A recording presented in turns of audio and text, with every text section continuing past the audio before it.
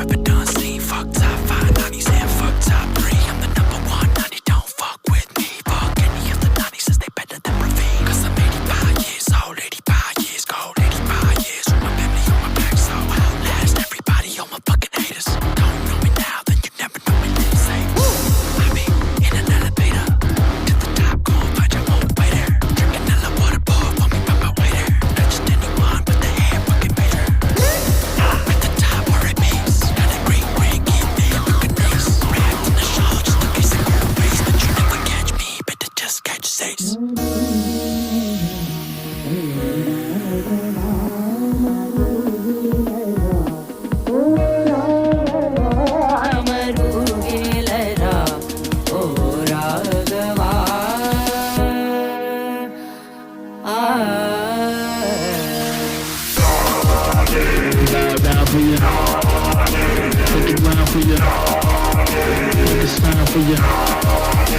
Give the crown to you. Bow down for you. Put the ground for you.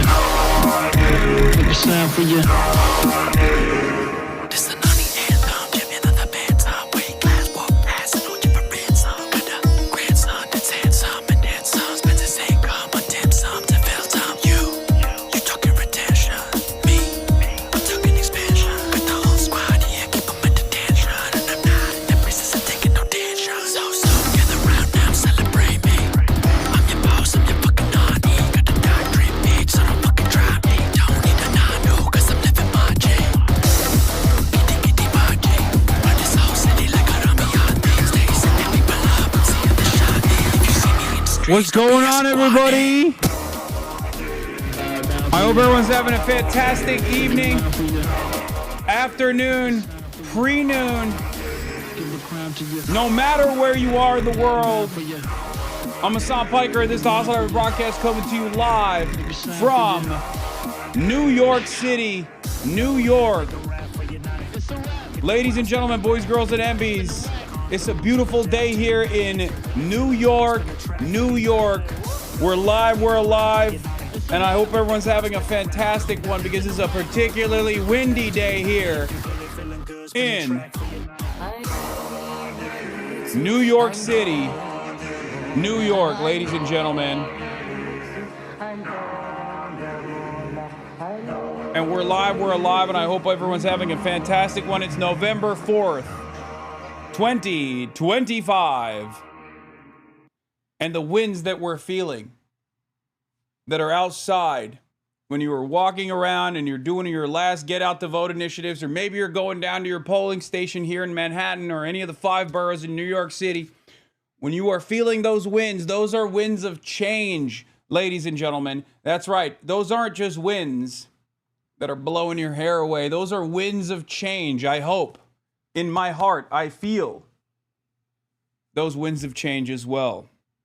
Ladies and gentlemen, boys, girls, and MBs, we are at the precipice of potentially implementing woke Sharia white boy jihad. And I, of course, am Hasan Piker. This is the HasanAbi Broadcast. This is the base of command for the woke Sharia instruments of law, the organs of justice. We will make the ummah stronger than it ever has before. We will make everyone revert, and we will make everyone pay jizya. I'm Antifa CEO HasanAbi Piker, and I hope everyone's having a fantastic one today because I am going to try to make the most of this beautiful, exciting environment that I'm a part of, that I am basically holding on to for dear life, if you know what I mean. We're live. It's a big day for many different reasons that I will get to, but this is a part of the broadcast where I tell you about my personal news, about what's going on in the world of HasanAbi Piker in between the time period where I press the stop streaming button and press the start streaming button. So help me God, so help me Allah, I will tell you exactly what I have done. And obviously this is probably not shocking to a single person, but I've done pretty much nothing. I ended the broadcast yesterday after 6 hours because I had to go and do a podcast, because I've been just doing a media tear when I'm out here, because a lot of my friends and a lot of the people whose content I enjoy, they live out here. And that's what I did. I went on Gianmarco Soresi's podcast last night. We shot a wonderful episode. It's going to be out in a couple weeks, I believe. Maybe next week, hopefully. But yeah, very, very exciting stuff. And also on top of that podcast, I shot it, came back to my hotel, passed out, woke up early, and I obviously went and shot The Majority Report. The Majority Report. For those of you who don't know, The Majority Report is hosted by Emma Vigeland and Sam Cedar. I was on their show earlier, and it was fantastic, and I greatly enjoyed it. I love being around some young and maybe some not so young radical minds. Okay, I ended up riffing with H. John Benjamin, which was pretty cool. I mean, he's dope. He's a friend of the show for Majority Report, so I guess he's technically a friend of the show for this show as well now. That's how it works. That's how it works. So I don't make the rules. But folks, we are live. We are live. I'm wearing my merchandise. That is also live. The only thing that's live and alive is not necessarily just the city that is alive and excited, but also the merchandise. That's right. It's merch day. We're bringing it back. The new Dark Ages collection merch is now available at ideology.shop. As always, you already know what it is. Union made, USA made, baby. We got the Dungeon and Democracy shirt for the D&D enjoyers. We got the Dark Ages shirt. We got the Pentagon hoodie, the Dark Ages hoodie. You already know. We got the Burger Reich, Murder Burger, but Burger Reich shirt as well. But yeah, get it while it's hot. Get it while you can. International shipping, you already know what it is. But of course, while we are live and we're alive, and I'm wearing the Disarm shirt right now, as you can see, one of my favorites in the collection, and we got another baby tee as well, no winning baby tee. While we are live and we are alive, okay, there is a person who unfortunately is not live and alive, as a matter of fact. Ladies and gentlemen, it gives me tremendous pleasure, but also somewhat a little bit of displeasure, and I'll get into that in a second, to report to you that a man that is perhaps one of the most consequential war criminals of our lifetime, of our generation, a man whose name should be in the halls of evil, alongside the Henry Kissingers and, dare I say, even the Adolf Hitlers of the world. A man that goes by the name of Richard Bruce Cheney, also known as Big Dick Cheney, also known as Tricky Dick. Born on January 30th, 1941, an American politician and businessman who served as the 46th Vice President of the United States of America, has died. That's right, ladies and gentlemen. The dick is down.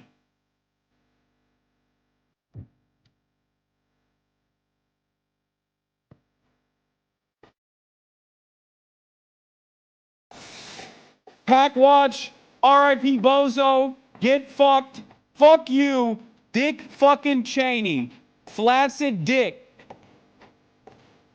God damn, what a fucking morning to wake up to. Woo! Woo! That's right, ladies and gentlemen, we're going to talk extensively about the background for those of you who were maybe oblivious to what the fuck the American government was doing on the global war on terror, the illegal occupation of Iraq, the illegal occupation of Afghanistan, all of the extraction of natural resources, tens of millions dead, or tens of millions displaced and millions dead, all because of one man's evil ambitions. The tricky dick is down, folks. The tricky dick is down as of the 3rd of November last night, where Dick Cheney passed away.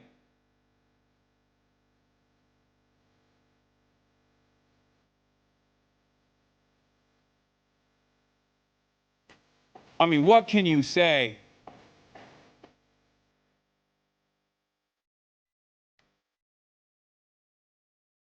Woo! The man with 7 different heart transplants. The man who was kept alive by the marvels of medicine, perhaps for far too long. Dick Cheney is now dead. Obviously, we're going to be talking about that extensively today, in spite of the other major incident that's going on.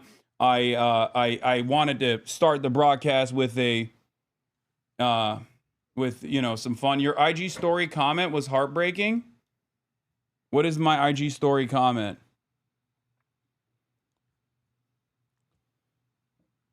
Yeah, Dick Cheney is a horrifying individual, and it was not a part of my predictions for 2025. So I'll take the L on that. Because I've always been an evil never dies type of person. And unironically, I have often used Dick Cheney as the example for how evil never dies. And today, or I guess yesterday technically, is the last time that I can use that example, because last night, early this morning, whenever you want to fucking call it, evil did die.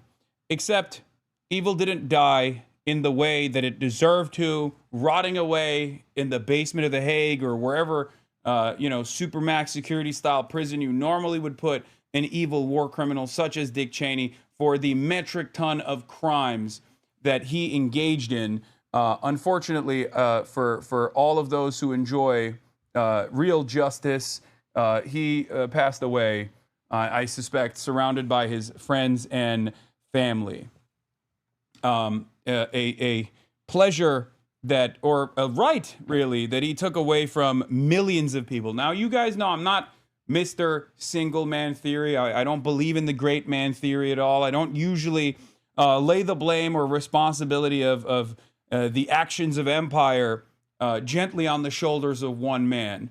Having said that, however, there are unique figures in American history that are pivotal, that have greatly accelerated the evils of capital, and Dick Cheney certainly is one of those people. I like to make I usually have a special place for people like Ronald Reagan, 666, descendant of the devil, but also Dick Cheney as well. Dick Cheney is an exceptionally cruel, monstrous individual, a horrifying puppet master who is responsible for so much evil in this world and so much of the destabilizing factor of the Bush-Cheney administration can still be felt. The reverberations can still be felt. And obviously we had to do a pack watch RIP Bozo for the absolute fucking worst monstrous dipshit. Okay? Dick Cheney, for those of you who don't know, I guess, is a major advocate of the unitary executive theory. A lot of the things that you see in the Trump administration that you look at and you go, why the fuck is no one doing anything? Why is no one stopping this? Like, Dick Cheney was so incredibly formative in advancing these causes. Everything that you fucking hate about Donald Trump, the lack of control, the lack of pushback, seemingly this almost monarchic style construct that we have in what remains of the ashes of American democracy. Dick Cheney was the accelerant. Okay, I cannot begin to explain to you how evil of a fucking person he was. And I know that all around the world right now, especially in the Middle East and North African region, there are millions of people that are celebrating the death of a man that was able to escape justice until his very last breath. So while we do celebrate for a brief moment that evil has died, just remember that unfortunately no justice will ever be served. Okay? So, you know, my celebrations are somewhat tempered in that regard. Something to consider, something to remember. And if you see the organs of media hail this man as a champion, remember that they are fraudulent. Remember that this is a moment where they're showing their asses collectively. The endless need, the desire to engage in this hagiography of truly evil deities, mankind's worst ambitions, personified in this disgusting, monstrous format in Dick Cheney, and all of these fucking people will turn around and act as though the lives that he took because of his ambition, so that he could turn a fucking profit for the defenders of capital, will always show you exactly what people's true ambitions are. Okay, remember that.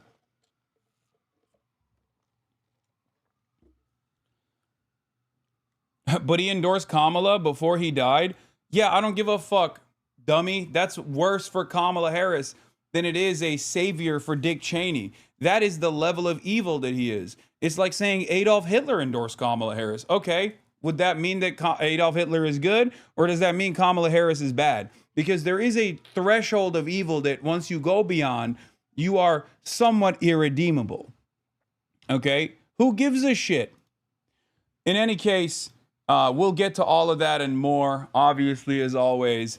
But once again, as I said earlier this morning, when I woke up, and that was one of the first things that I found out, I said, genuinely one of the most evil people to exist in modern history. I cannot stress this enough. He got zero punishment for his actions, caused incalculable harm to entire regions, millions killed, tens of millions displaced, and he got to pass away quietly, surrounded by family.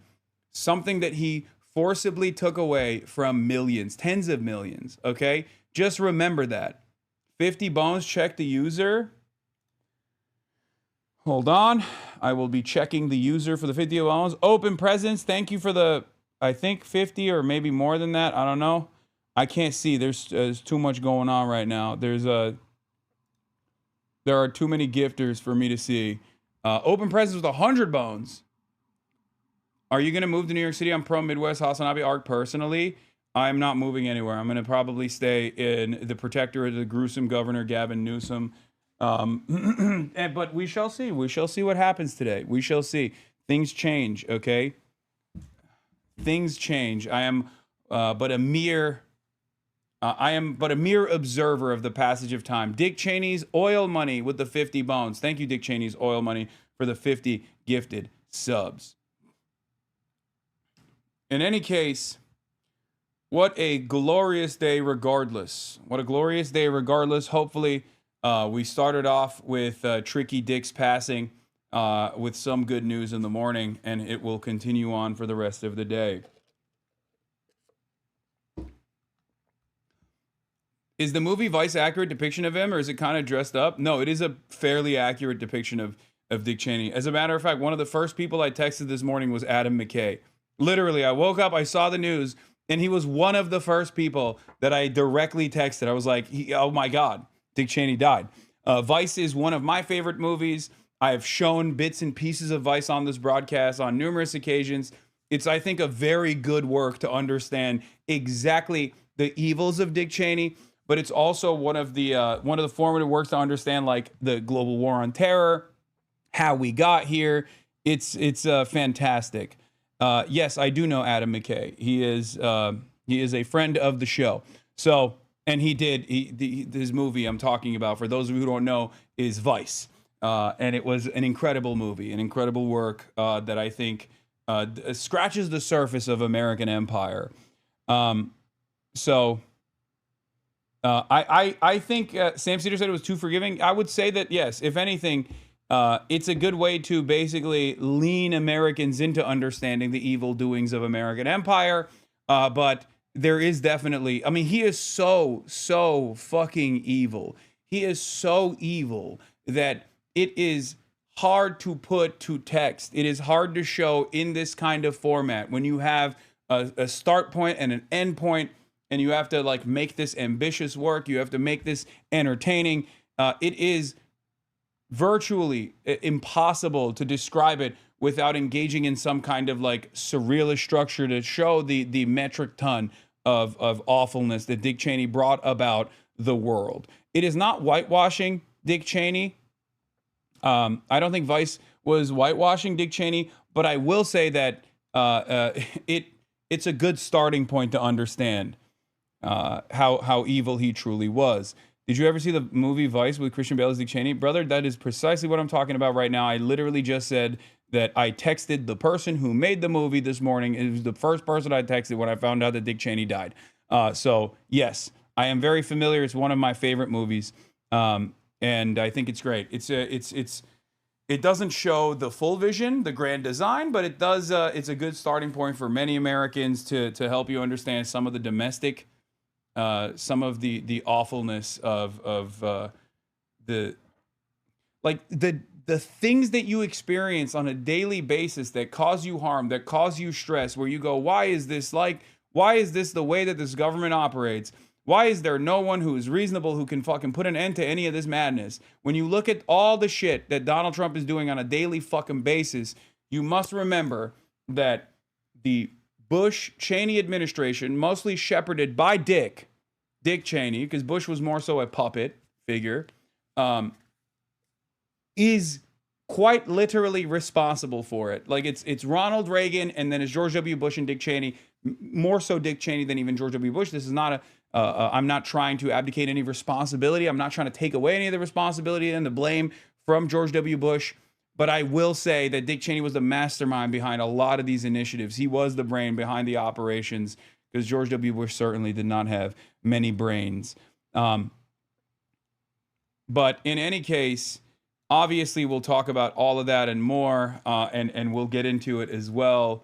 But one more time, like I said, what a glorious day. We got merch drop. We got the fucking November 4th elections happening all around the country, from Minneapolis to New Jersey to New York City as well, and the mayoral race in New York City and Virginia as well. And hopefully this will be the beginning of the comeback of the left flank, and hopefully this will expand into and blossom into a much bigger thing. Is it over for Jay Jones? Video shows Virginia Democratic Attorney General candidate Jay Jones seemingly trying to kick a dog. What? I don't think that's like. I don't think that's like. I don't know what's going on here, but Jay Jones is winning, so L's for the Republicans. Okay, that's nothing. He's just like, do you guys not have fucking animals? Like, what is going on? Do you not? It's like spanking your dog in the ass, and then someone from afar being like, "How dare you abuse your fucking dog?" Like, what are you talking about? He just does like a fucking fake swing and then pats the dog in the ass. I don't even know what I'm supposed to be looking at. Jesus Christ. Anyway, Jay Jones is gonna win. Okay.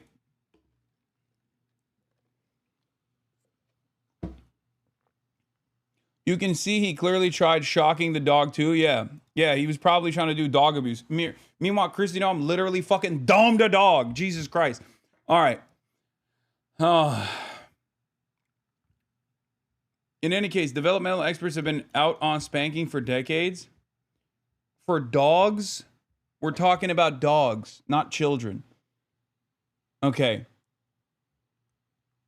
All right. Let me blast off, because obviously there's a lot going on, okay?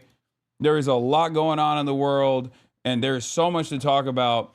I had a bunch of guests yesterday, and I feel like I have a lot of guests that are supposed to be coming in today as well. But I've noticed that, like, when I have guests, it's fun, it's great. However, there is a problem. I can't get a fucking word in edgewise, and I can't do the coverage that I want to do.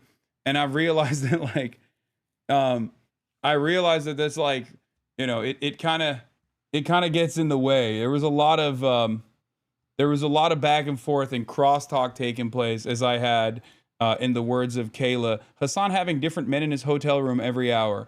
I am a little bit of a slut.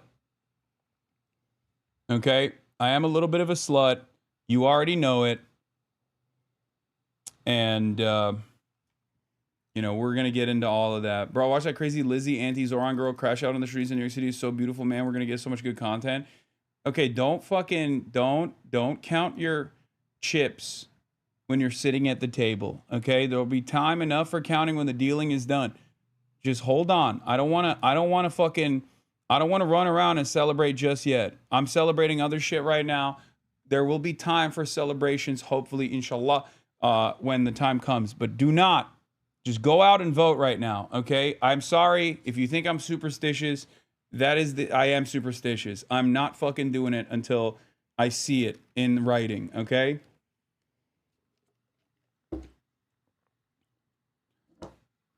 But in any case, wow. Okay. Dick is dead. NYC election day. It's election day. Snap battle in courts. Trump hotter than ZOHRAN. Let's delete that one. Is Zohmentum real? Election party later. My boss lives in New York City, and I tried convincing her to vote, but she's too sure ZOHRAN will win. So here's the thing. Here's the thing I want to say. I had a very funny story for you guys this morning, because I'm just like canvassing to the best of my ability without officially canvassing. Anytime I'm around someone, I immediately go like, oh, you know, this is what's happening. Are you aware that there's an election happening today? You know, I try to get them to vote for ZOHRAN if they haven't already. Try to lock them down.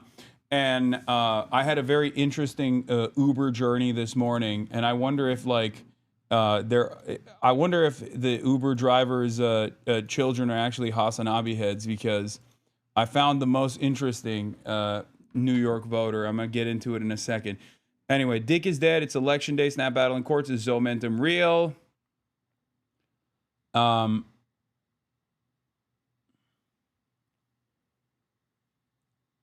Andrew Cuomo's Broncos making waves. What am I missing right now? There's a lot happening in the world, but okay. Election party later. Many guests. Get in now. Why aren't you? Oh yeah. New merch day at ideology.shop. All right. And I'll do a merch post later as well. Lots of Trump on Truth Socials. I know. Trump is losing his fucking mind as well. Is Zohmentum real? Trump is losing it.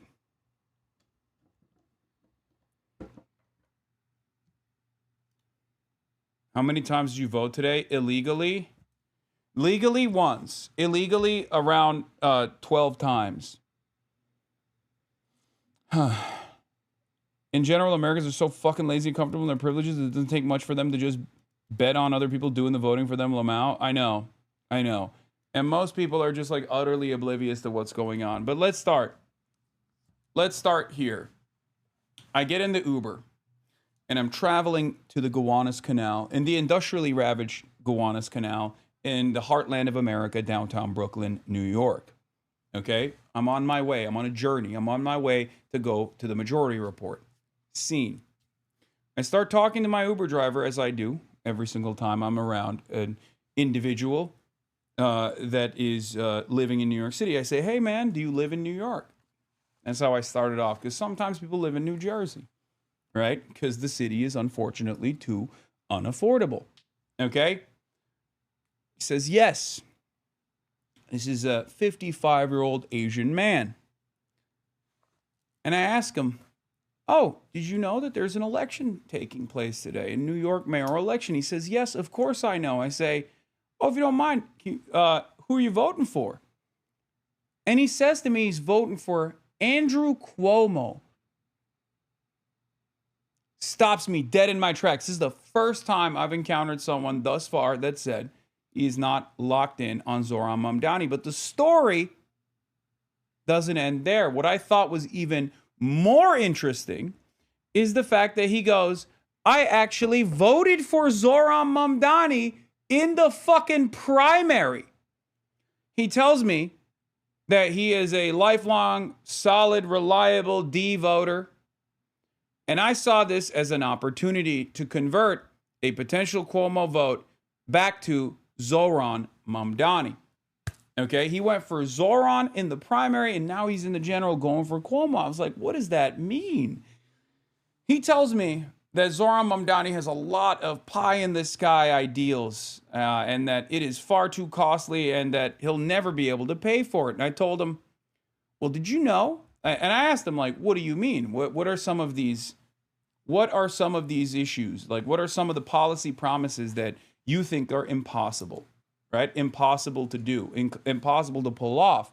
He says to me, well, the bus thing. He wants to make the trains free. He wants to make the buses free. You know, he wants to make it all free. We can't do that. We can't have that. We can't have nice things. And I say to myself in my internal monologue, here we are. Another American coming from an immigrant background who has been bludgeoned into thinking that good things are not possible. And yet he's voting against his best interest. So I asked him, did you know that the fast and free buses thing actually took place in New York City? Because as Zohran Mamdani, when he was an assembly member, he actually got one of the lines to be free. He says to me, no, I did not know that. I say, yeah. Then I ask him, where'd you hear about this? Don't you feel like a lot of these billionaires and a lot of these millionaires that don't mind if the city is unaffordable are actually just kind of lying to people to say that these things that are very possible, that have been done before, don't you feel like those guys are trying to manipulate people? Good working class people such as yourself? He says, yeah.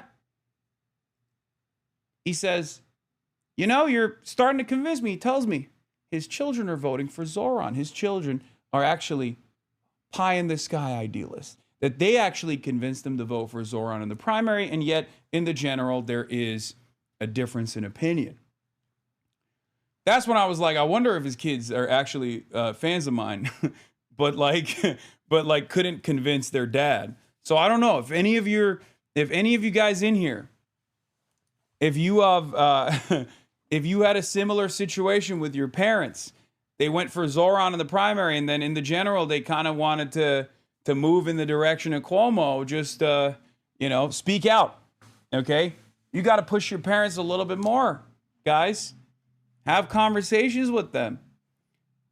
But basically, I was able to, I think, convince him that voting for Zohran, just like he did in the primary, but also in the general as well, would be the good thing to do in this circumstance, because it was actually the billionaires and millionaires that were out to get him. I asked him, what did you think about Bernie Sanders back in the day? He said he liked Bernie Sanders. He liked Bernie Sanders quite a bit. He ended up voting for Hillary Clinton, of course, in the general, but he was a fan of Bernie Sanders and still is. And I said, well, remember what people did to Bernie Sanders in the primary, and how much they attacked him, and how they never stopped really attacking him, and yet we now realize that his politics, his vision for change was correct. That's what they're trying to do to Zohran Mamdani. And I think that was a decent way to get him to change his mind on this.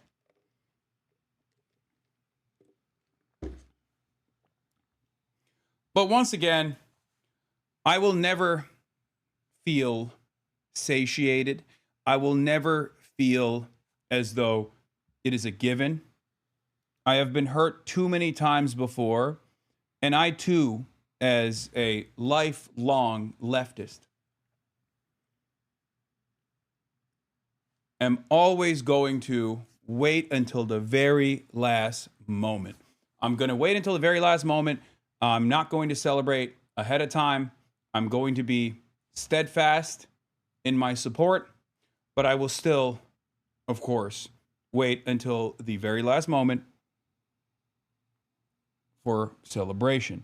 Okay? You can call me. You can say I'm too pessimistic. You can say I'm too superstitious, but I've been hurt too many times, far too many times. And I will say that not only have I been hurt far too many times, I also do think that the average American genuinely just doesn't want nice things for themselves. They have a punishment fetish. No matter how seemingly reasonable or modest the incremental change might be, no matter how good these policies might be, I think Americans sometimes look directly at good policies and say, no! Okay? They say, no! So, you just got to wait it out. But I will tell you, as far as the vibes on the ground, people seemingly are very excited about ZOHRAN. Okay? They're very, very excited seemingly about ZOHRAN Mamdani. The Zomentum does seem palpable. Okay? But you never know. So, Americans would rather shoot ourselves in the foot than let someone undeserving have our shoes. Well, there's that. But then there's also the people that unironically feel as though they don't deserve nice things, that they have destroyed all confidence within themselves, the confidence they have within themselves to make change. They've destroyed all of the hope because they've been hurt time and time again. So that is part of the reason why. Who knows? How do you call yourself a lifelong leftist when you eat with your right hand? Good one, comrade. Virginia polls close at 7 p.m. Eastern Time. New Jersey polls close at 8 p.m. Eastern Time. And New York City polls close at 9 p.m. Eastern Time. And the California polls close at 11 p.m. Eastern Time. Minneapolis, the mayoral race polls close at 9 p.m. Eastern Time as well. That's another race that we're obviously paying close attention to with Omar Fateh, the Mamdani of the Midwest.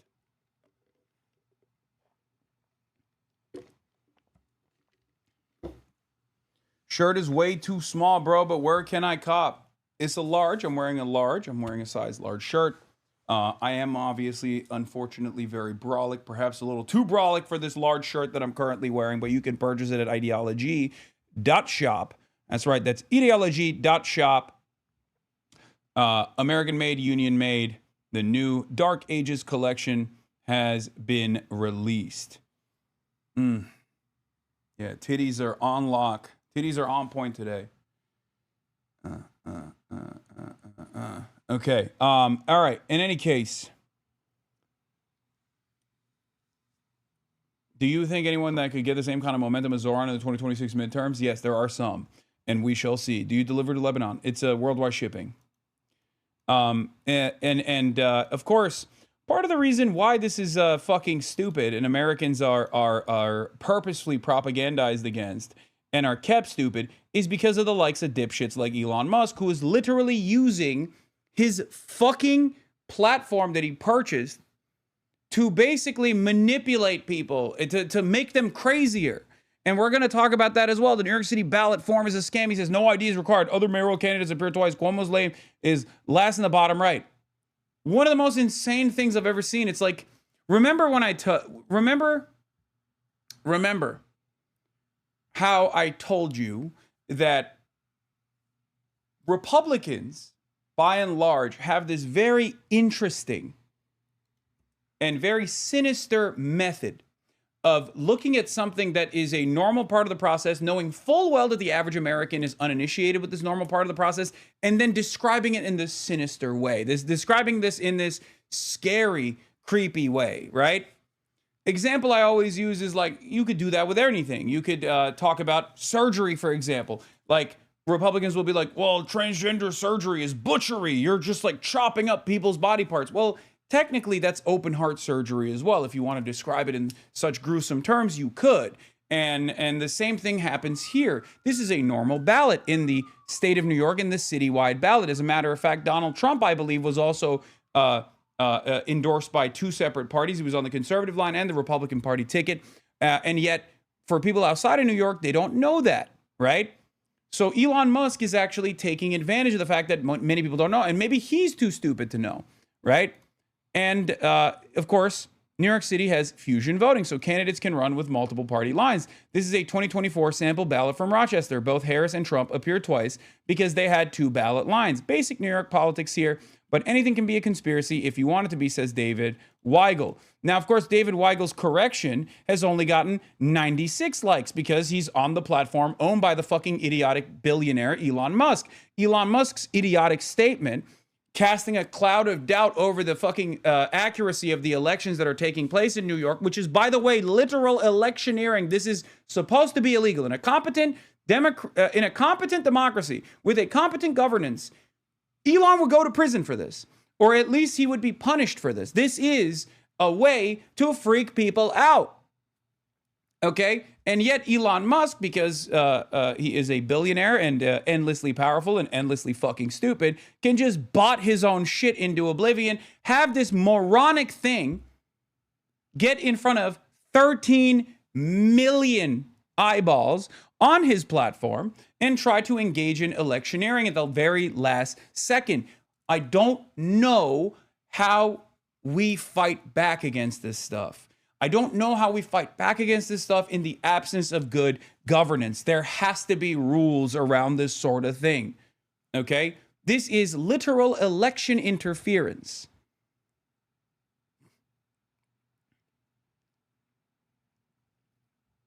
I know that it's great that we focus on the positives and we focus on ZOHRAN and what he means for so many people and how he's been able to capture the attention of at least 100,000 door knockers. It's an incredible, incredible campaign, a real underdog story. And we were there. We were there at the ground floor. This community was there at the ground floor, and it's fucking awesome.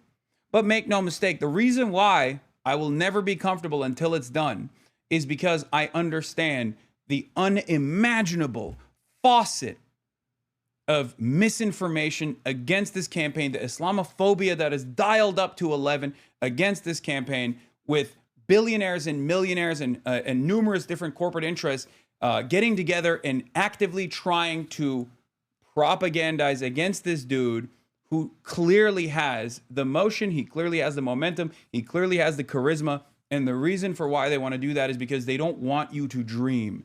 They don't want you to have the audacity of hope, a hope for better things and the possibility of better things, a hope for a better vision for a future. They do not want you to feel that way. They want you angry. They want you divided. They want you to hate one another. They want you to constantly fucking argue amongst yourselves and feel angry about random irrelevant things rather than those who are actually designing this society. And Elon Musk is one of the most visible aspects of this corrupt billionaire structure that exists. Okay? Because what has ZOHRAN advanced, if not modest change in the direction, just offering a crumb back to the working poor, offering something that billionaires find to be devastating, of course, which is to dream, to have confidence once again in democracy, in the democratic process, to have confidence once again in your fellow man, that they will go out and they will be able to achieve incremental change. They don't want that. Capital owners do not want that at all, and they will fight back tooth and nail, as we have seen in this campaign. Some of you will say, ZOHRAN is not a radical. He's actually dropped all of his associations. But even then, even with the moderation that he has presented, even then, that is seemingly a bridge too far for capital owners in this city and capital owners broadly across the country. And that's precisely the reason why you see the likes of Ted Cruz now supporting Andrew Cuomo, Donald Trump, Elon Musk, Ted Cruz. Virtually every Republican in the country is either demanding that Zohran Mamdani get deported, demanding that he get denaturalized, or demanding that at the very least you vote against him. Think about that. These people do not want even a shred of hope.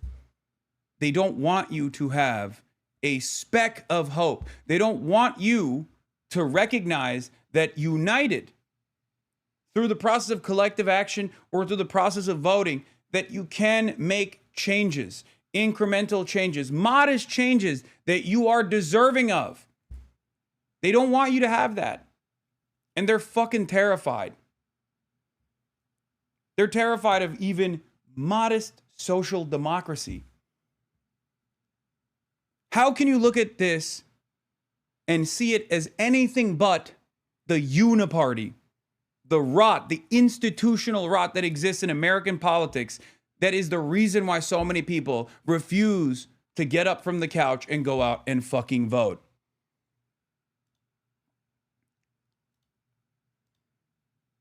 Yeah, here is a sitting representative. A sitting representative, Andy Ogles, representing Tennessee's 5th Congressional District, saying, "Wake up, New York," 18 hours ago, showing images of 9/11. Dennis M. Hogan responds, he says, "I grew up on Staten Island, lost friends and neighbors on 9/11, lost my dad to a 9/11 related cancer after he spent months working at Ground Zero. It's beyond disrespectful for any congressman to be posting this, let alone one from Tennessee. God Almighty." The way that these people have basically tried to actively weaponize 9/11 against a Muslim mayoral candidate that is objectively popular. I cannot believe it. It is so fucking transparent. Now, you got the Andrew Cuomo's of the world doing the same thing, but their association can't be as direct because they still have to abide by some semblance of civility. So he will go on a radio show where the radio show host says Zohran would cheer on a 9/11, and he'll agree, Andrew Cuomo, as he did with the Sid Rosenberg show, or he'll spend millions of dollars, all the PACs that are defending him, all the real estate PACs that are defending him, Michael Bloomberg, the Tisch family, Bill A. Packman, numerous others will try to tie Zohran Mamdani back to 9/11 by literally using someone like myself, another American citizen, to say, oh, he actually loves 9/11. Look, he did a fucking stream when he was in a primary, a very crowded field, when he was at 5%. He did a stream with Hasan Piker. A person like myself, that obviously a lot of my haters will look to that and go, oh yeah, you're such a toxic figure. What I said in 2019 about 9/11 was obviously a reflection on a concept that there is academic consensus over, blowback, right? And I talked about, in 2019, extensively, how I did no favors to myself. Something that I even apologized for. And yet, they have basically tried to recirculate this for only one reason, okay? And that is because they want to associate Zohran Mamdani with 9/11. That's it. He's Muslim. They want to say he wants to do 9/11. They want to say he cheers on 9/11. And we don't need to speculate on this because Andrew Cuomo did unironically agree as recently as 2 weeks ago on the Sid Rosenberg show that Zohran Mamdani would cheer on another 9/11. And yet, there was very little commotion or controversy surrounding this. Isn't that fucking crazy? Isn't that crazy?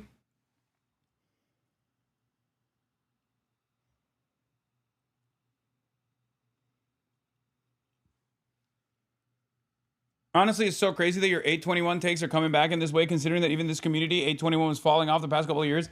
It's not. It's not back. It's not back at all.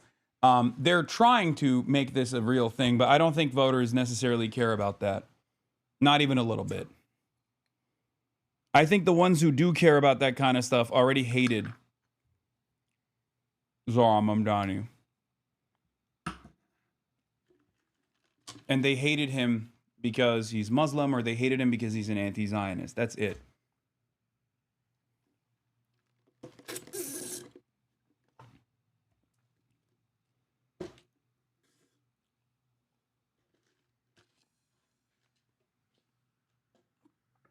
Now,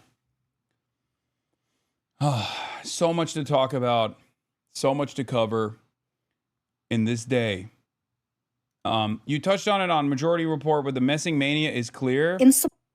Yeah. Deborah Messing has lost their fucking mind. I think many Americans have lost their fucking minds. I don't know why they're acting like New York City isn't filled with transplants at this point. A lot of the legacy New Yorkers are long gone because they were priced out. Yeah, but I don't even think the legacy New Yorkers that experienced 9/11 have this exact same fucking attitude. I guess, and I've talked to a lot of people, like a lot of politicians and advisors around this on background to try to like figure out what the fuck people were trying to do with this line of attack. And I guess it was to try and relitigate like the Rudolph Giuliani voter block, like the real old New York voters potentially, but I don't know if that actually succeeded at all. Because, you know, like you also correctly pointed out, Andrew Cuomo killed a lot of those guys. I mean, that's true. It's quite literally true. When you think about it, Andrew Cuomo killed 15,000 elderly New Yorkers during COVID. Okay? That's 15,000 votes. That's maybe 30,000 friends that saw their friends die during COVID. He killed a chunk of his voter base, which is why I jokingly said, I mean, Andrew Cuomo has killed more New Yorkers than Muhammad Atta ever could. This is true. Because he did. 5 times more.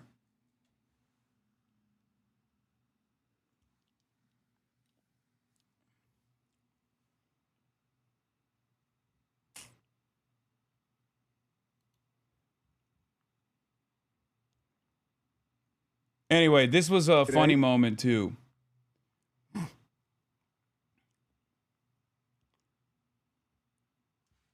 In any case, cross-border diversion, but Mamdani campaign inspired me to get involved in electoralism one more time with Awi Lewis's run for NDP leadership. Lewis campaign reflecting a lot of the organizing and economic principles that ZOHRAN has this past year. Great. Oh yeah, this was another. If you want to understand the mindset of Andrew Cuomo and the racism of Andrew Cuomo, here it is, talking to HasanAbi head over at MSNBC, Eugene Daniels. Give you a chance to correct the record if you didn't mean to say, but it sounded like you said diversity can also be a weakness. What did you mean by that? Diversity can be a weakness if you have antipathy among groups, Jonathan. If you have racism. Give you a chance to correct the record if you didn't mean to say, but it sounded like you said diversity can also be a weakness. What did you mean by that? Diversity can be a weakness. He's trying to say that if you import the third world, this is like the long way of the famous Elon Musk quote. Elon Musk, remember, famously looked at a white nationalist on Twitter who said, oh, Jews imported the third world and now the third world hates Jews. You did this to yourselves. This is the other version of that, where he's saying, oh, well, antipathy amongst marginalized communities can create weakness. What he's trying to say is the Muslims hate the Jews and that creates weakness. He's trying to say that. I'm just giving you the example. Obviously, he can't get away with openly saying like diversity is a weakness for us as a fucking prominent supposed establishment Democrat here, which is what he's trying to run as. But what is really funny about this is he goes, diversity can be a weakness if you have antipathy among groups, Jonathan. And Eugene Daniels responds with, I'm Eugene. Jonathan, if you have racism. Yeah. Yeah, he proved it. Now, we shall see. But yeah, closing your diversity is weakness argument by confusing the two black hosts is truly exceptional work, but you should expect that from Andrew Cuomo.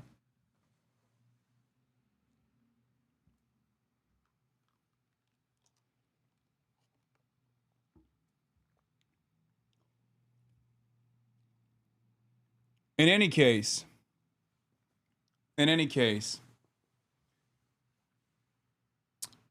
there's some funny moments from the campaign trail, which we're going to get to, but here, I wanted to show you this as well. Representative Andy Ogle says, this is a photo of Mamdani's home country, Uganda. This is what the New York will look like after he destroyed it. Deport him now. Which, by the way, 2 hours ago, nice little 2K likes on that. I cannot believe how insanely racist these motherfuckers got. Okay?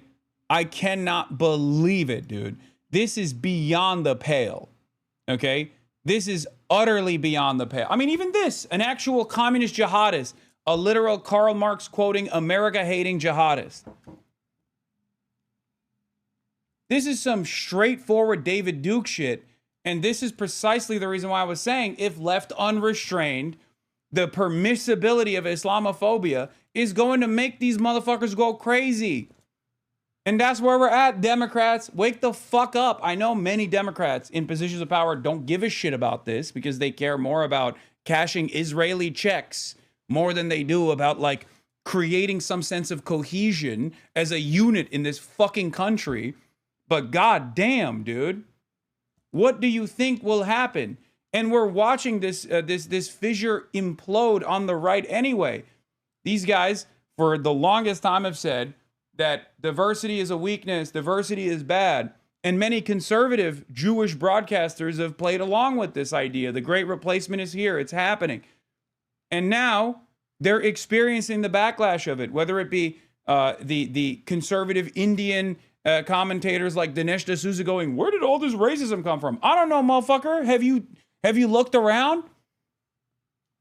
Or whether it be all of the institutional donors of the Republican Party of Jewish background, conservative Jews, going, what is happening with the Heritage Foundation? Why are they promoting fucking Pat Buchanan? Why are they promoting Nick Fuentes? Why are they promoting so many anti-Semites? Like, because you're not a part of the team, dipshit. You never were.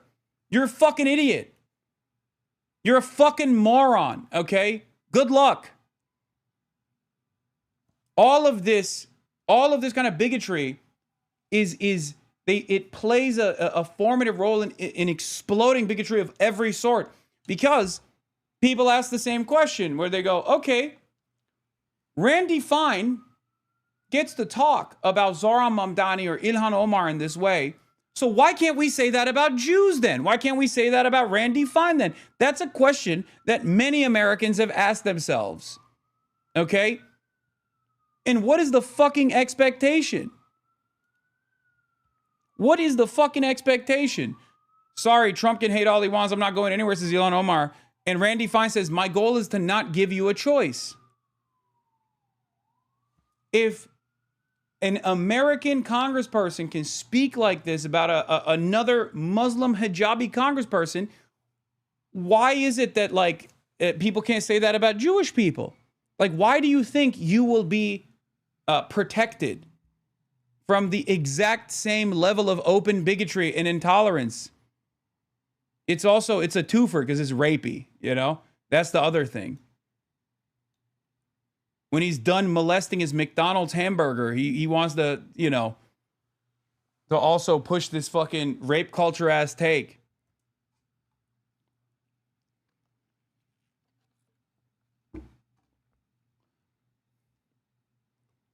It's disgusting. It's vile. And for the record, this is one of the things that I will forever say, no matter what people believe, I still think Americans by and large do not like open bigotry of this sort. Americans are far more tolerant of diversity than other countries. I know it sounds like an insane moment for me to say this, but I think Americans are still, by and large, quote unquote, woke, even when it comes to trans issues. Okay? Because the very same Americans that say, oh, transgender athletes are trying to fucking win high school athletic competitions. And on that issue, there's like 80% support to like abolish transgender athletes in general. When asked whether trans people are disproportionately discriminated against, will still turn around and by 60%, sometimes 70% say, yeah, that's right. It is a little fucked up, isn't it? So the very same people that are like, you know, promoting transphobia will then still turn around and go, yeah, transphobia is pretty fucked up, I think. I swear to God, it is when you get to a point of like open, loud, and proud bigotry, the average American goes, that's not for me. Okay?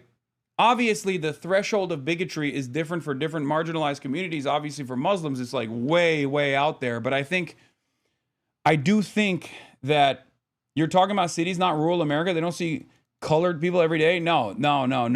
Even in the most rural fucking ass bumfuck place, there is a reason why the Klan wore robes, okay? I don't think you guys understand this concept. There is a level of permissible bigotry. This is a HasanAbi truism. Okay. There is by the way, he dropped the colored in there. I read it. Sorry. Anyway, there is a level, there's a threshold of bigotry. Okay. There's a reason why no sitting congressperson, for example, can openly, can openly say like the N-word, for example. That's why they have to mask it with terms like thug. And even then, that's like kind of not permissible at this stage. So there'll be microaggressions like, oh, this black person is articulate, stuff like that. The reason for why is because if you just fucking hit the maximalist position, many Americans look at that and go, oh, fuck? Okay, that's too much for me. You have to mask it with euphemisms, right? Low IQ is another one that the Trump administration is slamming quite a bit, if you noticed, right? It's not about like the rural urban divide, which exists for sure in the way that people express their politics. But the reason for why dog whistles have to exist is because just blaring it out with a fucking bullhorn oftentimes makes people feel uncomfortable. Okay? It makes people uncomfortable about the types of ideas that they're on board with. That's precisely the reason why a lot of Americans that might have like straightforward neo-Nazi style politics still hate the term Nazi.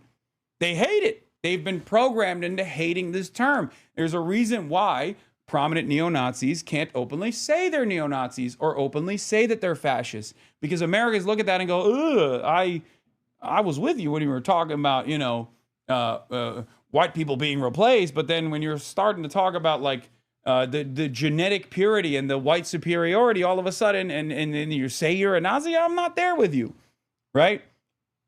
Of course, the necessity for euphemisms means that that there is a permission structure that can expand or contract, okay?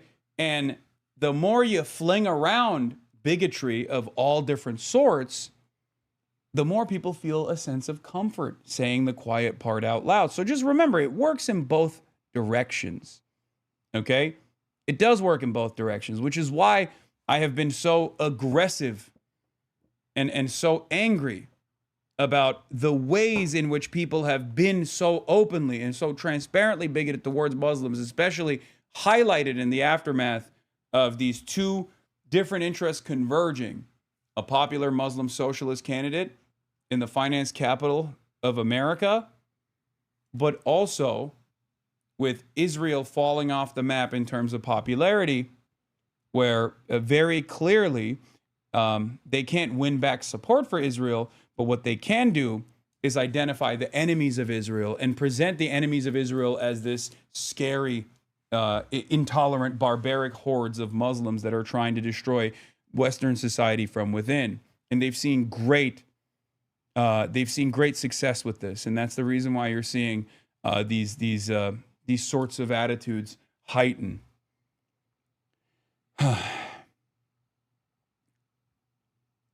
I disagree. Dog whistles are still being racist. I never said that dog whistles are not an indication of racism, but the mere fact that dog whistles must exist means that there's like a necessity to rebrand. That necessity itself means that like there is a level of threshold. There's a threshold for bigotry, permissible bigotry, and you can't go beyond it.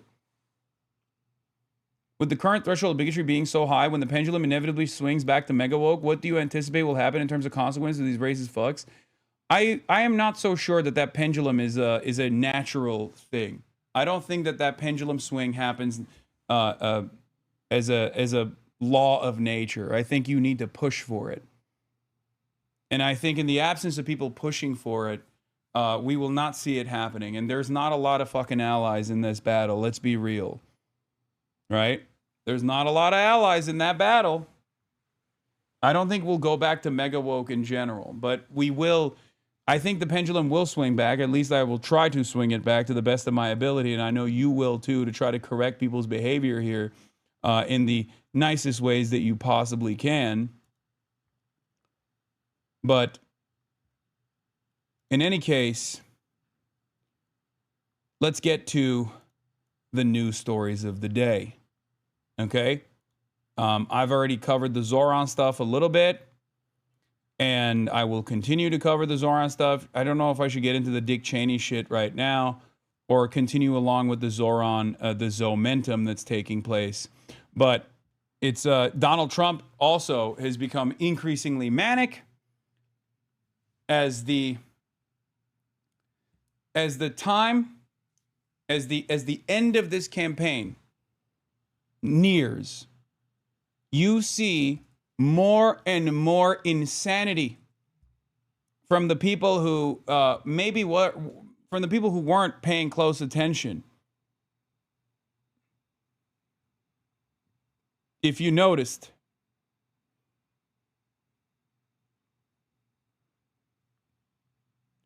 any Jewish person that votes for Zohran Mamdani, a proven self-professed Jew hater, is a stupid person.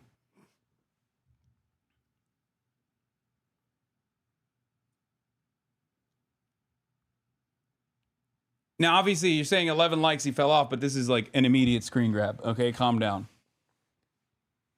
It is one of the most insane things I've seen, okay? Deborah Messing is not an outlier of this sort. There are straight up people that are openly showcasing their mental deterioration on the fucking timeline, folks.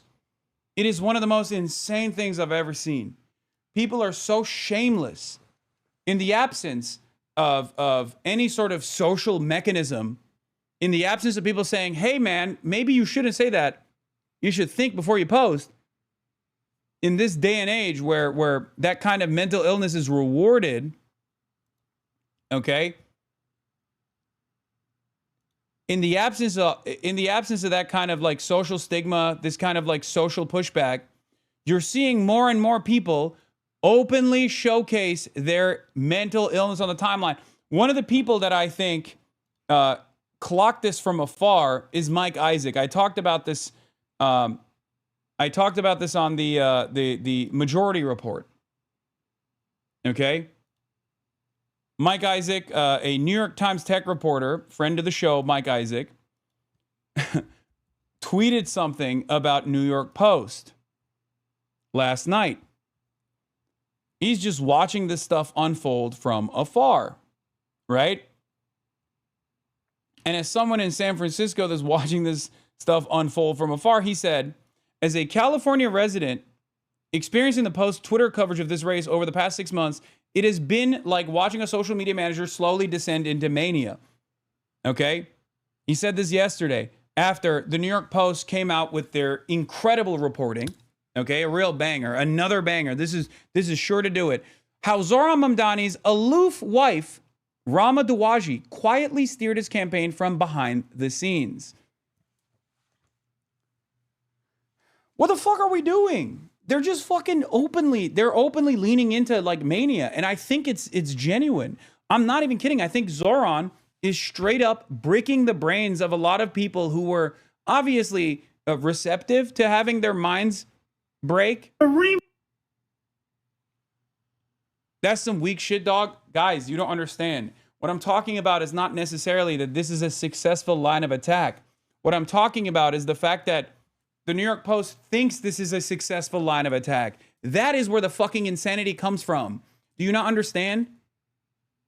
Like, the more desperate these guys have become, the more insane they have become. And the more open they are about their insanity, the more they lean into QAnon-style thinking.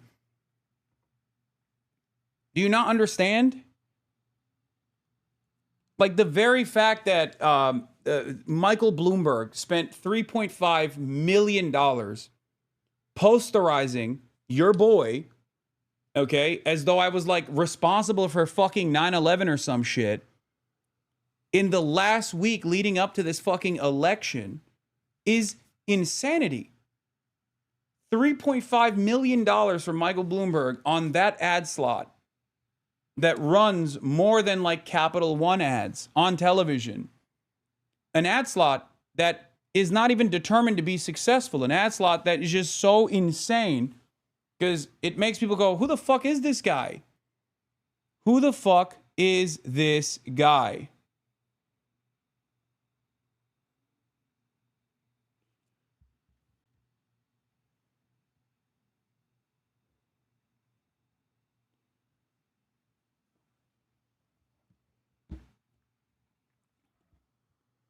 Zohran is doing to people's minds today what Obama did to them in 2008. Reactionaries can't help themselves. Yeah.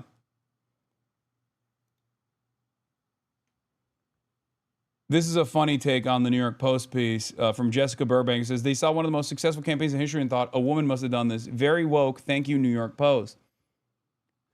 On the one hand, I think it's funny. And I want to say, oh, it's great that these guys have nothing. So they're just like flinging shit, okay? They're just flinging shit at the wall, see what sticks.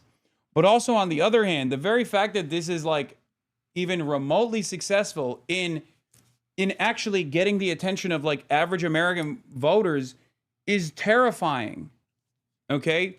It's terrifying to me because you have a fucking completely unblemished track record for a young, dynamic guy who ran on an affordability message and hammered that in and was very charismatic, very personable.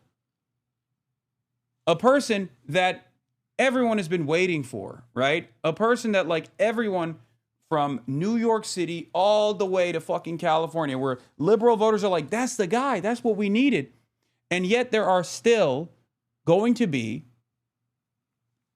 tens of thousands of people that were duped and manipulated into voting against him. That is terrifying. That means people are infinitely more malleable.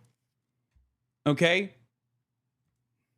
That still means that we have a long way ahead. We have our work cut out for ourselves.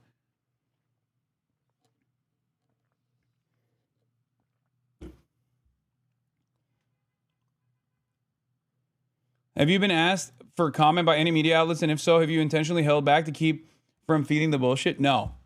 I think a lot of the very same media outlets that have written all these like fucking glamorous profile pieces of myself have also been very cognizant of who and whose interest they serve. So they're just in a holding pattern at this point, from what I've seen, where they kind of moved in the direction of offering decent coverage to Zohran Mamdani, as opposed to like the unimaginably antagonistic coverage that they showed to Zohran Mamdani in the primaries. And we shall see. But it seems there's people reporting that there's bomb threats. Concerning. And I think that it is an illustration of the attacks we're seeing on our democracy. Sometimes they're blatant and explicit in the manner of these bomb threats. And we have to understand this as part of the general approach the Trump administration has taken to trying to intimidate voters with baseless allegations of voter fraud as a means of trying to repress the voice of Americans across this country. I don't know if he's going to get that question again today, but the general approach the Trump administration has taken to try and intimidate voters, unless we heard him incorrectly, what in the world is he talking about? He is serving up a Kamala-sized... What do you mean? What do you fucking mean? What do you mean? Donald Trump and everybody else on the Republican side are quite literally saying this is the most imminent threat to America, that he is going to do 9/11. There are literally actual congresspersons that are saying he's going to do fucking 9/11, man. What do you mean? These are the very same people, by the way, that turn around and go, oh, if you call out our fascist policies as fascist, that means you're trying to kill us. Okay? It's ridiculous. It is fucking ridiculous. He said he's going to pull funding from New York. Stephen Miller has endorsed Andrew Cuomo now. Another fucking, another glaringly obvious example of the uniparty attitude against an anti-establishment candidate. And unfortunately, you're seeing this mania come from Wall Street Journal op-eds too. Yeah, Zohran Mamdani's victory will imperil Jews and embolden totalitarians everywhere in the world. If New York falls, the entire free world may again totter on its foundations, writes BHL, Bernard Henry Levy. Okay? And of course, you know, no disrespect to the French. I think he is. But of course, this is a guy who I think, if I'm thinking of the same guy, this is a fucking literal pedophile. Okay? The guy who wrote this Wall Street Journal op-ed is a straight up pedophile. Okay? Yeah. Oh, look at the reply. Never mind. Did Levy refer to rape of a 13-year-old child as a youthful error or not? That's because in many ways, reactions differed little. There was Whoopi Goldberg, the American actress, claiming to find some difference between Mr. Polanski did and what she called rape. And there was Bernard Henry Levy, the French celebrity intellectual, allowing as how Mr. Polanski, 43 at the time, perhaps had committed a youthful error. 43, raping a 13-year-old, 43-year-old Roman Polanski, raping a 13-year-old, and the guy who wrote that fucking piece on Zohran Mamdani said that it was a youthful error.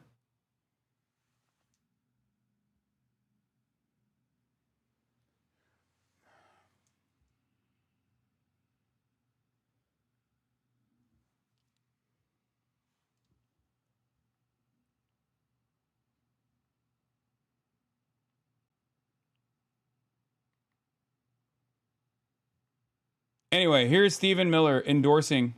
As far as New York is concerned, as you talked about, as we've said, unfortunately, the anti-Mamdani vote is being split between Cuomo and Sliwa. And President Trump tonight put out a statement being clear that if you vote for Sliwa, who's polling at about a third of where Cuomo is, you're just throwing your vote away. The anti-Mamdani vote, which is really the pro-New York City vote, the pro-America vote, needs to unite behind the leading candidate, and that's Andrew Cuomo. As far as New York is concerned, as you've talked about, as we've said, unfortunately, the anti-Mamdani vote is being split between Cuomo and Sliwa. And President Trump tonight... Bitch. If there is no other reason, and you don't actually need another reason other than the good policies that Mamdani's platform represents, but if you were looking for any other reason... These are some of the worst fucking shitheads that will suffer. Okay? These are some of the worst shitheads that are already losing their fucking minds. Okay? Mask off, neo-Nazis. They will be crying delicious and salty tears if, inshallah, Zohran Mamdani wins the mayoral race. And he fucking deserves to. Okay? He has run a hell of a campaign. And you all, many of you, played a role in this. Many of you knocked on doors. Many of you canvassed. Many of you spread the word. Got your immediate family members to be on board. Okay? There will be far-reaching positive consequences of this. Okay?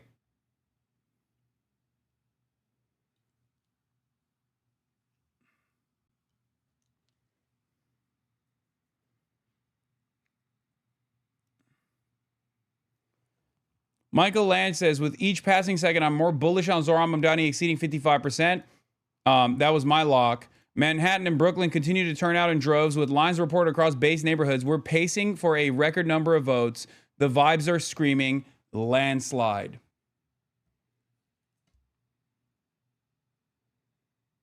Did you see this? Senator, the next mayor of New York City. Hey! All right. How you doing, man? How you doing? All right. You're doing great, huh? I'm doing better now. What a politician! I didn't know he was going to show up. He finally did show up. All right, I'm going to be saying that you're inspiring the entire world. How's that? A little pressure. A little pressure. There's truth to it. No. There is a reason why the whole bloody world is watching this election. He's right. The story of this is not going to be the greatest thing we ever did was run this campaign.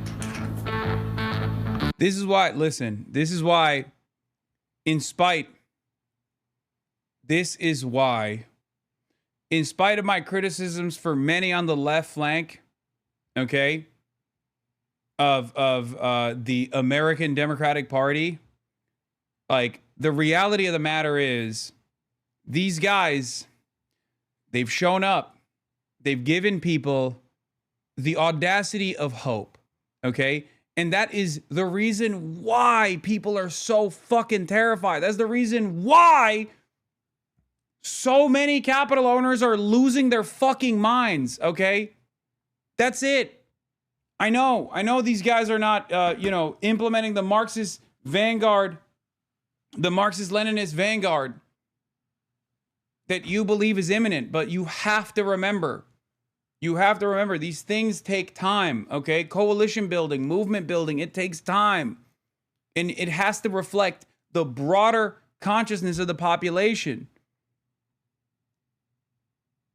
There is a fucking reason why you have seen a sea of hate, a torrent of unrestrained hatred striking every fucking avenue they can. This race does have global impact. Bro, you need to stop chastising and acting like you know more than anyone to your left flank.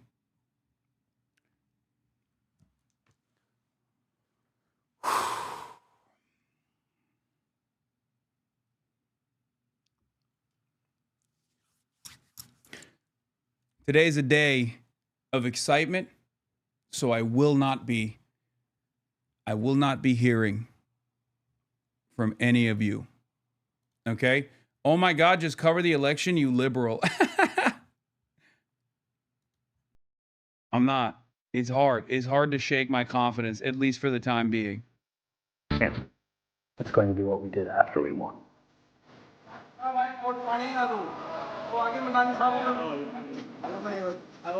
So much of what is so difficult for so many in this moment is the feeling that they are merely subjects. This is a movement to change them. For too long, my friends, freedom has belonged only to those who can afford to buy it. The oligarchs of New York, they do not want the equation to change. They will do everything they can to prevent their grip from weakening. The truth is as simple as it is non-negotiable. We are all allowed freedom.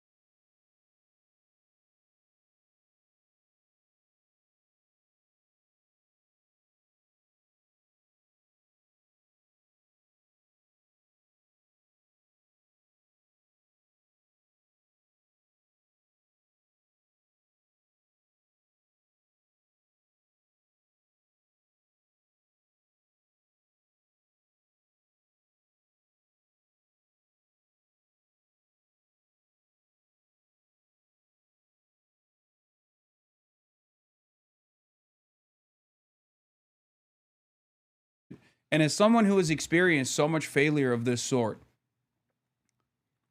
to basically unlock the class consciousness within the base, to even give people the tools to communicate their fucking desires, to give people some crumb of hope, a semblance of hope, in spite of the endless hurdles that are thrown in your way, okay? In spite of all of the forces of capital doing everything in its power to try and propagandize the population against the notion that better things are possible, okay? In spite of all of that, good organizing and good politics should be able to win out, okay? That is at the heart of the democratic process, even in a bourgeois democracy. This doesn't mean that a revolution will come from reforms, okay? I'm not saying that. A lot of you would rather look at any sort of incremental change in the positive direction as a negative thing. And I kind of understand where people are coming from because they've seen so much defeat. They've only known defeat. They've only experienced loss. They've only experienced an erosion of hope, okay?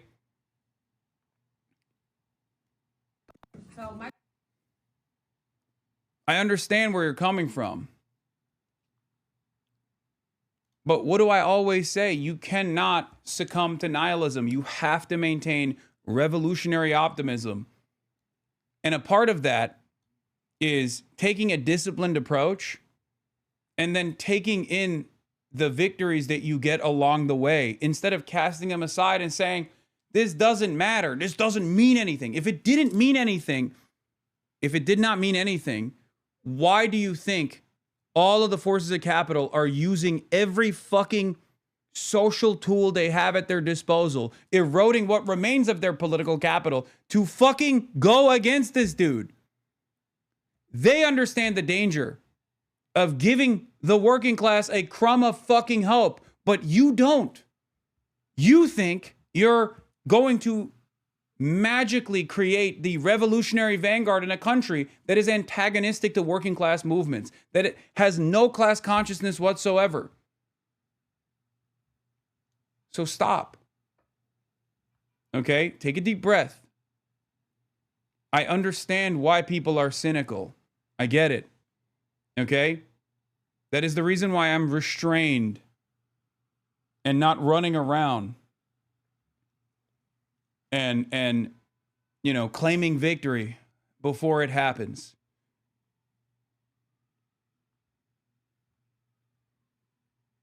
But in a country that is at the heart of empire, there will be no magical single-handed approach, like no magical antidote pill that everyone can take where they automatically become class conscious and rebuild the structures necessary to create pressure against capital, the forces of capital. Okay? We have nothing in this country. So no, I'm not going to attack those who are trying to build something, anything. Okay?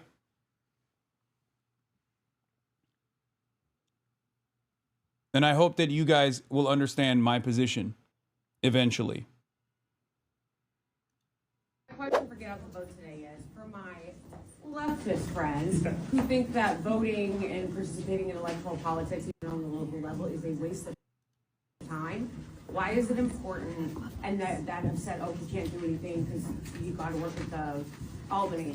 What do you say to those people that we're trying to convince today that it is worth it to them to go out and vote in this election? So I think the key would be that we're not asking everyone to become an electoralist. We're not asking everyone to say that the only way to change the city that we love is through the ballot box. What we are saying is this is 5, 10, 15 minutes of your time. This is one way to bring that future forward. And this is one way to actually tangibly cast your vote in support of a vision of a city that belongs to all of us. And then you can do all of the other organizing that is so critical to winning that future, whether you're organizing tenants, whether you're on the front lines of immigration advocacy, whatever it may be. We need every single way to win the future that we deserve. Right. And we can go back to hating right after we vote. Yeah, come on, please. Go back. Yeah. I think that you should not stop your criticism of Zohran Mamdani if he is elected, right? That's not what I'm saying at all. If you see something that he's doing that you don't consider to be appropriate, that you consider to be bad or wrong or antagonistic to the movement that you thought he represented, then it is appropriate for you to let your voice be heard. But you also must be cognizant as to why. You also must be cognizant as to why so many people despise this movement. Okay? Why are they so fearful if this movement does not represent even a fraction of change in the appropriate direction? Why? Why have they been so antagonistic? Why haven't they simply said, like, why hasn't Chuck Schumer come out and been like, I love Zohran Mamdani. He is running a campaign of affordability. Why did it take Hakeem Jeffries until the very last moment to say, oh, well, you know, he's all right, I guess? Why? Why is it that the Republican administration, under the guidance of Donald Trump, is actually lending support to someone like Andrew Cuomo? Why is that the case?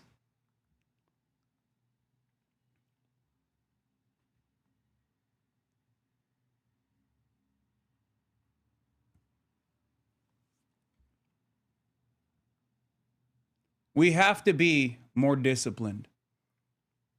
We on the left have to be more disciplined.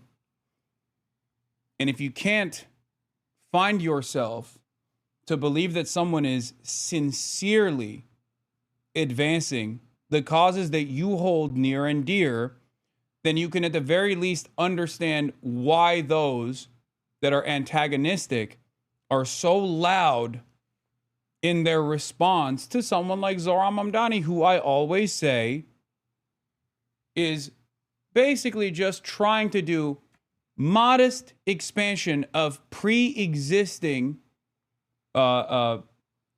constructs within our current governance, right? Rent freeze.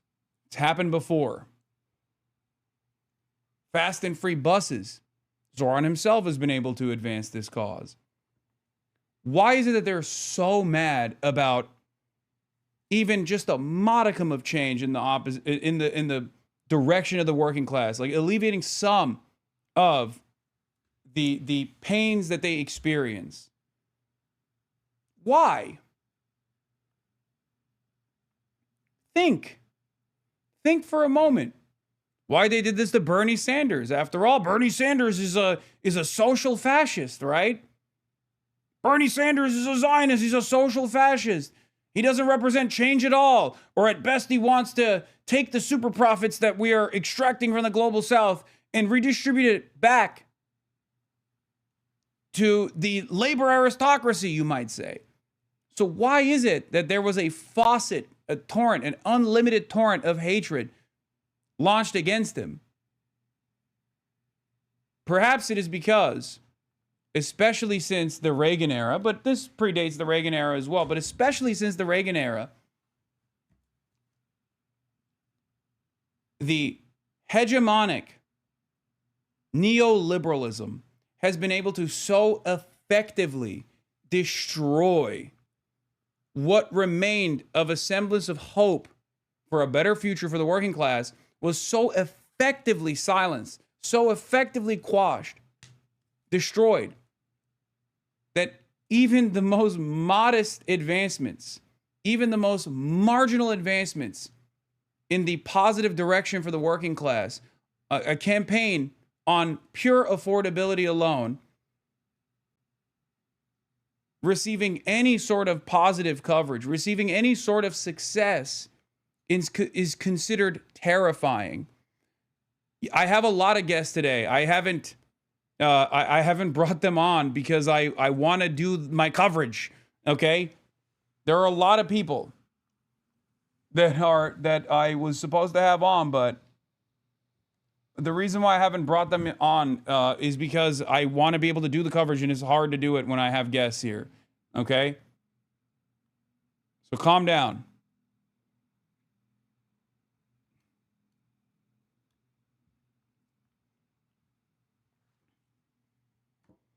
Fuck the news, chill with the homies. Y'all are crazy. This is one of the, I would say this is, for me, one of the more important moments in my political advocacy, in my political commentary career. Mamdani, he represents almost in a pure form the class struggle. You know, the famous line by Karl Marx in the beginning of the Communist Manifesto. The first line is, the history of all hitherto existing society is the history of class struggles. The history of all hitherto existing societies is the history of class struggles. And we're seeing in the Mamdani campaign, it's clearing the air. You can't say a fellow named Mamdani is weak on race questions, ethnic questions, religious questions. It's not going to work. So it's a straight out class struggle. His campaign was just like Bernie's. Bernie's was about affordability, and that's Zohran Mamdani's about affordability. But in this case, you can't use any of the woke weapons against him because his name is Zohran Mamdani. He's clearly not a old white male, you know. So it's a clear-cut class struggle. They're very scared of it.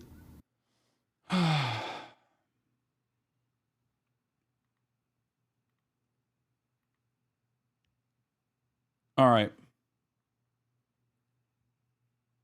I'm worried about Sliwa's chances today. Are the Sliwa heads cooked? Fear not. The proletarian vanguard will be strong today. The Sliwa heads, Curtis Sliwa heads, if you're in line, stay in line. Okay?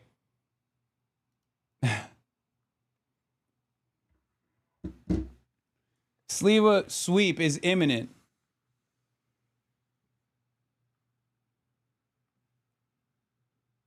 I swear the anti-woke stuff has cooked some brains. Yes, it absolutely has.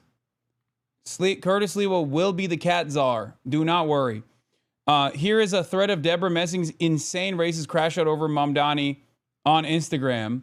And I wanted to show you the purest distillation of mania. The Mamdani maniacs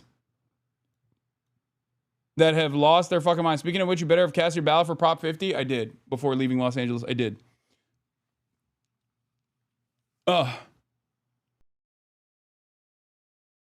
What is this? Was not prepared for who was standing behind her?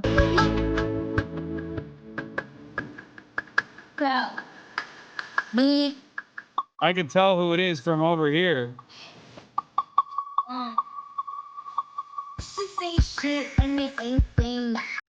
Yeah, I did one of these as well for Gianmarco. Not that it's valid, but betting markets have Mamdani at 95%. Do not ever show me betting markets. In this broadcast, we stay away from, first of all, in an effort to instill Sharia, even before a potential Mamdani victory, I will tell you that gambling is haram, okay, number one. And number two, fuck the betting markets. The betting markets can suck me from the back, okay? Gambling is haram, and if you do it, I will let the morality police know that you are engaging in this haram behavior, and they will throw you in prison. Do you understand me? Want a sticker? Yeah, I have a question. Why do you guys like crime so much? We don't like crime. You don't? No? So how do you feel about the NYPD? Yeah, good. No? You like crime? You like radical Islam? You like terrorism? Do you fund the NYPD? No. Oh, you don't? You know that ZOHRAN has tweeted multiple times about defunding the police. You want to defund the NYPD? I do. Yeah? You do? That's good. I'm so glad to hear that you hate this city.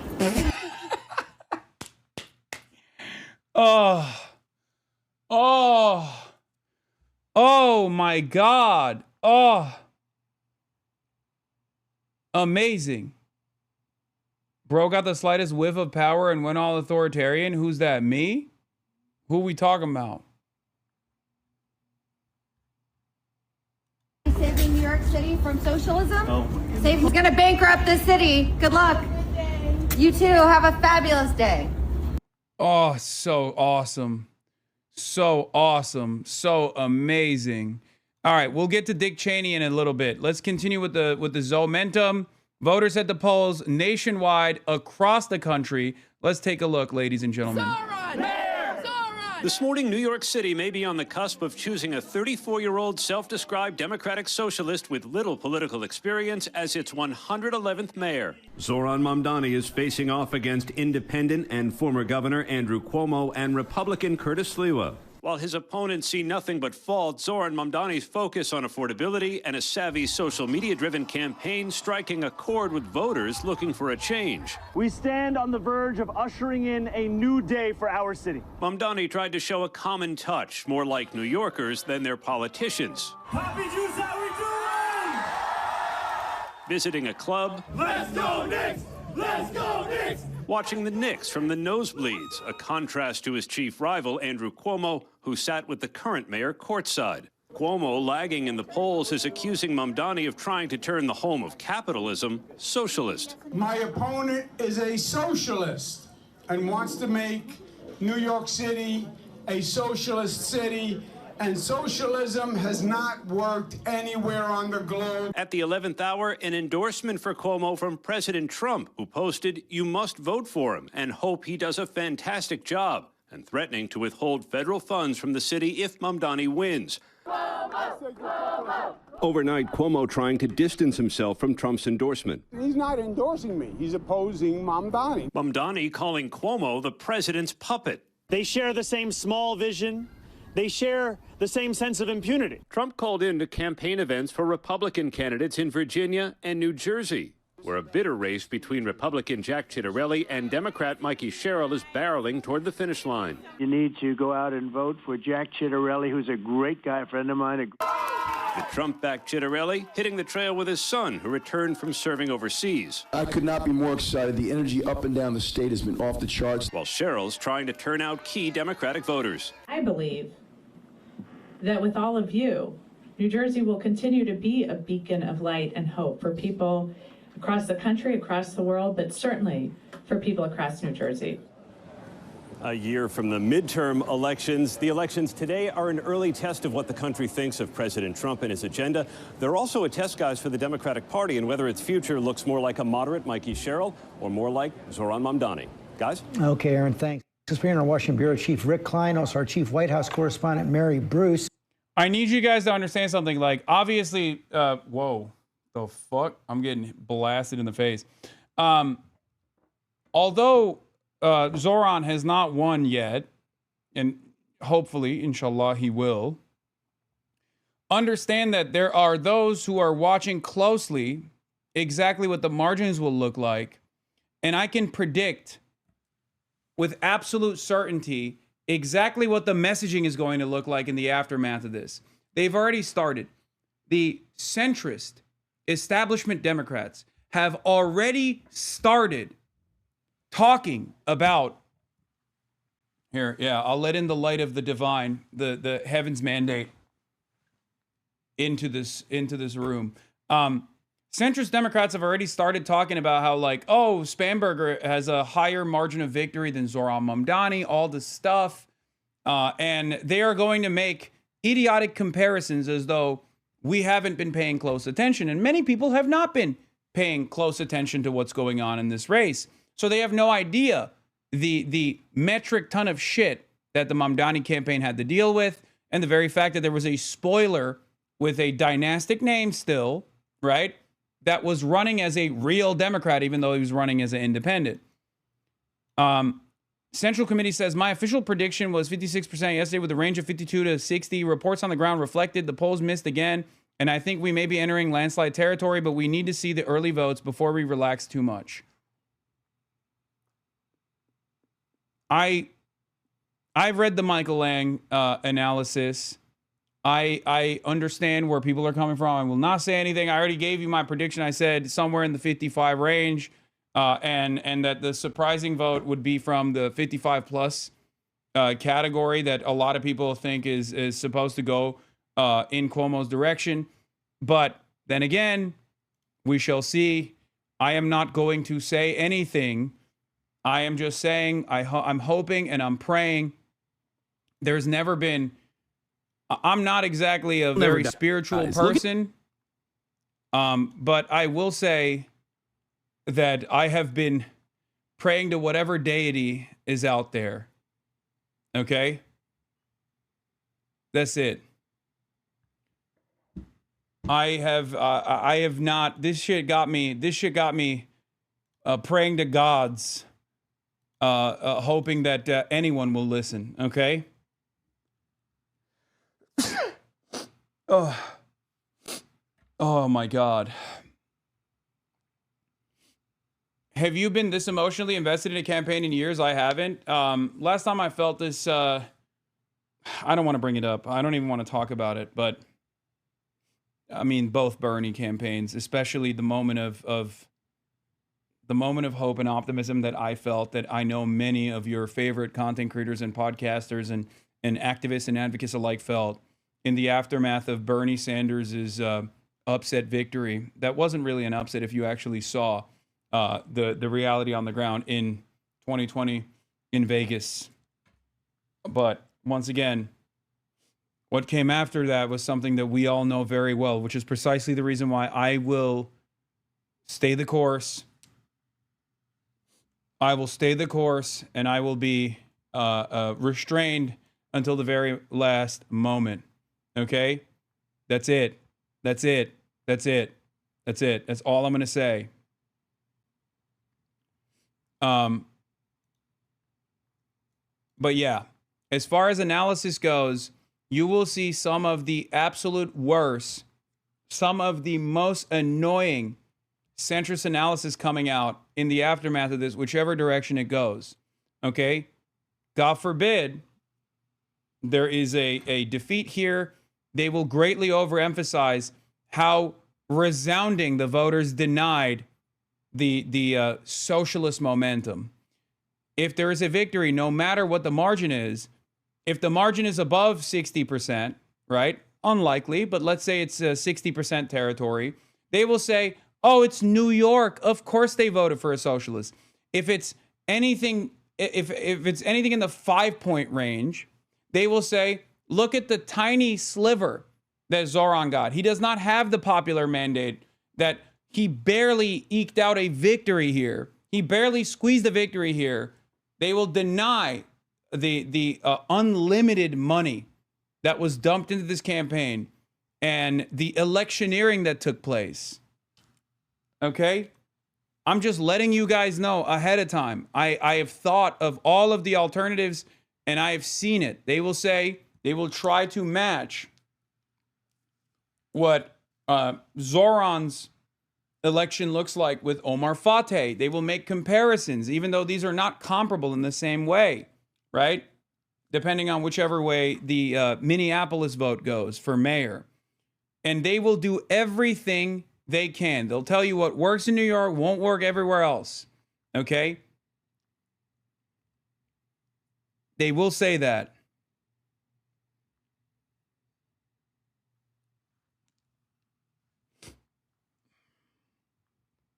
It's all bullshit.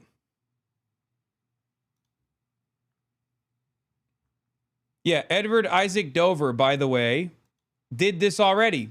If polls hold, Spanberger's looking more likely to clear 50% in a more swingy state than Mamdani is in a city so Democratic that only 6 out of 51 city council members are Republicans. Dems nationally say that matters a lot for thinking what comes next. Even Dan Pfeiffer, the Podjohns are up Edward Isaac Dover's ass. Okay? I'm not sure the answer to what comes next will be found in these results, but that's an absurd standard since Zohran Mamdani is running in a three-way race that includes another Dem.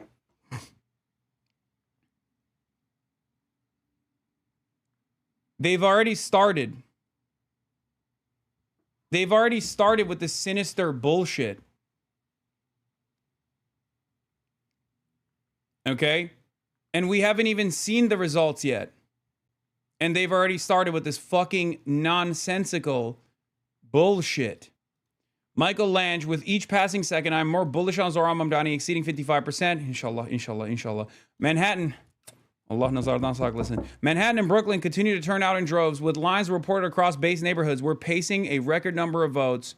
The vibes are screaming landslide. Okay? This person did a literal district by district analysis. And he sees the same day voting that took place as an indication that like it's actually better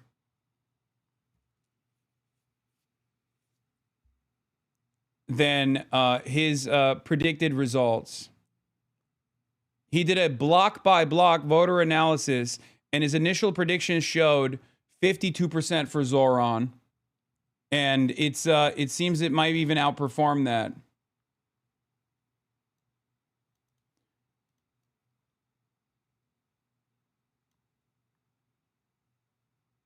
Anyway. Can we not say this is not a referendum on Dem leadership? Would the Dems be fighting to barely stop the Republicans in Congress if the Zohran race was not happening? I think that there is definitely a push in the right direction. What? Red alert. White House prepares to issue executive orders on upcoming elections.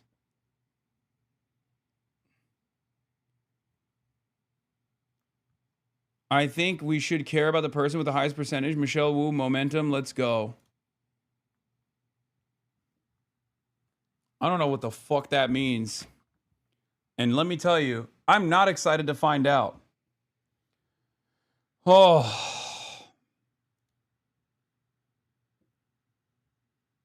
I don't know where the source of that statement is. Anyway, let's look at the analysis, key races to watch. And Rick, let me begin with you. We're watching a key governor's race in Virginia. Yes, we will know the results of New York tonight. We will know the results of New York tonight, immediately after the polls close, which is going to be at... I think we will know by 9 p.m., like a little after 9 p.m.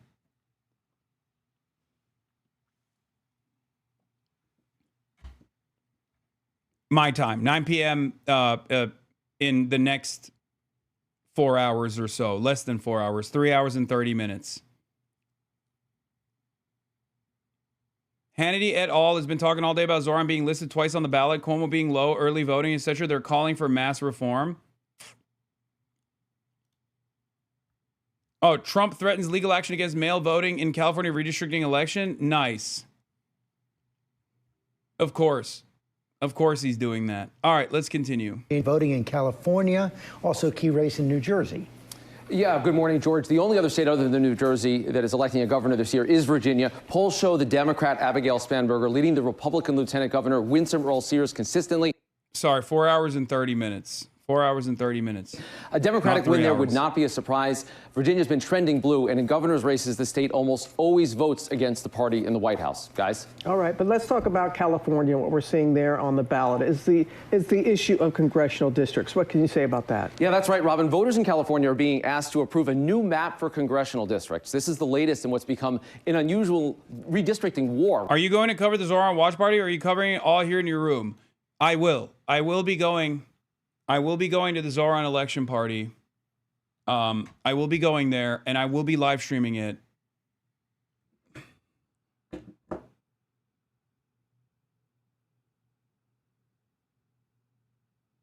Okay.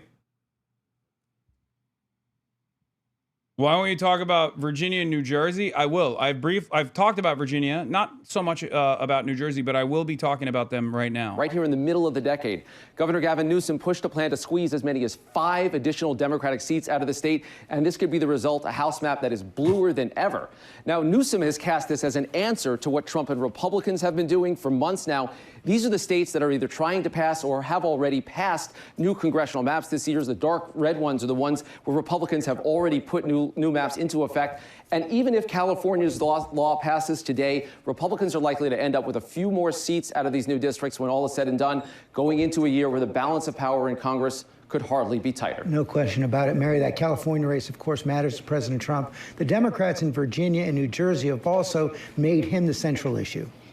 George, the president is well aware that 1 year after he returned back to the White House, this is the first major test of how voters feel about what the president has done in office over the last 9 months. He knows that these results will be seen as either a repudiation or a stamp of approval of his administration, and that the economy and affordability are the central issues for so many. The president and his policies have loomed large over all of these races. Trump is featured heavily in ads and on these debate stages. We've seen Democrats slamming his record, Republicans embracing the president, but also trying not to dismiss those very real concerns about the economy and rising costs. And the president notably has not been out campaigning in person. Instead, he's relied heavily on social media and these tele-rallies that Aaron mentioned to get out his message. And of course, the stakes are tremendously high for Democrats as well in their strategy to take on Trump, to oppose this administration and the divisions within their own party as we barrel toward the midterms, George. Mary Bruce, thanks.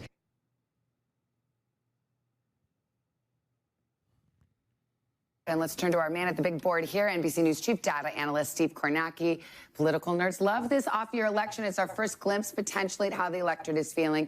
So where in those seats that we just talked about, where do things stand? Yeah, let's take a look. Start in Virginia. The polls will close there first tonight. And you've got Abigail Spanberger against the lieutenant governor here. It would be an upset tonight if this race is won by Earl Sears. She has trailed significantly in the polling. You do see this is a blue state. Kamala Harris won this last year over Donald Trump by just under 6 points. One thing we're keeping an eye on, by the way, just outside, excuse me there, Savannah, just outside Washington, D.C., Northern Virginia, federal employees in the shutdown. What effect is that having on this race? In New Jersey, this is the one tonight Republicans think they have a shot at. Jack Ciattarelli ran 4 years ago. Not gonna lie, Holy Toledo guy kind of stole Kornacki's flow. I low-key agree with you. I do. I think Kornacki has also been like kind of odd with the way that he has, he's been kind of, Harry Emden has kind of taken over, more dynamic. And I think that Kornacki is a little bit washed, I'm not going to lie, because he's been so restrained. Like, Holy Toledo reads the room a little bit better. I know that, I'm sure that he wasn't super on board with the Zomentum initially, but he's been much more, he's much less reluctant to shit on him. Whereas Steve Kornacki used to be my GOAT, but everything that I've seen from him has been almost like an endless sequence of just being like, well, here's how Zohran could lose still. Governor nearly beat Phil Murphy. He's currently the incumbent. The polling has put Mikey Sherrill ahead, but much closer than Virginia. This race tonight is going to hinge on a very particular type of voter. They are voters who don't like Donald Trump, but 4 years ago, they were willing to vote for Ciattarelli. With Trump back in the White House, can he still win those voters over? He needs to have a chance tonight. And of course, this New York City. Dude, it's so funny. Why won't you talk about New Jersey or V8? Brother, we're literally looking at New Jersey. Like, while you're typing that, while you are typing that question, it straight up is talking about the New Jersey governor race. Like, just look here, open your ears, open your eyes, please, chatters. He needs to have a chance tonight. And of course, this New York City, biggest city in the country, high profile race, certainly. Zohran Mamdani, who defeated Andrew Cuomo in the Democratic primary by 12 points. Cuomo running as an independent, Curtis Sliwa, the Republican. The polling has put Mamdani ahead, thanks in no small part to the fact that the opposition to him is split between these two candidates. And perhaps why Donald Trump was weighing in last night, signaling to Republicans to vote for Cuomo in that race. Let's talk about some of the issues that people are focused on. We've got a recent NBC News poll. Yeah, we came out with one on Sunday to sort of set the playing field for this week. And here you go. This is Donald Trump. We asked voters, is he living up or is he falling short of expectations? Ooh, goddamn. That's a whole lot of red, baby. That is not looking good.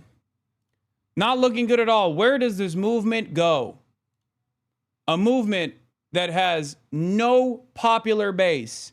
A movement that has no popular mandate, never had a popular mandate, that has gotten increasingly less popular. Will it reach, depending on how mistreated the working class is, especially considering that he ran on affordability, won on affordability, did not actually deliver on affordability. Will the American independents and the American working class that I'm tweaking the dials, don't worry. Will the American independents and the American working class that saw that recognizes their material conditions not changing but worsening, as a matter of fact, will they actually respond negatively?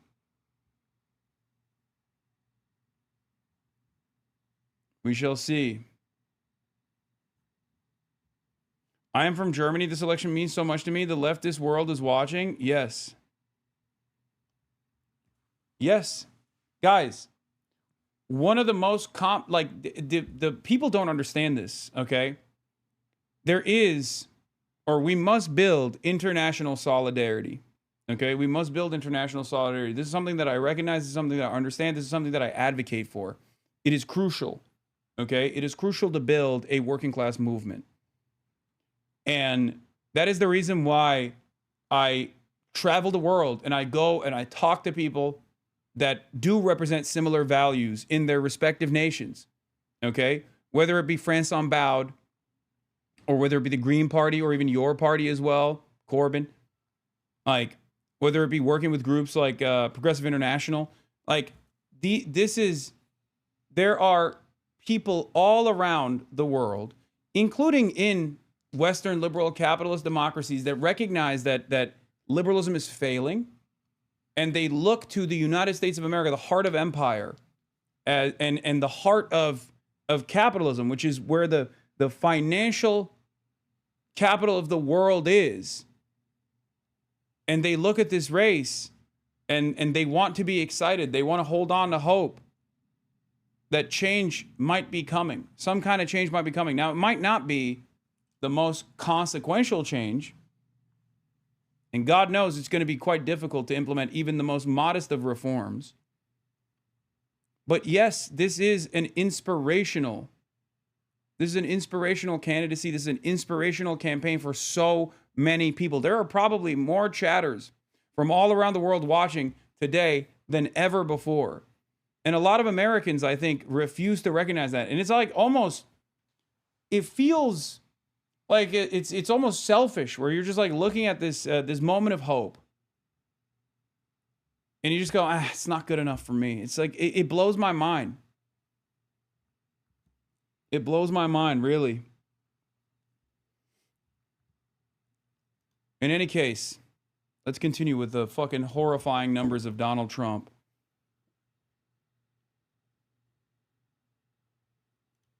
Wanted to highlight this because these marks, I think, 34, 33, 30% say he's living up when it comes to the economy, looking out for the middle class, inflation, cost of living. These are issues people say are top of mind for them. These are issues where he fared pretty well in his first term, and we really see his numbers dropping in this second term. And what that also has led to for Trump is an approval rating overall of just 43%. That typically has spelled problems for candidates in a president's party when a president reaches that level. All right, Steve Kornacki, thank you very much.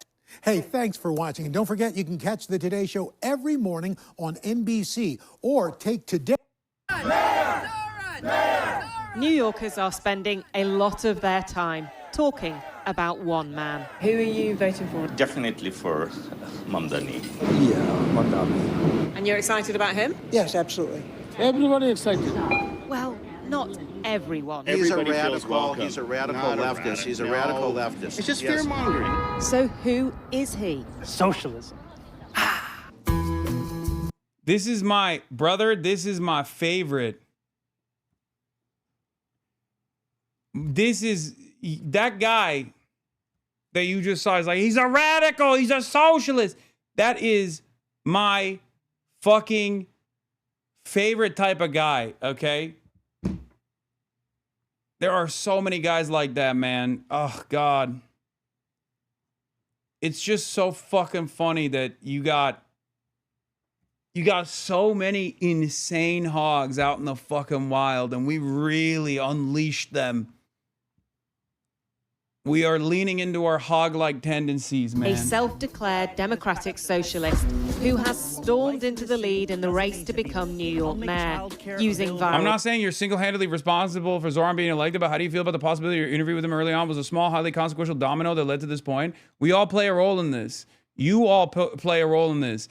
It's not the interview that I did with Zohran that's consequential. It's the fact that there are members of this community that were primed, that were excited at the prospect of joining a campaign that was so hopeful, joining a campaign that was built around and centered around affordability, okay? It is the New York DSA, it's the Working Families Party. There are so many people that played a significant role in this happening, okay? I did nothing. I am nothing without you, okay? I am nothing without my community. This is, and Zohran is nothing without all of the people that played a formative role in his campaign as well. That's how this works. That is how this works, okay? All you did was hang out and eat donuts. Exactly. Wouldn't do shit. Bro poured cold water into his coffee. Okay, let's not blow his head up too much.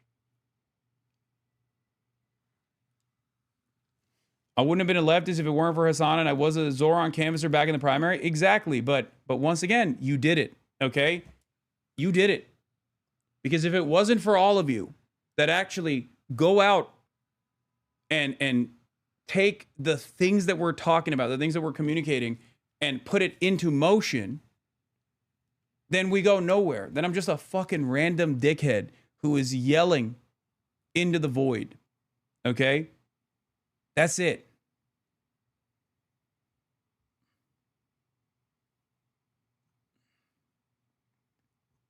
That's it.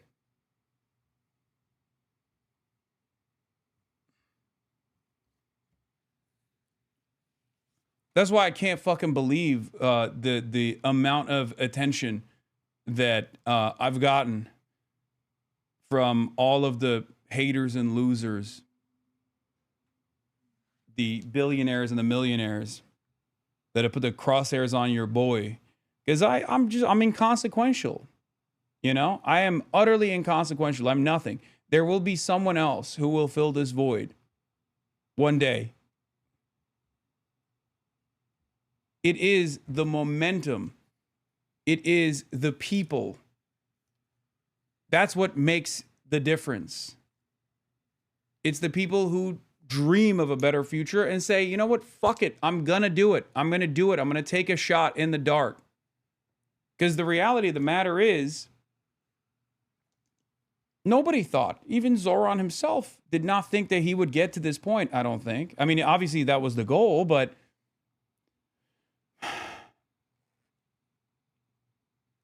it would not have happened. It would not have happened without all of the people that have put so much work into turning him into a vessel for change, a vessel for positive change.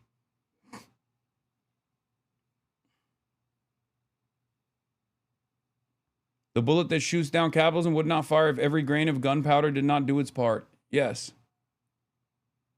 You claim to be inconsequential, yet you single-handedly caused Kamala's defeat. Yeah, I'll entertain that more, depending on the results of tonight, okay?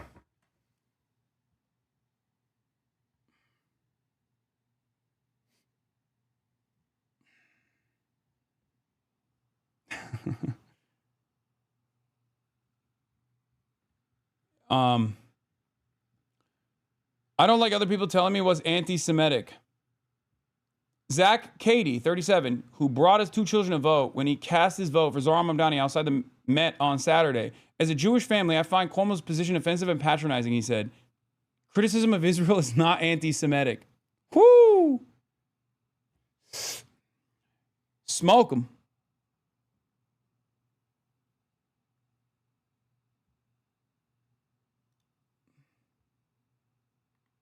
The why does Mamdani obsess over Israel talking point would always be sleazy and bad faith, but it's especially so when his primary competition decided himself unilaterally and apropos of nothing to volunteer for Netanyahu's war crime defense.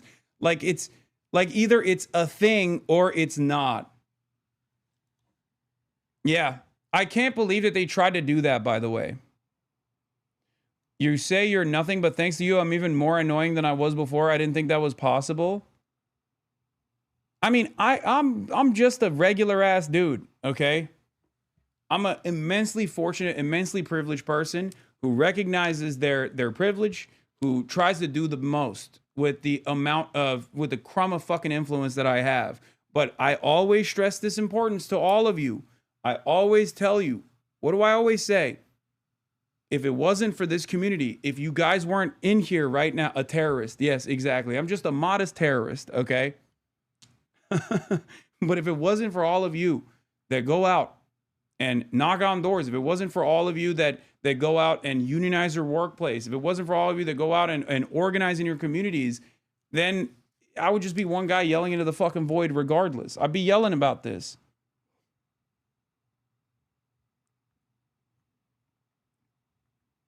I'd still be yelling, but I'd be yelling to a much smaller audience, the same exact shit that I'm yelling as I was many years prior to this level of unprecedented success that I saw in this field that I never thought I would actually see any success in. You showed this before, but a canvassing lead in your hoodie? Yeah, I know. Yeah, we got HasanAbi has his like canvassing leads in there. It's just like, that's the thing that I'm most proud of. I'm most proud of this community. Primary after months of door knocking. And in order to get all this stuff passed, like it's really important that we win with a mandate on November 4th. I was Lola's first field lead. Yeah, she got the John Brown on deck.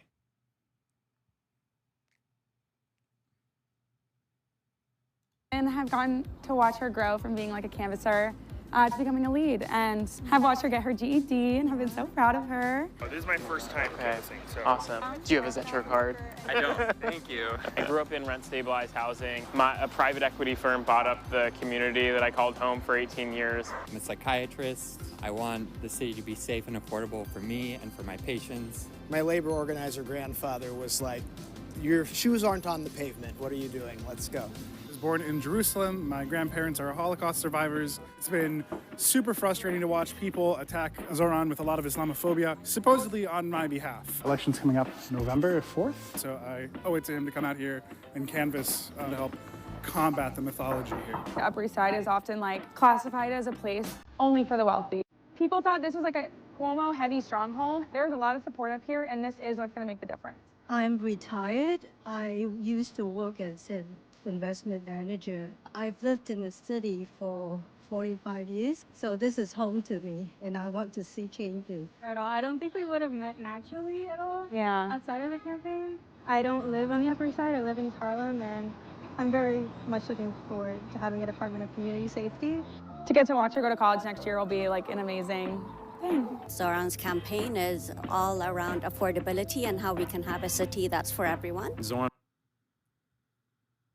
Harry Enton and Ben Shabibo on CNN tonight. Ew, Ben Shabibo. What the fuck? Yo, what the fuck is CNN doing, man?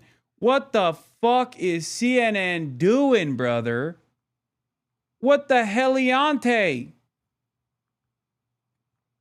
Oh, God. All right, let's get back to this. God damn. Yuck. Says New York is the greatest city Gross. in the world. But what good is that if no one can afford to live here?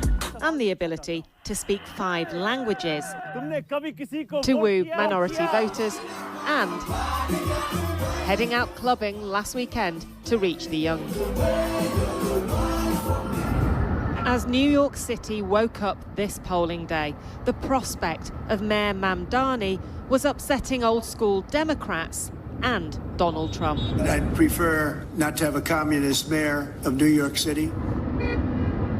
Last night, the president told Republicans to try to stop Mamdani by voting for another Democrat, his opponent Andrew Cuomo, running as an independent. But Mamdani cast his ballot in Queens this morning as the clear favourite. Earlier in the campaign, he travelled across the same borough to Hillside Avenue, where an interesting phenomenon is taking place. And how did you vote last year in the presidential election? Yeah, I voted to Trump last year, And your family voted for Trump as well? Yes, also. Working class, minority voters shifted strikingly towards Donald Trump, like lifelong Democrat Major Hussein. And now, Mamdani, a head-spinning shift from an ultra-conservative to a socialist. Yeah. How do you jump from Donald Trump to ZOHRAN Mamdani? The people who are vote for Donald Trump, it's nothing with the party line. It is a more of current world situation line. A current situation in which New Yorkers are feeling... Man, I'm in Oklahoma, gross, at a very conservative college, so thank you for giving me the space to spend my time. Even if I have to turn my volume down, for the record, places like Oklahoma, which, by the way, Bernie Sanders did win in the Democrat primary twice, are perfect places to start organizing in, okay? A lot of people, I think, unfairly cast aside these people that the Democratic Party has left behind because of the current style of polarization that exists in American politics. These are places that have the same exact struggles, if not have those struggles represented far worse than places like big cities, okay? The idea that you cannot convince your neighbors, if you live in a red area, if you live in a red state, if you can't organize around the issues that are important to your neighbors is silly, okay? Because these are places that are fucking objectively forgotten by both parties, really. They just kind of rely on culture war to swing the votes, and they do successfully swing those votes with the culture war narratives and whatnot. But the antidote to that culture war posturing is a campaign that centers around affordability, the Zomentum, if you will, adjusted to the immediate needs of your neighbors, adjusted to the immediate needs of your local population. I do believe that the heartland and places like Oklahoma are perfect environments to organize, especially because the Democrats have kind of left them behind. So you don't necessarily have that same infrastructure, but that means you don't have that same friction as well.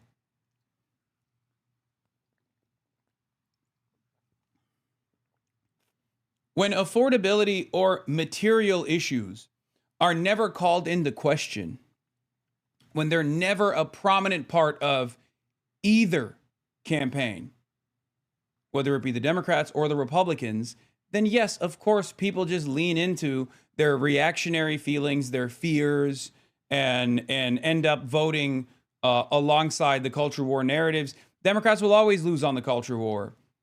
It's a much more comfortable narrative to just be like, yeah, everyone you don't know is terrifying, especially given how segmented and segregated the American population is, especially in rural areas.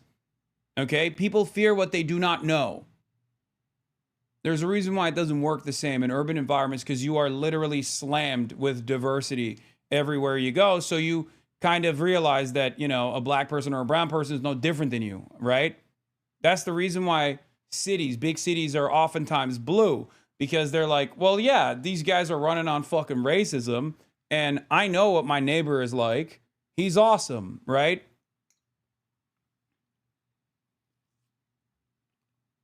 That's just how it is.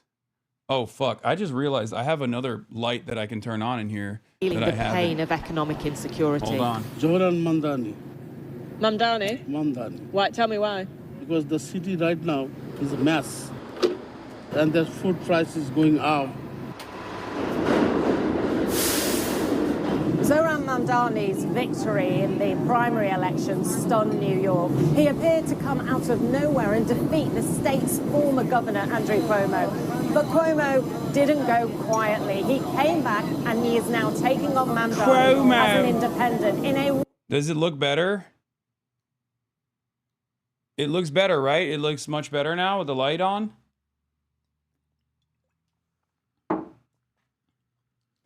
Chair looks uncomfy, Law. It is. It is very uncomfortable. But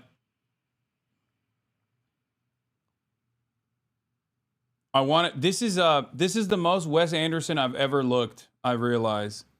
Like my background. This is a very Wes Andersonian ass backdrop here that I got going on. He's purple for an amazing reason. Wait, what? Do I look purple? What the hell? The shirt is from the new merch drop, yes. Once again, ideology.shop, ladies and gentlemen. Ideology.shop. For union-made, American-made. Wait, where the fuck is this? Oh. What about now? How about now? Am I orange for an amazing reason now? Much better? Or is it too warm?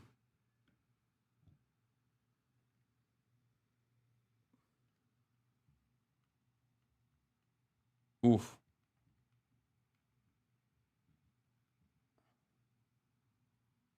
This is the best, I think. Ideology.shop. Well, I'm selling Kojima merch, yeah.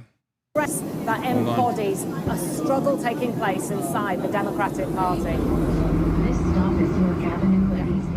Supporters say Mamdani's radical policy offer of rent freezes, subsidised childcare and free bus fares are exactly what Democrats need to take on Trump. Critics ask, what about the price tag? And say socialism might appeal in New York, but not in critical swing states. I think Mr. Mamdani is divisive. No, I don't think it's divisive at all. I think. Take this argument between Democrats on Manhattan's M86 bus over raising taxes to pay for it all. People vote with their feet, and people are going to leave the city. The tax base is going to disappear. The 1% pay a little bit more so that everybody... By the way, all of this is bullshit, and I can't stress this enough. No, the fuck they won't, okay? They will not. The idea that the tax base is going to leave the city is utter nonsense, okay? I cannot stress this enough. It is complete bullshit, okay? Oh, everyone's going to leave the city. 1 million New Yorkers are going to leave the city. Suck my dick. No, the fuck they're not. And you want to know why they're not? Because it's New York City. It's already more expensive than all these other places, and people still fucking choose to live here, okay? The idea that, like, an additional increase in their costs for the super wealthy, even if, like, Albany was able to pull it off, even if Zohran was able to, like, convince Albany to engage in some sort of, like, wealth tax, that was going to be enough for people to fucking do a mass exodus out of New York. Bullshit. They already pay. They already pay more. They already pay more to live here. They already pay a higher percentage of taxes to live here. Shut the fuck up. Why don't they already live in Florida?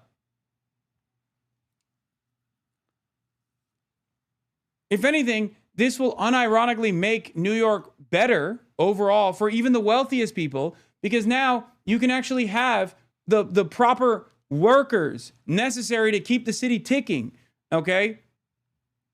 It will just improve everyone's lives. That's the other thing that people don't understand. Like, even for the wealthy people, it's like making New York more affordable for the working class is a good thing for everyone, okay? God damn. The Piker Broadcasting Service is sponsored by you, the viewers, for you, the viewers, by the way. The reason why I keep getting the fucking gray, the gray bars over and over again is because I've been getting peppered with the gifts. Paying more. They're ready to pay more. I'm not in that category. No, I wish I were. So then why don't you want them to pay more so that all of us can have better health care, better lives? Perhaps most divisive for these two Jewish voters has been Mamdani's ferocious criticism of Israel. I'm a supporter of Israel, and I believe that Israel was fighting for their lives. Are you scared of his election? Yes, I'm very scared. I think there's a lot of unfounded fears that are being stoked by people on the right, trying to make Jews feel that he's anti-Semitic, which is utterly ridiculous.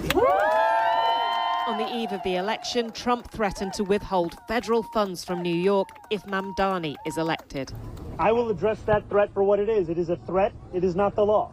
And too often we treat everything that comes out of Donald Trump's mouth as if it is already legal just by virtue of who is saying it. The anger here was not just directed at Trump, but Democrats too. Are you disappointed that some senior members of the party are not endorsing Zohran Mamdani? Yeah, I think that it is time for elected officials and politicians to grow a pair of balls and have some courage and stand up for something. We are tired of people who won't stand up to Donald Trump. Do Donald Trump's threats make you angry? If Mamdani wins tonight, the message from Democrats in New York is they want a new direction against Donald Trump's MAGA movement. But there is huge disagreement over whether this radical shift will work elsewhere in America. Election Day 2025 is finally here. Polls are now open across the tri-state area, with people casting their ballots in key races. The city's highly watched mayoral race is one of the most anticipated races in the country, even garnering the attention of the president. We have a team of reporters working all angles. Christina Fan is in New Jersey with more on the race for governor, and Tim McNicholas is looking into some threats made at polling places in the Garden State. But we start with Elijah Westbrook and a look at the race for New York City mayor. Elijah. That's right. Good afternoon to you, Cindy. Well, as you know, the polls have been open since 6 o'clock this morning, and I have to say there has been a pretty steady flow of voters showing up specifically at this polling location right here in Rego Park, Queens. The ones that we had the chance to talk to say that they are looking forward to change in City Hall. Of course, this as the candidate. As a Jewish chatter, I can say those two Jews arguing on the bus is the most Jewish New Yorker thing ever. Yeah. I know. What's the thing? What's the trope? It's 2 Jews, 3 opinions. That's why it's also kind of funny where they're like, there's this notion of monolithic understanding amongst the 2 Jews, 3 opinions. And it's like the idea that there is this like monolithic force amongst the American Jewish voter base is so funny. Another 100 gifted. God damn. 100 bones.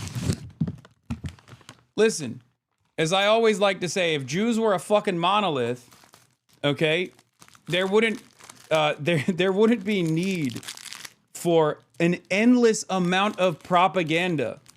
Okay? If Jews were a monolithic force, for example, Jonathan Greenblatt wouldn't be spending all his fucking time yelling about me as opposed to like actual anti-Semites. The reason why he yells about me is because I'm the one who's convincing his nieces and nephews that Israel ain't shit. Or at least I'm one of those people. He knows Nick Fuentes can't do that. Can't wait to see the clip chimps taking all this out of context. Yeah, they can suck me today, okay? Are making their final push. At this polling location here in Rego Park, Queens, voters filed in steadily throughout the morning. You're an American, you live here, vote. I think it's very important. I mean, your voice has a sway I gotta in bomb me. the regulating of your state, of your boroughs. Now over to the campaign trail, where Democratic Socialist candidate Zohran Mamdani addressed voters at this polling site in Astoria, Queens, Tuesday morning, reiterating his vision for New York City. It is time to finally respond with the urgency that New Yorkers deserve. An urgency that reckons with these same New Yorkers having had to face rent hike after rent hike, year after year. Independent candidate Andrew Cuomo reminding voters why he believes this election is important. The record turnout is a good sign. I think it's going to be a record, and it's because New Yorkers are concerned. New Yorkers are concerned about New York. And Republican Curtis Sliwa appearing at a polling site on the Upper West Side. I have the people's support, and hopefully by the time the ballots are counted tonight, when all is said and done, I'll be the next mayor of the city of New York. This Queens resident says she will make her decision when she casts her ballot. It's a hard decision to make who to vote for. Yeah. Okay, so you're still a little I'm still a bit undecided, but I'm going anyway. I'll make up my mind. All right, so you have voters like her who are still... That's crazy. Bro, undecided until the very last moment. Amazing. Anyway, Jokey board, Chermaya. God damn, Chermaya, thank you for the 100 bones. Not a real fan. Did not get halal tonight. No, I got banh mi tonight. I had halal yesterday. Bit undecided now. The polls close tonight at 9 p.m. And keep in mind that as long as you're physically standing in line by that time, you are eligible to cast your ballot. We're live right now in Rego Park, Queens. Elijah Westbrook, CBS News, New York. New Yorkers are making their voices heard in this election. Taking a look across the 5 boroughs at voter turnout. This includes early voters and those who hit the polls today. Brooklyn leading the way with more than 306,000 votes. Manhattan coming 50 minutes until the next vote dump. Oh, you know what? I'll do the fucking viewer rewards. Or is it rewards? What is it? What are you supposed to do? The fucking, what's the thing where you unlock the token?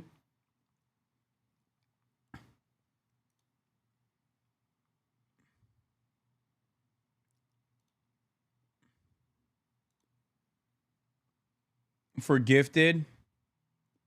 I don't even know how to do it.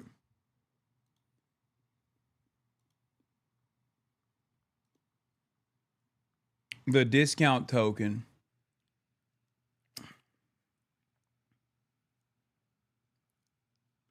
The 35% off discount token. But I don't know where it is.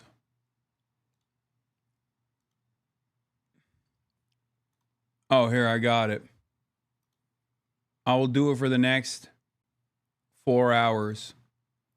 Okay? There it is. 1 of 7 used. I think there has to be a hype train. No, I think now is it begins. I suspect. I don't know. I don't know how this shit works at all. Bro, why jinx about eating haram? If we lose, I'm gonna blame you on your banh mi. Okay, calm down. Don't say that. Miss Taylor, thank you for the 100 gifted. God damn.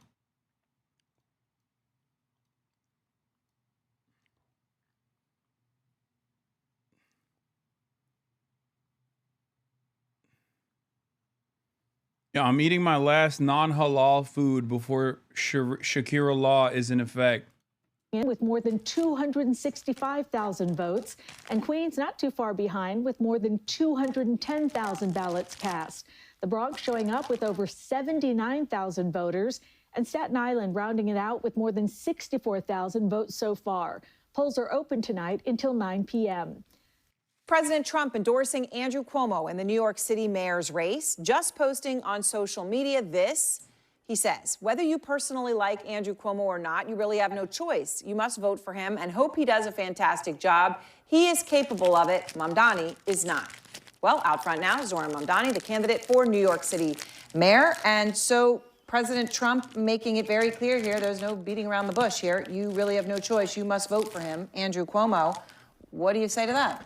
Look, this is something that we've been speaking about for months. We've known since the primary that Andrew Cuomo was funded by the same billionaires that gave us Donald Trump's second term.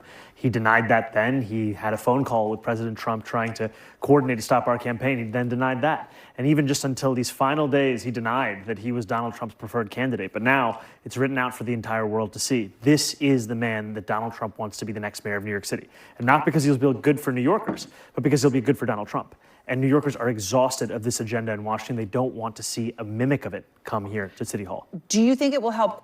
I think the reason why Trump didn't do an early endorsement is because they didn't want to, they wanted to draw out as many of the Democratic Party voters as possible to still entertain Andrew Cuomo,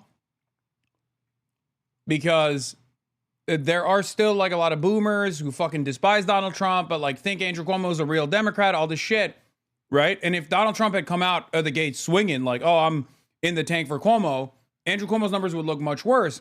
Because remember, New York City, Xylax, thank you for the 100 gifted subs. New York City is a very woke city. It's a very anti-Trump city. We're talking 75% of the fucking voter base is like reliably Democrat.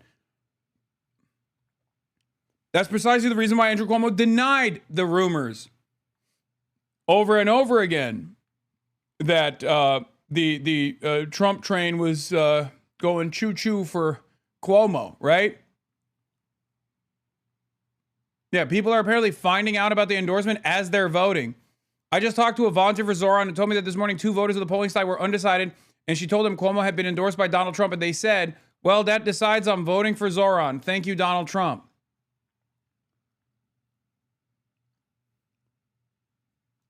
Cuomo at all in the polls, I guess specifically if you assume that Trump's trying to talk to that 15% of people who say they're going to vote for Curtis Sliwa. You know, we continue to be confident about what tomorrow will look like for us, but I do think New Yorkers must understand that Andrew Cuomo waited until the final day before the election to have this be revealed. He wanted to be able to make the message to Democrats that he was in fact the governor that he said he was, and then right at the last moment, the last opportunity to fully embrace the MAGA movement that we have long said he is tied to. So Trump also posted, so he endorses Cuomo, okay? Then he also talked about you, referring to you as a communist. I believe last time we talked, I don't know how many times I had of him calling you a communist. That's not new. But he said, if communist candidate Zohran Mamdani wins the election for mayor of New York City, it is unlikely that I will be contributing federal funds other than the very minimum as required to my beloved first home because of the fact that as a communist, this once great city has zero chance of success or even survival. Okay, what do you think that means? Other than very minimum as required, could be an important clause, I suppose, in that sentence. But if he says unlikely is going to contribute federal funds, I mean, what happens then? What will you do if that's how he goes? I think you can clearly see that Donald Trump is threatened by our campaign. He's threatened by it because, like his, we've diagnosed the crisis in working class New Yorkers' lives, the cost of living. But unlike him, we're actually going to deliver on that.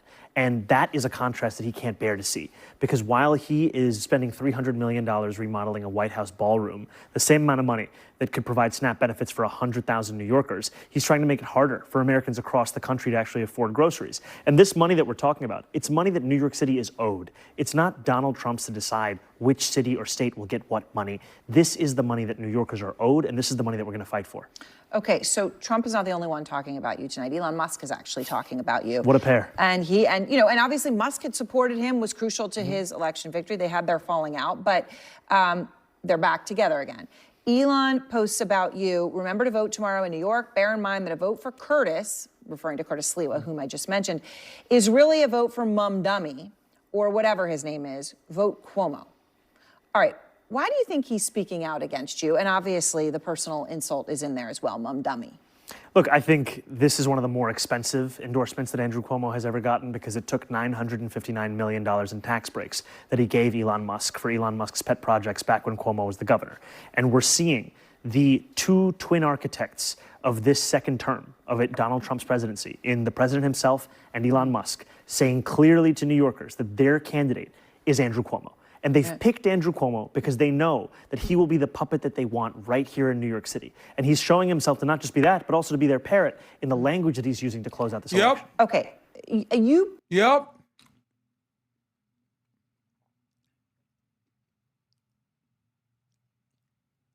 It's if he's simply a servant of capital and a social fascist, and someone who's going to concede to the right-wing forces in this country, why is it that every fucking right-wing force in this country is unified loudly against him? Okay? This doesn't mean that his tenure will reflect the radical values that he's had. Radical values that he has presented during his campaign. I'm not saying that at all. And if he doesn't actually fucking follow through on his promises, we'll be there. We'll be there to push him. Okay?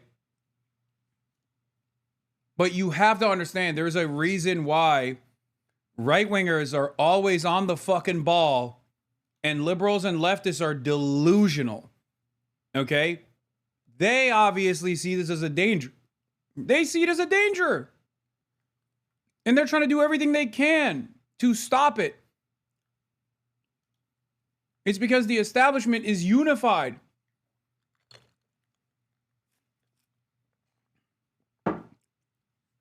The establishment is unified. They are united in their hatred of him. And I hope he welcomes their hatred. Okay? Talk about billionaires, and there have been some really wealthy individuals who have come out and put money in PACs against you in recent days, right? Former Mayor Michael Bloomberg among them. There are plenty of other business leaders who, in private, are afraid. They have concern. There are very few who actually will talk about it publicly, but one of them is Jamie Dimon from JP Morgan, and I'm thinking about this in light of Trump calling you a communist. Jamie Dimon did not call you a communist. Is Trump actually capable of withholding funds from New York? Surely it's not his call, right? No, he's not. He'll try. I suspect he'll try, but no. Do you think, however, you have a better option with a pliant Andrew Cuomo, who will literally have his freedom dictated by the administration in a scheme not dissimilar to Eric Adams, who will actively fight back for New Yorkers? Or do you think it'll be Zohran Mamdani?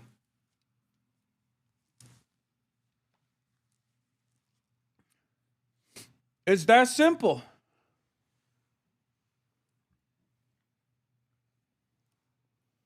$50K viewers, less than 10K are in the USA? Yeah, totally, dude. 40,000 viewers from all around the world are tuning in. Only 10,000 viewers are actually watching from America. It's only, I mean, I do have a larger international audience than usual today, but no, the overwhelming majority is American. Don't be fucking ridiculous. Kyrgyzstan, here for Zohran. That's what I'm talking about, baby. Kyrgyzstan, rise up. Kyrgyz. We will unite. I will unite the Pan-Turanist movement from the East Asian steppes all the way to the Islamic Caliphate's capital, New York City.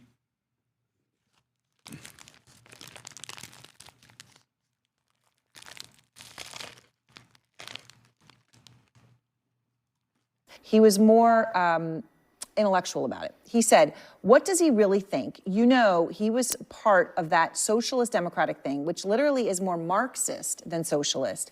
And I read it, but I don't know what he believes in that. All right, so I guess he's basically saying he's not really sure where you stand on things. But what do you say to that concern? Is Marxist something you're comfortable with? No, I'm a democratic socialist, and I've said it time and again. When was that quote from Jamie Dimon? From Jamie Dimon. It was from Fortune last week. Okay. A Fortune conference. I mean, it's the same shit, dude. But obviously he's not. He's trying to push for a more appropriate terminology. We all know what that means, for the record. Don't say boo. We all know we know what that fucking means, okay? There's no reason to confuse the electorate at the fucking last second. Okay? We've not Marxist kind of disappointed. Shut up! That's not real. Sandwich number 2, thank you for representing us, real eaters. Yes, I got 2 different banh mi's. I got like a pork one, and I got a regular banh mi just to test it out, and I'm eating half and half. Can he differentiate Marxism with Marxism-Leninism, or is that too complex for normies? Come on, guys. Come on, please. Stop. Zohran will be awful for America. He's going to turn New York into New Medina. Yeah. It's going to be the New Medina for socialism. Last week. Because what he's also come out and said in public is that in our success, this is something that business leaders would also hope for the success of the city. And I put that forward to say that despite where New Yorkers may stand on my candidacy, whatever qualms they may have, they know that I'm actually being honest with them about my ideas, about who I'm looking to fight for. And that's sadly unique in this race. Because what you have is someone in Andrew Cuomo who spent the entirety of a primary campaign on the premise that he was the best suited to take on Donald Trump. And here we are with the chyron that Donald Trump is endorsing Andrew Cuomo. So let me ask you, because that was October 17th, so it was actually a week and a half ago. But I want to ask you, because you asked me when he said that. Are you talking to him? Are people like that people that you're going to sit down with and eagerly work with, or not? Look, I'll have conversations with anyone. And I've spoken to Jamie Dimon briefly, and I've spoken to a number of other business leaders across the city about my proposals. I know that there are disagreements around my fiscal policy, that I think we should raise income taxes on the top 1% of New Yorkers who make $1 million or more a year by 2%, or the fact that I think corporations' top tax rate should be matching what they pay in New Jersey. And still, there is room for an immense amount of agreement on what it means to bring the city forward, and I'll always leave that door open. So let me just ask you about President Obama. I know that you had a conversation with him. What was that conversation about, your most recent one? I appreciated the conversation with President Obama, and we spoke about both the New York Post headline is that he's not endorsing you. Yeah, well, the New York Post has a lot of fun with their headlines, to put it lightly. It was a conversation where we were speaking about the importance of hope in politics, the delivery of that kind of an agenda, and I also shared with him that the remarks that I had shared outside of a mosque in the Bronx not too long ago was inspired in part by his remarks on race of a more perfect union many years ago. And I think there is often a tendency in our politics to think solely in a 24-hour news cycle, and the need to sometimes step back and speak to the soul of a city and not just the cycle of that city. Do you think that he, and he's never endorsed a mayoral candidate, so that's why I'm making the point. Of course, he wasn't going to endorse, but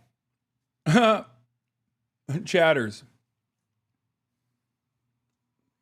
take it in stride, baby. Whether we appreciate it or not, Barack Obama is still probably one of the most popular existing alive politicians in the United States of America. Okay? If anything, you should be mad that he didn't fucking endorse Zohran Mamdani loudly and proudly. Fox News about to use your joke? The new look of Mamdani City, New York. Mamdani City, previously New York City.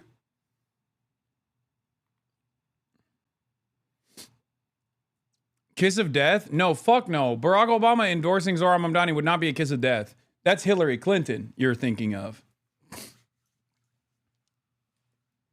I think a lot of people forget, like, how much motion Obama still has. Billionaire for Mamdani alert. Alex Soros tells me I was proud to support and vote for the Democratic candidate for mayor. That's more of a kiss of death than Obama, than Obama. Okay? Regardless of the outcome of this vote, it gives me a lot of hope to just see how far Mamdani has come. The same goes for Zach Polanski. Yeah.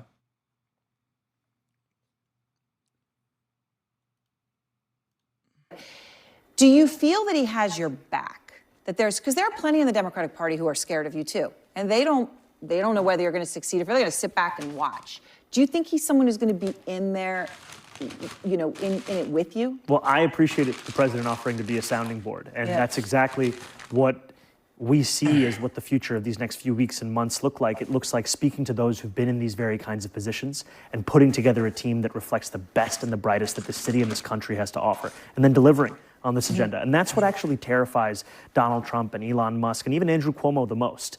It's their fear that we will, in fact, accomplish the things that we have campaigned on. And that's one place where they're actually right. All right, Zohran Mamdani, thank you very much. Obviously, we're hours away. To give you guys like how, to give you guys a sense of delusion that you hear from liberals in general, but it speaks to like Obama's resilient popularity, is that liberals will literally entertain a third Trump term just because they think that like Barack Obama will run again. Okay? Like it's the most insane thing I've ever heard. It is genuinely devastating because like a third Trump term means like permanent Trump monarchy, right? Like I don't think that they recognize that.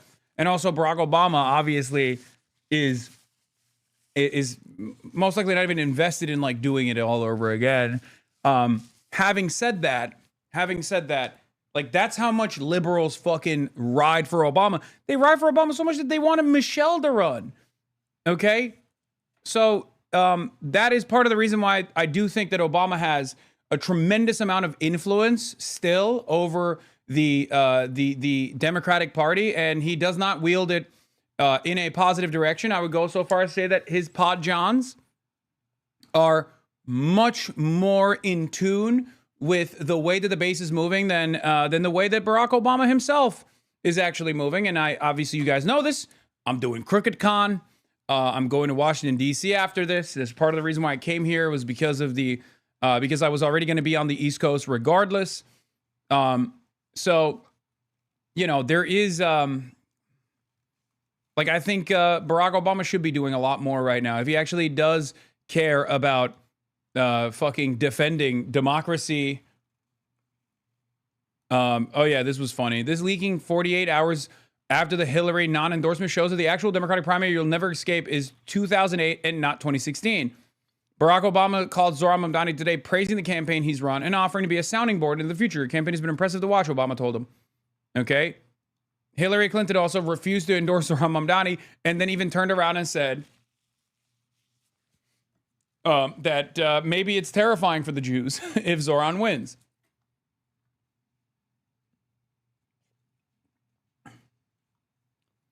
Even my conservative dad misses Obama because of how old and unintelligible our presidents have been since 2016. He was our last smart president. Yeah. There are a lot of people who are just like utterly oblivious to what the president does and what their policies look like, or what the outcome of said policies look like. They just don't give a shit about anything. They just like care about the aesthetics. Okay. And for those people, oh my God, Barack Obama is the GOAT for them. Okay. It's significant that Obama is completely ignoring the accusations of anti-Semitism and Islamic extremism, along with the socialist tag, and appears more eager to embrace Mamdani than the Schumer types. Again, he's just the better room reader, I think.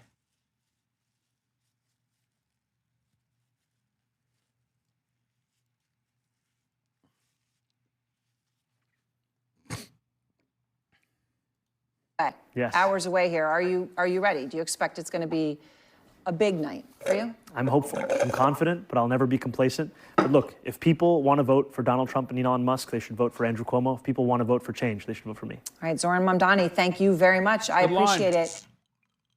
People have compared him to a left-wing version of you, charismatic, breaking the old rules. What do you think about This was funny. Oh, is this fucking Morning Joe? Did the Zomentum reach the Morning Joe line? Wow, what a time to be fucking alive, dude. Oh my God. Zohran Mamdani on Morning Joe. This was Joe Biden's favorite televised broadcast. Wow, I didn't even see this. Incredible. Incredible. Remember, these are the guys. This was like the Japanese Imperial Forces commander still holding on to his forward operating base 29 years after Japan lost the war in the Philippines. Like that's what Morning Joe represented for Joe Biden, right? Like Joe Biden's brain was leaking out of his ear and Morning Joe was like, we're staying the course. It's probably one of the more calcified instruments of establishment Democrats that is just horrible at making any sort of decisions that could potentially save or offer a lifeline to this fucking party. Dude, he literally went on David Pakman and BTC. Good. He should win those motherfuckers over.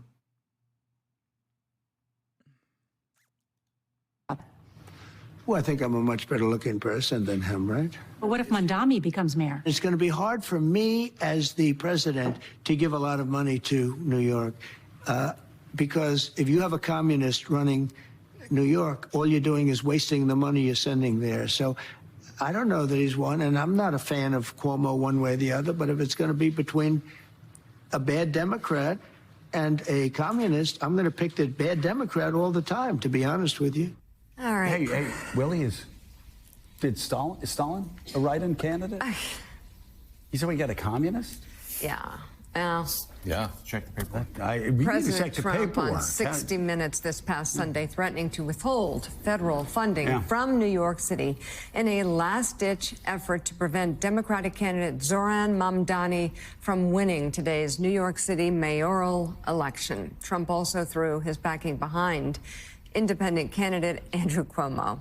And Zohran Mamdani joins us now. And the communist joins us now. How do you respond to that when somebody comes up to you and says, I can't vote for you because you're a communist? I say there are reasons you might not want to vote for me, but let's be honest about my politics. I'm a democratic socialist no matter how many times President Trump calls me otherwise. Yeah, explain the difference. What is the difference between a Democrat, a democratic socialist, and a communist? Well, I'm a democratic socialist who's also a Democrat. Right. And when I say I'm a democratic socialist, I explain it in the words of Dr. King from decades ago, who said that call it democracy or call it democratic socialism, there must be a better distribution of wealth for all of God's children in this country. Right. And what I actually find is that when you're speaking to New Yorkers, they ask you less how you describe your politics and more whether there's room for them in that politics. Right. And New Yorkers are asking me, does your politics have room for my struggle to afford my rent, my childcare, my groceries? And frankly, President Trump ran an entire campaign focusing on the cost of living, focusing on the promise of cheaper groceries. And his inability to do so is now making him increasingly desperate to try and stop the campaign that will actually deliver on the same diagnosis that he shared. Yeah, what are you looking for tonight as the election results first come in? What's going to be the key for you to... I need you guys to understand something very important here. What Zohran Mamdani's doing here is not just to, like, win favors, but like the potential Trump to Zohran voters. Okay? That party is long gone. Okay? He already captured the attention of those guys from the start. What he's doing here is basically building a messaging platform to attack Donald Trump successfully for the rest of the fucking Democrats that are paying attention to this shit. Okay? Because now that he is already an established Democrat as the Democrat primary winner in the mayoral race in New York, he can literally just turn around and be like, well, guess what? The reason why they voted for me is because you failed to deliver on this key campaign promise. You lied about it. Now, it's important for the Democrats to recognize that and then also push that message over and over again, because that will be the message. That will be the resilient message that actually starts unwinding and slowly but surely picking away at the base of support that the Republicans have. In the absence of a unified message of this sort from the counter messaging party, from the left flank party, whatever you want to call it, the Democrats are going to continue being unpopular, and maybe they're going to see some modest victories in the midterms, if we even have fucking midterms at all, and they're going to get nothing. They are going to have nothing. And Trump is going to continue solidifying his power because they are deeply unpopular at this moment. If they were to present a message similar to what Zohran is presenting at this moment, they would be able to actually win favor with the population. I also got Vietnamese coffee, for those of you who are wondering what I'm drinking, what I'm seeing, what I'm doing. Okay? So it's actually a very good message overall. I mean, it's a very good message to win elections in general. It's one that I obviously believe. It's one that I obviously support. And it's one that I think has been resilient and successful. But it's also important for the rest of the Democrats to recognize this. Right? It's important for the rest of the Democratic Party to recognize this. Not bad. Too much milk, not enough condensed milk? Yeah, you nailed it from the color. That is crazy. Yes, this does not have nearly enough condensed milk. It actually is not as good as I thought it would be. Is their coffee still $50 a cup? No, this is not. This is a relatively inexpensive place.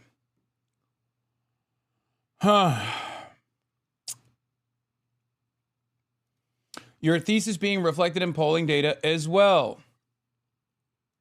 This is very mediocre for the Dems. CNN's tracking poll just found that Trump underwater by minus 27 nationally, but their exit polling is only showing his approval at minus 15 in the VA electorate today. VA should be bluer than the national average, right? If Spanberger can't pull in the three-letter agency-ass VA, the center of the party is well and truly dead. I hope they can eke out a win because I want Republicans to be crushed, but goddamn if the results match this, ouch. Yeah, VA, Virginia is supposed to be, especially with this like moderate, centrist, former fucking CIA candidate, this is supposed to be gangbusters, right? Like, It doesn't make sense. If the method is there, if the method is clear, then they should be cooking. If centrism is the way to go in the future, she should absolutely be cooking right now. Yeah, but as I've already maintained this position, no matter what happens when Spanberger and Cheryl win, Democrats are going to immediately point to how their campaign should be the blueprint and not ZOHRAN. They're going to say ZOHRAN only works in New York City. New York City is woke and gay. Okay, New York City is blue. It's deep blue. What works in New York City won't work in Virginia. What works in New York City won't work elsewhere. Just remember that. The reason why they're saying that is not because they truly believe it. The reason why they're saying that is because they would rather lose over and over again. They would rather lose 1,000,000 fucking times than to win with left populist messaging. That's it. And they did this already. We ran this route already. We ran this route before. Kamala Harris was exactly that. We will not just win, but we will win with our own design. If we lose, even if we are committed to third way neoliberalism, then we lose honorably. That is what the Kamala Harris campaign looked like. That is what the Hillary Clinton campaign in 2016 looked like. They did this. And it's gotten actually even worse over time, because from what Hillary Clinton was presenting in 2016 as like the more moderate position to Bernie Sanders, I would say Kamala Harris's position in 2024 was far, far more conservative, especially when it comes to like social issues, especially when it comes to the incremental change that we're talking about. I asked Pennsylvania Governor Josh Shapiro what it tells us about the future of the Democratic Party if Zohran Mamdani wins in the New York City mayoral race tonight. And Josh Shapiro, of course, came in hot. Okay? I think it's important to look at the entire makeup of what happens tonight. I'd be happy to talk to you about it tomorrow and do an assessment of what voters choose, what they didn't choose, he said. There's obviously races here for our Supreme Court, really important governors races where I've personally campaigned in Virginia and New Jersey, an important ballot initiative in California. So let's look at all that. And then I'll be happy to go over what I think that means with you tomorrow.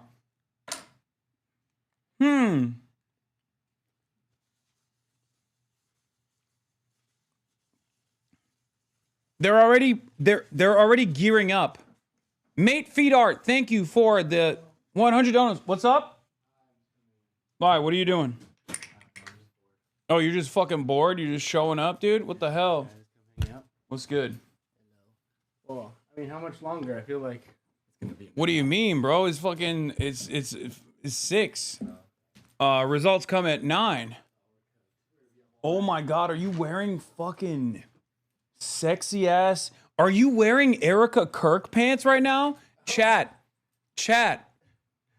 Marchie Poo is in the building wearing the fuck me leather pants that resemble the leather couch. These are literally the Erica Kirk 7s. That's crazy. I don't think JD's gonna be at the event tonight, man. Yeah, is that a bummer for you? I know you wanted to have JD blow your back out. It seems you dripped out the fucking wazoo. I have purposefully shied away from inviting guests today because I wanted to do actual commentary and coverage. Because like when I have guests, it's hard for me to do so because there's like a lot of chatter. There's a lot of no, you can stay here. It doesn't matter. You're not gonna fucking. You're not gonna do commentary anyway. But they're gonna eat your ass up because of that. Wait, who? I think you're just talking about Adam Law. No, it's not, bro. You got normies talking about. You got normies watching today. Don't talk about March's back getting blown out. I think the normies are way more fucking aggro. Have you seen Kyle Kalinski's dark woke pivot, dude? Are you fucking kidding me? The entirety of the liberal base is liberal wine moms are literally talking about the fucking blood of tyrants will water our trees, the trees of American democracy. And you're over here talking about like, oh, normies. No, man, normies are fucking dark woke, dude. Normies are unimaginably dark woke. Yeah, every Republican alive is an affront to God. This is the Democrat Party's base now, and the sooner they embrace it, the sooner they start winning. Especially because when you look at the Attorney General race with Jay Jones, and fuck Kalshi, but like the actual polls reflect the result here. Like Jay Jones is actually cooking. Why is Jay Jones cooking? What did I tell you? What did I fucking tell you? When I saw those Jay Jones text messages, and Jay Jones was like, yeah, I'm really sorry that I said this Republican who was in favor of who was standing in opposition to gun control after like another school shooting will only learn his lesson if they like literally experience one in their own immediate fucking family. And I'm not going to say that he's going to win, okay? I'm not jinxing it. But I'm saying that like liberals, I don't think have liberals. I do not think liberals by and large, like these kinds of giga normie wine moms by and large. Oh, do you want banh mi? I have hella banh mi. Oh, you did? Nice. I think liberals by and large, my giga normie friend who hates you is dark woke now and asked me why there aren't more leftist influencers. Oh, that's awesome. You should bring him back into the fucking fold. You can slowly but surely and subtly, or maybe not so subtly, fucking start hospilling him again. There is a reason why a lot of people find their way here. There's a reason why a lot of people have basically found themselves in this community, because like I fucking hate Republicans, okay? And I hate Democrats who don't hate Republicans. That's what I've always stressed. I've always talked about this. And some people get it and some people don't. This was my main rant. If you remember, my main rant in the aftermath of Kamala Harris's disastrous DNC speech was that I hate Republicans and Democrats don't. And I hate Democrats who don't hate Republicans. Okay, can you clarify on hate? Yes, I can tell you exactly what I mean. I don't mean I hate Republican voters.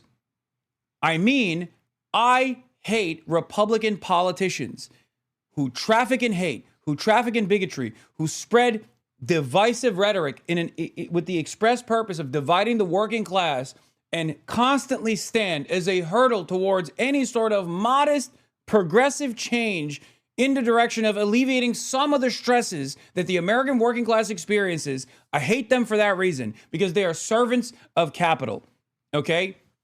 And not only are they servants of capital, but they're fascist servants of capital, as a matter of fact. They send your children to go to die in wars overseas. They are constantly sheltered from the impact of their policies because they're ultra wealthy in general, or they become ultra wealthy as a consequence of being politicians. And the Democrats that also play a formative role in a conciliatory role to this kind of dangerous rhetoric, to the trafficking of dangerous rhetoric and bigotry and harmful narratives, dehumanizing our neighbors, are playing a formative role in allowing exactly what's going on today. Okay? That's it. I hate those motherfuckers. There is nothing different than you and your Mexican neighbor, your Guatemalan neighbor. You, as a matter of fact, have a lot more in common with those people than you do with the people sitting on the fucking board of Goldman Sachs. Okay? And all of this enmity towards like other ethnicities, other nationalities, people who speak a different language than you, all of that is designed to stop you from recognizing that reality, that you and your Mexican or Guatemalan or your black or your brown or your Asian neighbors actually have the exact same class interests. Okay? That's it. And anyone who spreads that fucking narrative, anyone who actually undermines this reality is my enemy, okay? I do not fault those who have been duped. I do not fault those who have been propagandized. I try to change their minds. But the reality of the matter is, if you are trafficking in these conspiracies, if you're trafficking in these kinds of dangerous narratives, then you are an enemy of the working class, and you are my enemy as well. I hate those people for this reason. I hope you guys understand that, okay?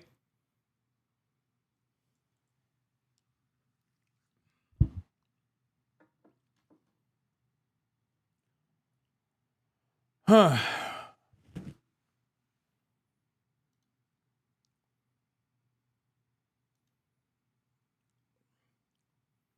Beast mode, I'm afraid. My Mitt Romney loving former Republican aunt and great uncle, or aunt and uncle, voted early for Jay Jones, ignoring the weeks of my gentle and not so gentle persuasion. Too bad you have to sit this one out tomorrow. I voted early. Tee-hee.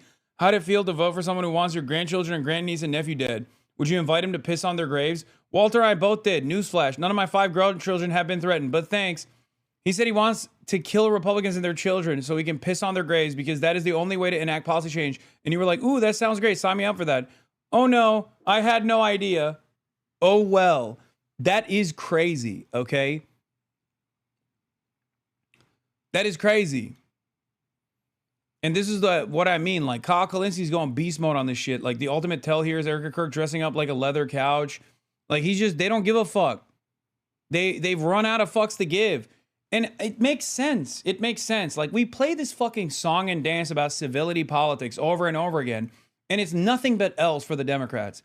Because the only side that seemingly fucking cares about civility politics is the Democrats. Republicans don't give a shit. They go crazy. They say some of the most insane shit you've ever fucking heard about entire swaths of the population. Not even just directed at like a singular individual, which they do all the time. Look at the George Floyd memes and shit like that, right?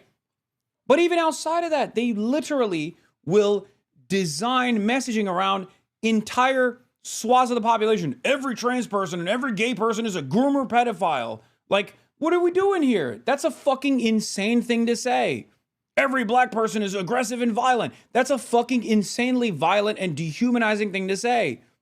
And then we have to sit around and be like, oh, how dare you? We have to sit through the fucking how dare yous of the people who we have heard for years talk the most amount of fucking shit.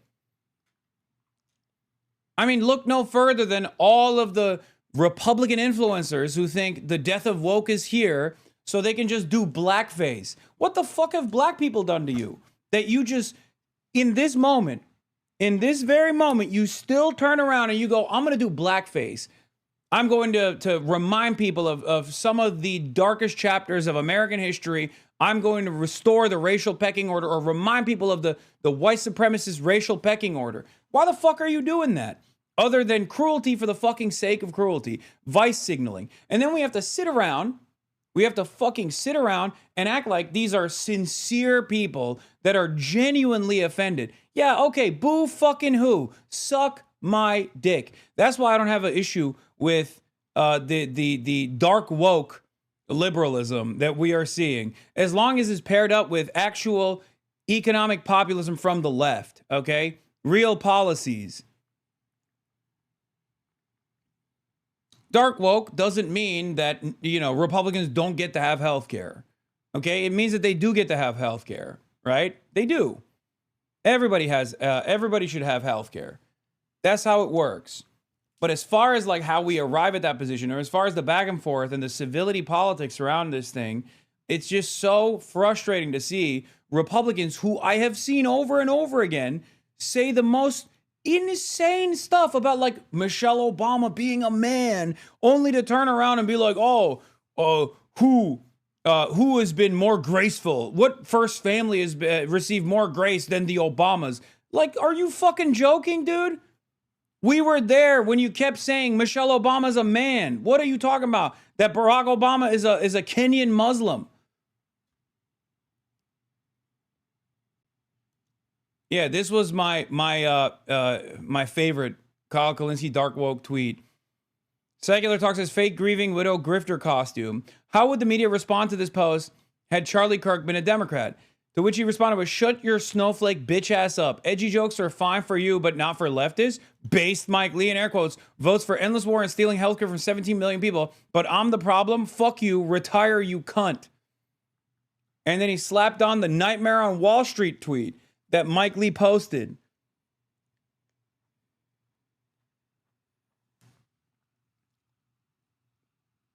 This shit sucks so much ass. And it's only weaponized against liberals and leftists. Like, you're too quick. You tweak too fast on on anyone that tries to develop like fake empathy. Like they demand empathy from you. And you go, oh my God, you're right, actually. We mustn't be mean. We mustn't be mean to the Republicans. I'm not saying you should be mean to like your regular ass Republican voter friends and family members. But as far as the politicians goes, I mean, come on, you know? Or even like the political commentary people. Like the people that are actually actively propagandizing. You know? It's bullshit. Kyle's been on an unreal streak. No pun intended. Since he posted about Nancy Mace eating a shit ton of beans all by herself. Yeah, he said that's a lot of beans, you nasty ass bitch. Emma called it out too. I wanted to get your thoughts on the Democratic Party here and whether or not what this upcoming Tuesday means for them. Ezra Klein recently wrote for the New York Times that over the past 15 years, the Democratic Party has made room on its left and closed down on its right. For all Hard disagree. Definitely go after the Republican voters. No, there's a better method out there. Okay, you can always convince regular people. Okay, you should always try and convince. You should always try to convince regular people. Like, remember that. No matter how fucking stupid or silly, and it's a case-by-case thing, right? Obviously, there are some who are immovable objects, right? I'm not saying spend every waking moment trying to convince people who are just, like, so stupid that it's impossible to convince. But there are plenty of people who are just in the margins, you know what I mean? Like, you don't have to alienate people all the fucking time and be, like, unapproachable and annoying and run around with your moral superiority. I don't do that either, right? But when it comes to smoke for the commentariat or the politicians, I got all that smoke, including politicians that are ostensibly on my side, right? Like the Democrats.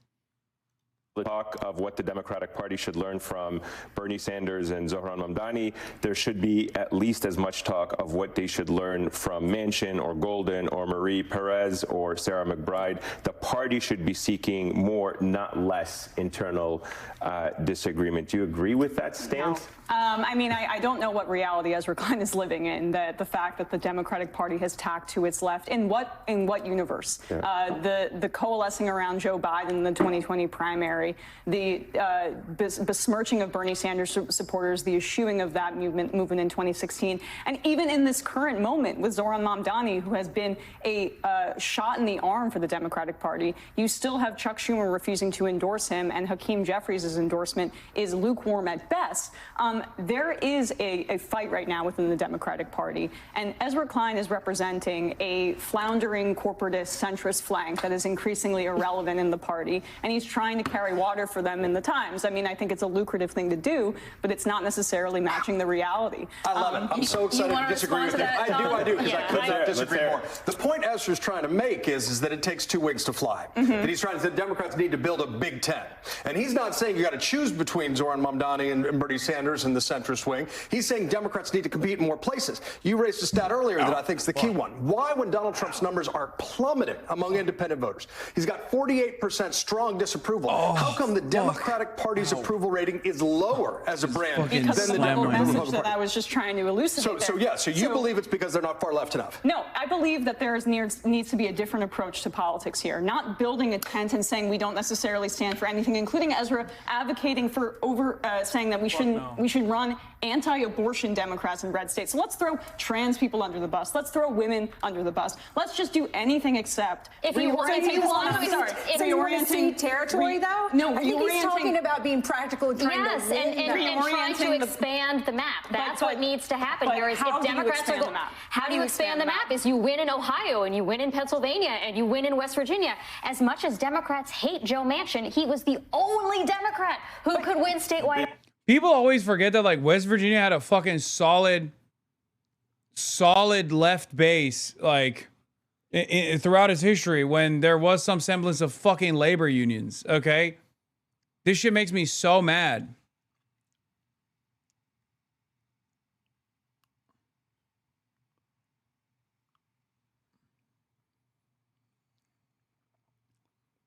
Like, everybody always talks about Joe Manchin, but like Joe Manchin literally only was a relevant entity within the Democratic Party infrastructure because he was a Democrat and because he was a spoiler. Okay? That's it. Joe Manchin would be worthless as a Republican. He would never have his committees. He would never have his position. He would never get that unlimited fucking, he would not get the corporate donors if he wasn't a spoiler within the Democratic Party.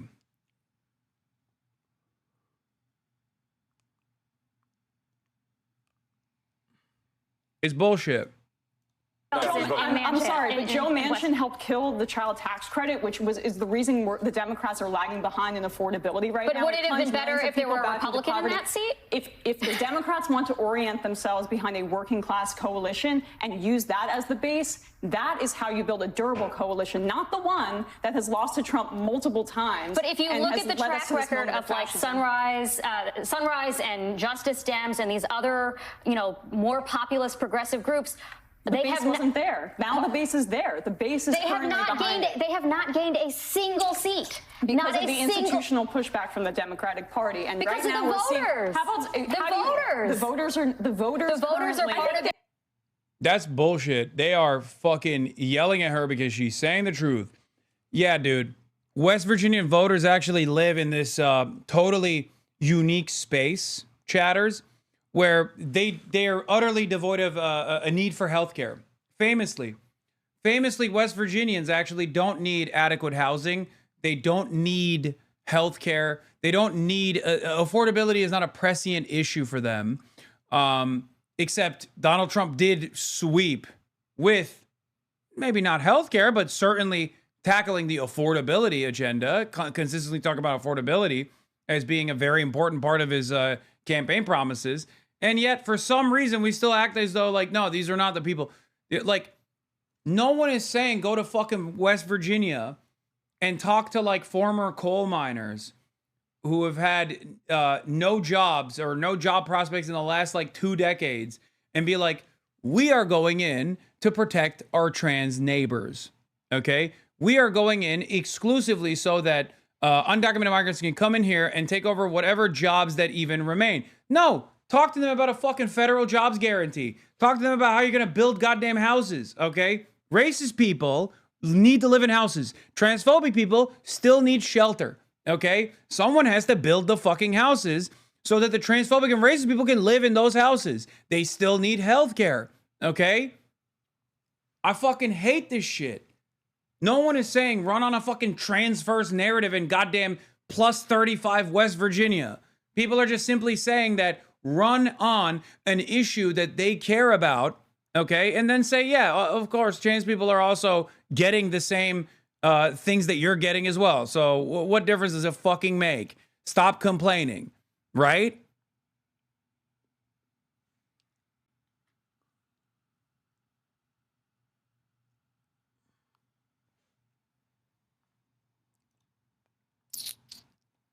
Exit polls published by Fox and NBC for New Jersey. Apparently, there was a massive plane crash that took place. Massive blaze after plane crash near Louisville, Kentucky. People are saying maybe it's a UPS plane or something.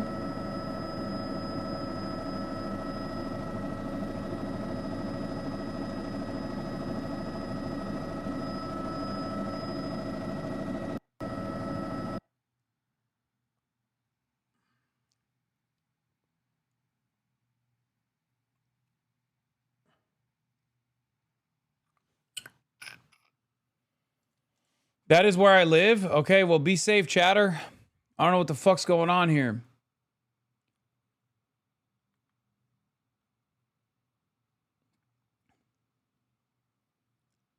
Yeah, I'm there. It's in my backyard. We have a shelter in place order. Jesus Christ. It was this UPS flight, they're saying.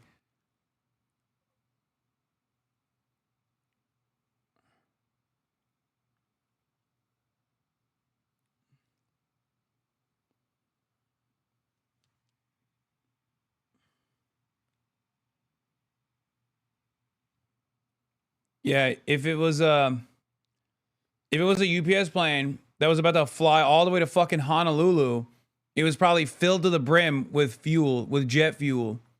I'm in Louisville. It was a UPS plane. One of the engines blew up. as it was trying to take off and it crashed into a building. God damn.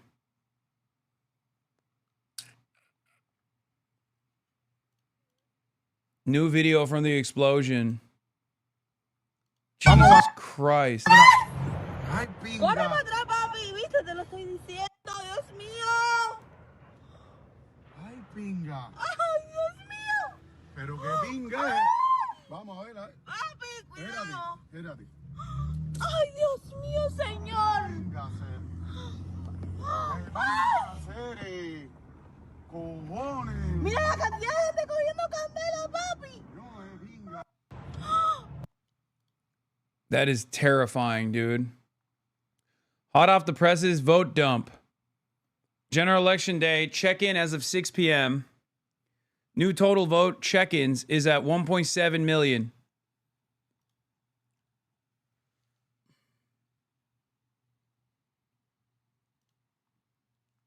Who are they going to blame? Muslims, migrants? Bro, get the fuck away from here. Like, turn around. Bro, no, hold on. I think it's gonna crash, bro. Holy shit. That's crazy. So it didn't even, it barely made it out. It barely made it off the runway. Or did it make it off the runway and then dive back down or something to try and like do an emergency landing?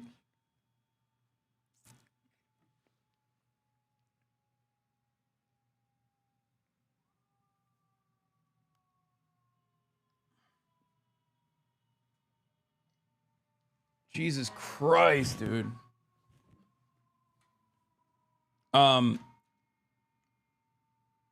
Were there people on board? It's I mean, there are obviously pilots on board, but I don't think there were people on board because it's a delivery plane. Like if it's a UPS plane, it's probably just like it's only packages and shit. It's just mostly cargo. But yeah, the pilot and crew as well. Bro, do you still plan on flying? Yes, brother. What can I do? Fuck you mean?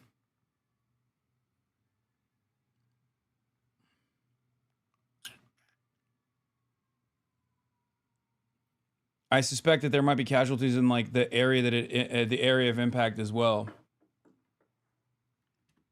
I worked there. I literally just got off my shift. It seems they got an engine fire after the safe speed to abort, but never got the required speed for takeoff. Yeah, there's also this shit too.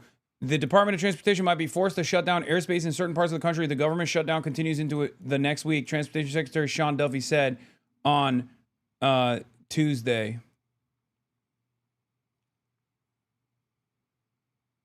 Fox is making sure to highlight the airport name. Wait, what the fuck? Crews reporting to large fire at Muhammad Ali Airport after UPS plane crash? I mean, I don't think that I think they're just saying the name of the airport. I don't think they're trying to make it like a Muslim thing.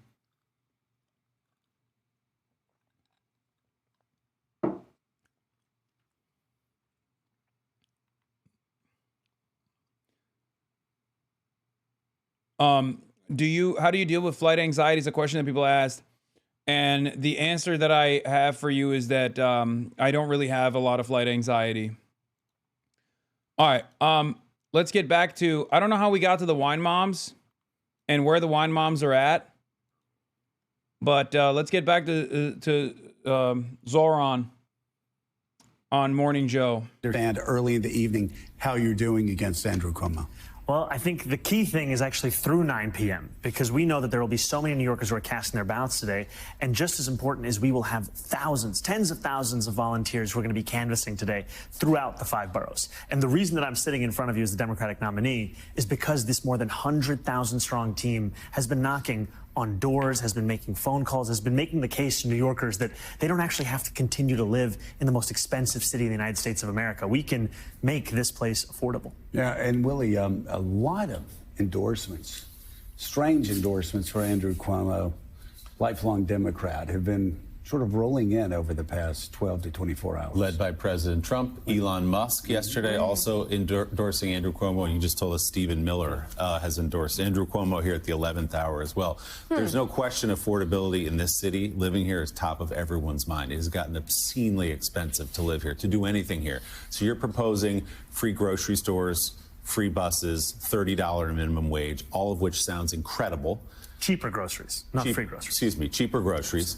But what people want to know is, great, I would love all those things. Yeah, how do you pay for it? Who's going to end up footing the bill for those programs? So I'll answer that question. Another thing that really pisses me off about this, it didn't say free groceries. He said state-run grocery stores, okay? But another thing that pisses me off is, like, how do we pay for 5,000 new cops? Why is that not a question that is ever asked? I mean, that's like barely that's the most visible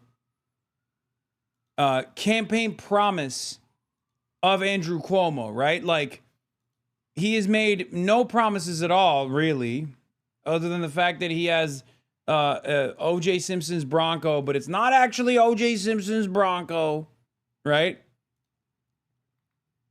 But as far as like campaign promises goes, that's the closest we have arrived at with Andrew Cuomo's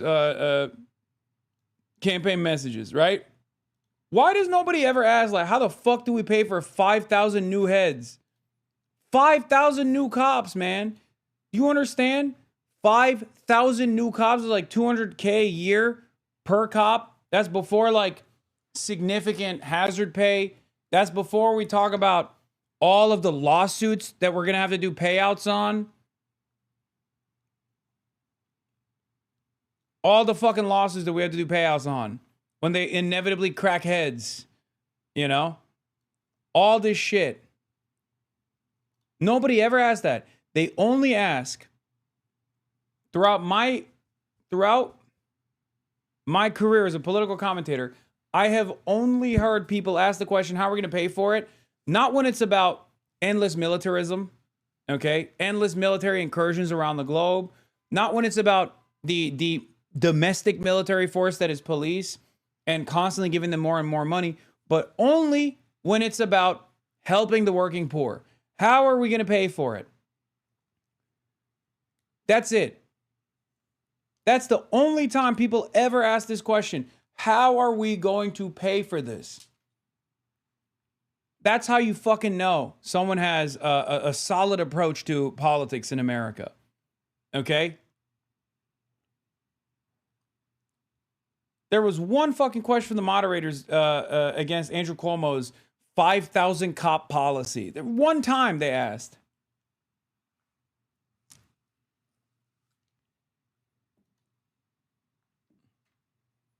Yeah, Elon boosting this idiocy into everyone's feed today. He obviously never promised free groceries. Come on. Law on election day, Mamdani backtracks and says he doesn't want free grocery stores after campaigning on it for months. Mamdani has never campaigned on free grocery stores. He campaigned on city-run grocery stores that would have lower cost food due to not being in business for a profit. They're just fucking lying about his policies, man. They're lying about his policies now. What's next? They're going to be like, oh, he promised a rent freeze on all rental units. Right? Here's another one. No, he didn't. It was only the units that the state or the local New York rental board has control over, okay?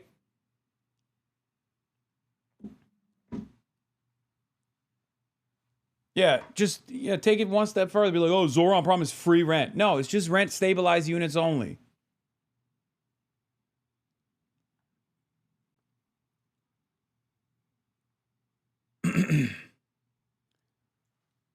We are approaching the last couple of hours here, okay? In less than 3 hours, we will know if ZOHRAN Kwame Mamdani is the next mayor of New York or if fascism will thrive in this country and there is no hope for change. First, explaining some of the endorsements that Andrew Cuomo has received. Elon Musk's endorsement is one of the most expensive endorsements that Andrew Cuomo has ever gotten, because it cost him and the state of New York $959 million in tax breaks that he gave Elon Musk years ago when he was the governor of the state. That's actually more money than it would cost to make every bus free in New York City. So I've said clearly that I believe we should tax the top 1%, an additional 2%, that's New Yorkers making $1 million or more a year, and have the most profitable corporations pay the same tax rate they do at the top tier in New Jersey, what they would actually pay here in New York. These things together would pay for the entirety of our economic agenda and start to Trump-proof our city. Because as you've said, the endorsements that Andrew Cuomo has got, and this morning he started it by going on Fox and Friends, we're talking about Donald Trump, Elon Musk, and Stephen Miller. These are the architects in many ways of the crisis of authoritarianism that New Yorkers are facing. And Andrew Cuomo is so unwilling to tax Donald Trump's billionaire donors because he knows those are the same ones whose checks that he's busy cashing trying to get back to City Hall. So what do you say, though, on the question of affordability? Let's just take the $30 minimum wage to the guy who owns the dry cleaner, the woman who owns the nail or hair salon, all these small businesses that you've grown up around and see on your block all the time. Say, I can't afford to pay people $30. I'm going to have to either lay people off or close my business. How do you explain that? Well, this would be phased in over a longer period of time for small businesses, as is typically done when you're increasing the minimum wage. And what we've heard in terms of concerns are similar ones we heard when we increased the minimum wage here in New York City before. What it comes back to is the fact that today, to live in this city, you have to already be earning $30 an hour, pretty much. And so if we don't want to pay people that, we're going to lose New Yorkers. I met a man who was working for $11.99 outside of Elmhurst Hospital. He told me he commutes 2 hours every single day to get here because he lives in Pennsylvania, because he can't afford to live in New York City. So I'm going to be there standing up for small businesses. I'm going to make sure the days of bodegas being more regulated than Amazon come to an end. And I'm also going to make sure that the workers of those same small businesses can afford to stay here. So let's talk a little bit more about the threats from the White House and President Trump. I mean, he's talked about setting the National Guard because he believes the city would be lawless and unsafe under your leadership. But also more concretely, he did it on Truth Social. Damn, bro, this guy's just going nutty mode, dude. He is going crazy. He's like, Zohran, why do you want to assassinate every fucking elderly person that has an additional unit that they're renting out as their retirement fund? Like, that's crazy.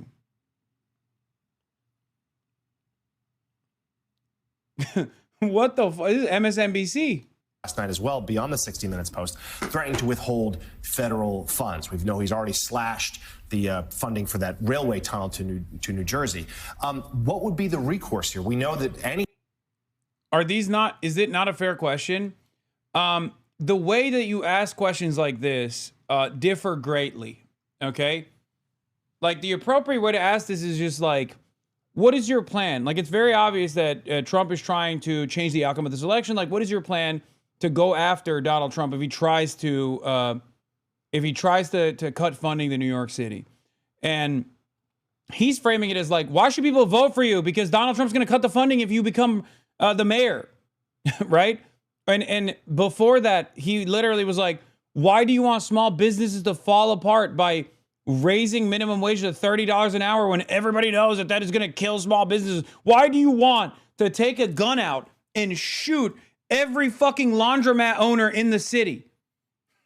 Why do you want to kill them, Zohran? That's crazy.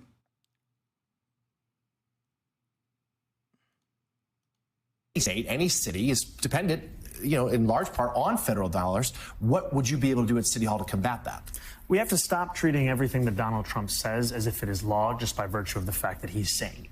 These are threats, many of which go far beyond the actual powers of the presidency. And this is money that New Yorkers are owed. It's not money that we are hoping the president will give us. And we've seen examples across the country where governors, mayors, attorney generals have come together to file lawsuits on behalf of the people that they serve.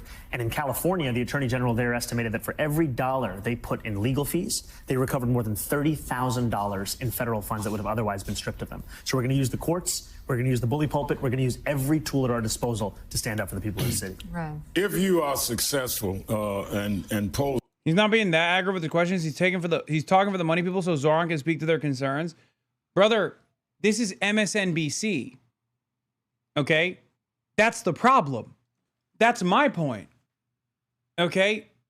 You understand that, right? Like, they are supposed to be addressing the concerns of the fucking voters. He is running for mayor, which requires him to win favor with the majority of the voters. The majority of the voters are not operating a fucking laundromat or in finance capital. Okay, they're not. He's a Democrat on MSDNC, right? Like the lip-tarded platform of MSNBC. Why the fuck is he, while running against another Democratic spoiler, quote unquote Democratic spoiler, why is he getting fucking grilled over here when he's like supposed to be 20 points up on the former disgraced governor, Andrew Cuomo?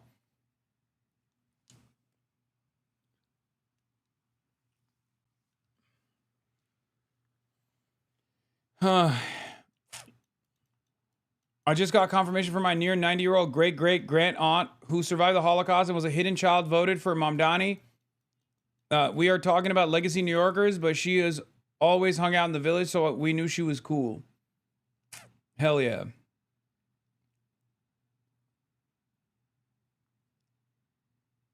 Like, the point is, Graham Plattner had a fucking cool-ass take on Dick Cheney, by the way, but we'll get to that in a little bit. Let's finish this off. Many expect that not only will the president try and cut funds, which you've just answered, but will probably try and do in New York what he did. No, what's on this whole ZOHRAN shit made me realize how right-wing and how much the U.S. is right-coded. They slander him for being a fucking mayor as well. It showed that the Dems right now are just Republican light. This should open my eyes on who I will support on the left now and how bad the Dems are. I hope Daddy Zoe wins. Good. I'm glad that you're, coming to this conclusion. This is what I've been talking about for my entire political career. My entire political commentary career is revolving around this idea that, like, a lot of people present themselves as, like, the leftmost position, and they just, like, act as though they give a shit about these issues like trans issues, or act as though they give a shit about undocumented migrants and properly documenting them, or black and brown issues. But that's just a fucking way to create some kind of fake optics-focused division between them and the right.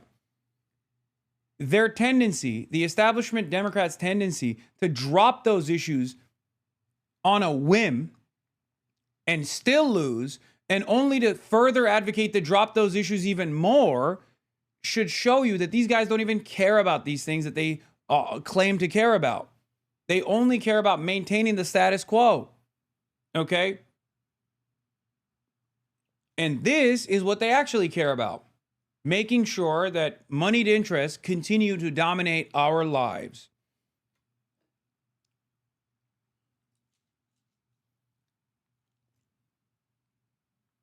If you really hate reactionary politics, like I do, then you gotta sometimes shit on the Democrats for hugging and kissing the Republicans. Where's the rant? I know someone has that fucking rant from the DNC, the night of the DNC, when I was like doing the whisper rant, when I was whispering, but I was screaming.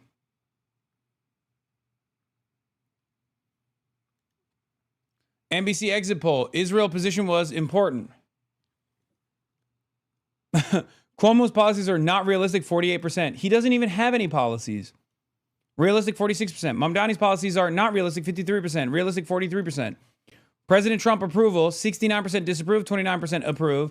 Candidate's position on Israel, important to vote, 68%. Not important to vote, 29%. I don't know what to make of these numbers so far.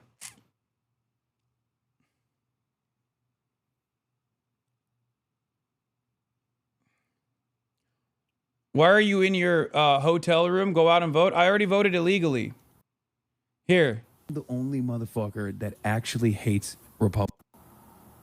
The only motherfucker that actually hates Republicans. Okay? I'm gonna say it. I'm saying it, dude. I think Democrats don't fucking hate Republicans as much as I do. Okay? They love saying, oh, I guess you want to vote for Trump then. But like, dude, you don't fucking hate Republicans. You want them in your party. You desperately advocate for them to come to your party. You literally have them at your convention. You have them at fucking convention. You have them come and speak at your convention. You literally have their loyal soldiers come speak at your convention, the border guards, the fucking cops. Like, you love them. You want to fuck the Republicans. You want to hug the Republicans. You want to kiss the Republicans. You want to be Republican. You want to be Republican. You're just a fucking Republican. I hate Republicans. You don't. You want to fuck them and you want to suck them. Okay? So stop with this bullshit. I had to fucking whisper yell because my neighbor had made a noise complaint at the hotel I was staying in after I got kicked out of the DNC the last day. My neighbor, my neighbor in the neighboring hotel room came up to my door, knocked on the door. I answered, and he said, "Hey man, listen, I agree with everything you say, but please, can you keep it down? Slasher, locked into the multi-screen live election coverage that New Yorkers can't trust." I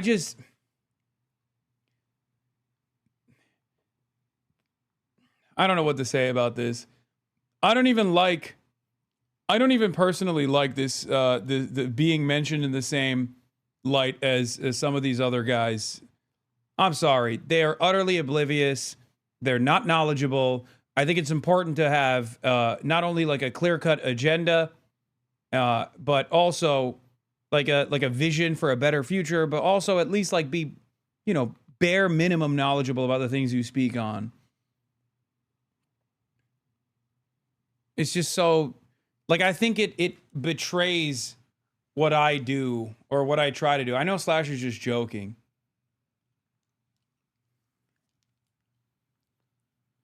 I'm a rural Missouri sheet metal fabricator. I'm so sick of the culture war. Bullshit. Why can't people realize it's really about the people with money versus the people who make them the money? Yeah, exactly.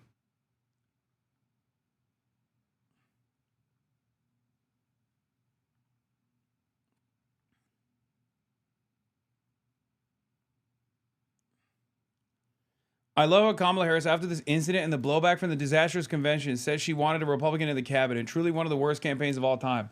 Yeah, if you want to understand a person who has demonstrated their inability to fucking meet the moment, look no further than Kamala goddamn Harris. Ay, ay, ay. Anyway, I don't like these exit polls at all. I'm going to be honest. I have to tell you, it's not just young people who are coming here hoping to send a message to the Democratic Party by supporting Zohran Mamdani. I had a conversation with a 73-year-old lifelong New Yorker here who was furious with the Democratic establishment that he has supported in the past. He was voting for Mamdani, but really was almost less focused on Mamdani and what he expects from him in the coming years, and more focused on figures like Hillary Clinton or Chuck Schumer, who he blames as essentially paving the way and laying over. Yes. Yes. Oh, yes. Yeah, that's the reason why that fucking rant, that whisper rant, has aged like fine wine. I love that liberals, like lifelong Democratic Party voters, are finally coming to that fucking realization. It took so many defeats for them to realize that the Democrats were always lying to them about the electability arguments that they were presenting, as far as like the viability of centrist candidates to be the most electable candidates. Yes, I want to inject that into my fucking veins, dude. I want to put that on a fucking crack pipe and smoke it. Oh my Lord, I love that shit. It's good. That's how you make change. And allowing Trump to return for a second term, for Republicans to be so dominant at this point. I told you guys this. This was a major moving force. And I think the Democrats' inability to even try to do the 2016 era anti-Trump resistance really pissed off the wine moms. Dude, I thought you were watching. We have 56K terrorist sympathizers in here. Yeah, they're all. It's everyone from Qatar is watching because this is the #1 Qatari broadcast. Obviously, oh, I love seeing this. And so that anger for everything from the cost of living to just the way in which voters want to take back control of the party from establishment figures who they think believe that they are the ones who get to determine the future of the party. Both of those things are very much at play here in this election. As much as it is about policy for many people, it's also about sending a message. And I had conversations this morning with 4 different longtime and lifelong New Yorker Democratic strategists, and they believe there's potential for history to be made here. I mean, already they think that in a way Mamdani has remade the New York electorate because of the amount of young people who are coming out. They believe there may almost be a Trump effect where he's able to bring out people when his name or his energy is on a ballot that maybe don't typically participate. And that's part of what they're going to be keeping an eye on for tonight, Katie.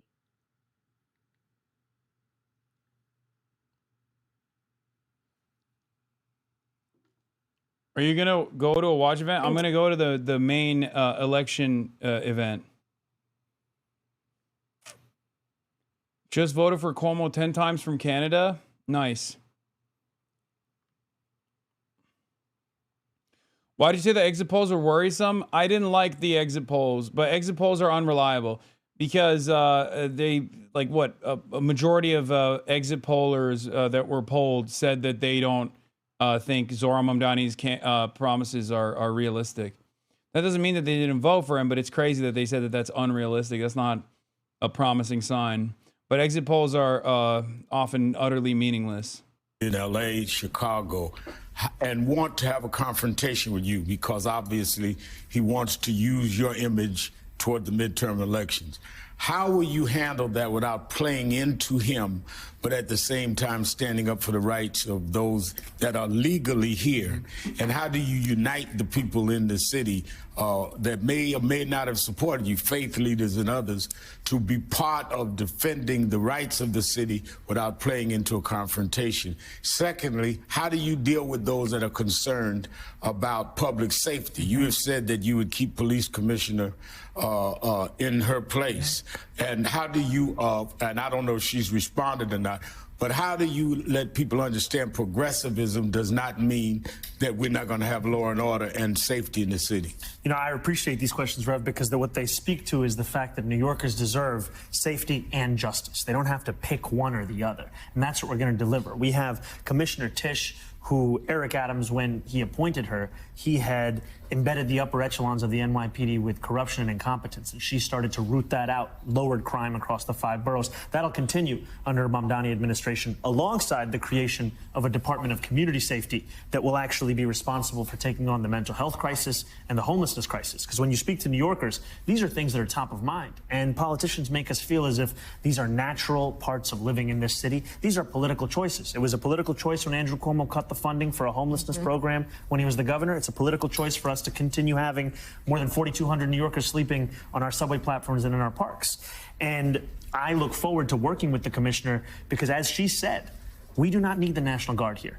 If this was about safety, Donald Trump would have sent the National Guard to the top 8 out of 10 states with the highest crime rates in the country. But they're run by Republicans. So he hasn't done that. So what's it about? It's about intimidation. Right. He's looking to intimidate people across this country. You used a phrase that I thought was interesting, that we need to Trump-proof. Stop sending me Polymarket, dude, please. Fuck Polymarket betting predictions, okay? They're utterly meaningless. And Kalshi and whatnot are fucking cooked. They straight up would... They were trying to do electioneering like literally yesterday or earlier today. Those guys are fucking demons. The city. And if you could explain how New Yorkers might be paying more to Trump-proof the city and why they might need to do that. We have a president who is looking to rip up the very fabric of this city. And that means being ready preemptively for these kinds of threats as opposed to hoping that they don't come to bear. And we have a law department in New York City that used to be one of the most storied law departments in the country. It was on the front lines in fights for equal rights. That department currently has fewer lawyers than it did before the pandemic. We have underfunded so many of the most critical parts of city agency work. That's part of what it means to Trump-proof. The other part of this is, how do we actually stand up for New Yorkers across the 5 boroughs and immigrant New Yorkers? Because right now we have have protections in this city. We have a city law that says ICE agents are not allowed into New York City schools unless they have a judicial warrant signed by a judge. But we have a mayor who knows his personal freedom is dependent upon not critiquing the president's immigration agenda. And so there are many parents of children who have no idea that they have this protection. And I've heard from principals that they're seeing at times a decline in attendance because of that fear. So I'm going to stand up for those kids. I'm going to stand up for those parents. I'm going to stand up for the people of the city. What about concerns we continue to hear from Jewish New Yorkers? Donnie Deutsch comes on the show a good bit. He's concerned. He says rabbis are concerned. I talked to somebody who works with you, Rebecca Katz, who said you actually went to more high holy services in the Jewish holidays than most Jews she knows in New York City herself. She said that as a Jewish woman. And she said you've done everything you can do, but it's never enough. Do you feel that way? Or what do you say this morning to New Yorkers who are Jewish, who won't be voting for you, but will wake up possibly with you as the mayor tomorrow? No, this is why I said I didn't like it. What do you say to them? I will look. This is why do you consider yourself a socialist? New York City, 69% said no, 26% said yes. That's another. Again, these are fucking exit polls. They're not relevant as far as like actually figuring out what the vote tabulation is going to look like. It's just a way to try and figure it out. 26% is high? No, fuck no. I mean, no, it's not. No. The reason why I say that is because New Yorkers across the board were polled on whether or not they consider themselves democratic socialists, and the majority of the New Yorkers said yes. Majority of the Democratic New Yorkers said yes. So this is a lower percentage than that.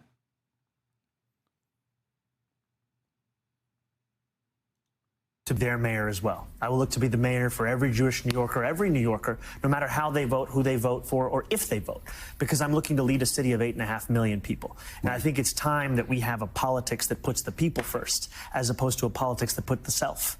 And it is a responsibility we have in leading the city to ensure it's one that doesn't just root out anti-Semitism, but also celebrates and cherishes Jewish New Yorkers and their place in this city and in the history of the city. It would be an honor to be the mayor. And Hispanic New Yorkers. What do you say to Hispanic New Yorkers who are afraid? Oh, that wasn't a poll. That was do you have a favorable opinion of socialism? Okay. I thought that they self-ID'd as democratic socialists. No, I'm pretty sure the poll we looked at was like, dude, you wouldn't get 26% saying they're socialists in fucking Scandinavia. No, I understand. Listen, just exit polls don't matter. It doesn't matter. To walk the they're streets not because they reliable. may be swept up in ICE raids, whether they're American citizens or not. What do you say to them? I understand their fear. Latino New Yorkers across the 5 boroughs, these are New Yorkers who have told me time and time again that the very neighborhoods they call home are being hollowed out. I've spoken to small business owners who told me that they just don't have the customers they used to. I spoke to a Dominican barbershop owner in Harlem who told me that all of his barbers have... Are you feeling nervous? I am. I mean, yes. I think it's understandable why I feel fucking so goddamn nervous. Education, they need our All right, child Bernie's care system live on is a CNN. disaster. We got to make sure that to do what Iran is doing, making child care free all over this country. Invest in the future generation of America. So I think the division is that there are some of us who believe that we need a party, Democratic Party, that stands with the working class, that is prepared to take on the oligarchs. Needless to say, the establishment does not necessarily agree with that assessment. Vermont Independent Senator Bernie Sanders, thank you so much. It's always great to have you, sir. Thank you. When will we know the first results? We're at 9 p.m. We're going to win Hasan. Inshallah, inshallah, inshallah, inshallah, inshallah. Okay? Oh my God. Left, center, right. Anna Kasparian, Ben Shapiro, election night coverage at CNN. Yeah, 9 p.m. Eastern, 9 p.m. Eastern, 9 p.m. Eastern. So 6 p.m. if you're in Pacific time, 6 p.m. Pacific, 9 p.m. Eastern. I'm like, I don't think you guys, I don't think you guys understand. Like, I'm hanging on by a fucking thread, okay? Everything is so ass. Everything is so fucking ass. I love that this one chatter said, you just ate pork. Your prayers don't mean anything. Brother, inshallah just means I hope in Turkish as well. You understand that, right? Like, I hope you get it. It's not directly about like praying to Allah that this happens. That's what it technically means, but it's also something that you use regardless of how religious you may be or not. It just means God willing. It's like when I say Jesus Christ, that doesn't make me a fucking Christian, okay?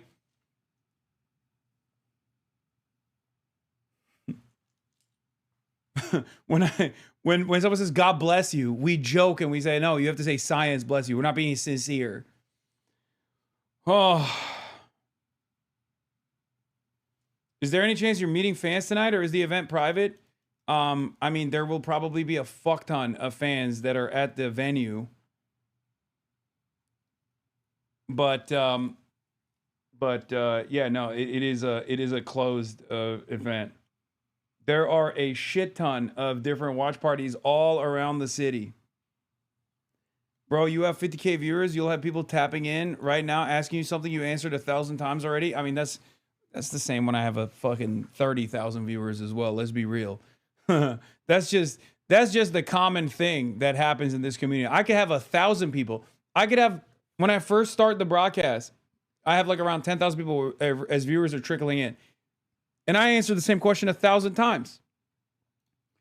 CNN poll on the Israel factor. In New York City, there are 3 issues that animated a ton of conversation. Did Jacob Kornbluth film this from the toilet? What the fuck is this tinny ass audio? In this race, especially in those 2 big mayoral debates that we saw. First, the importance of the candidates' positions on Israel. Look at this, 38%, the plurality of New York City voters call the candidate's position on Israel a major factor. 30% a minor factor, 29% not a factor at all. Of course, that cuts both ways since there was a real contrast in positions on Israel. How about, yes, in New York City, there are 3 issues.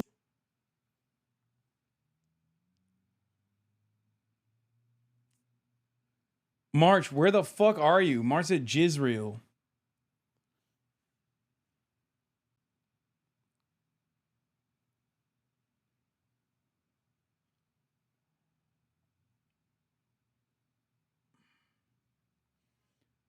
I'm getting pizza, I told you. Lamb over rice and white sauce plate's going to be $8 tomorrow. Zohran about to win.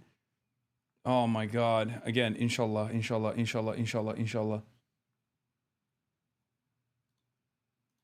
Status in this country, and yet they're still terrified to come to work because they know that ICE has no interest in the law or the people that they're supposed to serve. They're interested, frankly, in intimidation. And I also am proud to be sitting here in large part because of the support of the Latino community. You know, I don't think I would be the Democratic nominee were it not for the fact that we had a majority of Latino support in that primary. And I'm looking forward to continue to build a coalition that looks like the city of New York. To go back to Joe's previous question, I've talked to Jewish New Yorkers who like your message of affordability. They think it's the right message, but then they go back and they say, well, he supports BDS. He won't condemn the language of globalize the intifada. He seemed to play both sides after October 7th in his initial statement. They're deep.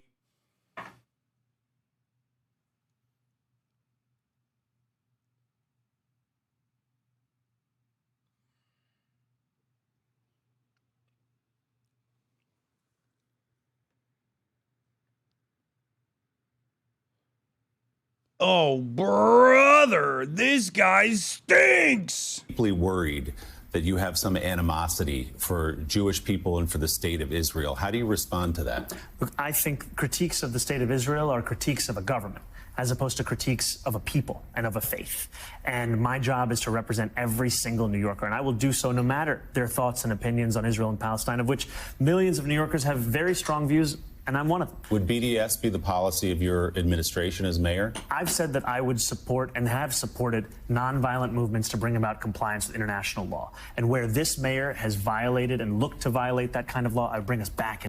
Oh, hell yeah. He doesn't even fucking back away. Oh, my God.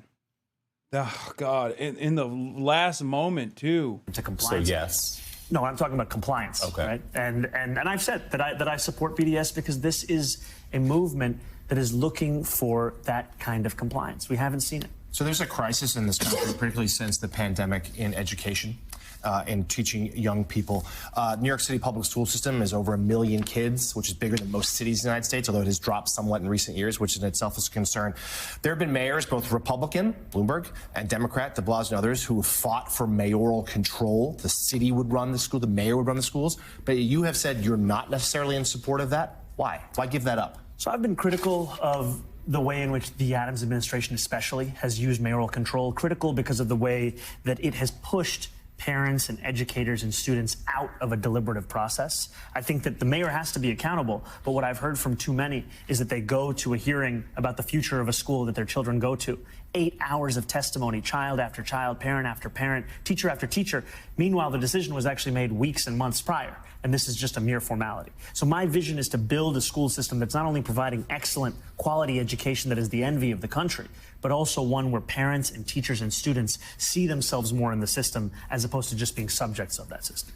We had on the show right before you Maria Shriver, who teased me about, she did a profile of me 30 years ago when I was a lot more controversial.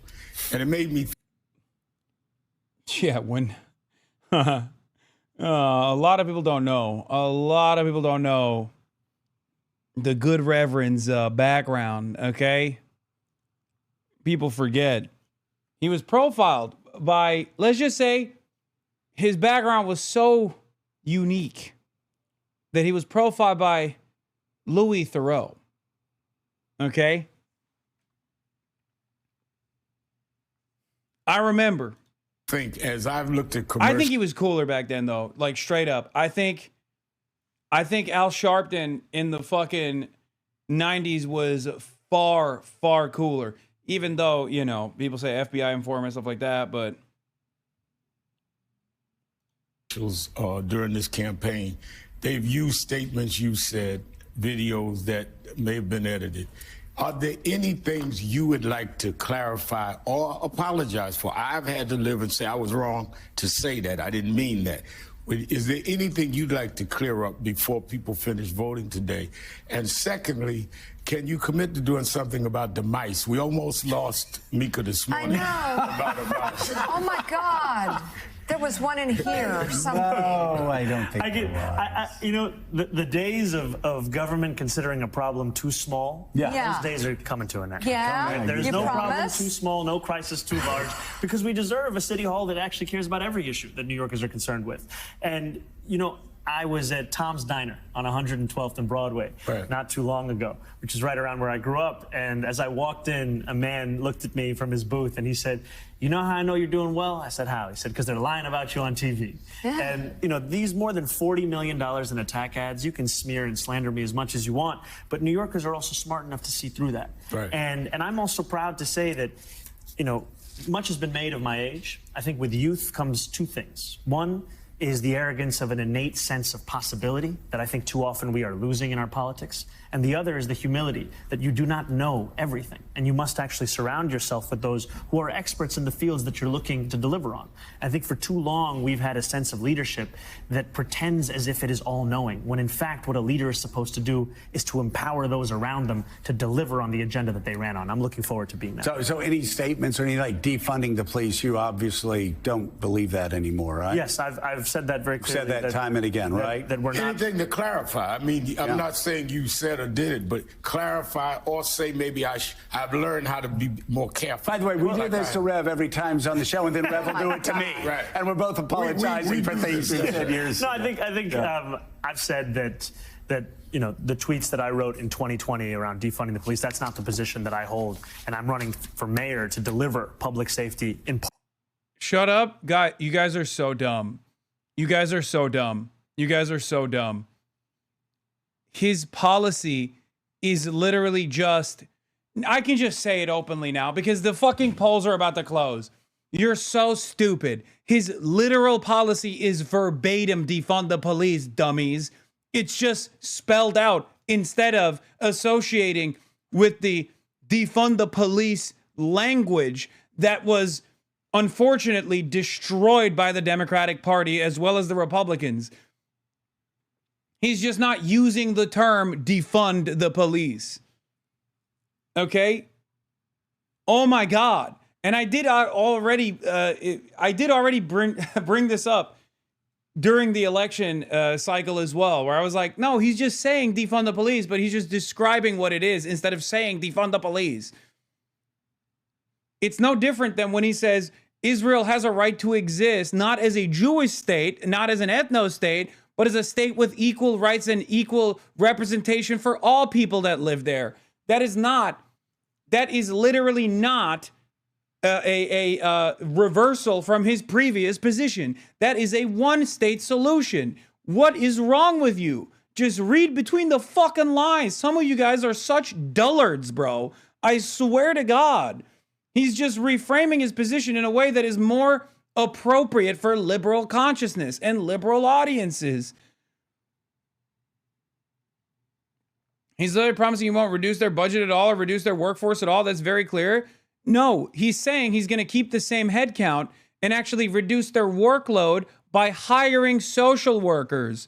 What do you mean? Now, will he actually follow through on that promise? I don't know. Because the most annoying aspect of this has been that he's going to keep on Tish, the current police commissioner.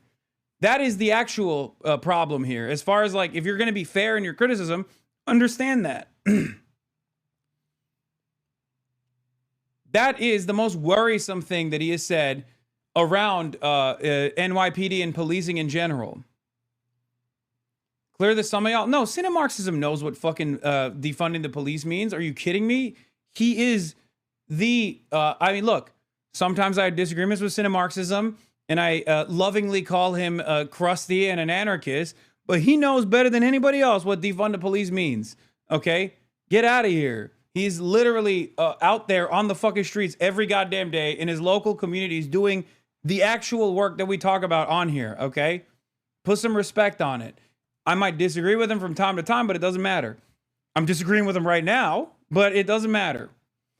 Now, the reason why I'm disagreeing with him is because it is there is a very real reason why he keeps saying, I'm going to keep the police headcount exactly as it is. Okay, exactly as it is. We're just going to lower the workload. We're just going to lower the workload so the cops aren't the ones responding to all fucking calls. That is what it is. That's what this is. That's what defunding the police is. It's about restructuring the pre-existing pre-existing spending vehicles in a way that is leading to better opportunities and better ways of dealing with like people experiencing like mental health episodes and shit like that. So most of the chat bashes the chatter until you let him tell him not to. Kind of corny. First of all, most of the chat, well, we have 60,000 people in here, so maybe not every single person is aware of Marxism, but this is how it is when we have 30,000 people in here as well. I hope he wins, of course, but there's no triangulation that ever will get the NYPD on their side. Yes, I know he knows that. Come on. We all know that. He knows it too. I think he's trying to avoid assassination. And I don't mean character assassination. I mean literal assassination with lethal ordnance, okay?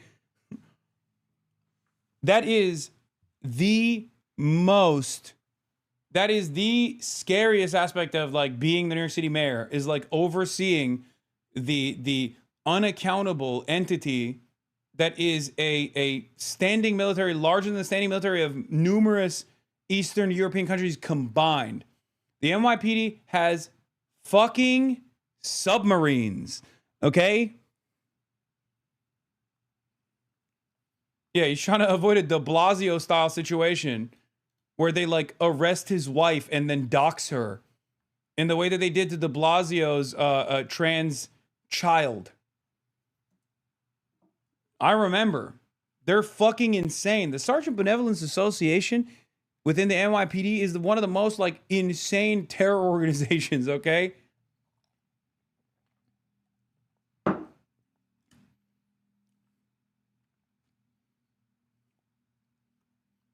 In any case, I think it's good. I think it is good that Zohran has a way with words. Will he actually follow through? Will he actually follow through on campaign promises? Will he actually fucking like do the things that he said he was going to do? That obviously we'll have to wait and see. And that is, of course, if the NYPD literally kidnapped de Blasio's trans daughter. I think she's trans, right? I don't want to. I mean, I know they're trans, but I don't know what their gender ID is. So I didn't want to. I did not want to misgender them. Maybe say this when you're safely in LA, brother, not when you're still in New York. What do you mean? I mean, Los Angeles Sheriff's Department has a fucking active gang. They have numerous gangs within them. Okay? My expectation is, regardless of my fucking criticism, the cops do their goddamn jobs.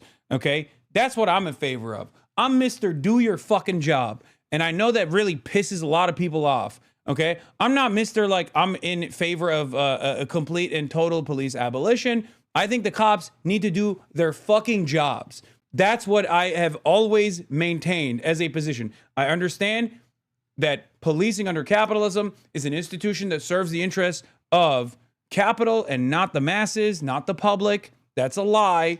They need to do their fucking actual jobs. They need to fix the clearance rates. They need to actually solve crimes, okay? And they need to de-escalate instead of escalate every single time. But, you know, that's another part of this. Like, their job is supposed to be to solve fucking crimes, the shit that you see in the movies, okay? That's how they need to behave, and not like what they actually do in the real world, which is sit around playing fucking Candy Crush and beat the living doors off of people for being like, hey, a tax dollar shouldn't go to Israel, okay? Or, hey, I don't think the federal government should come in and fucking kidnap our neighbors.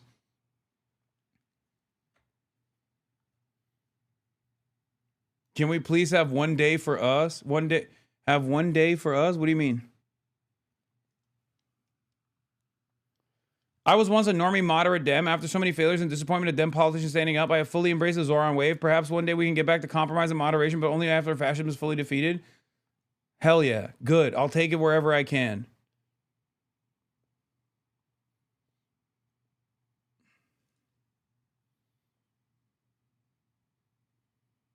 I'm sorry your dick is dead. He is. My dick is dead. My penis. My penis Cheney. Penis Cheney. Partnership with the police department. Right. And there's also language that I've used in those same tweets, which I've apologized for to police officers directly. Okay, it's been a very interesting campaign. As a New Yorker, Tish has a lot of positive sentiment in New York City because Adams left and we sent through 3 commissioners in 2 years, and our outside influence signaled the change of the corruption. His capitulation is a response to that sentiment. Yeah, that's what he says as well. That's what he is saying as well. I don't think it's good, especially because she is a ultra Zionist. Okay, like her last name is on the door of the New York University School of Arts, right? Isn't it the Tisch School? Like, not only is she the daughter of like incredibly wealthy New Yorkers, but also outside of that, she is a major booster for Israel, okay? A major omega booster for Israel.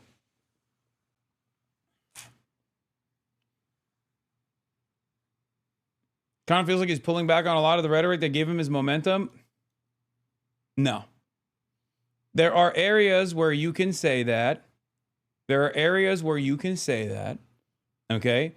But as far as like pulling back from the defund the police to just still basically explain what defund the police is not an area of retreat. The area of retreat is when he said,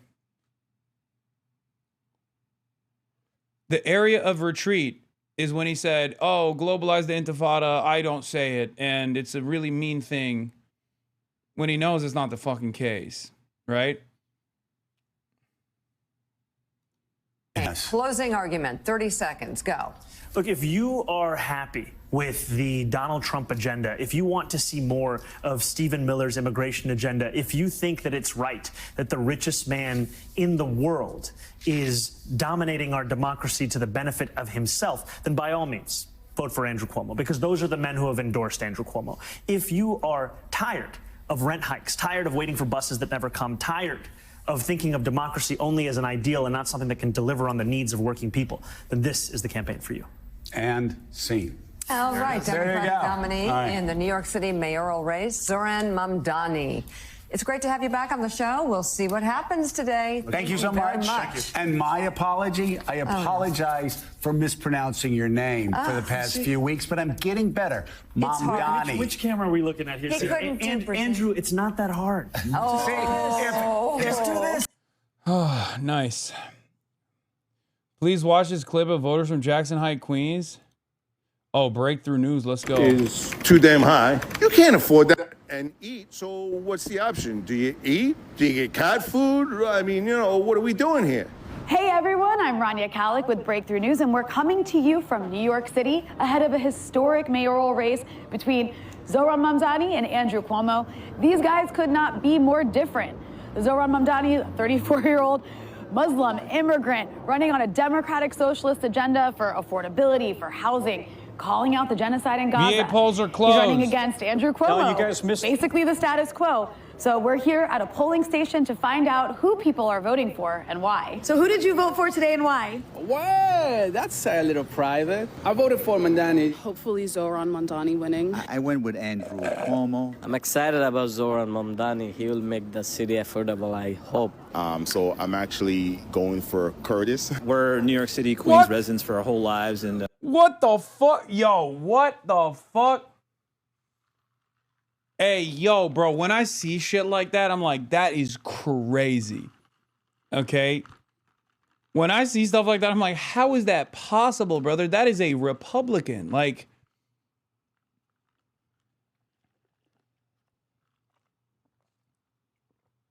I mean, yeah, sure, W. Curtis, right? Like, but all jokes aside, like, come on now. Anyway, the VA polls have closed. We're going to start seeing election results rolling in. you know, seeing a diverse borough like Queens finally get representation with, you know, so many nice voting options, but especially Zohran Mamdani. I'm voting for Mamdani, first of all, and I'm excited that it's getting so many people talking about socialism. Yeah, I'm willing to give Mamdani a chance. So was it a tough decision for you? Like, what specific policies got you on board with Mamdani? I mean, for Cuomo, like, I feel like there was the history, the Me Too movement, and like all the sexual assaults that came, and that was part of my voting for, like, I don't want that in our office. It's getting more expensive every day. He's been one to stand up for. My cousin just came to visit and told me he canvassed for Cuomo and voted for Sliwa.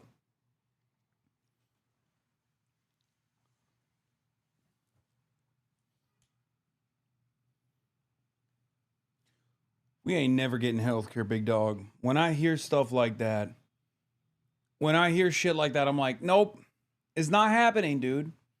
It doesn't. The mind of the American voter contains multitudes, dude. The fucking mind of the American voter, dude. Oh my God.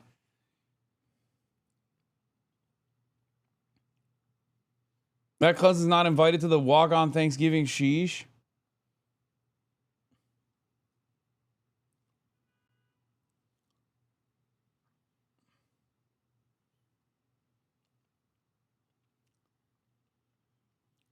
It just doesn't make any damn sense, bro.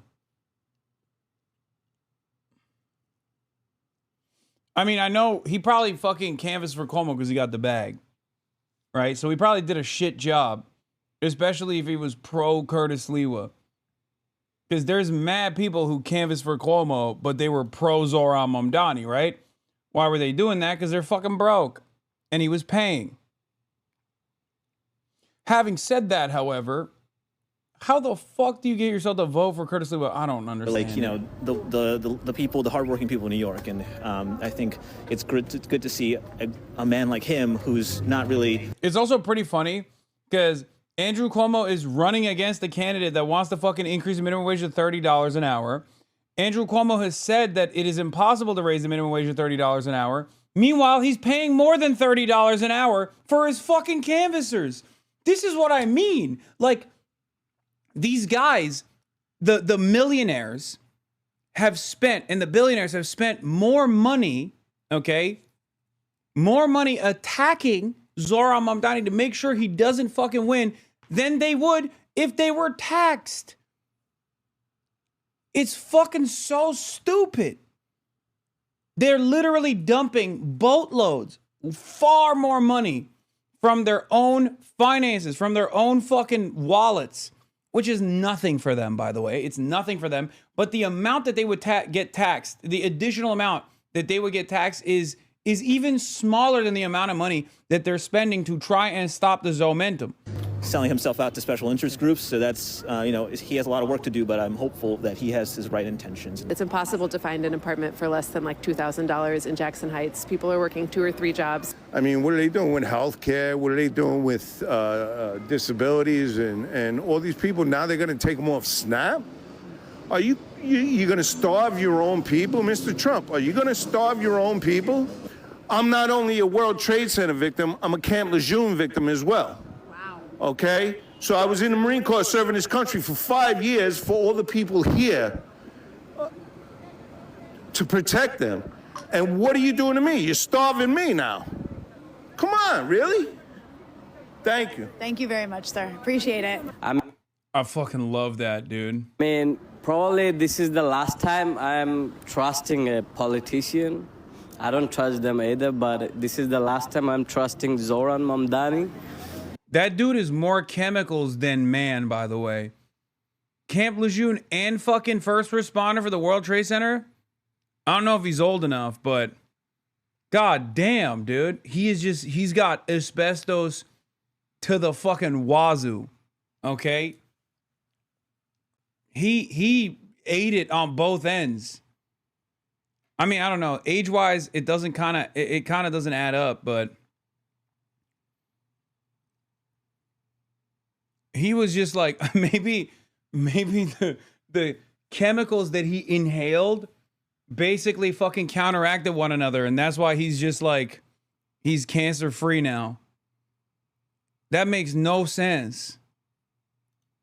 Maybe like if he fulfilled his promises, I'll keep trusting future politicians. But if he like ditches with his promises, then no more. We've heard lots of voters saying that they're concerned about affordability. Lots of concern about inequality and just the dark turn this country is taking. And for those reasons, most people we've spoken to are voting for Zohran Mamdani. We'll see what happens come election day, and we'll see most. Camp Lejeune is water poisoning. Okay, the Navy said it received more than 320,000 claims and has settled 64 of them since Camp Lejeune Justice Act was signed into law in 2022. The sicknesses emerged one by one. First came heart problems and skin cancer in 2017. Then within 4 years, Tara McClure was diagnosed with Parkinson's disease, prostate cancer, and lung cancer. McClure had served at Camp Lejeune, a sprawling Marine Corps training facility in North Carolina, where up to 1 million people may have been exposed to a drinking water supply contaminated with chemicals from 1953 to 1987, according to federal health officials.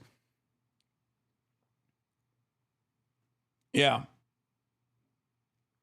By the way, this is like, that's why you had to have the Zadroga bill for 9/11 first responders, because until John fucking Stewart made a big goddamn fuss about it, neither party was actually invested in funding the adequate health care of the first responders that inhaled a metric ton of poison in the ashes of the World Trade Center.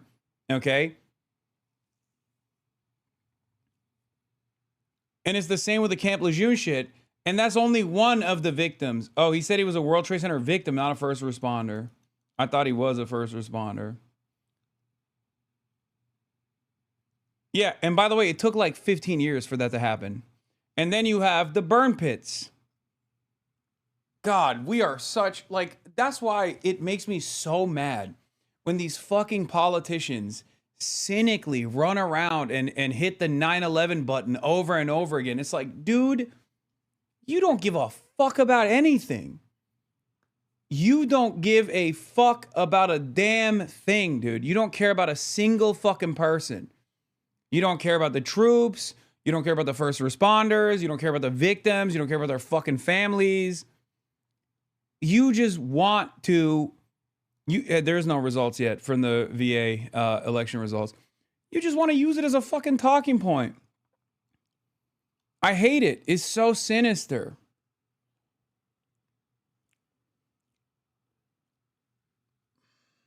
Anyway, election night coverage is back. An NBC News special, Election Night 2025. I can literally see this from my hotel room. Live from NBC News election headquarters in New York, here's Tom Llamas. And good evening. Tonight, is the VA Dem good? Fuck no, but it doesn't matter. It's the best you're gonna get. Spanberger is a CIA. She's ass. She's a centrist Democrat from CIA, races but she's a governor. So like, the position is basically forced to do right by your constituents. Like, the governorship is a position where like it doesn't even matter if you have like oftentimes when you have like a fucking Republican in charge, like they can be a beloved governor by a blue state. That's why you get like a red governor in a blue state sometimes, right? And you get a blue governor in a red state sometimes, because like the gubernatorial position is entirely determined on like what you do for your constituents. That's how you keep power in that seat. So in spite of her like centrist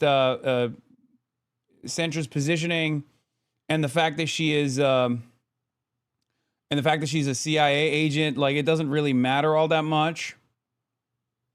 Tell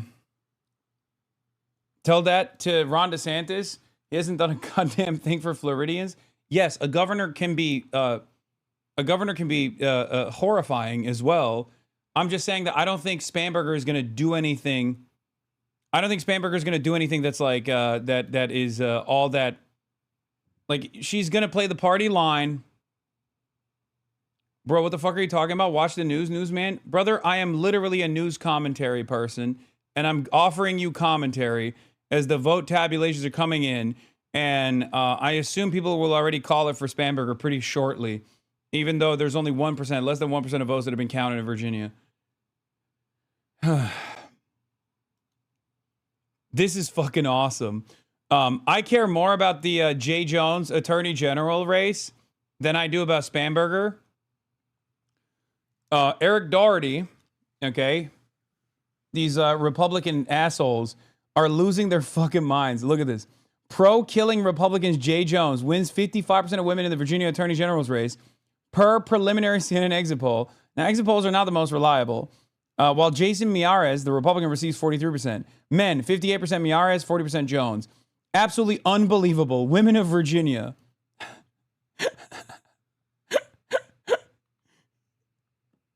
And the only reason why I want to see what the Attorney General one looks like is because there was a lot of heat on Jay Jones because they revealed his text messages. Okay? They released Jay Jones's text messages, and it turns out he says some crazy shit. Okay, he says some crazy shit. It's not even a legalized comedy situation, okay? He says some shit. He was very graphic in what he thought should be done to pro-gun Republicans and their immediate family members, okay?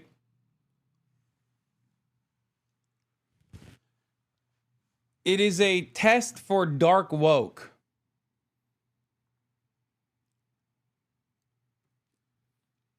Yeah, when the group chat gets leaked, Jay Jones is arrest me, officer.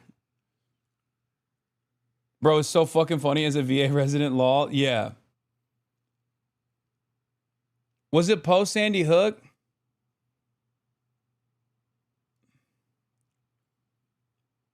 In Virginia, Democratic Attorney General candidate Jay Jones spent the final weeks of the campaign under intense criticism for the text he sent in 2022 that suggested a Republican in the state House of Delegates should face bullets to the head.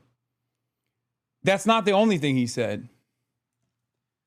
in a private correspondence, Jay Jones was talking about how angry he was about pro-gun Republicans, where he didn't just say that they deserve bullets to the head. He said their children also deserve it. He was pretty crazy. Now, it was an Office reference, yes. It was the classic, like, if you're in a room with, no. It wasn't like a direct threat, even though it reads like that. But I think the continuation made it a lot worse. No, he didn't say the kids should die. He just called them little fascists. I don't know what I forget. I forget what his exact words were, but I think it was Pol Pot. Yeah, he said in a room with the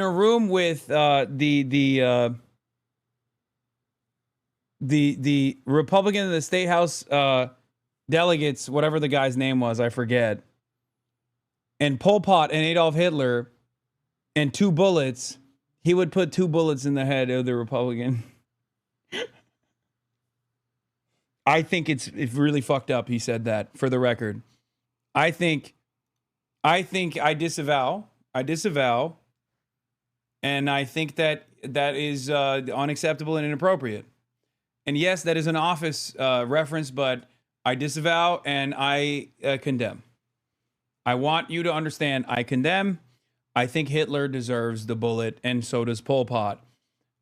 Those are definitely far worse figures, right? But it's very clearly an exaggeration. Not that it matters, because in spite of that,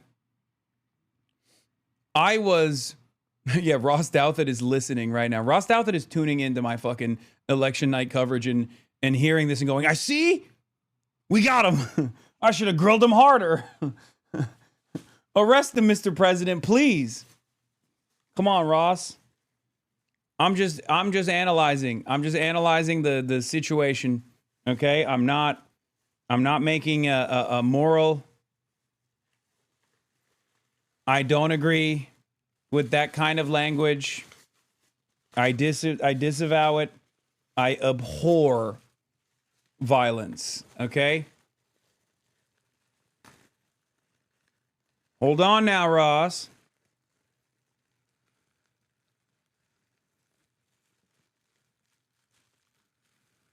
But I do think it's interesting. I do think it's interesting that the liberal base of voters looked at that kind of language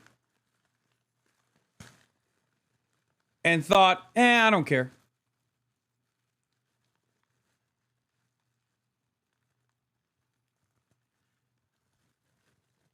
Or at least that was my suspicion.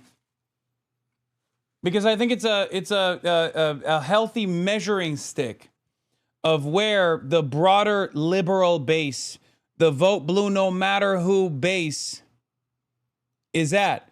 First polls reporting Jay Jones is leading Spanberger? No.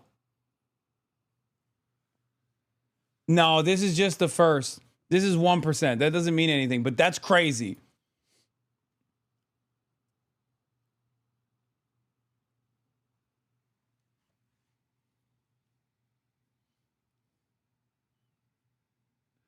So you mean to tell me motherfuckers in Virginia were like, oh, that's what he said in private correspondence? Yeah, I like him more than the governor? Like, as in, that's what?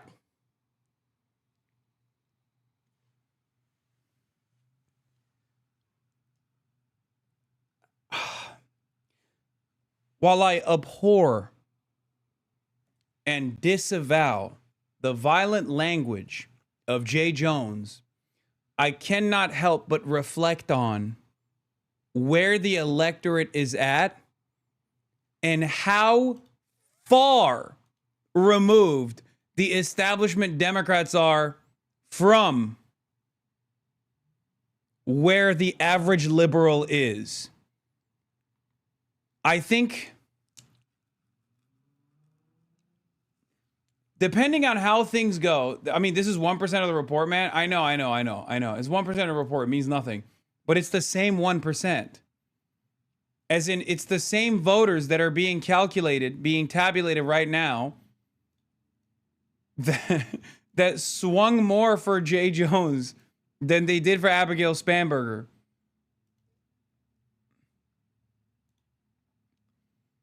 That is crazy. Abigail is at 56.4%. Jay Jones is at 57. Okay. Okay, that's, you know, these are maybe not the down ballot voters. They're not they're not voting for the attorney general, but at least the ones that are. Because see, it's like 29,000 versus 34,000.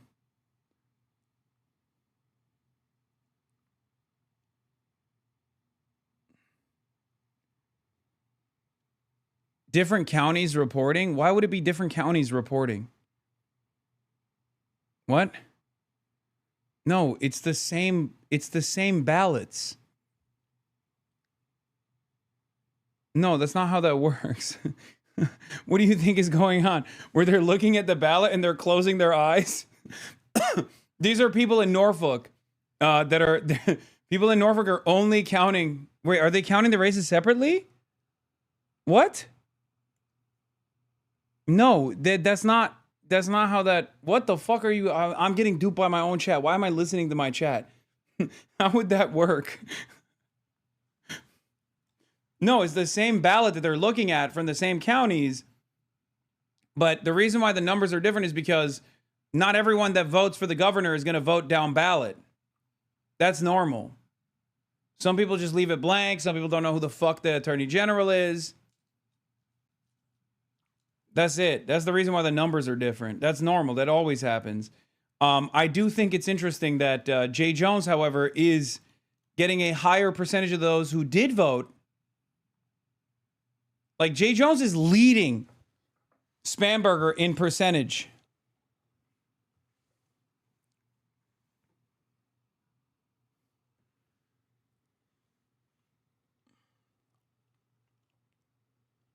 Just joining now, but over 10. Oh, that's right. VA also has a fuck ton of federal workers. Not over 10% of Virginia workers haven't gotten paid in a month because of the Republican shutdown. No one I know gives a shit about some text other than it being almost disqualifyingly stupid to have sent them to a member of the opposition party. Yeah, that was pretty crazy. That is what makes it even funnier. That he literally sent those text messages to a Republican. Right? That is wrong. What is wrong? No, you can have different party officials in VA.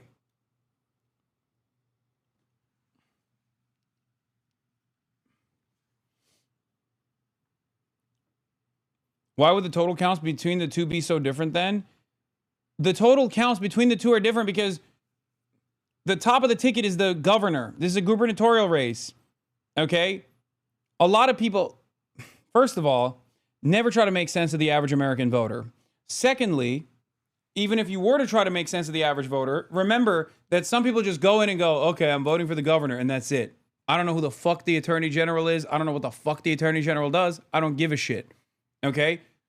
By and large, most people just go, they down ballot vote. They're like straight ticket Dems, straight ticket Republicans. That's the largest chunk of those who do go out and vote. Okay? But most people are just going in for the governor. So they just vote for the governor and then they move on. Okay? Oh, it's getting closer for Jay Jones. All right, so I think Spanberger is probably going to get called. VA election called by Decision Desk. Decision Desk headquarters projects Abigail Spanberger to win the Virginia governor election, and it seems like the attorney general one will be a little bit closer.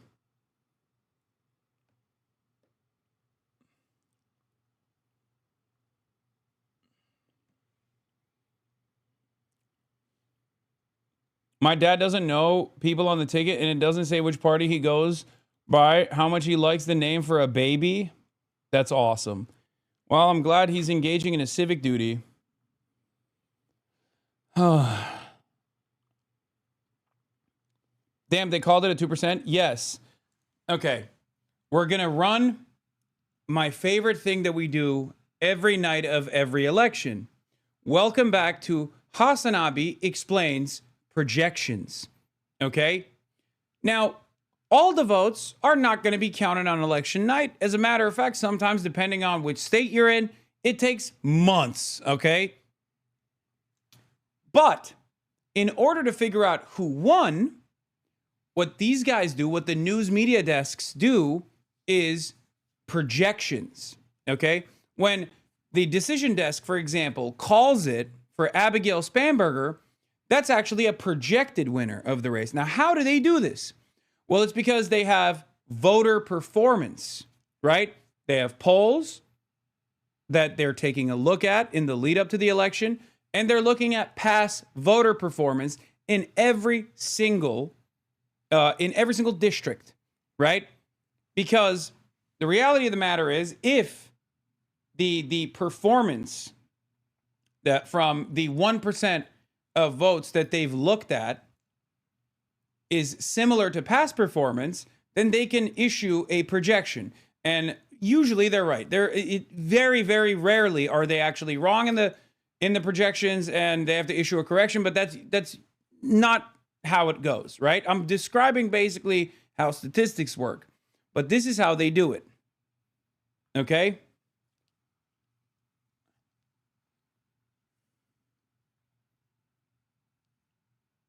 So, of course, they haven't counted all the votes yet, but they can project the winner off of past performance and off of the limited number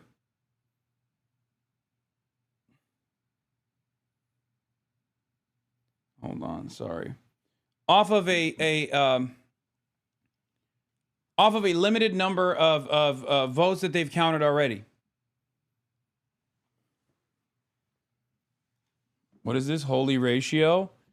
This is why he lost. Oh, it's not a holy ratio. It's a 10K to her 6K. But it is true. That is why she lost. Jay Jones's performance has plummeted. It's now neck and neck. Oh, no. Oh, no. Oh, no. Jason Miyares has actually cut over Jay Jones so far. And he's now ahead by 1,029 votes. But you just said polling isn't reliable? No, chatter. They're looking at not just polling, but they're looking at past performance, like as in how, what percentage of voters voted, like previous actual fully completed tabulations, and matching that up against the polling to see the veracity of the current polls. Also, I said exit polls are bullshit and do not actually show you a full comprehensive vision of how voters are going to swing.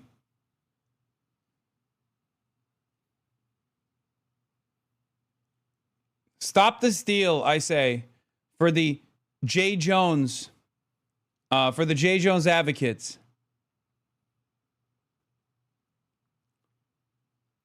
The liberal tears are going to taste delicious. Wait, what?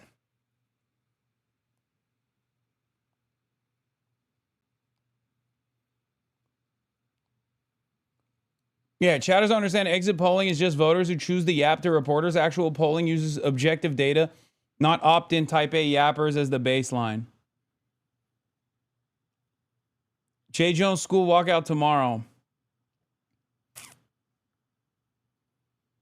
Do the amendments still get delivered under Sharia law? I voted for Mayor Adams and am afraid. Well, Mayor Adams was on the ballot, so Connor eats pants. You were correct to vote for him. He is the true mayor for Istanbul, the New York of America. Having said that, I do not know if Eric Adams will win. It doesn't seem likely, considering that he dropped out. Virginia Attorney General's race is the most expensive AG race in U.S. history. Holy fuck, $40 million in ad spending, eclipsing the 2024 North Carolina Attorney General's race by more than $4 million. God damn it, this entire system is so busted, bro.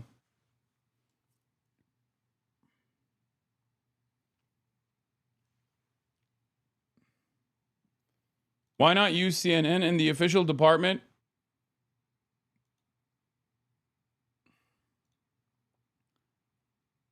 What the fuck is happening to the New York Times website? Oh, shit. Jason Miyares is cooking Jay Jones.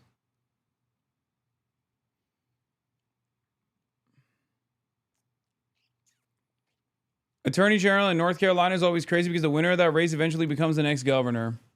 It might be, boys, I'm going to be honest, it might be Jover for Jay Jones. Maybe the liberals weren't as excited at voting for voting for a guy that says some fucking crazy shit, okay, about what to do with the Republicans. We shall see. Lolo, they spent tens of millions to put Hasan clips on the on during the Knicks game. I know.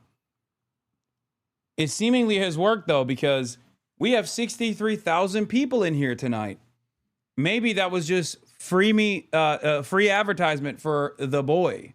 All right, let's look at Kaki Kornacki. And what you're looking at in Chesterfield County right now, what you're looking at in Chesterfield County, if I go back in there, this is same-day vote. And that is significant because look how Chesterfield County went in last year's presidential election. Remember, Kamala Harris won Virginia. She won it by about 6 points over Donald Trump last year. This is how she was faring in Chesterfield County. Now, with some of the more Republican-friendly votes that we expect to see out of Chesterfield County now counted and now tallied up, Spanberger is leading by... Where's Harry Emden? It's about a 4 or 5 point improvement for Spanberger over what was already statewide a winning margin there for Kamala Harris last year. So that's a very encouraging early sign for Spanberger. Of course, she did represent part of this area in Congress. She might have a little bit of a home field advantage there, but it is consistent so far with a lot of the expectations we had going in. Now, again, we're going to look to see if that continues elsewhere. I'm just clicking to make sure I don't miss a big one right outside D.C. right now. I've been looking for Prince William County right here and Loudoun County right here. Well, that is Loudoun County. Let me just see if we got... Wow, there it is. Okay, 3/4 of the vote in Loudoun County. We just got all in one batch. This was the moment last year that the country said Trump had been elected president when we got Loudoun County in. And let's put this in some perspective here because this is the majority of the vote now in this giant county in Virginia. This is, again, one of the largest counties. This was a 16-point margin in last year's presidential election. That was a low margin for Democrats. That was an underperformance that got people's attention. One thing that happened here was Donald Trump did very well in Asian American neighborhoods and Hispanic neighborhoods in particular. This 25-point margin that you're seeing here, obviously a significant improvement for the Democrats from how they did in this county last year. This is also the same margin at 25 points that Donald Trump lost Loudoun County by in 2020, and that's when he was thumped statewide by double digits in Virginia. So we now have two powerful pieces of early evidence in the returns in Virginia, again, returning to the statewide. We've doubled what's in, 10% in right now. You see what that did to Spanberger's advantage statewide. It's now moved double digits. And again, the fact that now in two different parts of the state, major population centers, Chesterfield County and Loudoun County, you're seeing significant vote and you're seeing improvement in Spanberger's numbers over what Democrats did last year. Let's put some perspective in here, right, Steve? Go back to Loudoun County if you can for our voters there. You got a suburb of D.C. here, right? You have the Doge cuts, you have the shutdown, and you have a Republican candidate that was not endorsed by the... Wait. Oh, Jay Jones pulls through. Jay Jones back up with new dumps, big beautiful dumps. Ladies and gentlemen, Jay Jones is back up. Can he pull through? Call it. End it. Stop the count. Is Dark Woke back? Jay Jones got the biggest of dumps.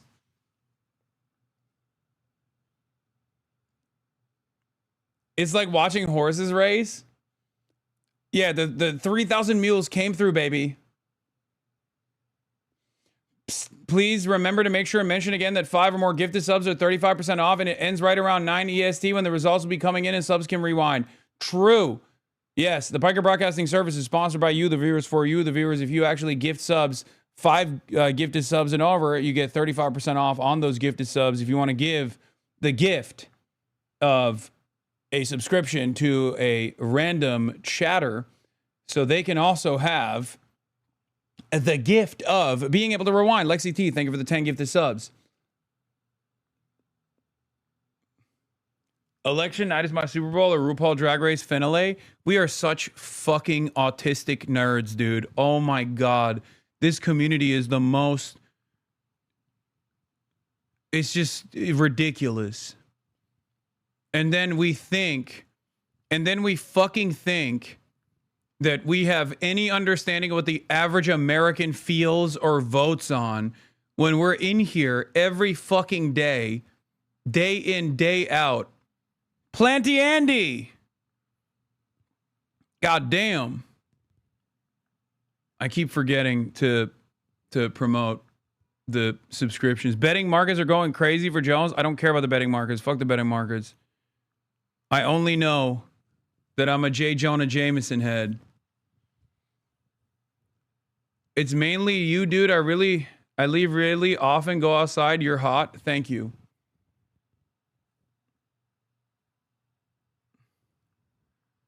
New dumps coming in. New dumps coming in. Showing Jones with a 4-point margin.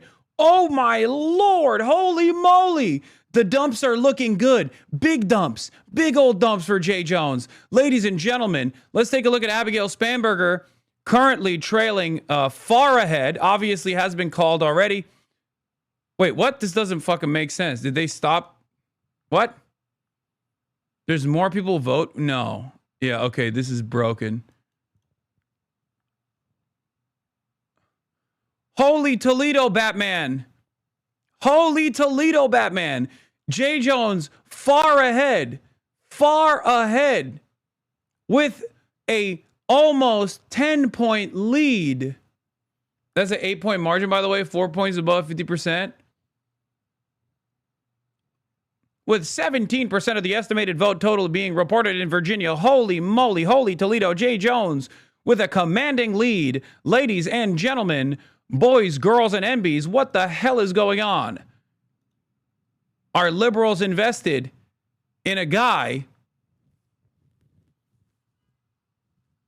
in a quirky guy that may or may not have said some crazy things about their Republican opposition? Watching this right now, if this stays red, when we get into double digits and higher for this county, then you've got an interesting race. Because if you look at it as you come on in here, we just got some more. Oh, we got Fairfax. So let's just stop and go to Fairfax. Okay. Fairfax just reported, that's a huge slice of the vote. March, if you're in here, we got to go before they call it. Now they've confirmed their count and they put him out. So last race was won by a Republican. So Abigail Spanberger, the Democrat, at 73. Let's just go back and look. Terry McAuliffe got 65 in losing. So this year's candidate is running well ahead of the Democrat who lost this race 4 years ago in the most populous county in the state, which happens to be a key test of suburban voters that we can take across the country. This is a place where in 2018, for example, we saw the revolt against Donald Trump in the suburbs, places like that. So let's come back to where we are today, up to 17% now. During this conversation, the votes are coming in. So I'm going to keep an eye on Prince William, which is still red. And then let's just go out. We talked earlier about some of these rural counties. This is right along the West Virginia border, right? 40% of the vote in. The Republican candidate, 78%. That's a big, healthy number in Bath County. I just want to go back in time. 78% for the Republican candidate now, 79%. So that's about matching, right? So this is what you're going to look at. So out in this rural county, the question in the end will also become turnout, right? 1,500 votes for Glenn Youngkin then, 1,500 and change, 600 now. So her percentage is good. The question is, does she get the overall turnout in these rural counties? Let's just pick another one to look at it. You move over here. Hold that thought one second, John. I'm sorry, but the other John Berman, who is at the Mike Sherrill campaign headquarters in East Brunswick, New Jersey, he has the senior senator from New Jersey, a guy I've known since he was a city councilman, Cory Booker. John, it's all yours. Damn, he said, pause it. All right. Shut the That's fuck right, up. Jake. I am here with the senior senator from the state of New Jersey, Cory Booker. Nice to see you, Senator. It's great to see you on an exciting night. And, of course, you were the former mayor of Newark, New Jersey. And the Sherrill campaign is pointing out the fact that turnout has already exceeded 2021 levels in many urban centers. Newark, in Jersey City, in Elizabeth, in Union City. What does that tell you? It tells me the energy, the excitement is with the Democrats. And really, it's even bigger than that. I think all around New Jersey, people are hurting right now, and this is their first opportunity not only to speak to Mikey Sherrill's qualifications, but to speak against what Donald Trump is doing to our state, where he's widely unpopular. All right. The way you talked about that is interesting for Democrats in terms of what lessons may be learned from this campaign, because Mikey Sherrill's out on the trail talking about Donald Trump, but largely she does it in terms of the economy and affordability. What do you take from that? Well, that's exactly what I heard crisscrossing the state. People are outraged that their grocery prices are up, energy costs are up, healthcare prices they're now seeing are going to be skyrocketing. New Jersey is a pocketbook state, and Donald Trump has been hurting our pocketbook. And one guy, Chidorelli, said, I'm 100% MAGA, which is almost an insult to a lot of the people that are struggling in this presidency. And Mikey Sherrill says, I'm going to stand up to him and fight for Jersey and to fight to lower these costs. What state isn't a pocketbook state, by the way? Like, there is no state in the nation that literally goes, oh yeah, no, the economy doesn't matter to me. Cost of living skyrocketing, fuck it. That's kind of the point. Okay? That's kind of the fucking point. No, not Montana. There is not a single state in the United States that does not suffer from the economic impact, that doesn't suffer from the economic shocks, that doesn't suffer from affordability. When it hits all, it hits all. Y'all are crazy. There is no, that's why we advocate for the things that we advocate for.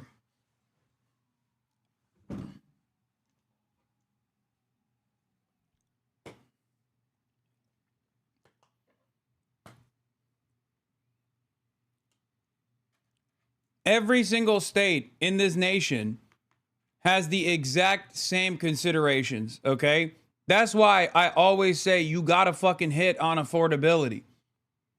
You can't expect sincere commentary from a ghoul like Booker. This guy's the output of asking ChatGPT to sound like a politician. I know. But we are the Democratic Party tonight, okay? We are the resilient force. We are the Democrats tonight. United. Tonight we are united. Tomorrow we'll get back to fighting. Okay? I mean, fuck Cory Booker, obviously. He sucks, but together and negotiate with us to do something to lower costs for Americans. Senator Cory Booker, the senior senator from New Jersey, we do appreciate your time tonight. Thanks very much. Thank you very much. Thank you. All right, Jake. John Berman, thank you so much. And John King, let's look at the Garden State of New Jersey. What are you going to be looking for when the votes come in 20 minutes? Yeah, 20 minutes or so, 19 minutes of voting stuff. So, again, this is a blue state. So a lot of Republicans around the country say, so what if the Democrat wins? Well, it's a blue state where Donald Trump did a lot better in 2024 than he did in 2020. Republicans were saying we're making progress. The question is, now that Trump is back in the White House, does that progress continue, or do voters decide, never mind, and go the other way? So you just saw the conversation there. You know, so you start here in Hudson County, which is just across. This is Jersey City. This is Manhattan right here. So you're just across. This is a suburb of New York in many ways. And so Democrats this morning were nervous about turnout. Tonight they feel a lot better about it. They think their voters came out here. Then you move over here to Essex County, which is third in population. That's Newark. That's where Cory Booker was mayor. Again, big... Chatter said, make sure you don't get so drunk that you end up getting a centrist liberal tattoo on your chest. Yeah, I would. The centrist liberal tattoo of a Totenkopf directly on my chest. Listen, you don't understand. It's one night in Split, Croatia, okay, with the boys on shore leave. Don't vote other times to come out. Democrats say they did a better job than Republicans in turning out what we call low propensity voters. We will see it. Bro, spending the night covering this thing, brother. This is my life. This is my life. This is my. This is the most consequent. This is one of the more consequential election nights of my political commentary career. Okay. Part of the reason why is because everything sucks so bad. Okay. Everything is dog shit. Everything sucks so bad. And ZOHRAN actually represents a really unique moment in American politics. But then I also have a personal involvement, one that has been obviously routinely used and weaponized, and also I have I have a personal investment or a stake in this as someone who is also a 34-year-old Muslim socialist. So it hits me directly at my core. If I'm going to be very personal for a moment, okay, like we're talking about a guy who is the peak of like representational politics for someone like myself. Okay? So even if I wasn't there pretty much at the beginning of his primary run, even if I wasn't there, just from afar, if I was watching, I would still feel a sense of closeness to a lot of what I have seen ZOHRAN go through. Damn, didn't know Jay Jones was Muslim? Yeah. Well, Jay Jones too. Jay Jones I feel represented by, because who amongst us hasn't had a gamer moment where they've said something about Republicans that ends up becoming a primary fixture of a campaign, a primary attack ad. That's the difference. That's the reason for why I feel a sense of closeness to Jay Jones. Not to mention you personally were attacked and became an issue in this election. Law, I know. That's not real.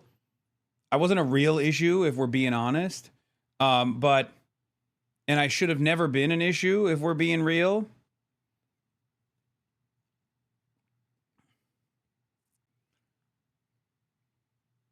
But overall, oh shit, they're in the is an important place for the campaign. It's become an important political center for New York City.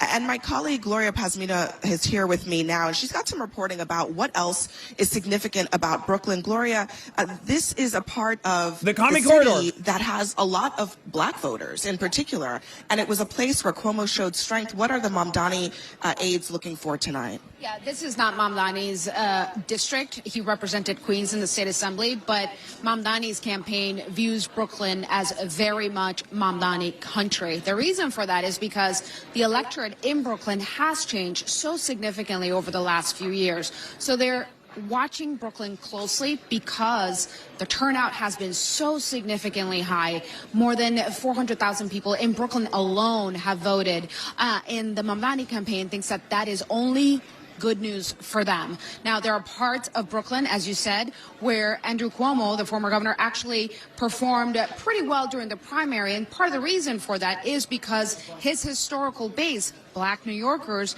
came out and supported him. But in the last few months, the Mamdani campaign has been doing a lot of work to try and drive up those numbers, reaching out to those communities to try and close that gap between the two of them. This will be an important test for Mamdani because one of the knocks on him coming out of the primary was that it was younger voters, even actually more affluent voters. You saw Upper East Side and Upper West Side, where wealthier voters are overrepresented in his support. Can he appeal to more conservative black voters who frankly might have been a little bit uncertain about whether he had the qualifications to be the mayor of this city?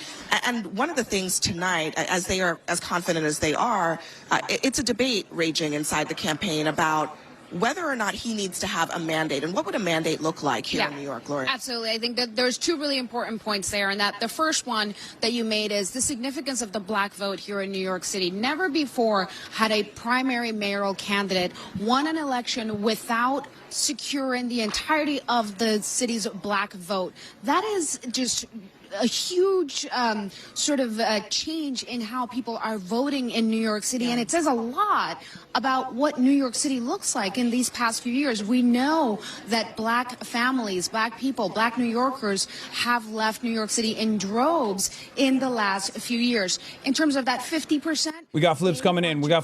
Decision Desk headquarters projects Peter Hubbard to win the Public Service Commissioner special election for Georgia's 3rd District. And also Georgia Public Service Commissioner 2. Decision Desk headquarters projects Alicia Johnson will win the Public Service Commissioner special election. Right now, incredible amount of interest in this race, and turnout is very high. We're not quite at historic levels, but it is certainly trending as if it could be.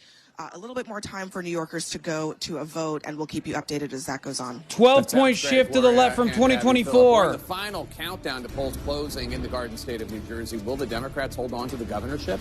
Democrats were fucking waiting. Now, obviously, Democrats already have a tendency to overperform on special elections, on weird elections. They have a more activated base in general. But obviously, when you see a fucking 12-point swing in the opposite direction, that spells the amount of discontent that the average voters have for the Republican Party.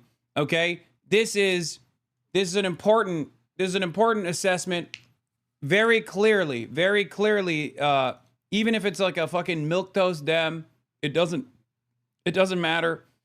People are trying to use whatever pressure valve they can to showcase their anger, their resentment with the way things are going. Okay? Great. Schumer and Jeffries will take this as an affirmation of their leadership. No. I mean, they will try. They will try their very best. They will try to do whatever the fuck they can to make it seem like their method of just like not doing anything is actually working. Their method of just like cowering and showing their belly is working. But the reality of the matter is the base wants more. Okay? No matter what these guys try to spin out of the performance of tonight, it is obvious to me that the base wants more. Because guess what? They have all these fucking polls. They have exit polls that show that they still have a lot of discontent for the Democratic Party as a whole. You understand? They are not comfortable with the Democrats. They actually hate the fact that the Democrats are seemingly too comfortable with the way things are going. So clearly, especially when you look at the overall approval rating of the Democratic Party that is under fucking water, okay? You have to remember, Chuck Schumer's shock collar, I'm a good leader, shut up. This is a funny username. It is obvious that liberals are pissed off and they fucking hate the Republicans, but they low-key kind of hate the Democrats for not doing enough to attack the Republicans in general. So that's where we're at right now, and that's where we have been at, okay? And I think even stuff like Jay Jones currently leading, in spite of the stuff that came out about him in his private correspondence and the text messages, that's pretty wild, dude. That's a pretty wild situation. You got, Jay Jones outrunning Kamala and Loden. I'm confused as to what side you're on. Brother, I'm on the side of the working class, okay? That's the side I'm on. That is so funny, though, that there are still people who don't understand, like, my politics. They're just like, they're so confused by it. They're like, what the fuck? Loudon, sorry. Loudon. To be fair, Loudon may not really fuck with black people, but Jay Jones is also black. Nice bathroom. So how does that work? Jay Jones is... What's good? Not only is Jay Jones... Jay Jones is black and says some crazy shit. In any case, for those of you who don't know, Nice Bathroom is black, okay? Nice Bathroom is black. He is one of my black moderators, okay? Calm down. He is making a joke before you get mad at him, and therefore of me as well. Get mad at me as well. But yes, Marchie Poo is here. He's setting up the backpack. Are we all... Look at the batteries, by the way. I don't know. They're all fucking primed and charged and ready to go, I hope.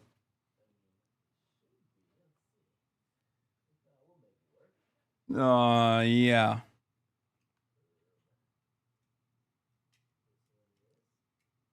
Anyway. Where was I? What was I going to talk about? Oh, yeah.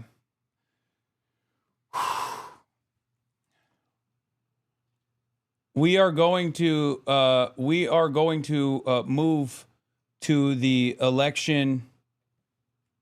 We are going to go to the ZOHRAN election party. I will be streaming the ZOHRAN election party. Hopefully there will be a victory that we will be able to stream at the ZOHRAN election party. I am incredibly fucking nervous.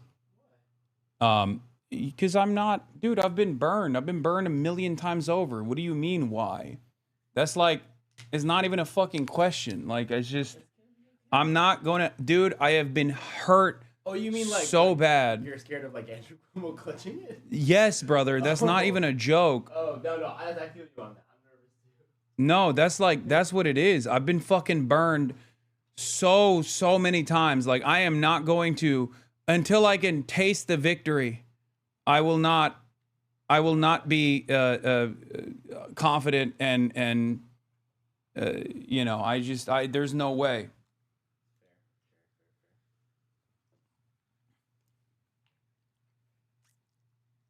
And then it's also, it doesn't even end there, because then you have the difficulties of governance. There's another issue there as well. Concise 7-second clip to prove that it is indeed Ryan Grimm.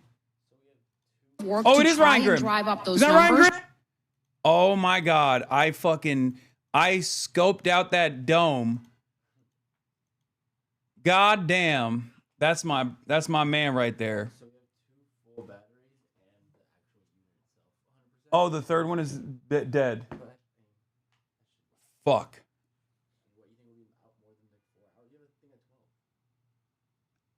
What? Oh, is that tonight? Am I going to be fucking up at that hour? Jesus Christ. Oh, no. One of them didn't get charged. We can charge it there. Just bring it. Because, like, I'm sure people have, like, an iPhone charger or some shit.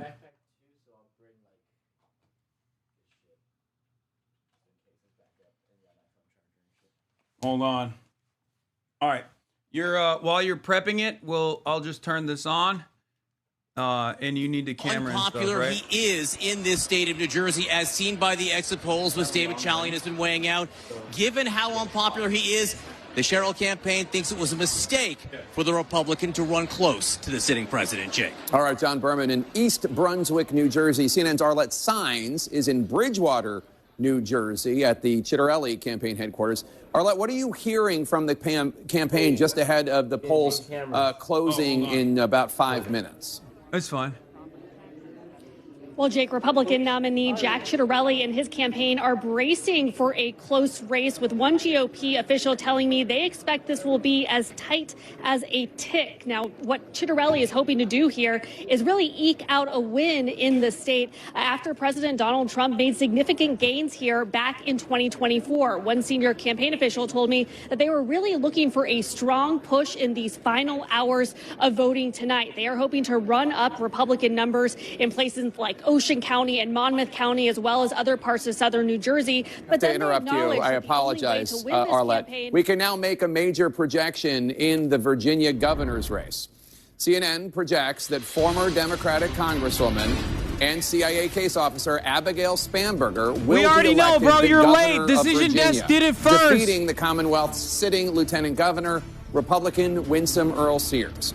Abigail Spanberger will become the very first woman governor in the history of the Commonwealth of Virginia. Again, CNN projects that Abigail Spanberger will be elected governor of Virginia. CNN's Jeff Zeleny is at the Spanberger campaign headquarters in Richmond, Virginia, the capital of Virginia. And Jeff, it must be pretty jubilant there as far as I can see from behind you. Jake, it definitely was. This crowd here just learned moments ago that the projections are calling this race for Abigail Spanberger. Now, that is not necessarily a surprise because they were confident going into this. But what they are seeing in the particular counties is really giving them a bit of a lift. Loudoun County, for example, right outside Washington, D.C., that is going very strong for her. And you can hear the crowd behind me now as they see more of these numbers come in.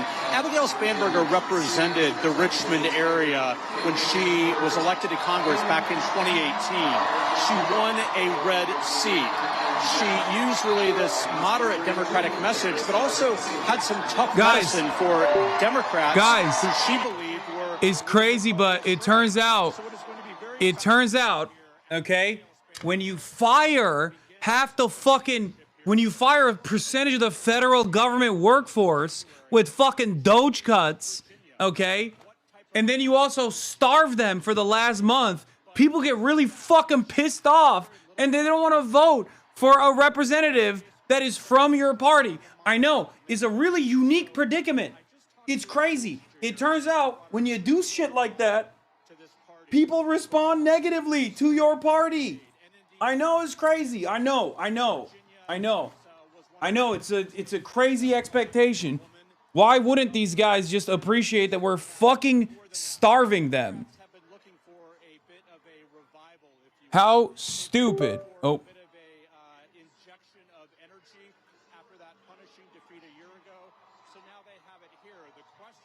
Oh my God, my heart is beating. Oh. I'm gonna be nervous until the very last moment, brother. I'm gonna let you know. Okay. All right, Jeff Zeleny at Spanberger campaign headquarters in Richmond, Virginia. I mean, the polls didn't even close an hour ago. That is quite a big moment for Democrats who have had not a lot to be happy about in the last year. Candidates matter. And I'm sure that you've both had the same experience. Oh my God, there's a chatter. There's a chatter asking, "Are you gaming tonight, King?" Y'all are unbearable. I swear to God. I swear to Christ. Yes, brother, I'm gaming. Dispatch later, okay? Yeah, dispatch later, chat. Yeah, get excited. Get stoked. Dispatch later.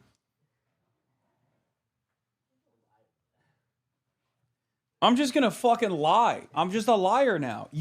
Look what you've made me do. Look what you've done. You've turned me into a liar, okay?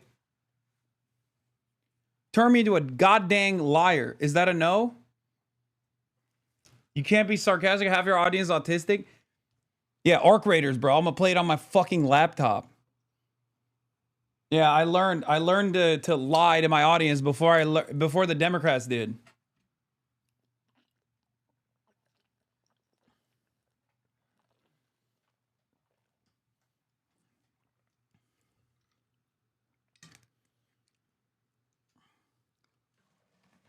Anyway, when we're ready to let it rip, let me know, and I'll swap it.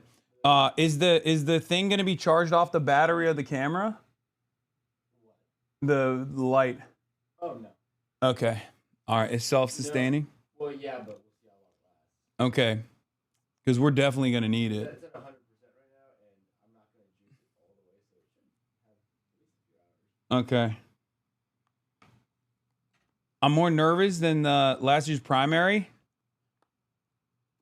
Team in New York. I want to talk obviously about the results we have just called for the Virginia governorship. Congressman, are you Bro's surprised 5 at all? iced coffees deep, and he's wondering why his heart rate is crazy. My heart rate is not crazy because of the coffee. Okay. Decision desk headquarters projects Ghazala Hashmi to win the Virginia lieutenant governor decision. It's unfortunate for Republicans that we lost this because 4 years ago we were so excited. But you know, honestly, we didn't know. Bro, how did your YouTube hit all-time high views last month but gain 0 subs? Someone blacklist your ass or what? I never do a push on my YouTube for people to subscribe. In that area. There's also like a 50-year history. That's the problem. I should, a governor, but I don't, and I don't really care. From the party that is in power. Okay. Apparently, I followed you 5 years ago today. Kismet. That's true. I mean, you're looking at those trends. We have enough camera batteries, right? What we saw was Glenn Young. All right. Should I call the Uber? Are we ready to rip it? And it was a shock that needed to be. It was a message that needed Okay. to be sent Oh, at we the should time do. to the Democrats. Okay, but we should do laws. We should start off with the laws. In many ways, a referendum. You know, because federal workers in Virginia. we should do. Yeah, we should do laws. Of the Trump administration, I think New Jersey will be a lot more telling for the country. But even that, you know, the fact that Republicans are so close in New Jersey really says something good about the Republican Party and the message and what we're doing, giving the largest tax cut to the middle class that we've seen in decades. And what we are delivering when it comes down to reducing energy costs, inflation is coming down, the interest rates are coming down, mortgage rates are coming down, things are getting slowly better, and we are cleaning up President Biden's mess. Ram, what did she do right in Virginia? I mean, Glenn Youngkin. The votes for ZOHRAN are going to come after 9. We are going to we are going to the watch party, the election party, about schools and ZOHRAN's election party. And said right now. Voice here. I think the lesson. What is this? There's a couple lessons here. One is the president of the United States. Sometimes these CNN streams break. YouTube the link to NBC if you're leaving. Yeah. They're laying off 100,000 people. Set a condition. Abigail is exactly the right candidate at exactly the right moment and caught. Okay, here. I'll play this. Hallie, and you ask about the margin. what we've seen happen in the last few minutes is all the red you see, sort of rural areas, Southwest Virginia, South Side, that have started to fill in. They've allowed Earl Sears to chip away a bit at that statewide lead. But I want you to keep in mind, so much of the population is right around here. And you go into a county like Prince William County, there's still 150,000 votes that are going to come out of this county. Look at Spanberger's lead right there. You can imagine what that's going to do to her statewide total. This is the biggest of the big. Fairfax County, we don't even have half the vote in here right now. And Abigail Spanberger, with a 50-point lead. So you expect her, I think, certainly to maintain and maybe even build on that lead a bit. And the suspense here in Virginia really is going to be, does she have a big enough pad that she can carry over the top the beleaguered Democratic candidate for Attorney General? And you can see that one is a squeaker right now. Jay Jones with those text messages, those inflammatory text messages that came to light. He's barely up right now in the statewide tally. So that one of the reasons why that Spanberger total becomes so important. And I just wanted to check in because the polls closed in New Jersey, and we did just get a whole bunch of votes here statewide. Look at that. More than 200,000 votes just came in. This is a big one. Now, this is interesting. So this is Hudson County. Okay. We're talking about directly across from New York City, the Hudson River. You're talking about a bunch of mid-sized, Jersey City's the biggest city here, and a bunch of mid-sized cities with very large Hispanic populations. Union City, New Jersey, West New York, North Bergen. This is significant because this is one of the counties, one of the biggest Trump surprises in the entire country in 2024 was in this county. He cut his margin. He still lost it, but he was closer than anybody thought they'd ever see a Republican come in this county. Well, you can see tonight with 40% of the vote now, we think this is the early and mail vote, so this is probably going to be more friendly, a little bit more friendly to Democrats than the same-day vote, but a 58-point margin here right off the bat for Mikey Sherrill. Again, you take a look here, this was 28. Last year. This was an incredible performance for a Republican. One of the major questions in this race in New Jersey, and one of the major questions for American politics coming out of the 24 election, was the Hispanic inroads that Donald Trump made. Could another Republican take them and replicate them without Trump on the ballot? Here's a test tonight. Jack Ciattarelli in Hudson County. We got 40% of the vote. Again, I think a lot of this is going to be early vote and mail-in vote. So we'll see if the same day changes the complexion of this vote at all. But you're seeing a 58-point advantage here from Mikey Sherrill early. So Ciattarelli not generating that Trump-level support here. Just taking a quick look. Bergen County, big classic suburban county here. This is one that we can show you, in fact. Last year, Kamala Harris won this by 3 points. We just got in one big batch here. So again, you can expect this is early vote. This is mail vote coming in right now. Sherrill matching that. We take a look down here. Ocean County. This is one of the biggest Republican plurality producing counties in the United States of America that you're looking at right here. Look at this margin Donald Trump got. Look how many people live in Ocean County. A lot of Republican counties around the country are small and they are rural. Ocean County is very big for a Republican county. This is an area where Jack Ciattarelli wants to absolutely run up the score. Now, again, you're looking at early vote. You're looking at vote by mail here. The Republicans are hoping that on the same day today, they're going to get massive turnout to be more Republican friendly. Ciattarelli's going to need that. He doesn't need 27 points out of Ocean County. He needs 40 points out of Ocean County. So let's see as the same day comes in, if it moves in that direction. We just got one more here in South Jersey. Again, Gloucester County. Well, let's see. This is early. This is a low number right now for Ciattarelli, but again, we're heading same out. day to come in, so let's see if he see you on the other side. But so far already in New Jersey, more than 10% of the vote is in, and you see the tally right there. And Steve, just to follow up with you on what we're seeing in New Jersey and what we're watching for in New Jersey, we talk about the Trump coalition, which does include the fact that he was able to bring out more Latino voters, more voters of color. Passaic County is going to be critical tonight and a big test of that question. Absolutely. I have been eyeing this every time as we're talking to see. This is Passaic County right here, and I can't wait to see that one fill in. No results, but I could just show you.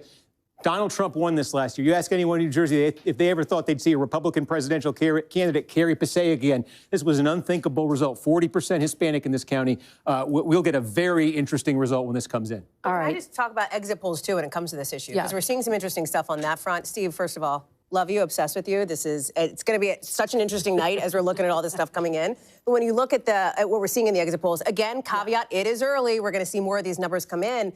But in New Jersey, when you look at some of this, 65%, I don't know if we have the graphic we can pull up here, but you saw the vote breaking, obviously, for Mikey Sherrill in New Jersey, the Latino vote. Same thing.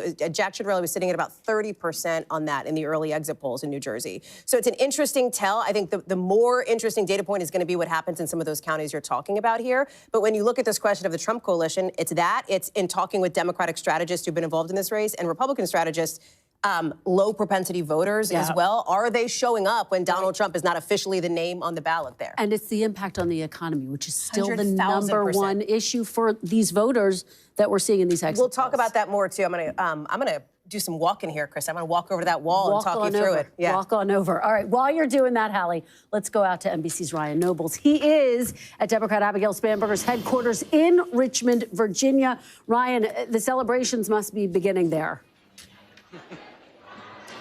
You're absolutely right, Kristen. I've covered 5 Virginia gubernatorial elections. I've been in rooms where the candidate didn't win. I've been in rooms where the candidate has won. And you knew right from the start that Democrats felt like they were going to have a good night. The second the doors opened, people came pouring in. You can see behind me, it is a packed shoulder-to-shoulder crowd. And when NBC News first made that call that Abigail Spanberger was going to be elected the first female governor in Virginia history, the crowd absolutely erupted.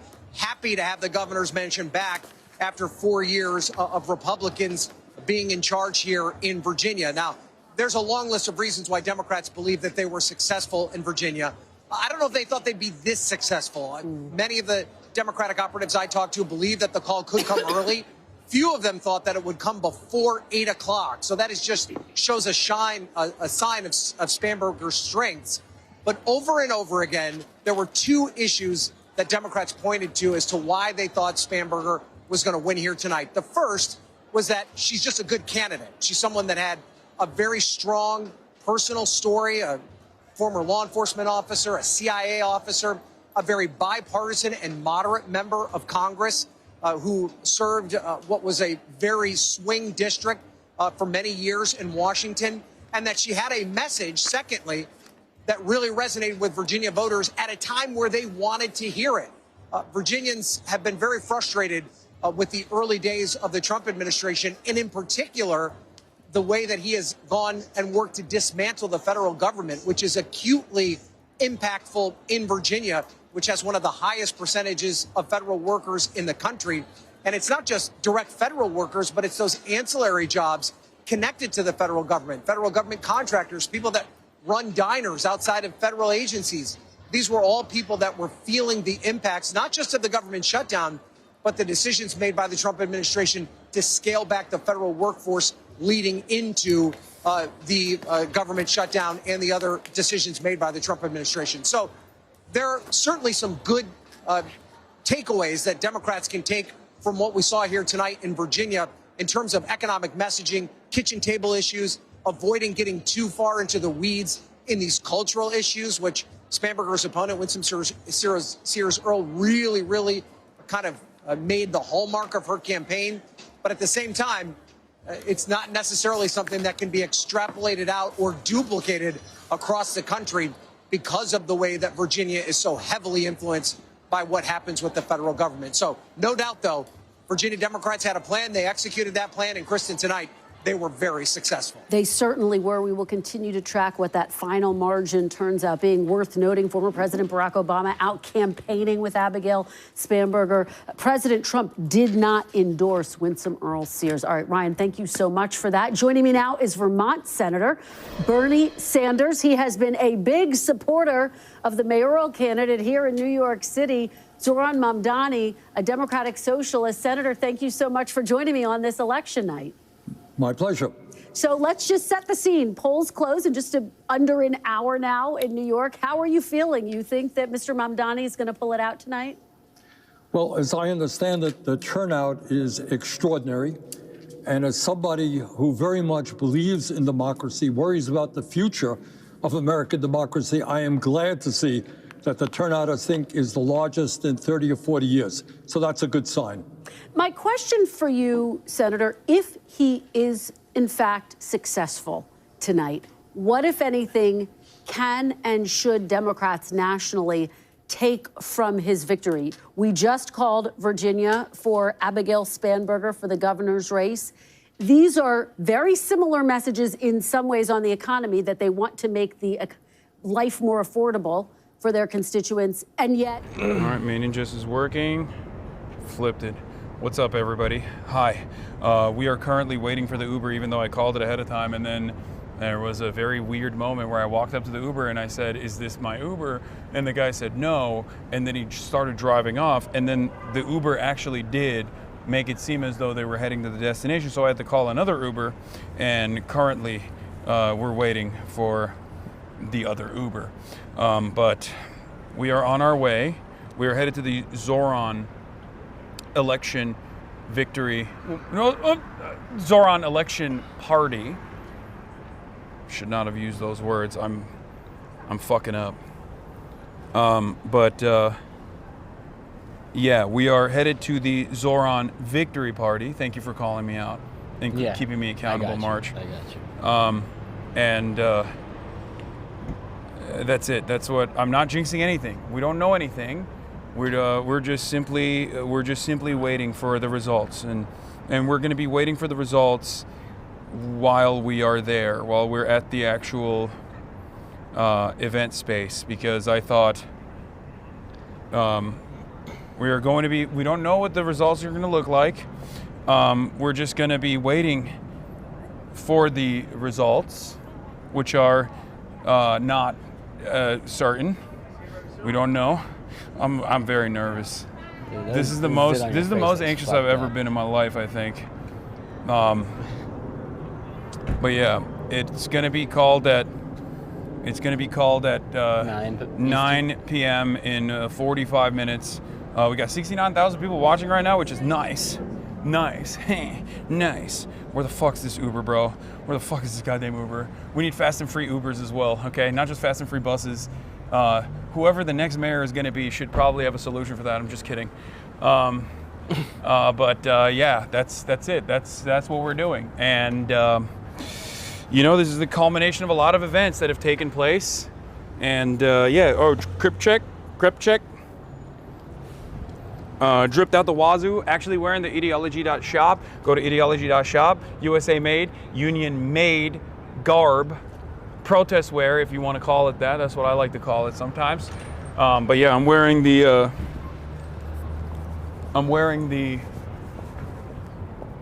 disarm peace t-shirt right now. And you can see right here. Bro, what is that on your face, man? Which one? I have a lot of different zits happening everywhere. The one. We have a lot of zit stuff going on the here. The one Austin was supposed to fix. Yeah. It's been handled. It's actually gotten much better on its own, ironically enough. I'll go on the other side. You go on the other side? All right, perfect. Yeah. Okay, all right, let's go. Okay. Woo, I'm not excited. I'm not nervous. Nervous and excitement are two sides of the same coin. Yeah, no, not nervous at all. We're just excited. Okay, yeah. What's up, my man? How are you, son? I'm doing all right. How about yourself? Good. Did you vote in the election today? I'm actually from New Jersey. Oh, no, okay. Well, it's too unaffordable, huh? Yeah. That's why. It's just impossible to live in this goddamn city. Yes. I see you. Very expensive. You know, there was a candidate out there that was trying to address that. You heard about him? No. ZOHRAN Mamdani? Oh, well, I was in the sport, What? He was trying to make the city more affordable with fast and free buses. Don't say was. That's what I heard. Well, he is trying to, not was. Hopefully. I don't like that sounded. What's going on or something? Latest came up yet or no? What's up? I mean, about the election? Yeah, we're here for the election. We're going to a election watch party right now, and we're gonna see what the results look like. I'm a little worried about reflection on the window. It's fine. Look, I'll solve it. Boom. Brain. See? No reflection. Yeah. Did you vote in New Jersey? There's a election that took place in New Jersey as well. I know. Oh, No, but I didn't. yeah. I feel that. Sometimes it's tough, you know. You're like, who am I going to vote for? I mean, what's going on? If I was here? living in Manhattan, I would definitely vote. Yeah, you would have voted for ZOHRAN? Yes. Hell yeah. So you saw it. You were like, this is an inspirational campaign, huh? You were excited. Yeah, all my friends are actually, supporting him. Oh. Nice, nice. Where are you from, if you don't mind me asking? I'm from Pakistan. Oh, you're from Pakistan? Yeah. Nice. Pakistan Zindabad. Zindabad. Yeah. Yeah. I'm Turkish. Okay. Yeah. That's cool. You're doing great, man. I'm trying. Shut up. Shut up. Oh, for the next 40 minutes, it's 35% off to give 5 subs or more. Thank you for supporting us on, also your fellow chatters, so they can rewind live and clip their favorite moments. Dankies, Haas PBS. True. Man, you says okay. Okay, calm down, chatters.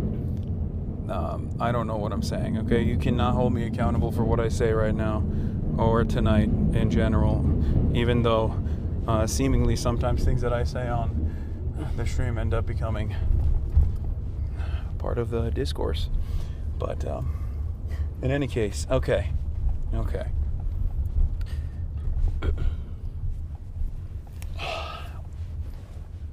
There's a lot of enthusiasm in both New York, one of the greatest cities on the planet, and also even in the surrounding tri-state region. And the excitement is for ZOHRAN Mamdani. Having said that, if you are a person who's been around the block quite a bit, it's important to always maintain revolutionary optimism and maintain a sense of hope, but also remind yourself that we as Americans deserve nothing. And we as Americans are very stupid in general. And that, we make mistakes all the time. So I'm just, until I see the tabulations of the projections, I'm going to be nervous. But I think we should reroute to the Sliwa election night party. That's true. We should.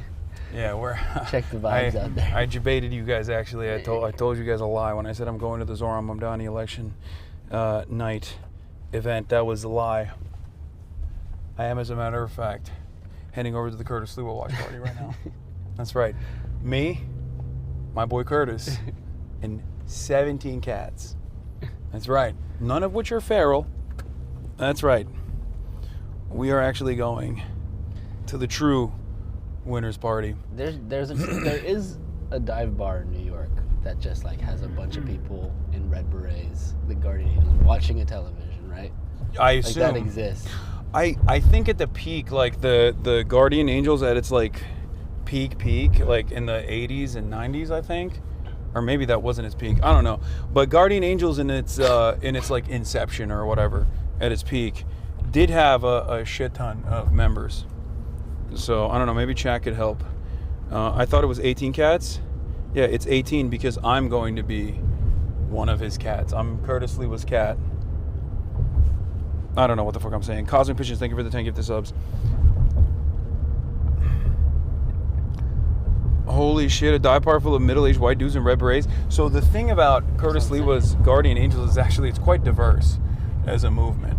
And I think Curtis Sliwa has also talked about how the Black Panther Party was formative in their framework. So, the Guardian Angels is not just supposed to be a fascist paramilitary that beats on poor people, but there's also a sense of there's a community angle with the Guardian Angels as well. There's supposed to be some kind of community outreach element to it too.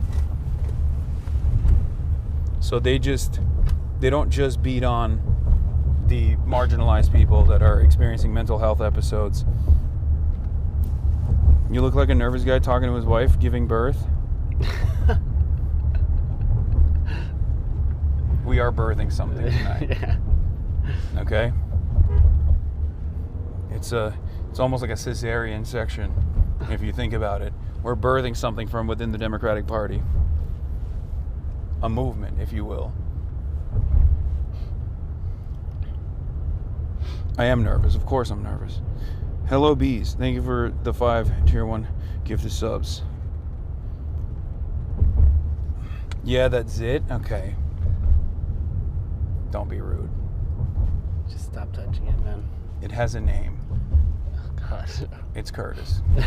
I named my Zit after Curtis Lewa.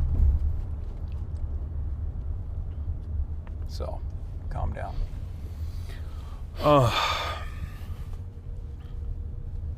Hasan Mpreg. Yes, I am Mpreg.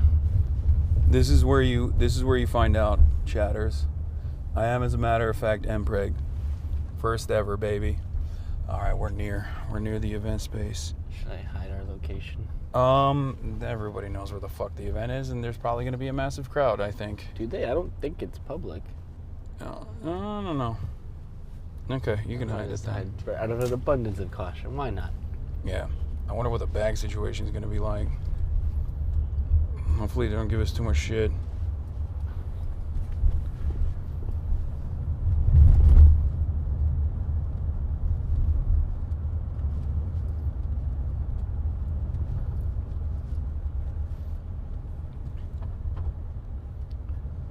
So Pennywise from It, it's like definitely a pedophile, right?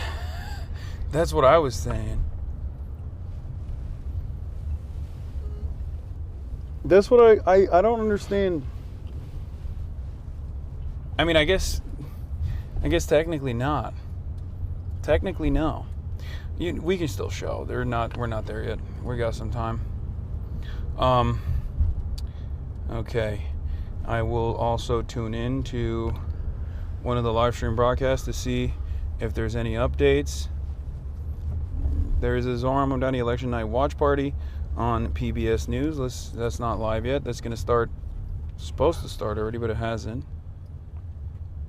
Okay, let's see what the Kornacki cam is saying. Tuning into the Kornacki cam. The story of the rest of the night in Hunterdon and all of these other counties where you're seeing votes so far is going to be Chitterelli-friendly vote. How friendly is that vote? Is it enough to hit some of the benchmarks that I'm laying out for him? That's what the governorship in New Jersey is going to hinge on. And by the way, we don't see it yet. I just want to tell you, I am really looking for the results out of this county. This is a big suburban county here. You've got a mix of wealthy suburban towns. You've got some blue-collar towns as well. Donald Trump won here by 3 points. Typically, this is a key county for Republicans if they're going to have a chance statewide. The twist in this county and why I think it's so important is Morris County is what Mikey Sherrill represents in Congress. She was the first Democrat to flip the district here in a long time when she won it in... Okay.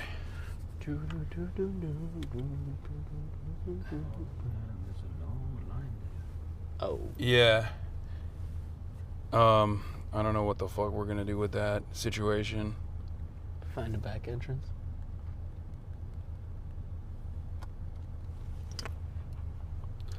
Because they're not letting people in right now.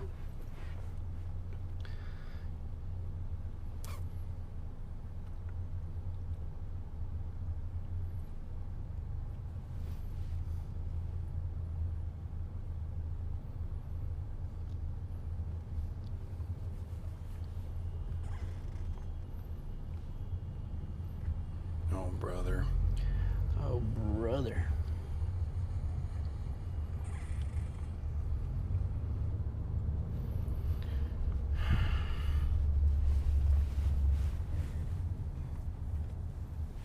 All right, we'll get out here, sir. Sure?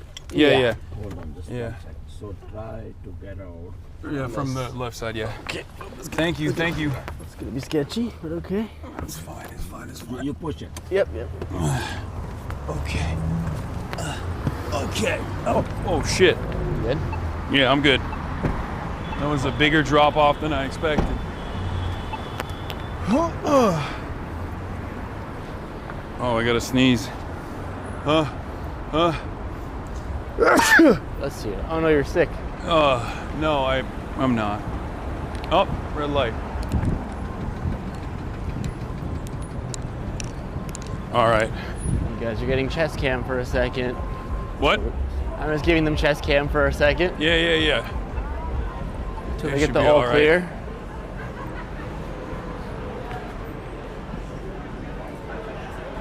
Let me see. Hey. Killed her again. Grace Smoker, spokesperson for Forest Hill Stadium, and we met. Yeah, I remember. Yeah, I How's it took your going? advice, and I went and got I the got. empanadas? I got the empanadas. It was amazing. Oh yeah, they were amazing. Good. Oh my God, amazing. Yeah. I'm Grace. Hi, What's up? March. Pleasure. Nice to meet you. Nice to meet you. Press entrance is around that way. I don't know if that's. Oh, let's okay. do that. Thank you. All right. Thank you so much. Take it easy. Sure. Okay, cool. Sorry, those people are not going to believe me. No problem. I've been out on strike with my union for 32 days, so it's been kind of crazy. Thank you so much. Awesome. Thank you. You're the best. See you inside.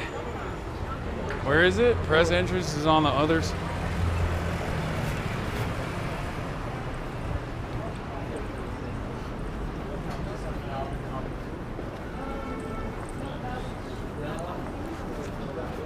Holy fuck, there's a line on the press entrance too? God damn. Hold on. Let's see. Is it? Hi. What's up?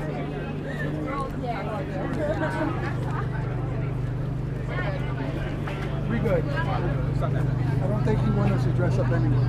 Let me see if there's anyone we can talk to. Hey, how's it going? Hey, what's going on, man? Nice to meet you. We're live right now. Oh no. Are we going in through here? Are we going in through regular? Because like we have. Oh, I had let me. Or can we just come in through here? Is basically the question I have. I'm gonna try to get in. Yeah, because I don't want to. We don't want to cause a disruption.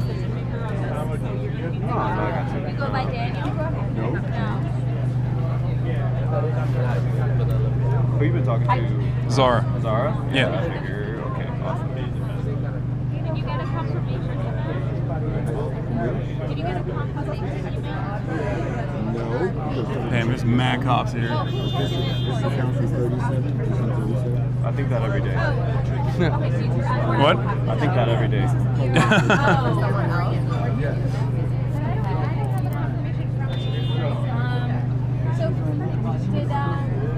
Do you know Ian?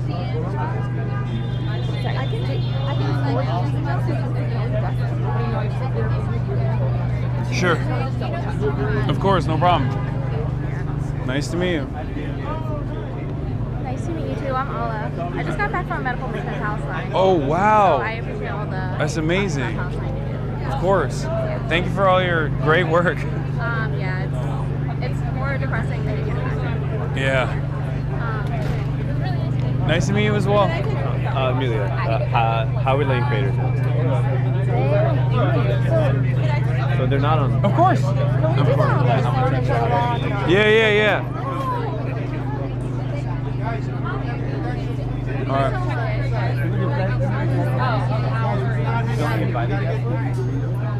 That's probably not the press line. Sorry, chat. We'll give you guys a visual What is soon. that? What is It's just a little crazy. I think it was like Booster or something. It was movement booster? Yeah, it says Movement Builder. I don't know what that means. This was coming at 9. Can we come in early? Is that all right? Let me see if I can.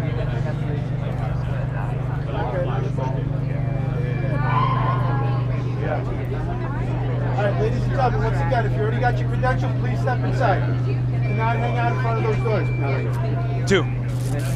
Just me and my cam up. No, a Movement Builder. Sorry, just a cameraman. Yeah, let's go. Okay. I didn't realize it was. I didn't realize we were supposed to come in. Hottest. No, I know. I know. Hey, Hasan, what's up, bro? What's going on, man? How you doing, man? Nice to meet you. Yes. Oh my God.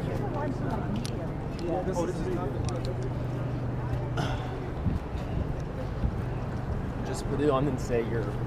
Can you put Okay. it on for me? Hold on. I'll put it on 1 second. Did you guys come just for this, or you guys already knew? I'm here for CrookedCon in DC, but I was like, once in a lifetime opportunity. Got to see the fruits of everyone's labor here. So, I mean, inshallah. Not saying nothing.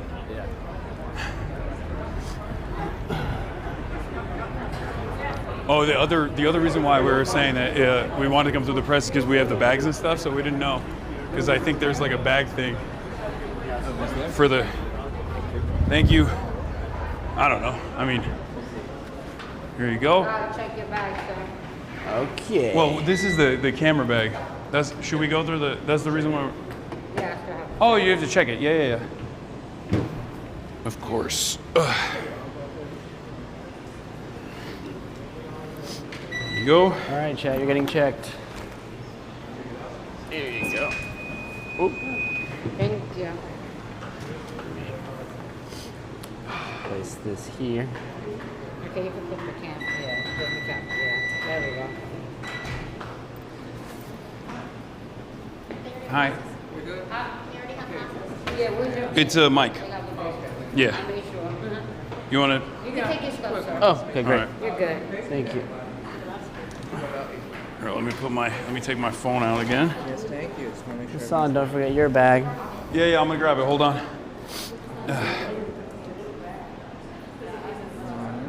Okay, you have your rings, everything. Things look good so far. Boy. Oh.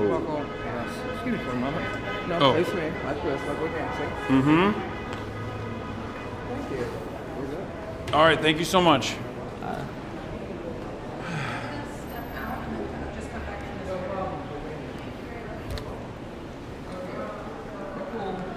Okay, thank you. Thank you so much. Very welcome. Can I take you guys upstairs to chill for like 20 minutes until 9 when the party's ready? Yeah, of course. Yeah. Are they serving already? There's a bar. Are you trying to get lit? What the? With this, where can we go? I'll shoot you actually take you upstairs. Oh, really? What about with the movement builder thing? Like, are we allowed to go upstairs as well, or no? I mean, this is what you guys just gave us now. Oh, yes, actually. With moving builders, you can. You have the... Yeah, I have it, but I don't have the band for it. Hi there. Nice Hello. to meet you. Ticket types. Yeah. Yeah. Oh, yeah. Great. I have that. The same one, too. One moment.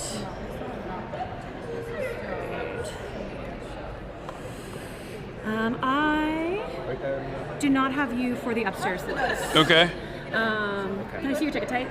Oh, I'm staff. I'm Oh, just escorting. okay. Oh, okay. Okay. If you're So we can't escorted? go upstairs. So they're not on the list for upstairs? I do not. But do you have this wristband? I can also just check. Well, so I thought movement builders could go upstairs, no? Yeah. Okay. Yeah. Damn. But I can double check and just make sure Upstairs on my just end. more seating area. Yeah, I just wanted a drink. I'm good. Just so I can. Or here. What was your name? Sorry. Michael. Okay, great. Let me just make sure on my back channel. We got no motion, chat. We got no motion. We're washed. We're washed.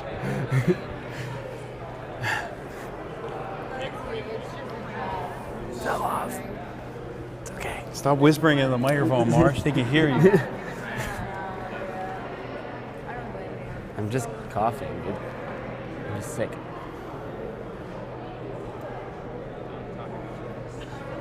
Okay. I'll figure it out if I can. Yeah. Sure, no problem. Take my number. Text me if you need anything. Wait, here. Put it. Don't say it out loud. Are you guys streaming live? Oh yeah, we are. Okay. But we're not showing anything yet. But there's 72,000 people watching. Oh, great. Currently. It's out of focus. There we go. They're just watching the ground. Great. If All right. you want, I also have a team member at the box office that's in the interior. That might be able to assist you. That's okay. I think we're good. Right? Okay. Yeah, I mean, I don't care. Are there drinks here or no? Oh, we can get drinks here. All right, perfect. What do you want, March? I don't drink while I'm working. You're such a fucking liar. You do ketamine while working. I mean, allegedly. Hello, hi. Hi, how are you? What do we got? Is this whatever we want, right? I'll take a vodka soda. I'm gonna get a vodka soda for him and a double Macallan neat for me. Do you have drink ticket? No, we'll pay for it. Okay.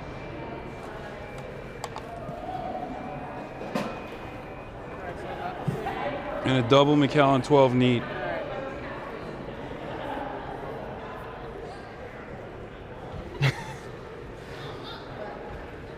So what did we learn so far? We learned nothing. We have no motion. Oh, we have no motion. Yeah, we're I not. can show it now, right? Yeah, we can show here. It's fine. We have no motion. We're out. We're done. We're washed. We're washed. Probably getting kicked out within the next 15 minutes. Most likely. Most likely. We'll be escorted. Yeah, no drink tickets. No drink tickets. No yeah. bitches. No drink tickets. No bitches. $20 have to pay for every drink. I don't care about that. No, it's fine. Can I get a squeeze of lime in there too, or lime juice? Damn, bro. What? Was the total $44? Was that what the total was? Cheers, chat. Okay. To whatever happens, eh?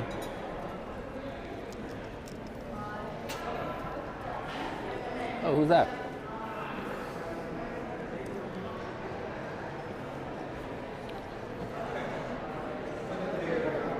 President Trump looms large over mayor's race. Crazy. Mmm. Tastes like vodka and water. A little spicy water. What? A little spicy water. Oh, yeah? Wait, hold on. Don't show me. I'm I'm going not to use the showing you. critical. It says timeout. It did it. It's because his card's out. He doesn't want you guys to steal his credit card. You know, I got my identity stolen in like January this year.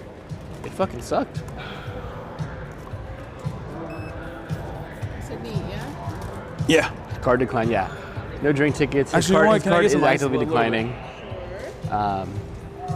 What's his up? membership. What's going? Yeah, for sure. I snuck in here. I'm recording for the nation. I didn't sneak in. But Okay. Well, you're live right now with 80,000 people. No, this is good. Thank you so much.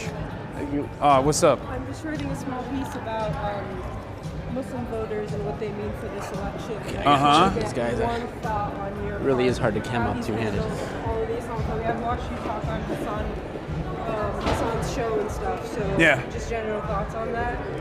Yeah. I think I have never felt truly represented, and I don't necessarily care that much about like being demographically represented at all. I care more about the ideology of a person. I care more about the background of the platform that a candidate has. But with Zohran, I got a twofer, right? I'm a 34-year-old Muslim socialist myself living in the United States of America, and for that reason, it almost felt extra painful seeing the Islamophobic attacks that he received throughout the entire campaign. It got a little crazier when those Islamophobic attacks also featured me directly, but I think he was very resilient in the face of that, knowing full well that there's a time to eat it, which I think he did expertly for like the first couple of months of the campaign, and then there was a time to put his foot down, because I think everyone from any kind of marginalized background knows there's always a certain point where like you make this calculation where like if you talk about racism that you're experiencing, then it's going to muddy the waters, it's going to dilute what you're trying to do in terms of the policies that you're advancing, right? Then the conversation is just going to be about that. Is it racist? Is it not racist?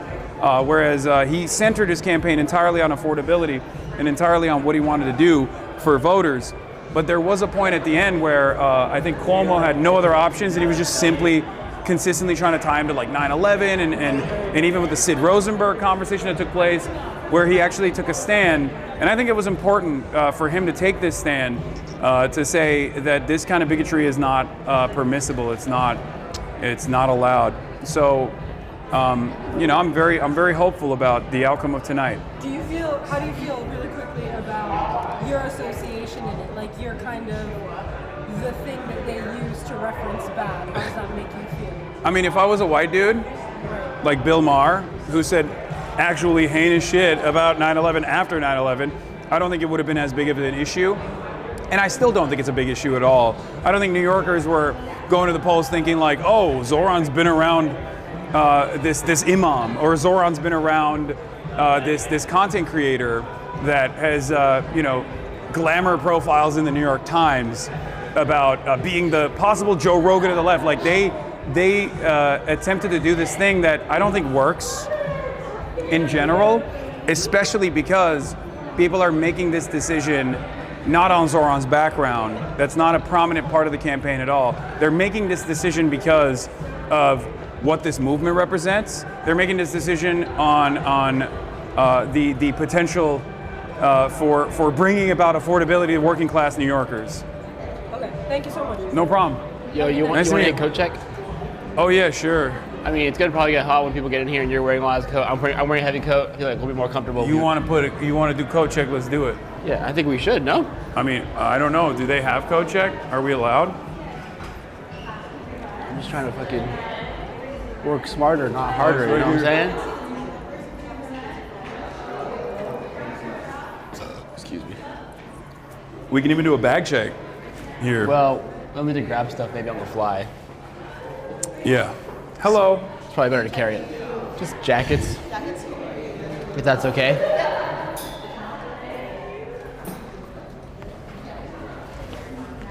All right, Chad, I'm putting you down for 2 seconds.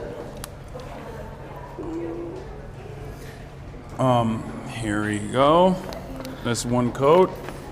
So he's gonna take some stuff out of his bag. We can put the bag down as well, right? Yeah. Here's the other one. I will need a phone number. Yeah, I'm gonna put it right here. I don't think we should check that bag. You don't? Okay, I'll carry We it. need to carry stuff. It's gonna take a photo of you too. Just like.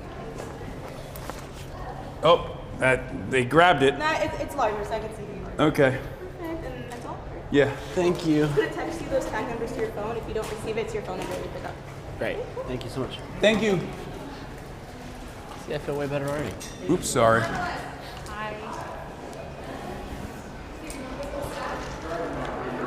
Feel like a burden has been lifted off your shoulders. He's walking so fast. Why is he What's up, man? How are you? How you doing?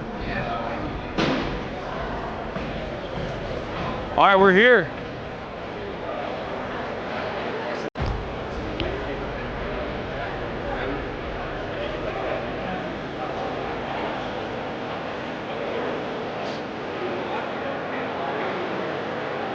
Let's go see where we can find Ryan Grimm. Okay. All right, we're here at the ZOHRAN election watch party. It's a massive space, massive venue, and so far, I mean, it's entirely comprised of the media, members of the media. We kind of snuck in a little bit, but hello. I'm with Breaker News. Oh, hi. Nice to meet you. Long time. Yes. Breaker fan. Of course, of course. Love to get to go on the stream. Yeah, I would love to be on the stream. You're on the stream right now? My stream. Don't leave infinity. But 1 second, can I go? I'll be around in a second. Okay. All right, I'll be back. You know how it sounds, Chad. Yeah.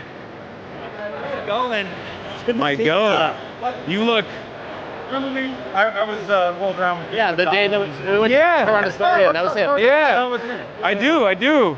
Dude, you are so drippy. Thank you. I had to. You are so drippy. The man.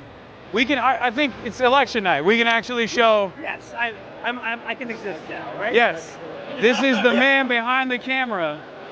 You guys know already. You were around when we strolled around Astoria. What a time it's been, huh?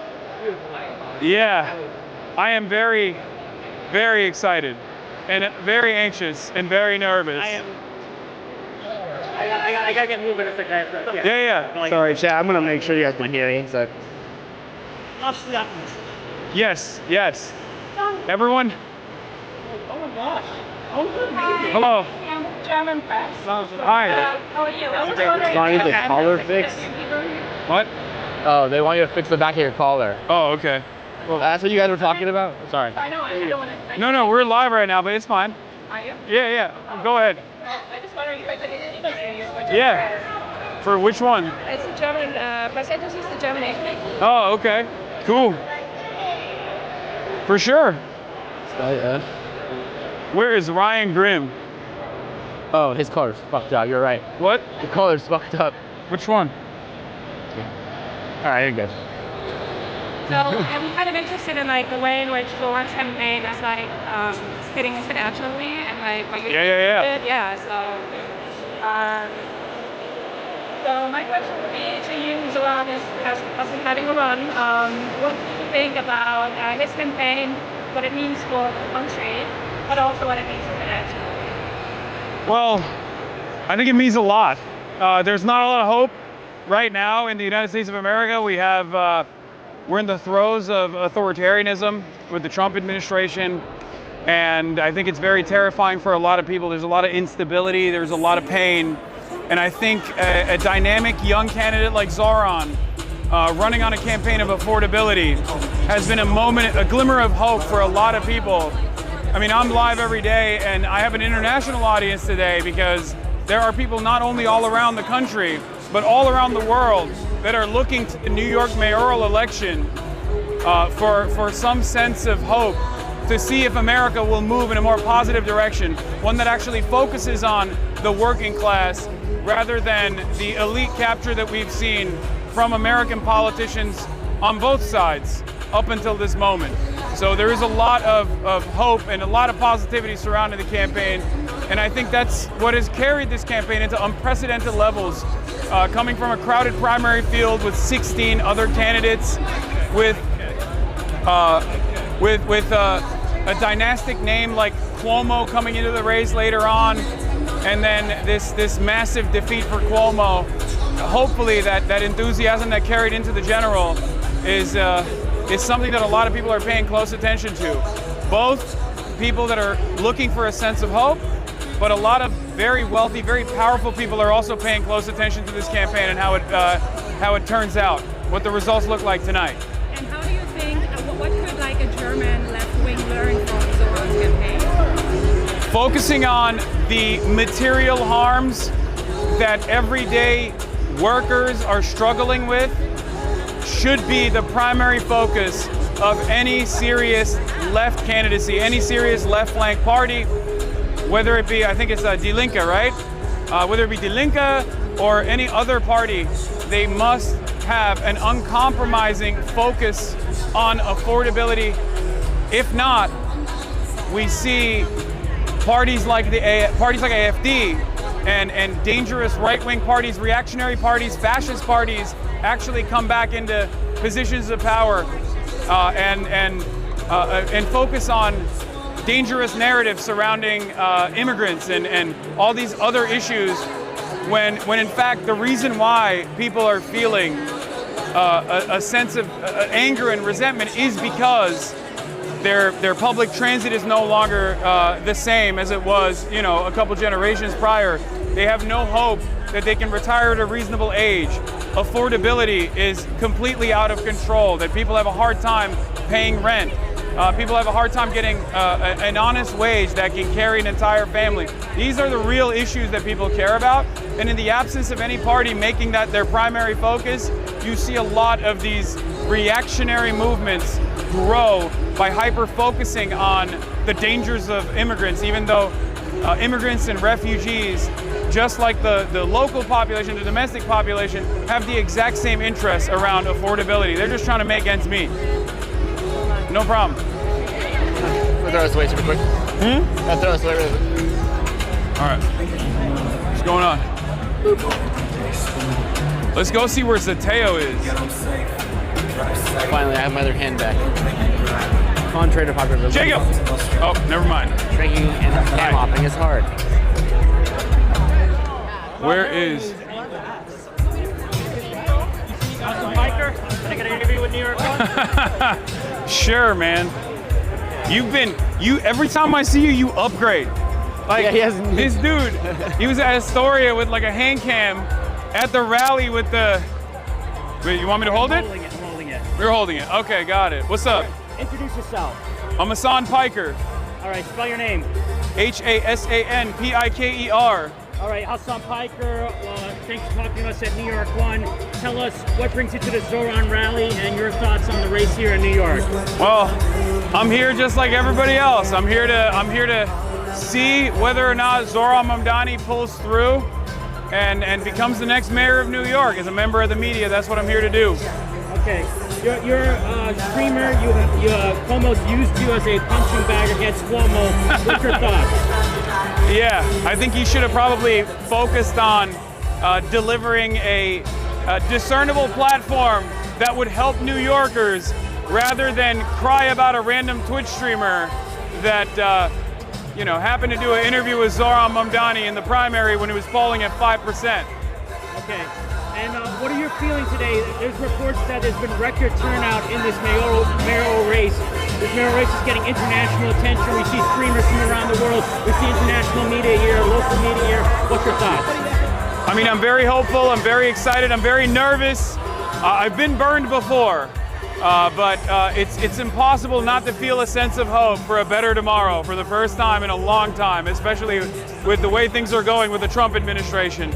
I do hope that New Yorkers do the right thing and they voted for Zohran Mamdani for an affordability campaign, for a New York that people can't afford to live in. And what's your thoughts on Trump endorsing Cuomo? That is the least surprising thing that happened in this entire election. I mean, we've been saying it. Zohran's campaign has been saying it. And Andrew Cuomo, until the very last moment, duped a bunch of New York Democrats into believing that he was not in the pocket of Donald Trump. And I think it's very disingenuous, but it's of course expected of Andrew Cuomo. That's the reason why he is the disgraced former governor of New York. And hopefully after tonight, his political career will be over for good. The results are going to come out pretty soon. What do you anticipate with the results? I'm hoping, inshallah, praying for a 55% victory for Zohran Mamdani, but who knows? Who knows what happens? All right, my colleague from the Daily News, you got a question? I have a question. Has Andrew Cuomo seized on your comments a lot during your Twitch streams? Do you regret any of your jokes, and is this create a liability for the campaign at all? Do I regret things that I said? Yeah, like any of the I regret jokes. things that I say, and I regret things that I will say in the future as well. I'm a human being, and I'm a Twitch streamer. I'm not a serious political operative by any metric. If Andrew Cuomo decides to present me as some sort of kingmaker, well, he's wrong. I'm just a regular ass dude. But that's probably the reason why I have 70,000 people watching right now, because people want to hear from regular ass dudes as opposed to more buttoned up commentary folk that don't actually represent the interests of everyday citizens. Did you say you were hoping for a 55% victory tonight? Yeah, that's what I said. I'm saying fingers crossed, inshallah. If he doesn't reach that level, do you think does he not have the mandate that you wish he would have? Oh no, this was a major contest. This was a major contest. Hundreds of millions of dollars dumped. So many hurdles that Zohran had to overcome. So I'm hoping for that, but that doesn't actually spell whether or not he has a popular mandate. I think what shows that he has the people's wishes is that in spite of all of the odds, he came from a lesser known candidate background to defeating a dynastic name in New York politics in Andrew Cuomo in the primaries, and then still had to continue fighting in a crowded field with the President of the United States of America entering the fray, and even potentially talking about removing funds illegally from New York that were previously allocated. A lot of very wealthy and very powerful people are terrified, I think. And it's really interesting because what Zohran Mamdani has represented as an outsider's perspective is a guy who's putting working class people first in his campaign. And the very fact that that is so terrifying that you have the likes of Stephen Miller, Donald Trump, Bill Ackman, Elon Musk, numerous billionaires in the United States of America, this scared, this worried, is really interesting to me. It's like, why are you so antagonistic to offering people some modest change, a crumb of affordability, a modest expansion of already existing social safety nets? Why is this so hard to fathom for so many wealthy people? And I think it's because they want to destroy hope. They want to destroy hope within the working class that a better tomorrow is possible, because they do worry. And I think some members in the media as well play a formative role in this process to make sure that people are fearful that if the working class is united, they might be able to advocate for their own best interests. Could you talk a little bit about what Zohran's victory would mean for the pro-Palestinian movement from your perspective? I think that the pro-Palestinian position was a third rail, an untouchable part of American politics for far too long. And I think that's another reason why a lot of people feel threatened, even though Zohran Mamdani advocated at the time boldly for the majority position. This was already, the position that he advances is the majority position that many Americans and the overwhelming majority of Democrats also agree with. And yet, for some weird reason, we don't see that in Washington, D.C. And I always ask myself, why? I talk to politicians all the time. I say, what's going on? I mean, the overwhelming majority of your base of support are very clearly recognizing right from wrong in terms of our seemingly unconditional loyalty to the state of Israel, a foreign nation that demands billions and billions of dollars in weapons transfers, and then also ends up interfering in our domestic affairs as well in terms of anti-BDS legislation that they advance in 38 different states in the United States of America right now. I mean, this is a direct violation of the First Amendment, and for some weird reason, this is like not ever discussed. And for the first time ever, a lot of Americans did actually realize that this was a significant problem for them, so much so that I think they rewarded a politician that came out and said, I want to be a mayor of New York. I don't need to go to Israel to be the mayor of New York. And I saw so many apolitical people, so many people that are completely checked out of the political process, turn around and say, yeah, actually, that is very cool that he said that. Why are we asking the New York mayor whether or not he'll go to Tel Aviv or visit Tel Aviv? It's a ridiculous question. Thank you.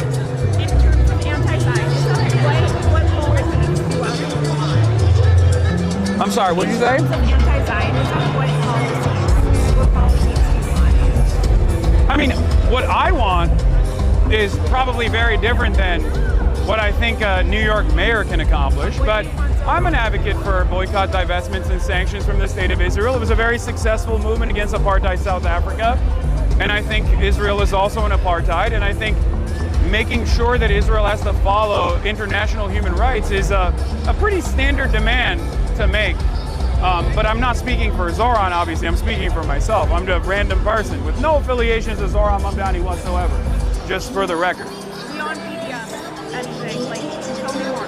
I mean, BDS is pretty good, I think. If you were to even remotely accomplish BDS, or if any American politician were to even start entertaining the conversation, I think we would be moving the needle in a pretty progressive direction.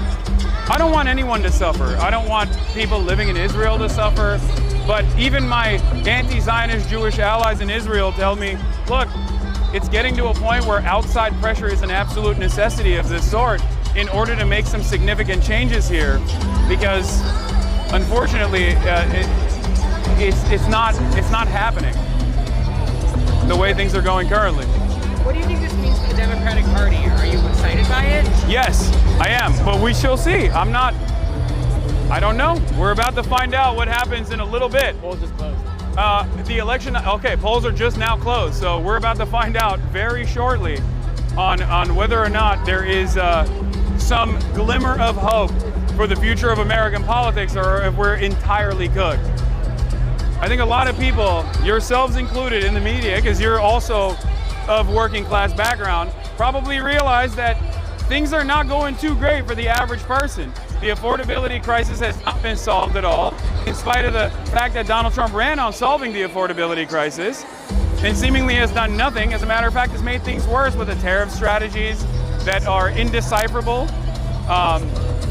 So when you see a lack of pushback from institutional Democrats, from establishment Democrats, and you demand more from your politicians, and then you see a dynamic young candidate like Zohran Mamdani who places workers first at the center of his campaigning, I mean, it's impossible not to feel a sense of hope. What do you make of the Cuomo campaign kind of drawing you into the race repeatedly, and there was an ad this morning that kind of placed you and Zohran next to the imagery of the Twin Towers law? Yeah, I mean, he's a racist. It's just ridiculous. It's ridiculous that he was. Not only is he incredibly racist for trying to associate his historically significant Muslim mayoral competition as somehow being affiliated with 9/11, in the most like sinister way, which he basically gave the game away on the Sid Rosenberg show when he straight up agreed with Sid Rosenberg that Zohran would cheer on another 9/11. Like this is an unacceptable form of bigotry. It's the type of bigotry that you sometimes hear from the likes of Donald Trump, but surprisingly enough, perhaps because of all the Gulf royals that Donald Trump deals with on a financial basis, you don't even hear that level of Islamophobia from Donald Trump. Think about that.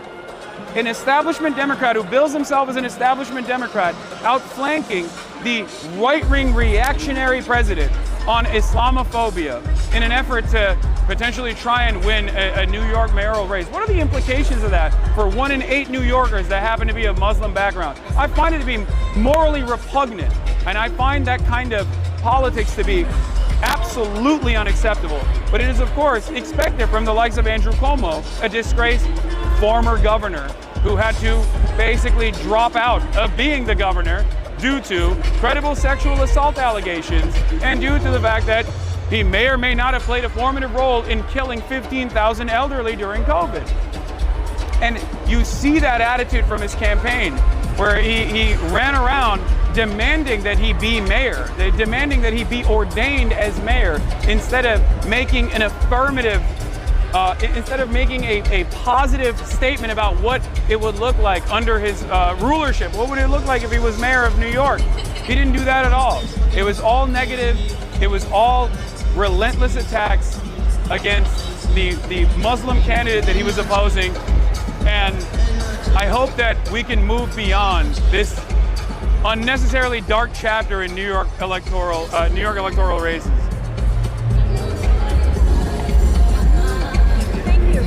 Say hi, Jacob. Oh, what's good, man? How you doing? I'm very familiar with your reporting from when you almost got killed by whistleblowing on what's the guy? I forget his name. Yeah, we're live, by the way, just so you know. Sorry, I'm just letting you know. What does big reform Mamdani mean for the Democrats? It means that Democrats are sick and tired of business as usual politics and status quo politics. They want action, they want change, they want someone to represent the working class, and they want a fighter.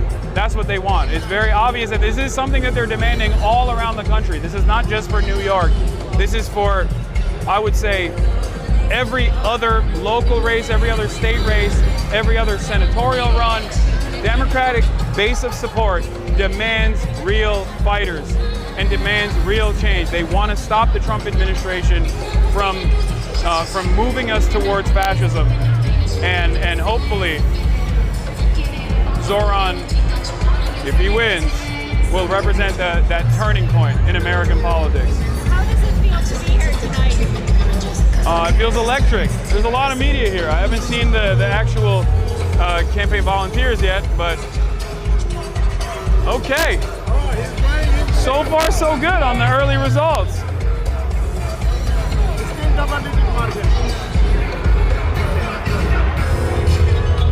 Oh. What's up? Bro had 2 whiskey shots. Okay. Fire I raining know down. that Zohran campaign, how he ran his campaign. So, as an example for his campaign, you think that Democrats should adopt the same policy Zohran adopted, and he engaged the youth in the, Who are you talking about? Should engage this? Zohran engaged the youth in his campaign. Uh-huh. So you think that Democrats should, adopt same policy? Yes, I do. Yes, I do think that every politician should adopt similar locally adjusted politics to what Zohran was representing.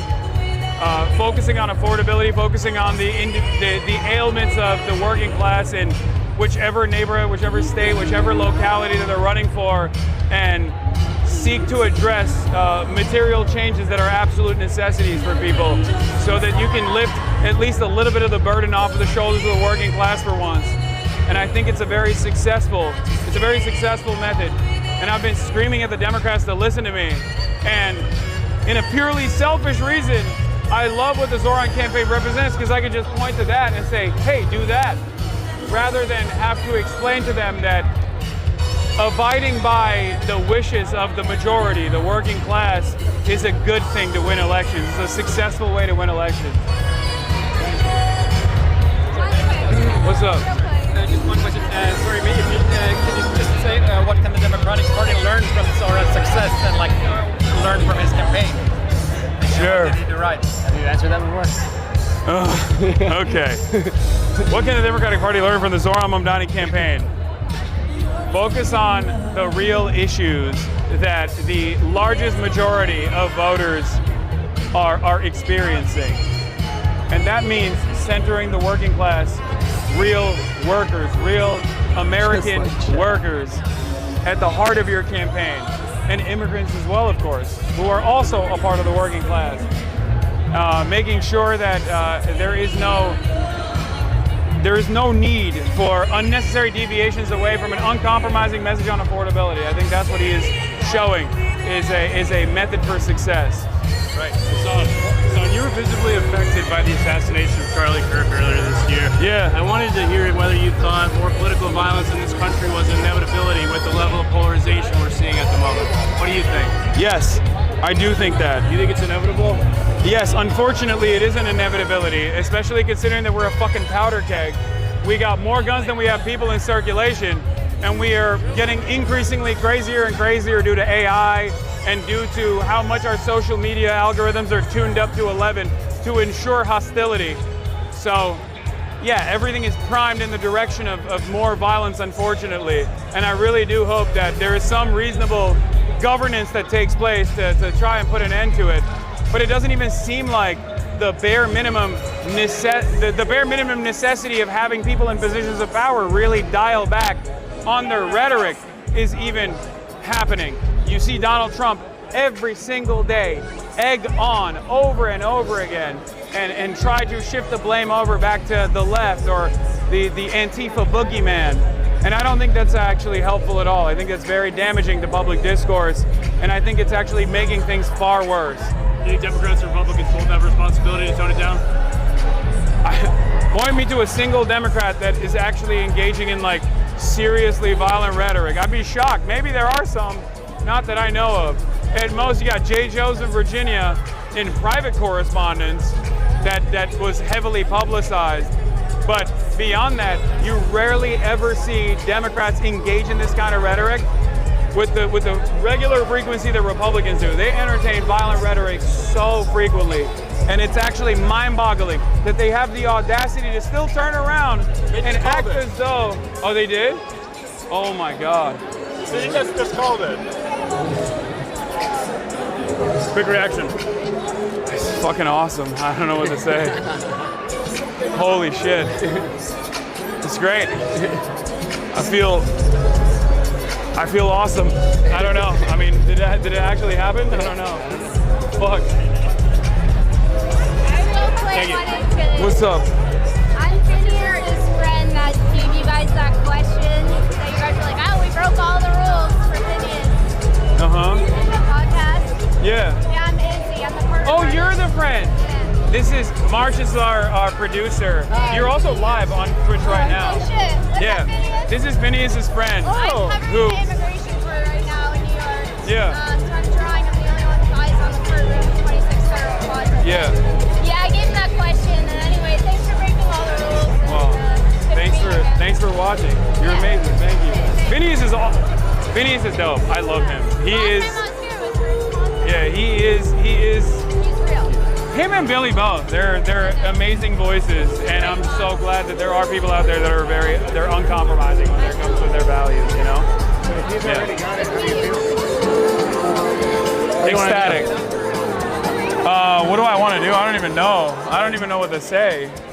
I feel amazing. I just a burden has been lifted off my shoulders. I no longer have to prove that this kind of politics works. I can just point the fucking Zohran. That's how I feel.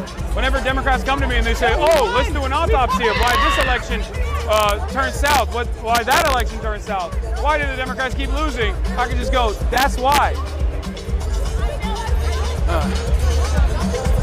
Okay. I love this. Thank you so much. Thank you. I can just ask one more question. How do you think sure. this will impact America at large, like this victory? How will it change? I think the battle has just begun. It's going to be a very difficult. There are very difficult years ahead in terms of getting even the most modest social democratic reforms in this country. And I do think that the administration, the Trump administration, is going to do everything it can to oppose whatever initiative, no matter how helpful it is to the working class in general, every step of the way. But hopefully there will be a change in the positive direction. Right. What do you think you did right just to reach young voters? That's me. Look at that. What's up?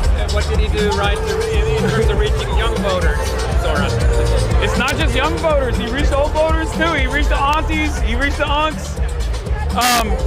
He centered their problems at the heart of his campaign. It's just something that, unfortunately, is not as common as you would assume it is, you know, and especially American politics. It's not common.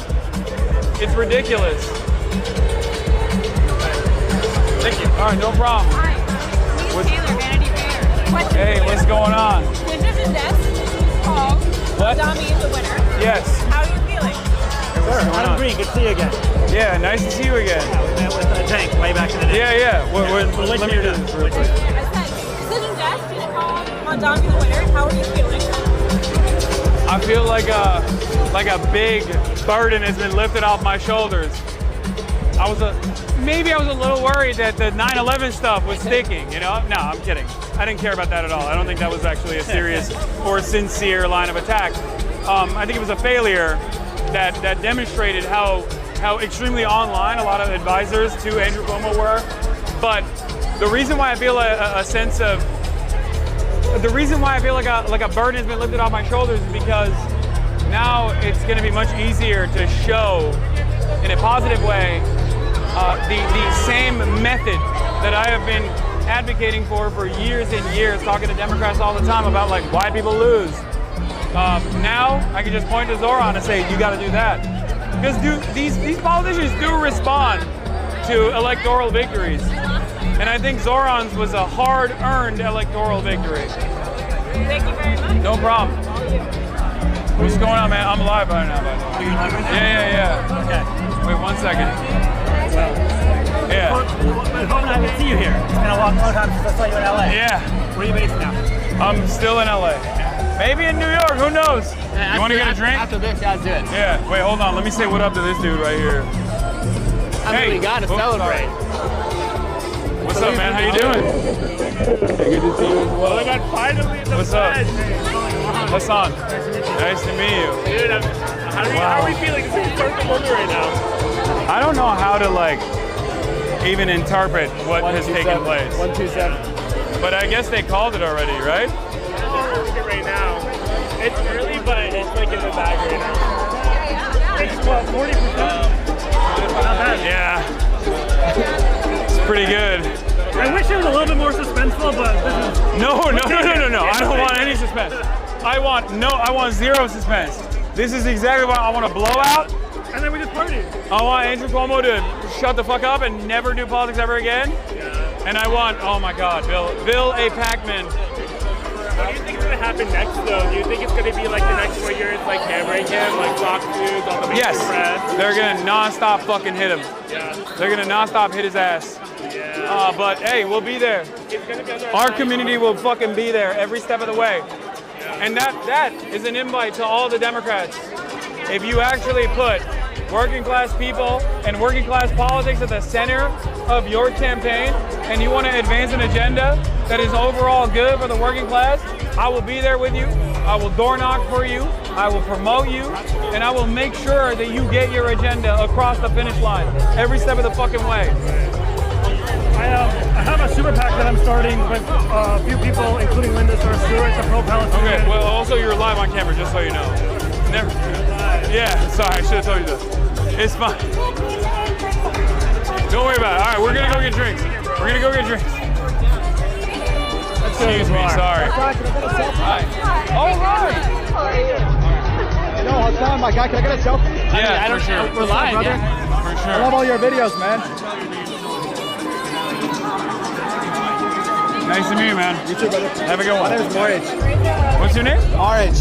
Marich. I love all your videos, brother. Oh, hell yeah. Thank you. Nice to meet you. Your interview was cool. What? Your interview with Mamdani was cool. I saw that. Oh, thank you. Thank you. Yeah. Good stuff, man. Yeah, of course.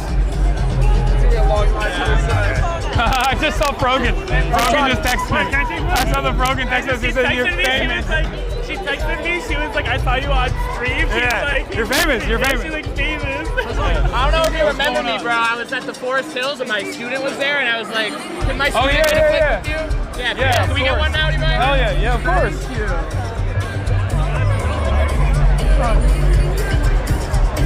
Thank you. Tell Vosh I say hi. I love him, bro. He's awesome. Who? You and Vosh. I love you guys. I don't know him at all. Hasan. Thank you so much. Of course. Of course. Thank you guys for being here. Can I get a selfie with you? Yeah, for Oh, sure. you're the best. Thank you. Thank you. Nice to meet you guys. Nice to meet you I'm a too. journalist with the New Statesman. Can I do a quick interview What's with you? up, man? For what? The New Statesman magazine in the UK. Wait, hold on. There's doors open, so there's going to be a lot Yeah, it's more. gonna be fucking swarmed in a second. We want to get hammered first. Yeah, let's go. So, Fix the ball. Yeah, let's go. Sure, fuck it. Why not? I'm Alex Salmon. I work at Slate. Oh, hey, what's good? We've chatted online about times. Oh, yeah. Anyways, good to see you. Thank you. Good to see you as well. That's like a New York Times. What's going on? I know you've held court for a while here. I'm walking over to the alcohol beverage. You want to come with me? Yeah. All right, let's do it. I'm with the Free Press. You're live right now, by the way, just so you know.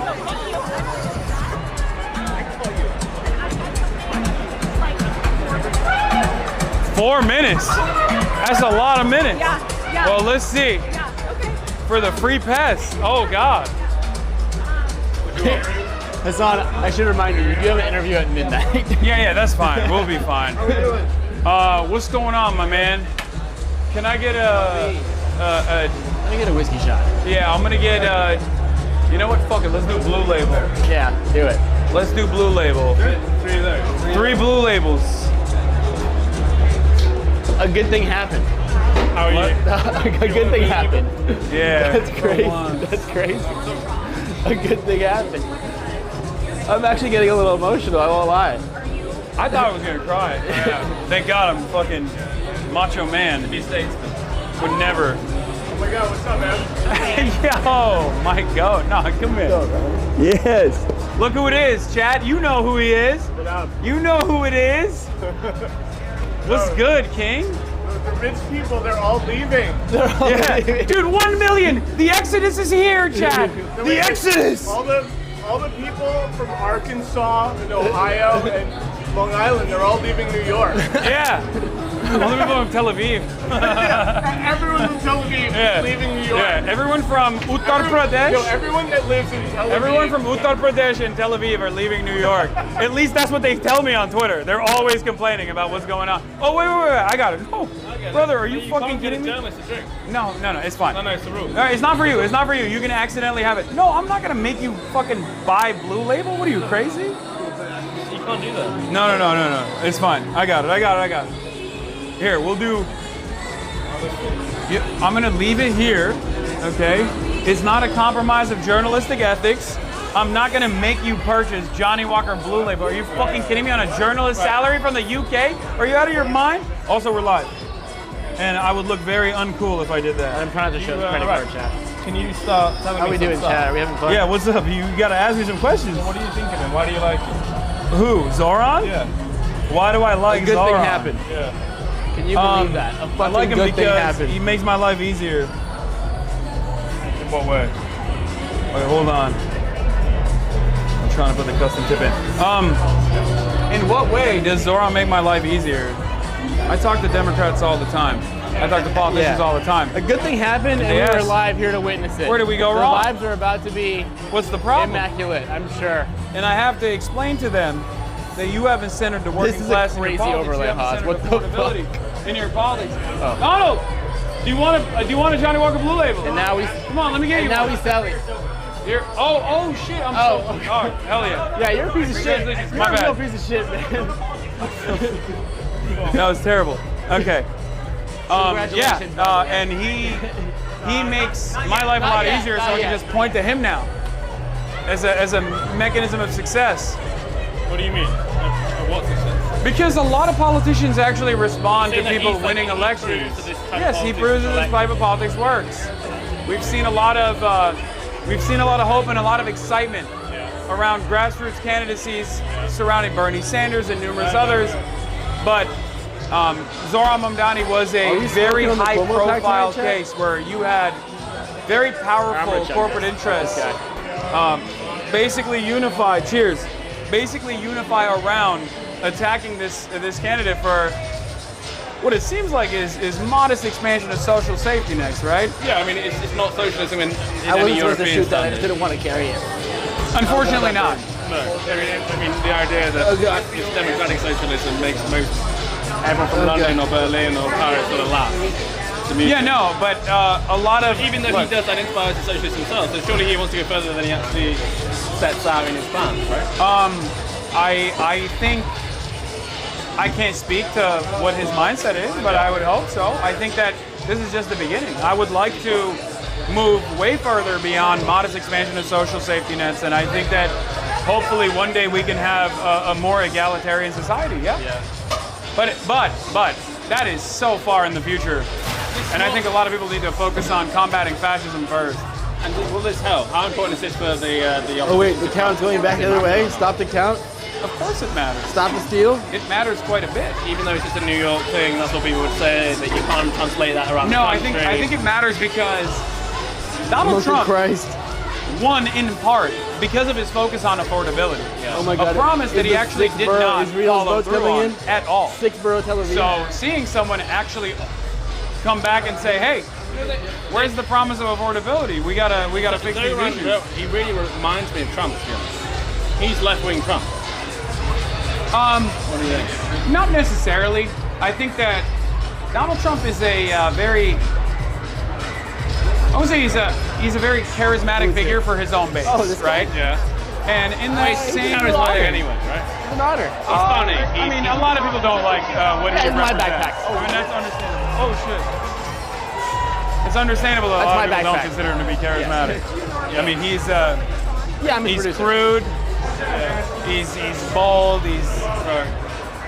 You know, but he does tune into the frequency that a lot of people seem to appreciate. Yeah. And in that same sense, I think Zohran essentially represents the type of exuberance of politics that you need in the Trumpian age, right? You can't be this stay and establishment. Do you think he did anything that was even remotely bold? In the same way, No, I think the way in which he speaks, the way in which he's. No, I think he's a good communicator. I think the unfortunate reality. Trump is much more. No, Trump goes way beyond that. I think he would be a better comparison would be to Barack Obama, because Barack Obama was a very skilled orator, and I have a lot of disagreements with Barack Obama, but he was a very charismatic figure. He's a very skilled orator, and I think Zohran Mamdani has a similar quality to him. I wouldn't say he's similar to Donald Trump in the same way, because Donald Trump himself is. You get a lot more allowances when you're on the right. And Donald Trump has taken advantage of those allowances. There is no world in which Zohran Mamdani, especially as a Muslim, would ever be able to say half the shit that Donald Trump gets away with saying. How important do you think it is that Zohran delivers? Because it seems that essentially Trump is setting up this big fight with Zohran. He wants them to be his next sweat noir, this enemy, the guy that he can point to and say, this is what you're going to get otherwise. He's setting up fights with everybody. And he's setting up fights with... Is Zohran going to be able to win that fight? I think the people have to win that fight. Not just Zohran, but just the American people have to win that fight. Otherwise, we're in for a world of pain. We're in some dark times, if you know what I mean. That's the reason why I'm saying like he's doing the same thing in Illinois, in Chicago. He's doing the same thing in California. He's doing the same thing in Portland. These are interesting times. There's a lot of volatility. There's also a lot of discontent and a lot of anger. And I think channeling that discontent back to more effective mediums to ensure that we can protect our neighbors, to make sure that we respond to the administration every step of the way, to say you don't have the popular mandate at all. As a matter of fact, you're quite unpopular, is an absolute necessity. And that's the reason why I think a lot of New Yorkers voted for Zohran, because they want a fighter. And he has presented himself as that fighter. One who will be uncompromising in his values when it comes to protecting the working class of New York. Is this the biggest moment in terms of the opposition to Trump that's happened in the past 9 months? Yeah, I if think he so. wins, I mean, we don't know yet, but assuming he's going to win. It seems like he's projected to be the winner here, but I mean, it's getting a little bit closer. But yeah, I think so. I think it'll be the biggest moment for sure. All right, so I appreciate it. All right, yeah, nice to meet you, man. Nice to meet you too. Accidentally, just grab it. You know, don't worry. Wait, hold on 1 second. I have to. Okay, I can't do it right now. Dude, you're gonna get sworn. You're gonna get sworn. What? No. Hold on 1 second.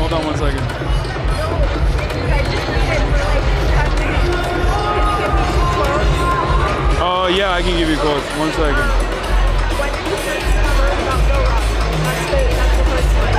What is your question? When did I first learn about ZOHRAN? Do you want to move away from the speaker? We're right under it. Yeah, sure. When did I first learn about ZOHRAN? Hi. A bunch of my journalist friends put me on him. Said he was a cool dude. Do you remember what month? Like this year?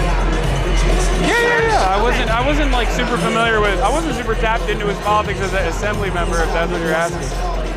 It was after he declared his run. It was in the primary, yeah. He was around like, I mean, he was at 1% at that point, but. Okay. What did you think of him? What was your first read? He's very handsome, very affable, very charismatic, and someone who very clearly is unafraid to speak out on his values. And do you have any policy disagreements with him, or really since that? Do I personally? We'll see. We'll see if he can deliver on his promises. I think it's unhealthy to idolize any politician. I know a lot of politicians. I don't idolize any of them. Is he your favorite right now, you would say? The one you trust the most? I mean, I trust him quite a bit. Quite more than I do so far, the average Democrat or the average Republican especially.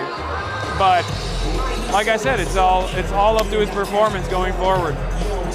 And how do you feel about the fact that he ran as a Democrat? Like, I like it. You like that? Show me why. Yeah, I don't care. But ultimately, do you want him to run on the socialist ballot? Like, I don't think there's a viable alternative. I think Republicans for years and years have called the Democrats socialists anyway. They've called them communists. So you might as well have, and Democrats have historically had, or independents that caucus with the Democrats have had historically socialist candidates. So I just want people to have a better go at it. I want the working class to have an easier go at it. It's been far too tough for far too long. And stupid question, how do you identify? Is it as a Democratic socialist or how do I identify? I don't know. I say I'm a leftist, but people call me an anti-Semitic terrorist, a communist, Antifa, CEO of Antifa, numerous names. How does it feel to be in this room right now? So far, just a lot of media. Yeah, 100%. Anyway, okay, thank you. Say hi. What's up, man? How you doing, man? I'm doing all right. You're amazing. Love you. Can I get a picture? Yeah, for sure. Just wanted to thank you for the shout out over there. That was my story about the billionaires. You say they're going to leave. Oh, that was your story? It was my reporting. Yeah, I don't think they're leaving. We'll see. Okay, be honest. You actually think the billionaires are going to leave? I don't know. That's what Bill Ackman said. He ain't leaving. That motherfucker is not the election. I will say that they really Is ZOHRAN the president? Is he president of New York? They really do. That's good. That's crazy. They've spent more money than they would get taxed at this point. So that's so strange. Hell yeah. Like, I wouldn't be a family without you. Hell yeah. Like, that's so nice to meet you. Hell yeah. I've watched you for like 15 years. Like you're beautiful.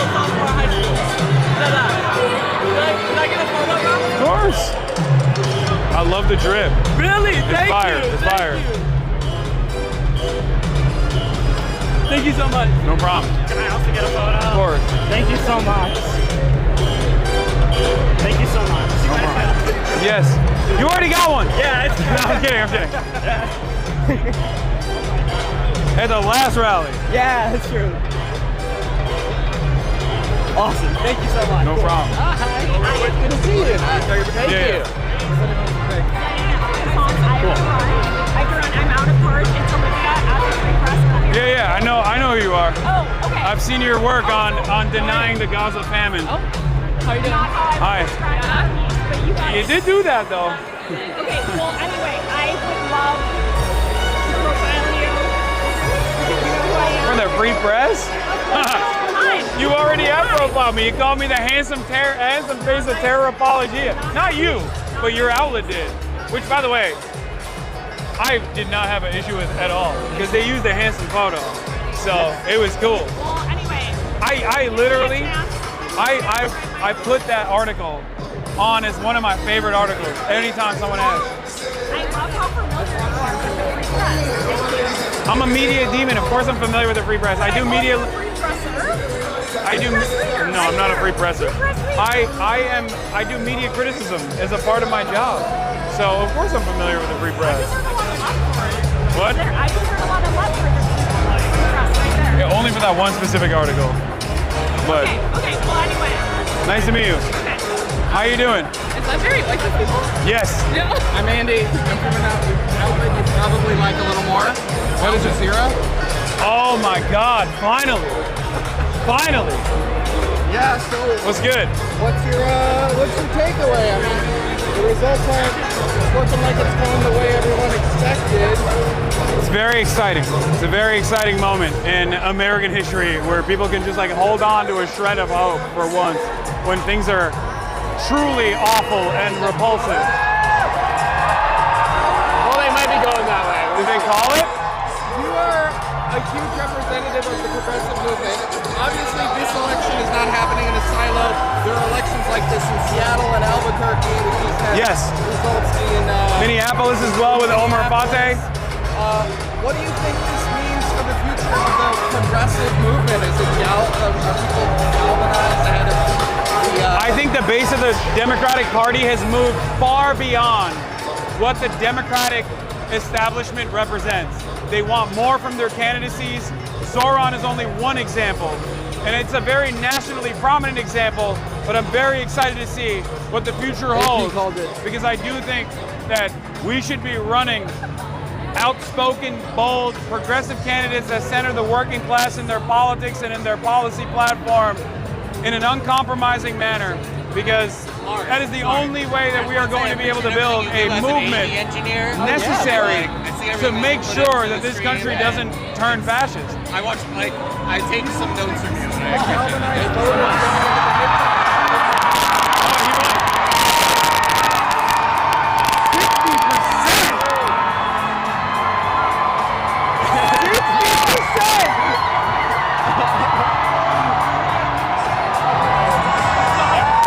That's all media, by the way.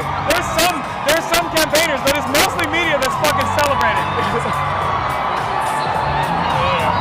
No, backwards. Appreciate you. Can I get a photo real quick? Yeah.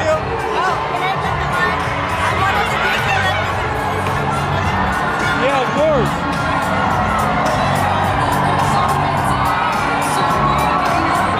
Sure. Thank you very much.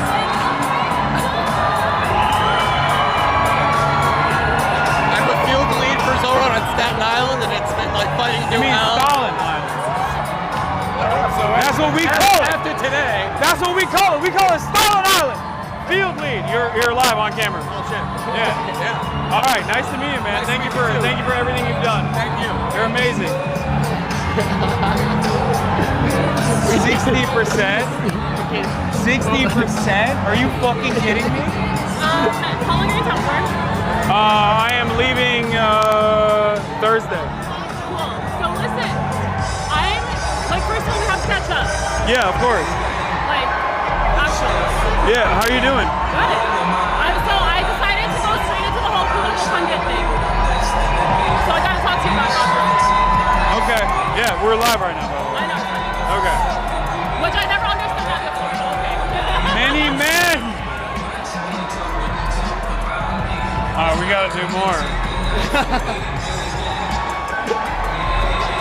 Where the fuck is Ryan Grant? Hello. I work for the National Abu Dhabi. Okay. I asked you how do you feel? I feel ecstatic. I feel electric. I feel like change is coming, hopefully. Inshallah. No problem. Want to go that way? What? Go this way? You know where he is? No.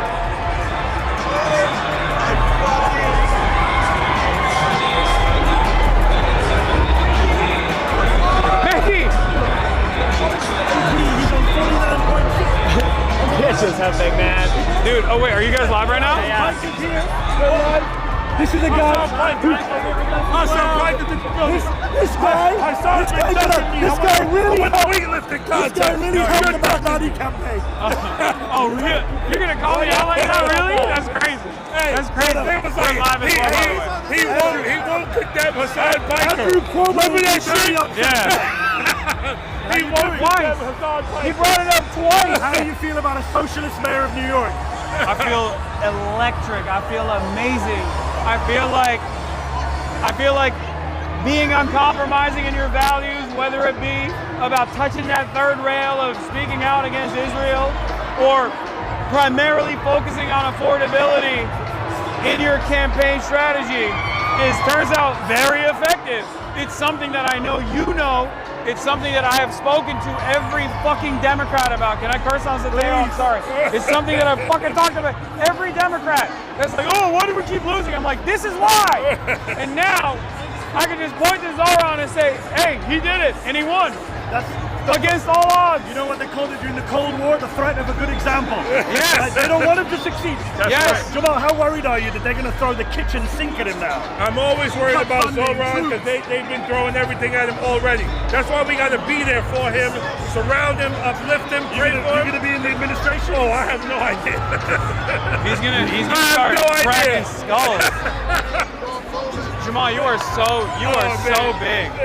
You are so strong. It's crazy. We have the big boy stream right now. Yeah. Just this scene right now is killing people around America. It's crazy. Right now, Bill Ackman is writing a very long speech. On my tiny headquarters. Hey, smoking on the Bill Ackman pack tonight. Smoking on the Bill Crackman. We're taking on all right-wing, fake MAGA tough guys. Hasan and Jamal coming to your town. Let's get on the bench press. He's not even from New York. It don't matter. Yeah, I illegally voted for Zohran Mamdani 65 times. Get at me. Get at me. That's right. Help him, bro. That's right. He's bad now. Yeah. He's what now? But now socialist is not a dirty word anymore. What do you say? Socialist is not a dirty word anymore. Oh, that's why they jumped to communists, right? You got to be communist. Yeah, you guys noticed that? Yeah, they immediately jumped to communist. Socialist not a dirty word anymore. Democrats, listen up. Take some lessons. Don't get on your Ezra Klein nonsense. Don't let Ezra Klein analyze what happened here. They won't. Hold on. What are you going to do tomorrow when people say, but Mikey Sherrill won in New Jersey and Abigail Spanberger won in Virginia? What are you going to say? Well, this is the other pushback, right? This is all a referendum on Trump and fascism in America as well. The Democrats across the Big Ten have won in different places all over the country. So that's something to celebrate as well. Oh, yeah. But we cannot undermine or play down what Zohran and his team have accomplished here. I mean, he's pulling out 1%.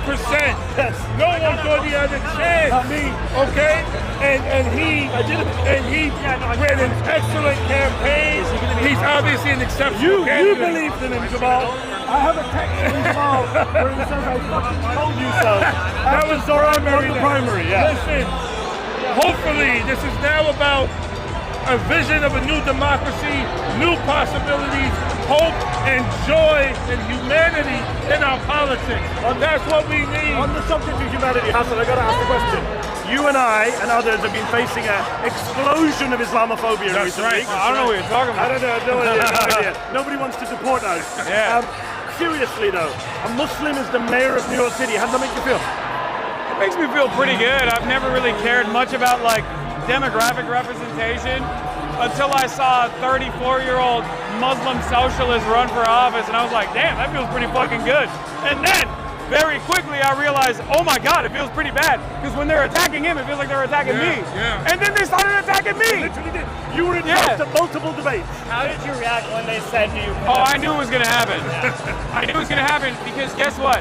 All these fucking dumbass billionaires are extremely online. This is the most Twitter fucking focused presidency of all time. Get the fuck off Twitter and start doing good governance is what I say to these dipshits. But they are so slammed into their fucking phones and they're just like, oh, I hate this guy. I hate this fucking guy. It's like, I'm a Twitch streamer. You shouldn't know me. You should not know what I represent.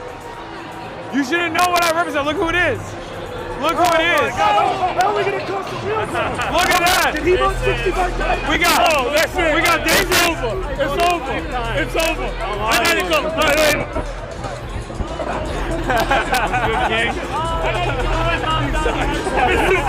It's too much. It's too controversial. Let me get out of here. How do you feel tonight? How do you feel as a New Yorker? Today, like this campaign proves what politics actually is.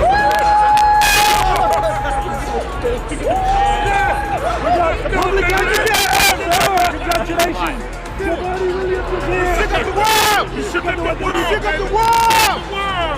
One of the earliest people to I'm good, how are you? What did you see that others didn't see? I saw what absolutely has to be the future of the Democratic Party, giving people something to vote for, not something to vote against. Can I take a selfie with you? Holy shit!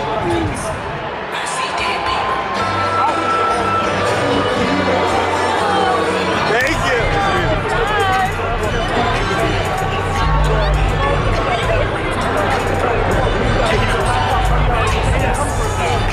You're a public advocate, you're in government. What do you have to do to protect your man now? Well, one, my job is to make sure we're moving the city in the right way. If we're not, I may have to give him a little nudge now and then. That's part of my job.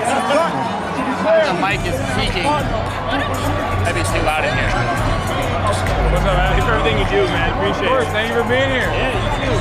Hi. You're a big part of this early on. Very few people saw the vision. You saw the vision. What are you gonna do? I just look. This is people like yourself played a big role in this. A lot more than me. I'm just one fucking dude. I'm just one dumbass. We don't have enough solidly left-wing platforms that can actually speak to regular young men. You're doing that shit. I try my best. But thank you for being here. Nice to meet you. Thank you.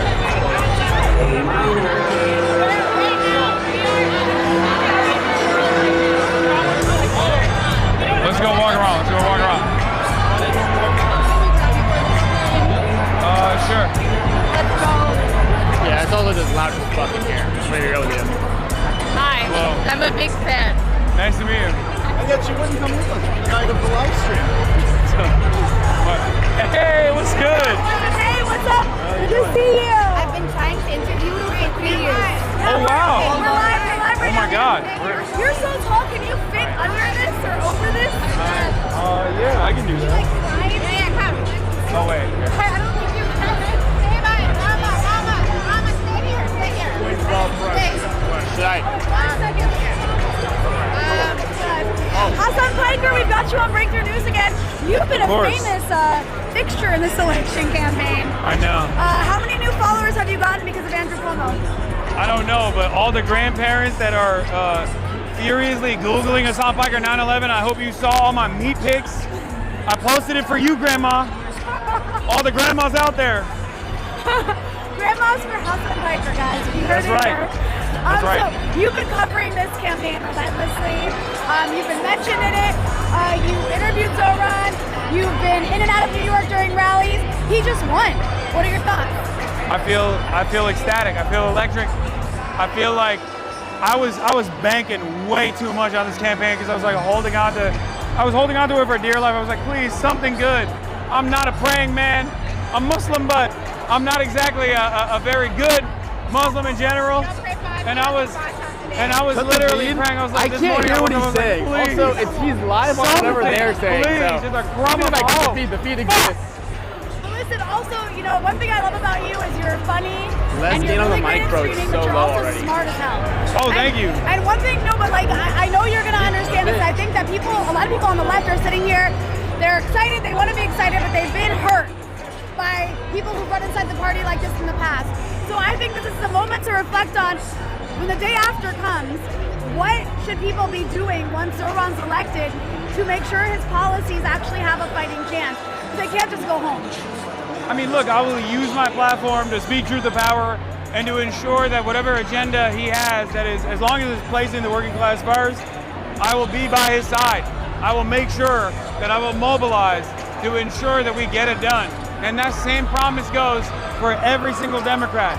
If you place, it doesn't matter where your background is, if you have a working class first politics and you are willing to put yourself out there to fight for the working class all around the world, I will be there by your side. I will door knock for you. I will make sure that I mobilize for you, and we will get this done. We will get your agenda done. What do you think it means that this guy ran as a socialist and anti-communism didn't work to stop him? That's big. Yeah, I think we are in the heart of the imperial core. This is the country that defeated the USSR, unfortunately. And the reality of the matter is, there's a lot of antagonism. There's no class consciousness in the United States of America. It's one of the things that I try to address every day with my commentary. And I will say this, the conditions have deteriorated so much that everyday Americans, in spite of their lack of class consciousness, are finally arriving at the conclusion that perhaps there is an alternative out there. There is an alternative that focuses on them as opposed to the interests of the billionaires and the millionaires, as opposed to the interests of the capital owners. And I mean, you can't help but notice that. You can't help but feel at least a little bit of excitement around that. And also the significance that he ran on a platform of opposing Israeli genocide. Yeah, I mean, obviously, fuck Israel every day. It's fuck Israel o'clock, and you don't get punished for saying fuck Israel anymore. That's all I'm saying. Look, I was number 2. I lost to Candace Owens, who is kind of whatever when it comes to Jewish people. But like, I'm not anti-Semitic, and yet Jonathan Greenblatt, that bald fuck, spent every fucking waking moment yelling about me instead of Nick Fuentes, bitch. What happened? All the Republicans you defended are now turning around and being like, maybe we should be anti-Semitic. What happened, Jonathan? That's all I'm gonna say. But also, more importantly than that, being honest about the unlimited violence that Israel has subjected Palestinian people to, Israel has subjected Lebanese people to, this is Syrian people to, like this is the people in Yemen, like this is important to be able to address truthfully. And I think that's the reason why you have so many people that lost their fucking mind. Shouts out to Deborah Messing. Hey Deborah, take your lithium, Deborah. You posted like 120 fucking Instagram stories. What now, Deborah Messing? Oh my God. I want to see him so bad. I hope he's here. I want to see what he's up to. I want to ask you one more thing that I think Katie wants to steal you. Hasan, and all like to be like, not to be a Debbie Downer, however, what about the issue with the NYPD and keeping Jessica Tisch on as commissioner? She's from a billionaire family who's very hostile. I know. What are we gonna do I'm about definitely worried about that. I'm definitely worried about that, and we will hold Zohran to account as well. If Jessica Tisch doesn't at least promise to deliver on whatever agenda Zohran has, I don't know if it was just a mechanism of like winning the election, if he was trying to just do that, or if he genuinely has confidence in Jessica Tisch. I don't. Personally, I think she is a dynastic name in New York. I mean, her family name is on the side of NYU, you know what I mean? It's very difficult to trust people like that, especially if you are trying to do right by the working class. But we'll see. Maybe she's a class traitor. Maybe Jessica Dishes is actually a class traitor who is going to bring about the revolutionary core within the NYPD, and they're going to actually defend working class New Yorkers against the federal encroachment that is going to take place inevitably. Well, there's that, and there's also, it makes me think about, like, if you take over a country, you got to get the armed forces on your side. I agree. And you got to put loyalists in place. She's not a loyalist. So I don't know what that's about. We'll have to wait and see. But lastly, Trump is coming for this city. What do they do? What do we do? I mean, how does this work out? This city Trump is going to try to coup this city. This city is robust. This city is massive. This is the heart of capitalism in many ways. He can try, but I do think that at the end of the day, it's going to come down to the people versus these corrupt, authoritarian monsters who try to enact the agenda of billionaires and millionaires. And I don't think he has the popular mandate at all. So I don't think he'll be able to successfully make any sort of change and even hurt the New Yorkers. I think it's important that we have someone who will be leading that charge and will be a fighter for everyday New Yorkers. Also, Hasan, do you know I work out as much as you do? That's not surprising. You're in great shape. Thank you. I know, but I don't get credit for this. I want you to come on my podcast. I want to talk politics and I want to talk exercise. Emily, get Hasan's number so we can get him on. You did it. I appreciate people on the left. I'll be there in a You second. got it. I appreciate people on the left. I appreciate people on the left who work out. I want to start a gym called Red Zone. Yes, I like that. I call it a swolitarian. Yeah, go. Steal him, but seriously, no. Pictures for a second. Really quickly, how can I Oh, just DM me. Just DM me and I'll get you. DM me on Twitter. DM me on Twitter. You like did a thing with the RP guy. I don't think you understand. I'm like a workout. I watch that guy so much. Which guy? The RP guy, the Renaissance periodization guy. Oh, you mean Mike Israetel? Yeah, I was like, holy shit, how can I know you? Are you guys gonna interview? All right. Can I want that stuff. We got lots of questions over here. But not to be annoying. Yeah, go for it. You haven't emailed, because I've DM'd you and you don't see them. Oh, no, just DM me again. No, I'm serious. I'll look. Give me your email. I don't want to ask your number. Okay, well, we're live right now. Hold on.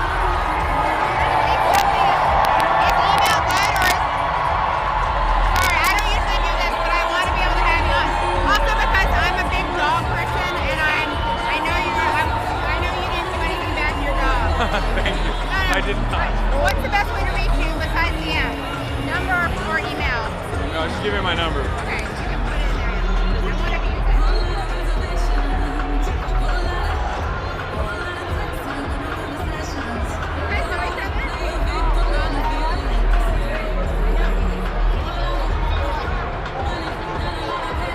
Hasan, Meg Nadia from Dropside. Love your stuff, man.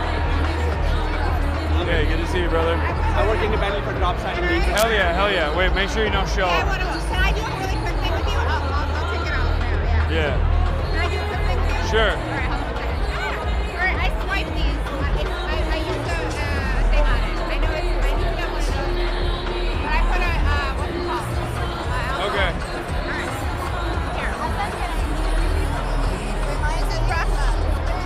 She has like 1 million followers on Instagram. It's fine, Do you yeah. know who she is? She yelled at Clarissa Ward. Remember her? Oh, that was you? Hell yeah. No, but it's all Palestine. Are you okay with that? I trust you. It's fine. I'll do it after I talk to kids. I will do it.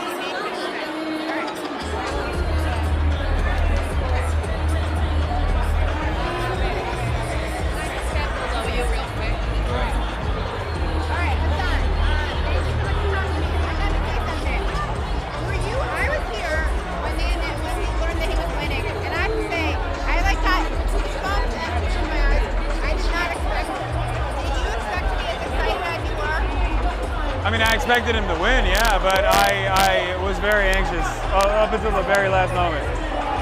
I've been hurt before. It's called February 2020. Bernie Sanders, Nevada. We've all fucking been there, okay? He actually wins the Nevada caucus, the Nevada primary, and then what came after that was both COVID and also devastation. Democrats who pretended or claimed that this was just not winnable. They always do this. They pretend they're not ideological. I miss hanging out with Hasan before he started doing all these interviews. He used to just be us getting drunk. It's Now he's bullshit. always That's busy the doing line. interviews. Have me on your podcast. I can't be, Ross Douthat can't be the only motherfucker that has me on New York Times. But yeah, it's bullshit. That's all I gotta say. And do you think that you would live to see this as quickly as we've lived to see it? Like, I mean, not to sound corny, but like, I didn't think that someone could win. I can't even hear what he's saying. It's so loud in here. Like, a year ago, I can see yelling into his ear. I think the discontent is palpable. So of course, things are moving at an alarming pace in general. But it is directly a consequence of how angry people are. What radicalized you? Really quick. Healthcare.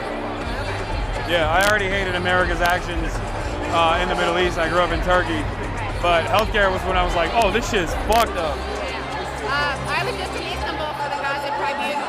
Beautiful city and a great event. And yeah, you're great. And I think you inspire a lot of people. And we're not live. I am live. Oh, hi. Sorry. The whole time. Oh, yeah, I just mean I'm yeah. All right. So any other words you want to say to the people watching? Always maintain revolutionary optimism. Do not succumb to nihilism. It's incremental changes like this that you can't even fathom will play a formative role in the real change that is necessary so that we can all live in an egalitarian society. Yeah, also, as a Jew, I just want to say, don't you people, I know you don't know who I am, but you know who this guy is. Every time you open your mouth, you make me mistake, Jonathan, and Hasan makes me mistake. Yeah, fuck you, Jonathan. Yeah, fuck you. Pay Palestinians, but you're also a Donda for the Jews and for the Goyim. So, all right. I didn't say that. No, I didn't. That would be inappropriate for me to say as a Muslim man. All right, well, thank you so much. Of course. And thank you for being here. All right, no problem.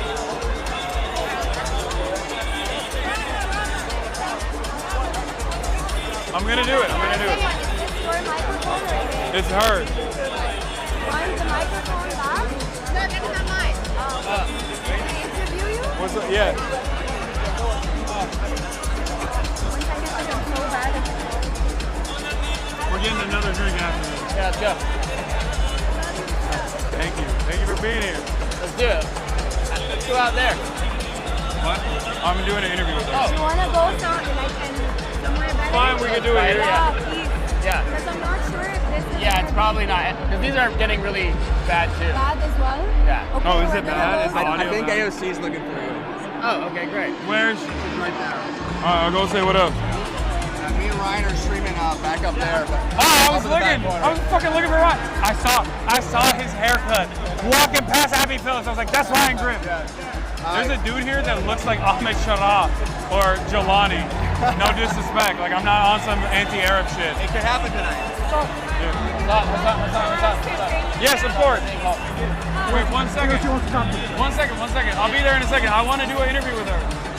What's up? I just snubbed AOC for you. Huh?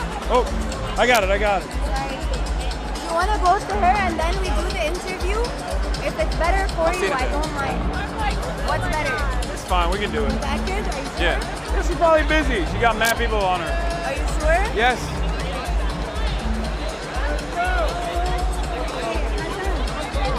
How are you feeling now that Ramadan is over? I feel very excited. I feel like a huge burden has been lifted off my shoulders, and I'm very ecstatic about the future of American politics. Hopefully, we can recreate a million Zohrans. Let a million Zohrans bloom. Do you think that this has caused Americans who were before that disheartened because the past 2 years have exposed how American politicians have been sort of designed for their donors, and it was against America first, which is ironic because it's all about America first, and here Mamdani is speaking for the people. Yeah, not only for the people, but also touching third rails like Israel, and also not suffering as a consequence of that, and as a matter of fact, winning because of that. A lot of people that aren't that invested in politics saw what Zohran was saying about Israel and was like, I agree with that. Why doesn't anyone else say that? And I think that's an incredibly important moment. And that's precisely the reason why so many billionaires and so many corporate donors, including the ultra-Zionists as well, are losing their fucking minds over it.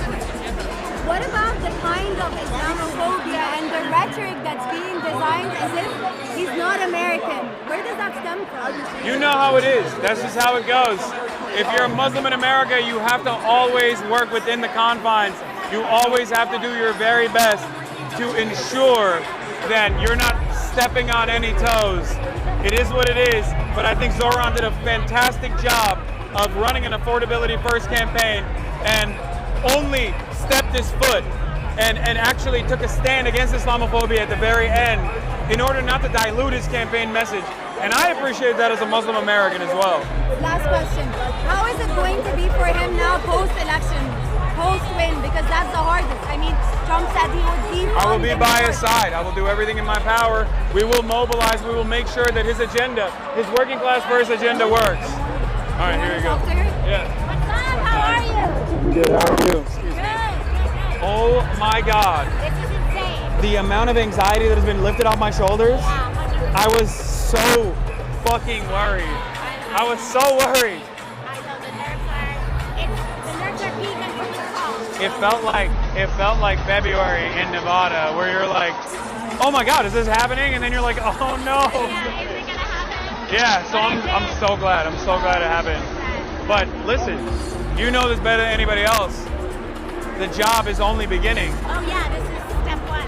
And look, people keep asking me like, what do you think? Oh, will he be able to get his agenda across? And I'm saying like, look, there are people like myself. We are ready to mobilize to make sure that we apply pressure where pressure is necessary in terms of showing up, in terms of being loud, in terms of making sure that people understand that there are uncompromising values here at play in terms of doing right by the working class. Like I think it's very important that he succeeds. That's right. So that, I mean, I know it makes your job a lot easier as well as mine to be able to tell for you, your colleagues, to be like, no, it works, right?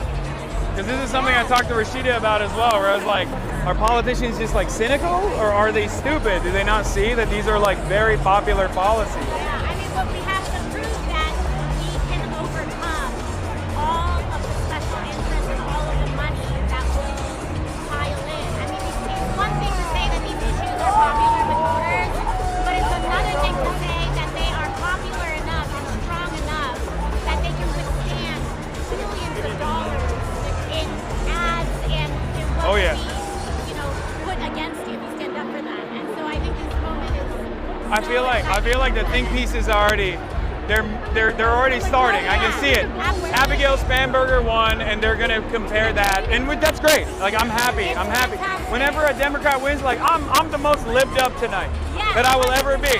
I don't want Republicans to win, and that is what a lot of my anxieties were with the campaign early on with Kamala Harris. Like that was what my frustration was, where it was like, you guys are taking a very risky gamble here, trying to lean into right-wing stuff. Well, what Zohran did tonight is that there are races where Democrats won against Republicans, which is amazing and fantastic. Yeah. This was a race where he won against Republicans and he won against the most powerful of the Democratic Party. And so he did not just defeat one party, but he defeated the whole guard of two. Yeah. And he did it not in a L for Democrats, but he did it because this is what our future needs to be. Look, I tell. If people aren't gonna let go, we have to take the reins. Yeah, I tell people all the time, I'm like, listen, if you guys don't want to do this, we will claw it back and we will pull you kicking and screaming to make sure that you do right by the working class, to make sure that we are effectively combating the growing fascist movement in this country, because it is a real, ever-present danger. And I don't think a lot of people who've grown far too comfortable in their position of power recognize the imminent threat that is the second Trump administration. And I think it's good. It's not good. It's not only good policy, it's good politics. And I think it's at the forefront of building a real working class movement that we are going to need if we want to oppose fascism every step of the way. All right, you got a lot. You got a lot of interviews. Good seeing you. Sorry, because I felt like she was gonna leave, but I didn't. What are we finish talking the about? question. Tacos, our favorite shawarma order, Tacos things are like that. not I got a spot there, Mike. Yeah. The Turkish shawarma. Donor. I gotta swap your mic. Oh, you gotta swap it? Yeah, Why? it's peaking. But like, I think it's just popping. I'm gonna put the other mics on. Yeah, hold on. I'm gonna try to save you. Good, man. How you doing? Michael Clay. Yeah, I know who you are. Appreciate you. I loved your performance at the debate. It was fantastic. Thank you, brother. What's that? Yeah. Fuck, you're not bringing the mics. Okay. Last question. Okay. So, you know, I'm gonna switch to the shotgun. Fuck this. Once they do win, they have to appease the system. But ZOHRAN seems to be We'll just different. shotgun it. Are you optimistic with that? And what is your Chad's Yes, gonna be a we'll see. changeover, okay? And we'll hold them to And it might be account worse. if We'll see. necessary. Hold.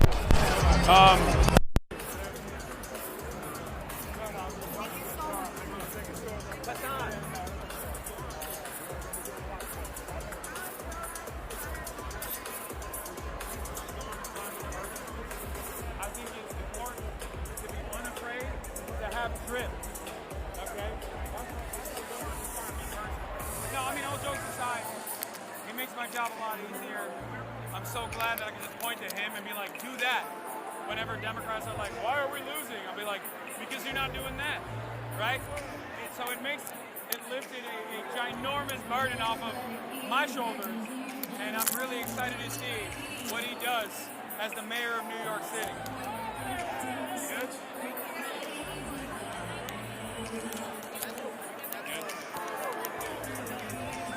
I'm gonna try to shotgun it. You good? I'm gonna try to shotgun it. Alright, sorry, Chad, this might hurt. Hi. Hi, nice to meet you guys. Hi. You guys want to take a photo?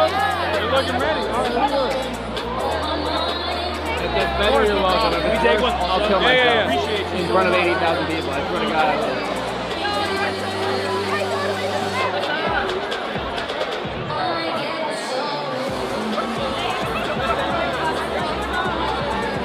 Oh, really?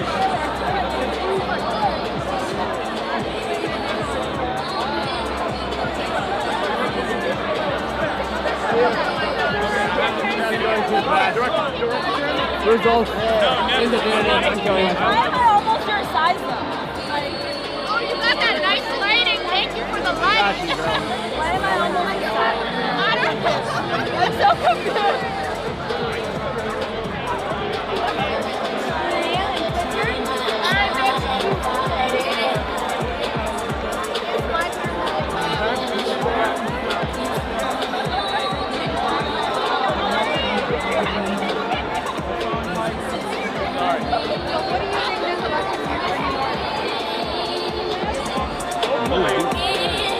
New York can maintain a glimmer of hope that there is a candidate out there who is uncompromising in his values and will fight for them, fight for the little guy, fight for the average New Yorker.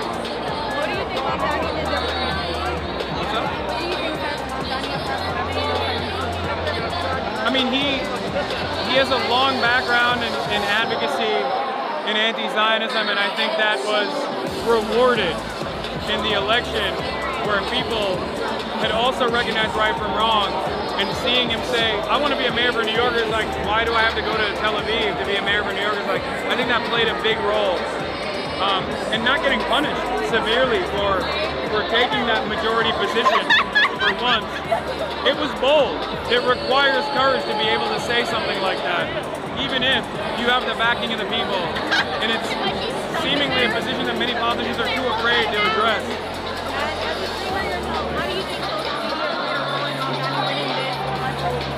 Don't tell any of the big billionaires who've been yelling at me for the past 2 weeks, but I do think that social media played a major role, yes.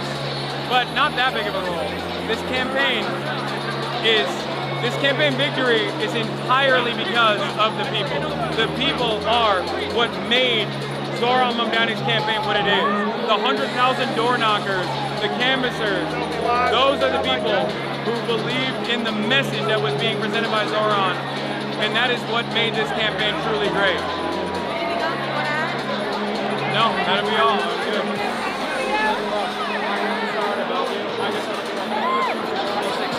Oh yeah, fan of your work, man. Do you mind if I get a $10 How's the audio? What's up?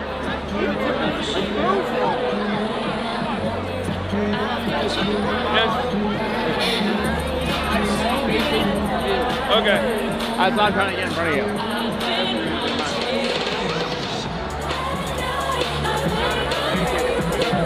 Of course, you too. Part time? Yeah, let's do it.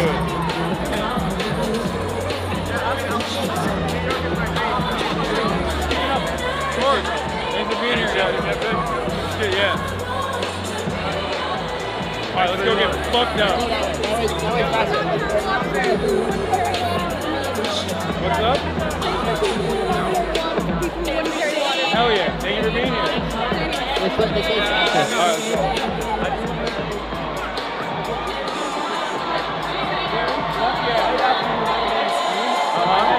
High schoolers driving in from New Jersey telling me I'm here because that's all I had on the street. Let's go. You juiced up Anderson numbers. That's crazy. Did you hear that? Yeah, bro, that's why Bill fucking Smoke Crackman was up my asshole until the last fucking moment. Fuck you!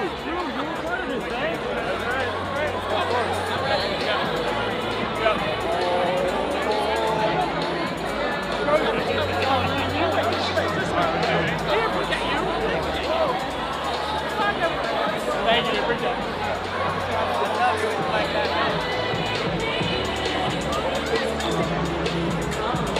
Nice to meet you. Sure.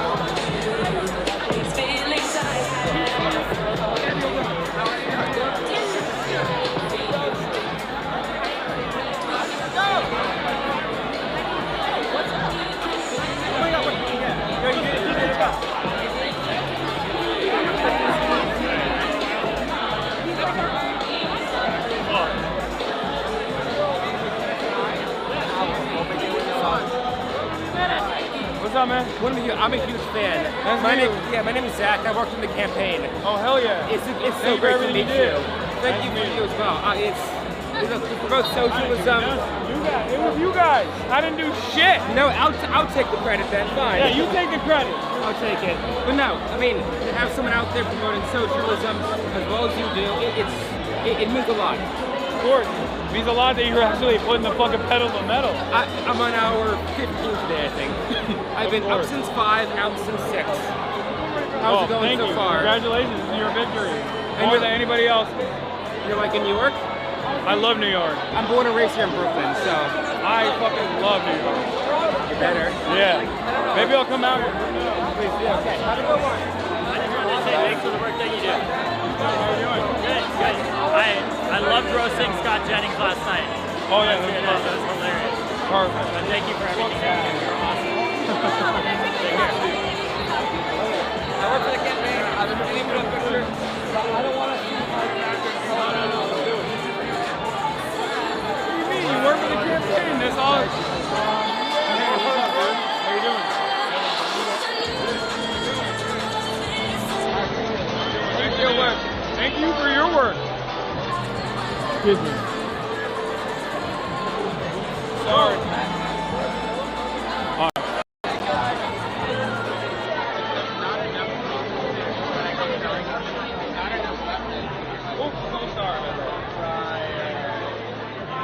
You watched my video of me today on your stream wearing your sweatshirt. Oh yeah, you're that was me.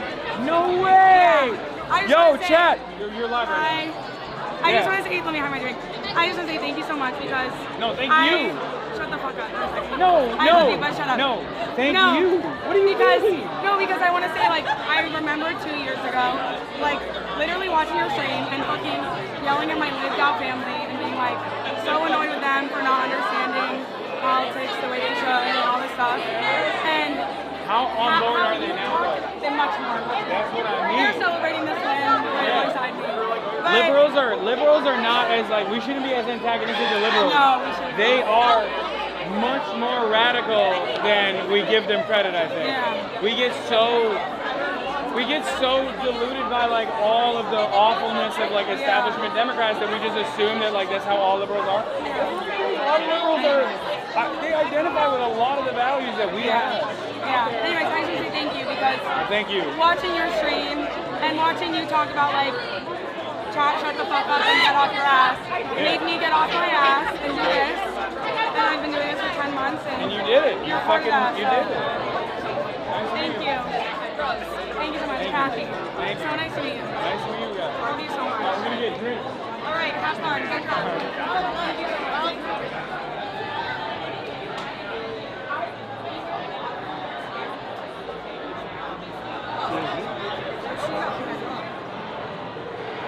Sharia law in every borough of New York. What's going on? Oh, I just want to order drinks. Sorry. I didn't mean to cut you guys. Just cutting the line. Are you guys ordering drinks? You're all right. No, I don't want to cut the line. You're all right. You're good. You're not cutting the line. Go. What do you want? I don't want to hold up drinks, so just give me a tequila shot. You're a bitch. You're a can't bitch. hold up drinking camera. You're a bitch. It's so hard in that You're a crowd. bitch. You're a bitch. You're a bitch. You're a bitch. It's okay. You're a bitch. That's crazy. You're a bitch. Yo, what happened? Hey, what happened? I thought that 9/11. Hasan loves 9/11. What happened? What happened? I thought that was a successful campaign strategy. What happened? Bitch. Andrew Cuomo, fuck you. Suck my dick, Andrew Cuomo. Pac-Man, Bill Smokes Crackman, fuck you. Yeah, let me get a tequila shot. Yeah, you want a tequila shot? Let's do it.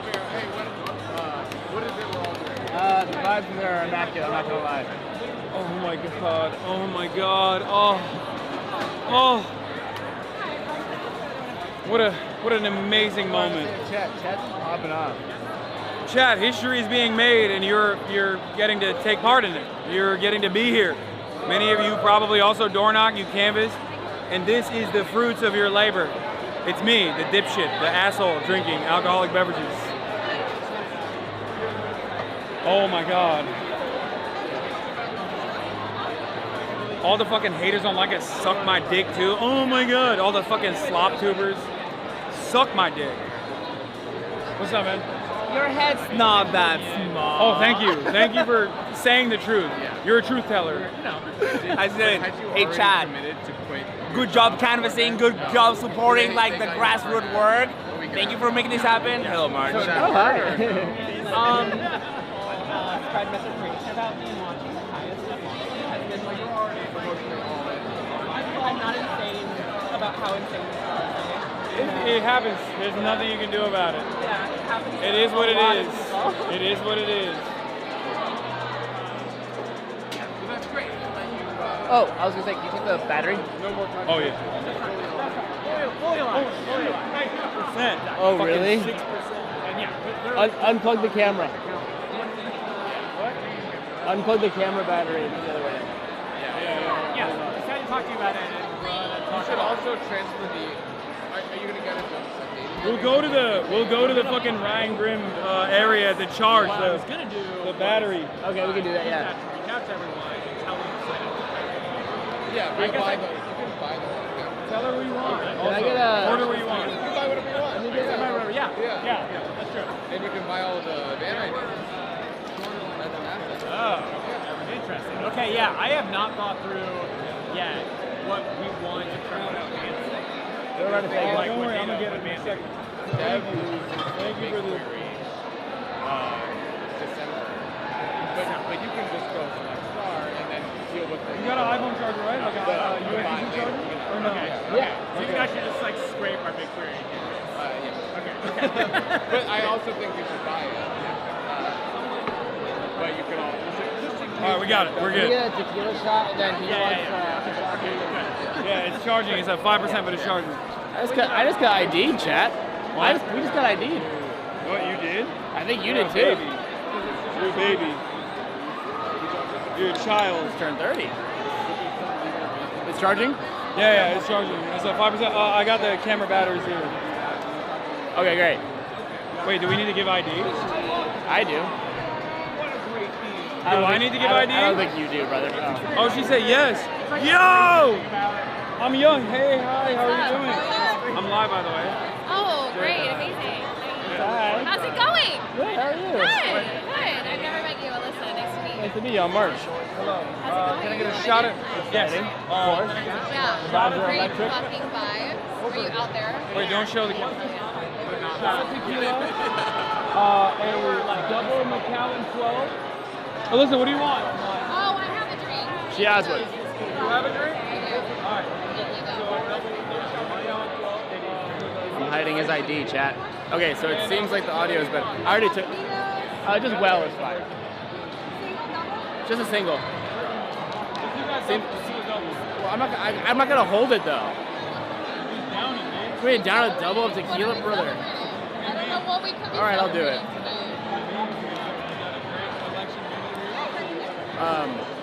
Seems like the audio is better. Sorry it was for so long. I think we might need to replace those lav mics. It was still audible, I think, but it was popping. I heard it when I put it up to my ear, but it was just so fucking loud in there too. But hopefully you guys could still understand what was going on and it wasn't too distracting. And it seems like the shotgun's a little better. The crowd in there is so aggro too. Like everybody's trying to. It's like 50% fans, 50% like camera production people, and like news people. So like everybody's like trying to like get their shot. So like people are like shoving people out of the way. And I'm also doing that, right? I'm trying to stick with Hasan, not get like cut off. Everybody's like Hasan, trying to get like shots of him. And so I'm just like, it's a little pushy. It's a bit tough. You have a fantastic night. Thank you. Here you go. Say a lime or something? Is it possible to get a lime? No, you're good. Sure? Yeah, I'm good. Thank you, though. Thank you so much. Oh my God, I need a lime. That's a double. Yeah, down it.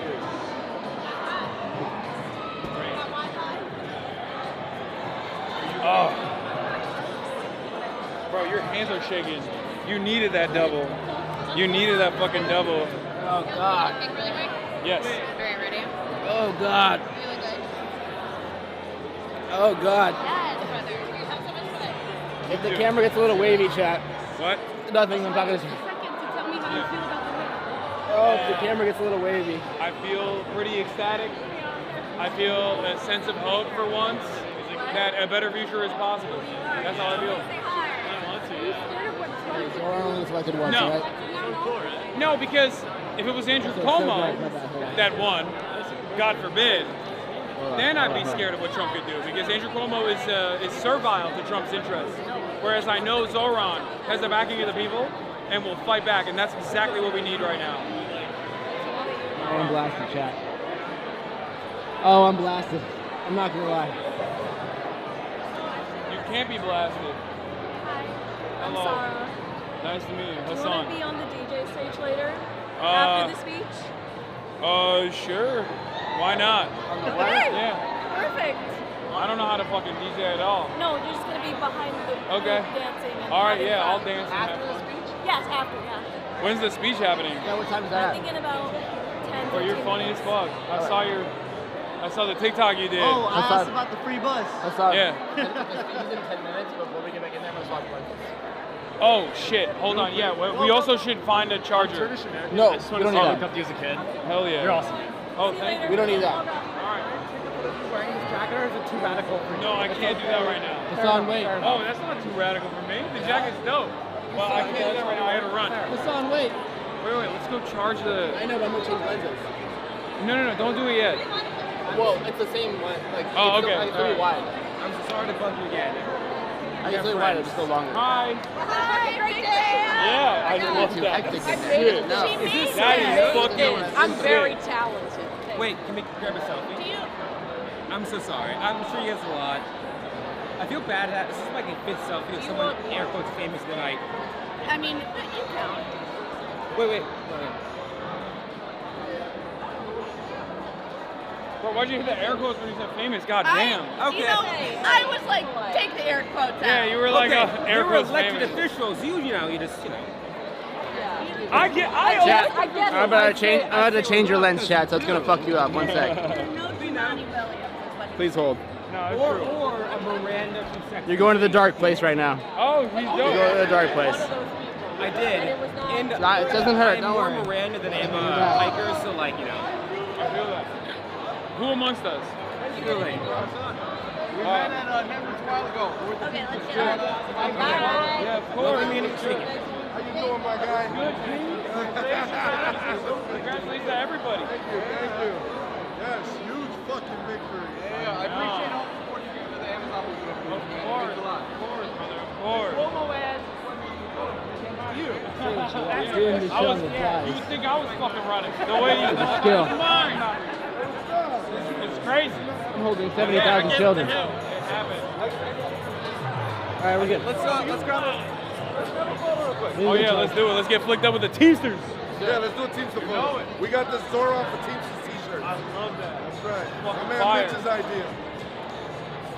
Mitch's idea and design. You want March? Yeah. Get off the phone, fucko. Let's get in here. Wait. You got the phone? Who's got the phone? Who wants it? Use Basil. Give me the phone. I'll turn flash on. I'm sure y'all got a better camera though. Oh my God, they're playing the fucking You know you like it. the young Cardamom. Wait, hold on. You know what? Ready? 3, 2, 1. Let's do one more. 3, 2, 1. Awesome. Yo, Real quick. Oh my God, did you see my post? They're going hard on you. I gotta just email my man. Okay. See the 200 lovely likes reactions though? I'm a high school teacher, and all my students always tell me that I look like you. Can I take a picture with you? Of course. I see it. Oh, thank you. But I also want to get... Bro's taking a picture with a Game Boy Advance SP. Oh, yeah. Thank you. Crazy.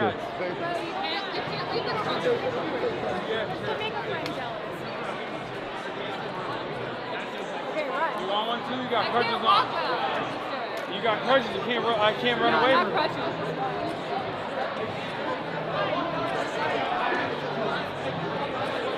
She can't miss all day like that.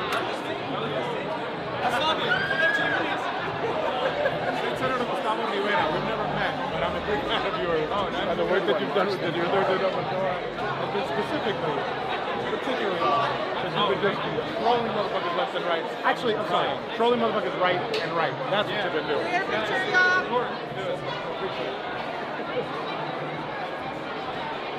By the way, Golden State Senator represents. We're live, by the way, just so you know. No, I know. I represent Riverdale, which is divided. There's some folks up there that certainly are not fans of yours, but ultimately They'll become fans one day. yeah. Ultimately, what I look forward to doing, and I've told them, is that like you're gonna have an opportunity. Maybe you didn't vote for him now, but you're gonna have an opportunity to hear him when he comes here as mayor, and you're gonna be able to hear him out. Yeah, and I look forward to the opportunity. But bottom line. Keep doing what you're doing, my brother. That's a Mass Effect jacket he's got on. Oh, you noticed? Yeah, of course. I'm a nerd, my brother. Oh, no way. Take care, man. Oh, what's going on, man? We're live, by the way, just so you know. Don't. It's over. It's over. We're good. How you doing? I'm doing how you're doing. It's great, right? It feels fucking awesome. Yeah. I'm very excited. I'm very excited about what the future holds. Yeah, but nice to meet you. I like to have to give them a warning. Try to charge that battery. I mean, I think it's a good thing you're letting them know they're live, for sure. Yeah, but anytime it's like a ZOHRAN team member, like a prominent team member, we're gonna be like, hold on. Just so you know, yeah. Oh my God. Oh my God, you're live. We're live. With 80,000 people. Hey. The fucking young gunner, the Twitter bandit, still using it in the way that the platform is supposed to be used. Thank you. Yes, I am. Italians have officially denounced Cuomo. I spoke with the Pope. He is no longer Italian. He is out. So we are looking to draft an Italian. Chat. Which Italian? I think ZOHRAN, low key. Like, ZOHRAN is Italian. Bro, he's fake as fuck. He was Curtis Leva. He told me. He straight up was Curtis Leva. He was like, So I'm not gonna lie, I was at the Cuomo rally. But again, Italians only fuck with winners. When I saw the poll results, I was like, I can't. He saw the fucking vote tabulation. He was like, I'm out. I'm done. I'm done. No, Italians win. That's what we do. So, dude, this is crazy. It's a good time. This is a good experience to be a part of for once. For fucking once. Yeah. How you feeling? I wanted it to be more of like an up and down experience. I thought we were gonna get like a full 3-act night. I didn't think it was just gonna be immediate, you know? Oh no, I'm happy. I was so worried. Imagine the fucking, they do exit polls and they're like, oh, it's because of the 9/11 stuff. I didn't vote for him. I would kill myself. I literally contemplated suicide. Wait, someone said that they were gonna blow their brains out on TV if he. No, I literally, that's me. That's that was you. Well, no, I didn't say it publicly, but I was thinking about killing myself if that happened. Okay. I didn't believe it, but there was a moment where I was like, damn, bro, this is like, it's too much. Yeah, it felt too good to be true. We've just been hurt before. We are not used to good things happening. It's kind of scary. Yeah, I know. Fucking amazing. All right, what's up? You want a photo? Thank you so much. Run it. Hi, sorry. I wanted to say hi. My name's Nathaniel. I'm the advanced person for ZOHRAN. Yeah. Wait, you were the motherfucker with the rings. Yes. Yeah. I saw. The gay mobster, exactly. I saw. That's me, apparently. I saw. You're live, by the way, just so you know. Oh, okay. No, that's fine. But this is my friend Jake, and I wanted to say hi. He's a big fan. Nice to meet you. Thanks for being here. Yeah, thanks for being so drippy. Honestly, I work with a lot of political operatives. Fashion diplomacy. They got no fucking drip. They got no drip. Well, it's a thing, you know. I'm glad that there's some people with drip around here. You know? Yeah. You guys did. How do you feel? How do you feel? You did Good. it. You know, I mean, it's kind of surreal. New York is my hometown, so I'm very proud. Yeah. It's like trying to take it all in. Yeah. It's pretty amazing. Yeah. Okay, sure. All right, we're gonna go try to find a charger so we can charge. I want to find Jennifer Welch. Yeah, very nice. I want to see Jennifer. Oh yeah, we'll go find her. Hey, girl. Sorry, can I get a selfie? Yeah, sure.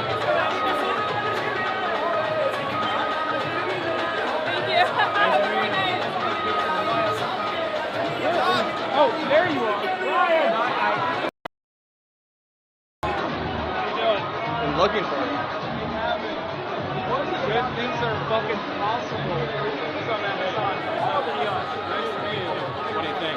Oh my fucking lord, what do I think? He won because he denounced you, right? Yeah, that's why. That's what everyone's saying. Yeah. Everyone on the block has been like, oh, thank God he denounced your 9/11 comments. Because it was real iffy. It's real iffy. For some reason, even though he denounced it, they kept saying he was going to denounce it. Yeah, I wonder why. Very interesting. Wait, do you guys have a cubby here? Or something? Because we were going to see if we could use a charger. We have a charger ourselves, but we want to use like an outlet if possible. We got one. Okay. If you guys have like a multiple connector thing, we can call. The TVU. Never mind. No, it's fine. We get the Wi-Fi going here. I'm going to ask Gavin.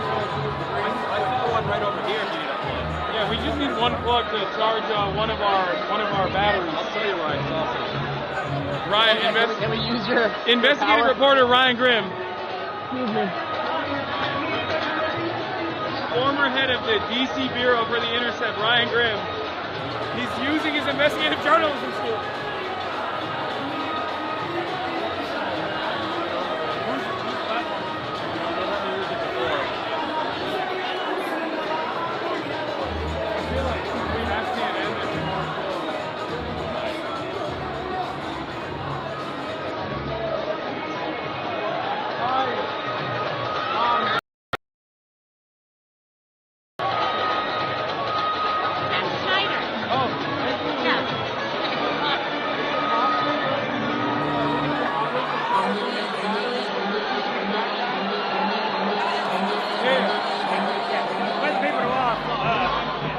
Drunkenly ask me for a power charger. Put these back in. They charge. Where is your charger? Wait, where do you got the battery? Here, I'll grab a battery real quick. Throw it in there. You're crazy for this. You know, mainstream media is still good for some things. Outlets. Okay. Wait, I got you. Hold on. Where's the charger? Where's the charger? In your backpack.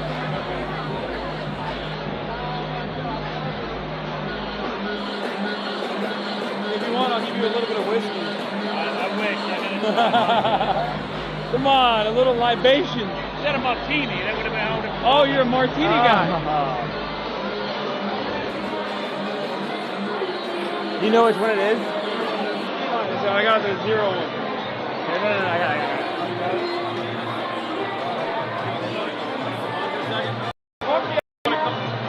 Light news? Are you kidding me?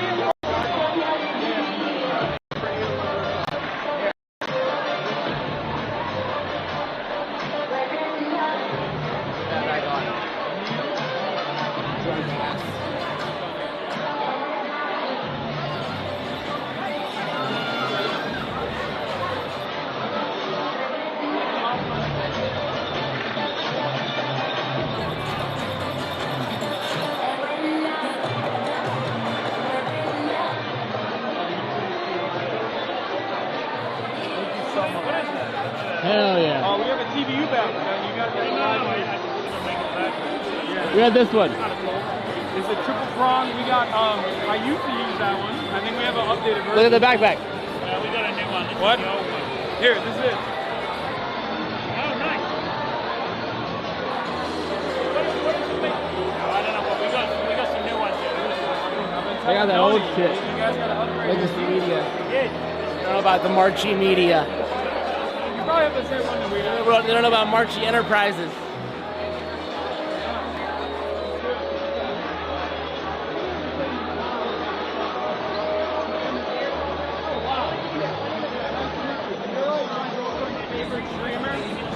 Any chance I can get a picture of this? Yeah, let's do it, and then we'll do the interview. One second, I'm gonna snap a quick pic.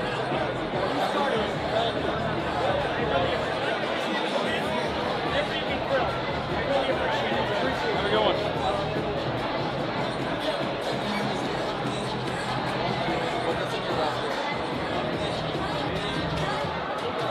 Marchi's officially sloshed. Made me face a double tequila. Like, don't have it.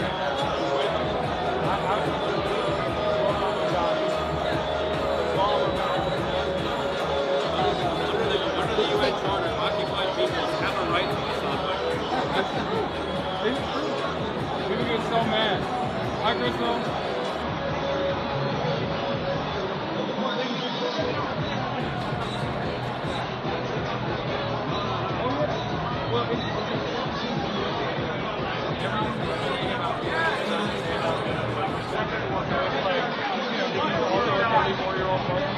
Let's be real, the reason why they were attacking it is because, like, so it was a unique predicament. Like, I went to where like I thanked it for mom and dad. Like instead of them focusing on his dad and his academic work, they had to focus on me instead. Yeah, there was a rich day they could have had that. They would have gone for his dad. Yeah. I mean, don't use this word often. It's over now. Ryan can't stop being a jerk. So how long have you been here? Have you been out canvassing or what's been your... No, I just got in. I got in for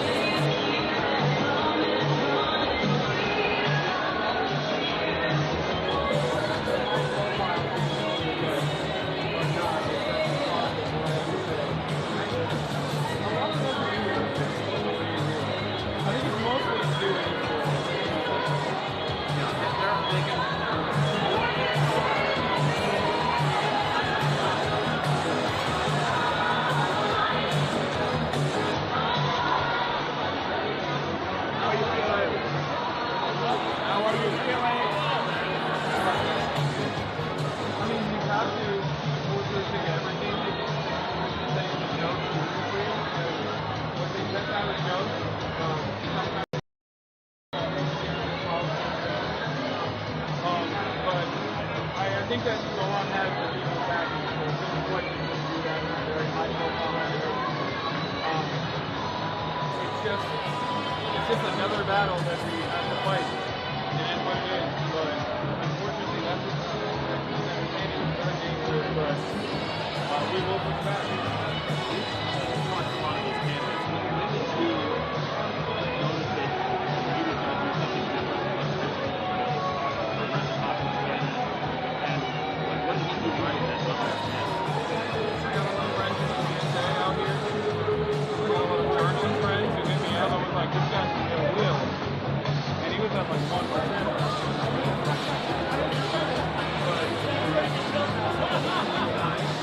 It's a long shot.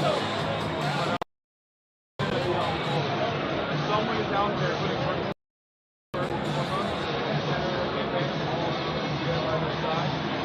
I'm glad I did, because what can happen, right? When you lose the working class,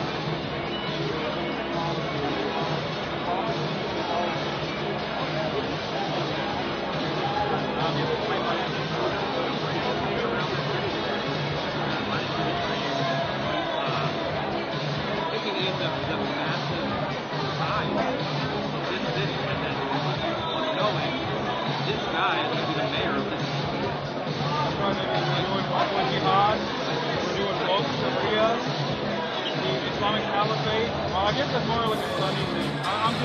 It's a Sunni Muslim. I assume he's going to be the Caliphate. I don't know, he's just 12 years old. Who knows? There is division and it makes it so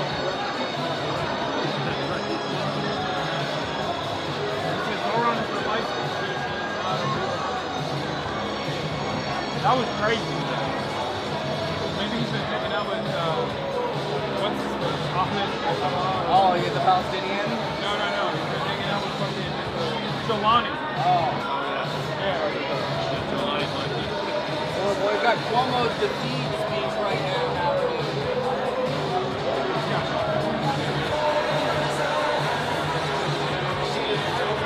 Suck my entire dick, Andy Cuomo. That's what I have to say against Cuomo. Suck my dick from the back, bitch. You fucking failed. Because you're a dumbass loser who spent the last 3 weeks of your fucking stupid ass campaign doing, this wood streamer. You used to mastermind behind 9/11. I was fucking 10 years old, bitch. Fucking stupid ass motherfucker. You lost twice. You failed twice. Yeah, failed twice. Oh my god. He won governor and then failed twice. Running against a Muslim socialist candidate, you have to hang your head in shame. You can't ever run, ever again. You can't even be the fucking dogcaster. You're done. You're done. What do you think he does next? I don't want to say what I hope he does. Well, he's got the Netanyahu ICC. He's helping the lawyers now, right? Yeah, I hope he has the same fucking performance that he showed here on the ICC court case. Dumbass. And fuck all the billionaires and millionaires that fucking burned millions of dollars on this fucking campaign. Oh, suck my dick. Oh my god. It feels so good. Well, did you guys hear that? The New York Post reported that 1 million New Yorkers are ready to leave the city. Did you see this article? Yeah, I did. I hope. They're ready to flee. We're going to see the airport in about Olivia Reingold, the free press, came up and was like, that's my article. I was like, really? Was that Olivia here today? Were you as proud? Yeah, she is here. Olivia, were you as proud as I wanted you were when you came down to start making Gaza? Yeah. And so, 1 million people are going to leave the city, but they could be behind the vote. That's right. Obama. Right. Yeah, I hope they're going to pack up their bags. Yeah. They're going to sell their place. They're going to leave the city. I'll buy it all. I'm the wealthiest socialist in America. I'll buy it all. I'll buy all of it. Give it to Buy low. When Olivia Reingold is here, isn't this like the least safe place for her? No. You know? It's just, she's so brave. Right. She's so brave. She's in the lion's den. In the lion's den of Sharia law. Incredible. Yeah, so Sharia. Wow. Well, and she's watching. Of course. Thank you so much for having me. Dropside News, baby. It's the best. You guys are the ghosts. Appreciate you, baby. All right. I'll see you in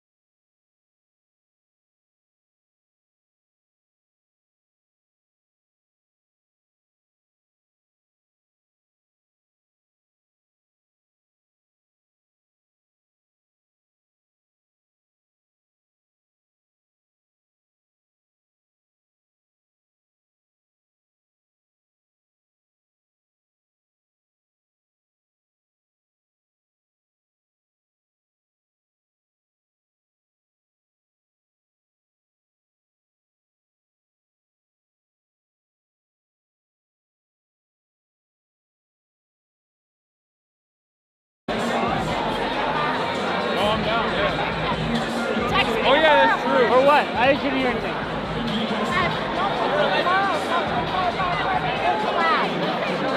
I'll have him on. Hell yeah. We should do that. We should do that. Yeah. I have you on ice tomorrow morning. Of course. I'm down. Whatever you need. Whatever you want. Always. These are, people don't understand. They keep telling me like, oh, have you seen these ladies? And I'm like, have I seen these ladies? Our first fan. I ride for them. I'm a day one. Day one. Yeah. It's amazing. This is, of course. Wait, you went in too March.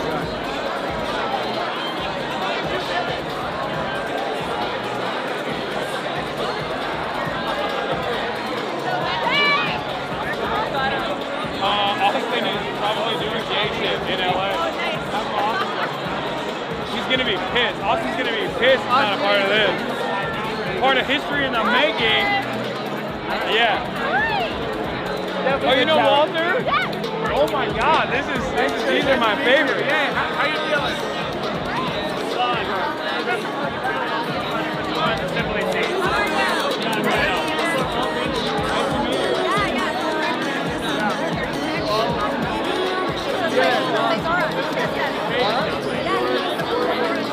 Yeah, no, I got it.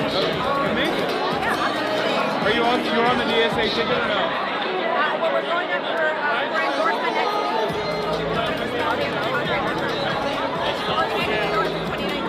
Hell yeah. That's amazing. How do you feel? I know. Who would have thought?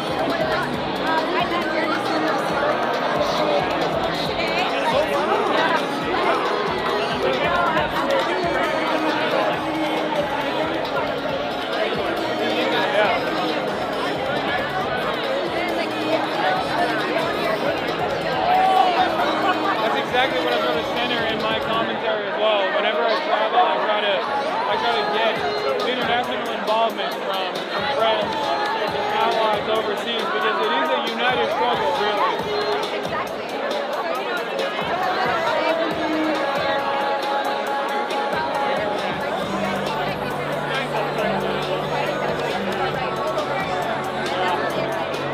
Absolutely.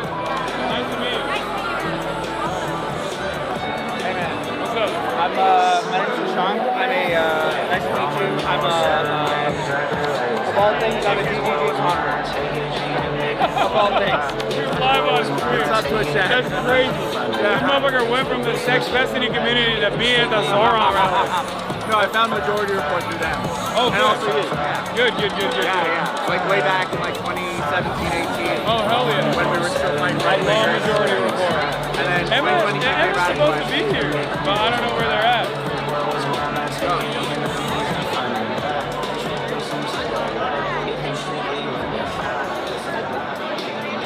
Hi.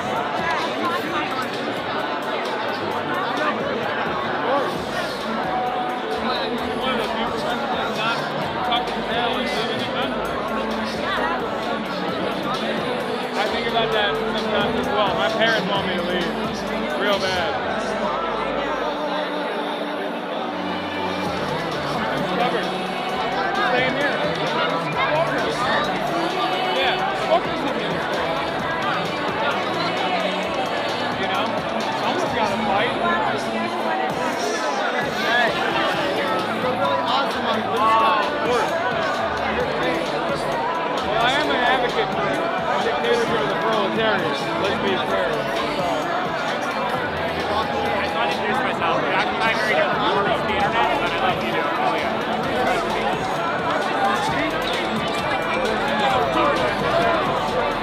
Well, you're now in the courtroom. I just want to say you're awesome. I'm on Brad Lander's kid. If we could get a stream. Brad Lander's if we could get a stream. Oh, with Brad? What time do you want? He is somewhere. I would love to have him. He got a little. Where you're live on. Okay, good. He got a little worried, I think, with the. Yeah. With the stuff that was going on, because I had a bunch of friends reach out and say, oh, Dad wants to come on the stream. You know? Yeah. No, I know. I know. I would love to have Brad. Listen, big up. Thank you. He did the exact opposite of like the Elizabeth Warren. I gave him mad props. I appreciate that. Thank you. Yeah. Have a good one. Wait, Brad is your dad? Yeah. That's my father. So wait, you're more radical than me. I feel like. Depends how you describe it. Okay. I would say that though. But yeah, no, I would love to have that anytime. I just want to tell you, when we were co-leading, or when we were leading earlier in Sunset Park, between the shifts, all the leads, we put you on Majority Report. We had you live playing. You were our entertainment for 2 hours or whatever, however long you were. So thank you so much for that. Bro, thank you for fucking everything you did. You guys won this. You've done a lot. You did this. You've done a lot. I don't know if you care about New York State. How are you? We're from the Hand Democrats. Big fan. Hi, I'm Bobby Cal. I'm a New York State Assembly. Nice to meet you guys. Nice to meet you. Yeah. Sure idea. You went to my cafe with Oh, I did. Are you Yemeni? Yeah, Yemeni. Hey, my man. Can I get a picture? Of course. Be honored, brother. Let's do it. Chat. We went to his cafe. Oh, really? For Zohran. For the OG Zohran. The OG Armenian. Good to meet you, man. Hey. We all did it, you know? Yeah, we do. What's really crazy about all this is like how many Trump supporters disenfranchised. Like I've been in the Bronx with Jamal. There's so many like young men and like just young people in general who like have voted in years or whatever. Chat, they're moving the DJ decks. They're moving the DJ decks and playing changeover music, which makes me think that Zohran comes on to speak soon.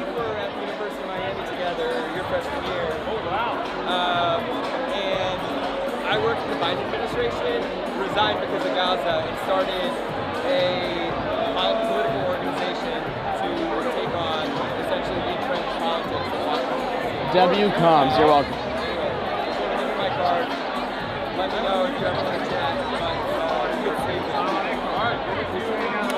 You have a good work. Mom, I'll let you get to it, bud. All right, yeah. Woo! God damn. It is fucking slammed up in this bitch. Well, actually, I have a long way. We do it at fucking wine. We'll figure it out.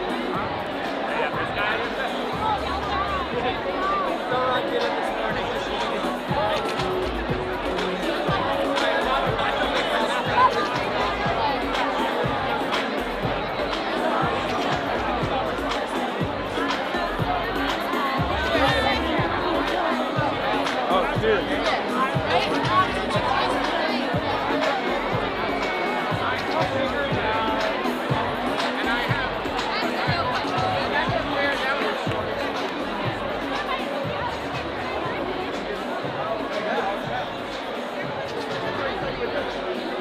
The battery. It's still charging. It's probably at 8%. 10% is charging. What is charging? So we need to watch it closely.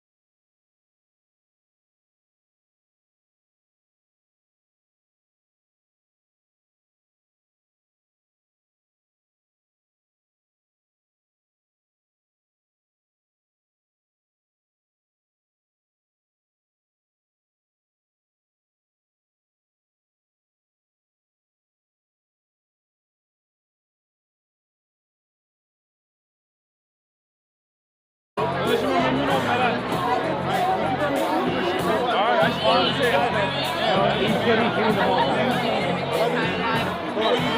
You're 45. That's why.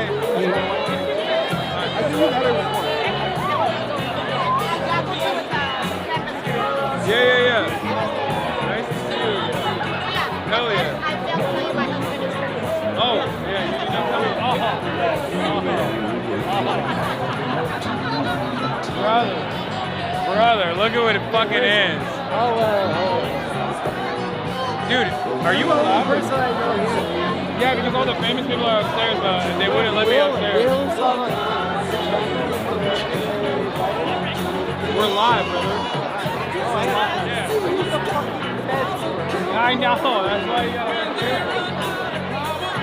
For 2 seconds, you've been pretty critical about the Democratic Party. What do you think about ZOHRAN and this movement? Do you think that other progressives should model action? What do you think about, being progressive and whether should they?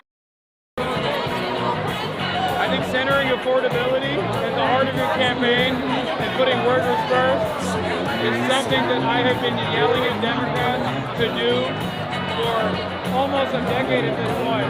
And I'm so glad that I can just now point to ZOHRAN as a successful method, as opposed to having to constantly tell them it's really good if you identify the pain that workers feel and then talk about how you're going to solve those issues. Also, my best friend is like a huge fan. Of course.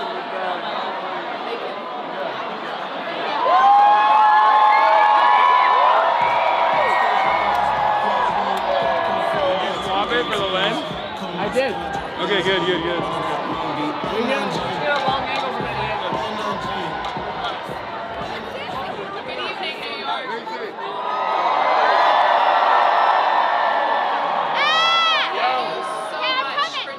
This evening and for making this event possible. Before I begin, let's give a big thank you to the venue staff who have made this night such a celebration. Now, ZOHRAN is about to join us on stage, but before he does, I want to say a few quick words of reflection and thanks and introduce a very special member of our team. So first, let's hear a round of applause for our day one endorsers, those who helped build this movement into what it's become. New York City DSA.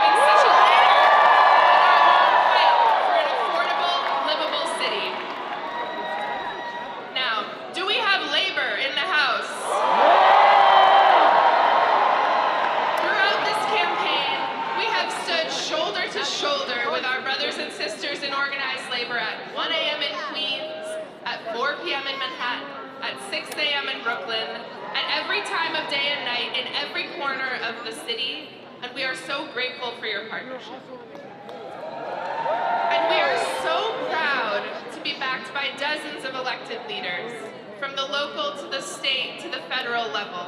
And we know that the relationships that we have built will only deepen from City Hall as we work together to transform New York into a city where every person can live a dignified life.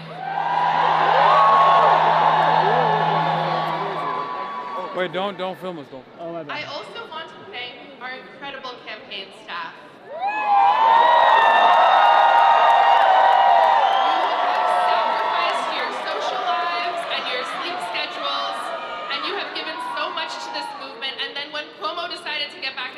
You dug deep and gave more.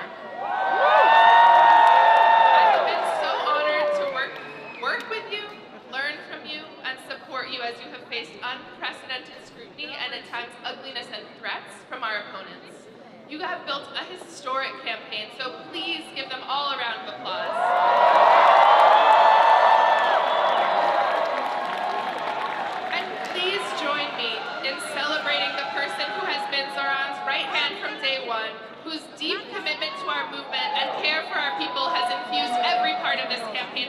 top to bottom, and without whom we would not be here tonight, El Biscard Church.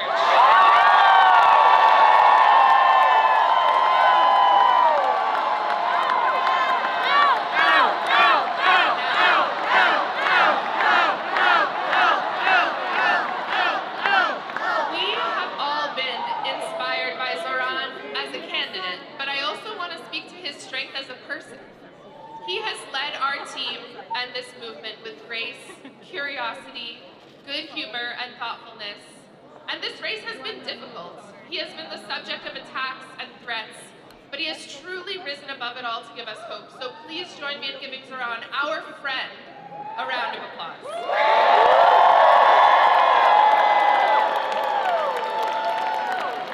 And there are too many supporters to name, so I want to speak to everyone directly. Please raise your hand if you have given to this campaign, whether that is time, labor, knocking a door, hosting an event, creating art, and if you are one of the tens of thousands of people who contributed but cannot be with us tonight, this is for you as well. You have made history. You set unreachable goals and then exceeded them. You believed in this city and believed in each other. And you achieved something that people will speak of for decades to come. You led with kindness and compassion. And most importantly, during a time of despair and rising fascism, you decided to fight for someone that you don't know. So thank you.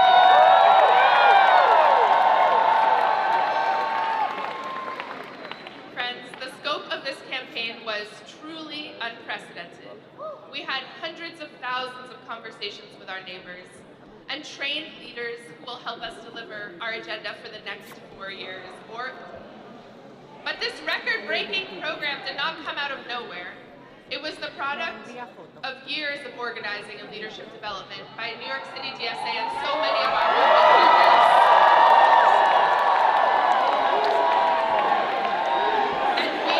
And we were so fortunate to be led on this campaign by someone who has been a part of this work from the beginning.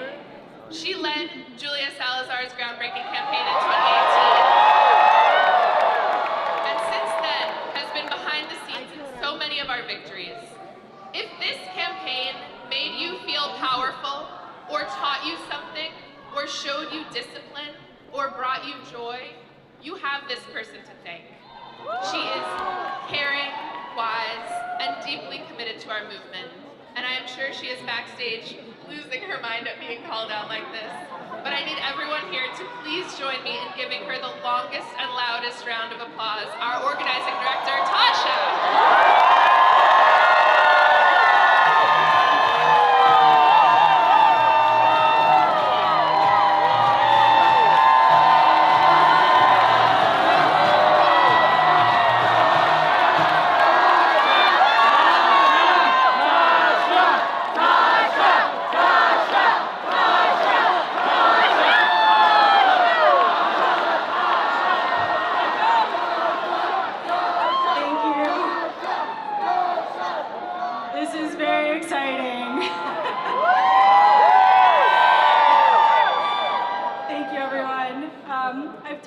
I'm Tasha, and I've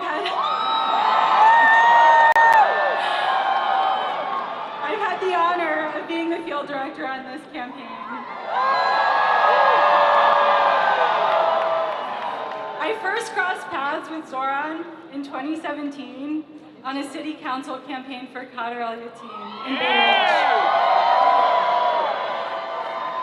ZOHRAN was the paid canvas manager, and I was volunteering on the campaign as a member of New York City Democratic Socialists of America. I don't think that we could ever have imagined that 8 years later, we would be here on election night for a mayoral campaign, 104,000 volunteers strong. 104,000 volunteers. We love numbers, we love metrics, but I want to talk first about what's behind those numbers. Every number is, in a way, an act of bravery. Door knocking is not the easiest thing. For many, including myself, it takes a moment of bravery at the beginning. Asking a stranger something about their lives and sharing something about yours. Sharing what you want to see in the world, it can be daunting. Thousands of people did it. And every time, every volunteer went to a door and talked to a stranger, they offered their vision to that stranger and invited that stranger to be a part of shaping their vision. I love strangers! We love strangers. Every door knock and every phone call is a statement of belief that politics is for all of us. This campaign and this city is all of ours to shape. I also want to say something about field leads.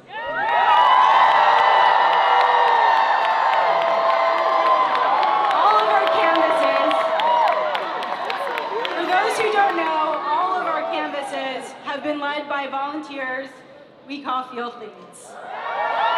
Many of them are here. Most led a shift every week, and some led a shift every week. I had gay sex with Adam Friedland earlier while you guys were doing this. I gotta get to some sort of platform and get a shot. And they were the ones welcoming new volunteers into our movement. They were the ones who helped inspire folks coming out to canvas for the first time. Without those 700 people who chose to step into leadership in an uncertain moment and try something new and scary, this field operation at this scale would not have happened.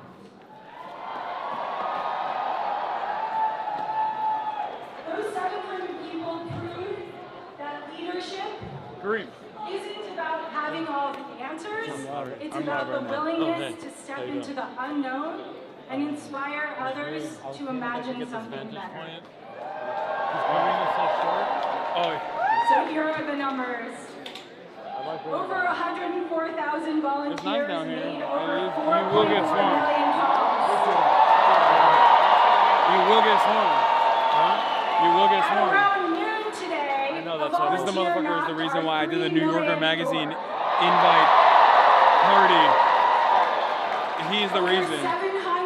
Also, chat, he is ducking me. He does not want me to be on Subway Takes. He's worried that he's going to draw the ire and the scrutiny of... I never worry. Okay, I'm going to go get my wife. All right. I'm going to bring her down here. Signed up to volunteer on the spot. All right, chat. They were canvassed Yeah. 8,389 voters signed up to volunteer. That was Kareem of Subway Takes, for those of you who don't know. These are unprecedented numbers. I think Mero's here somewhere as well. He sent me a photo of where he is, but I don't know where he is. Nothing downloads. Field operation carried across all 5 Let's go check on the mic, the battery. Transform our city. What all 100,400 of us have accomplished is rewritten the possibilities of mass democratic action. Nothing stopped tonight. Hi, Stu. I'm the VP for New York State Young Democrats, and we're just putting people on camera, asking them why young people are so excited about the campaign. Would you give us a quick? Of course. Yeah, thanks so So much. excited to do that with all of Don't you. mind, I just need to Yeah, we'll walk over here. Now, I'm so honored to Got it clear? All right, let's do it. Right here. Here's the mic. You can either put it on or just show off.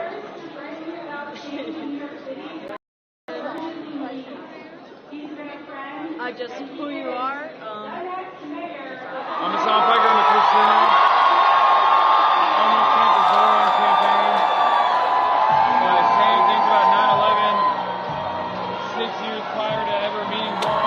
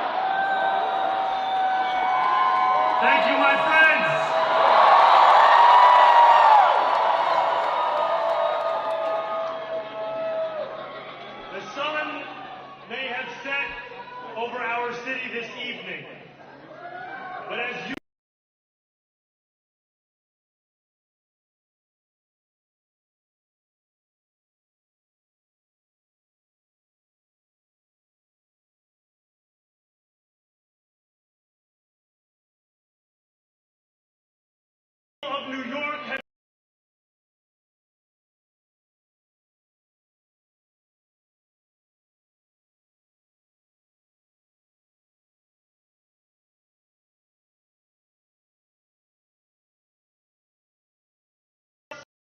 knuckles.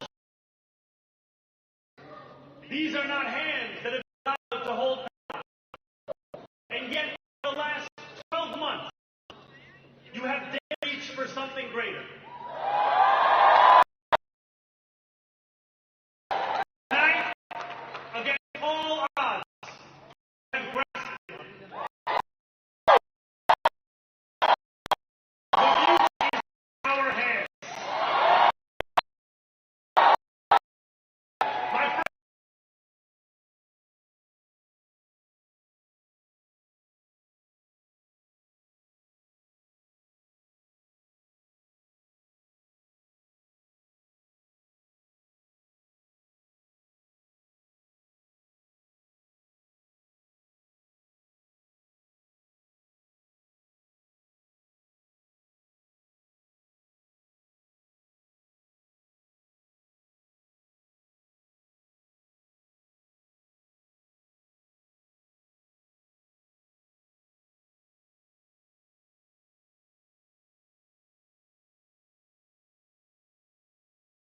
friend, New York, tonight you have delivered a mandate for change, a mandate for a new kind of politics, a mandate for a city we can afford, and a mandate for a government that delivers exactly that. On January 1st, I will be sworn in as the mayor of New York City.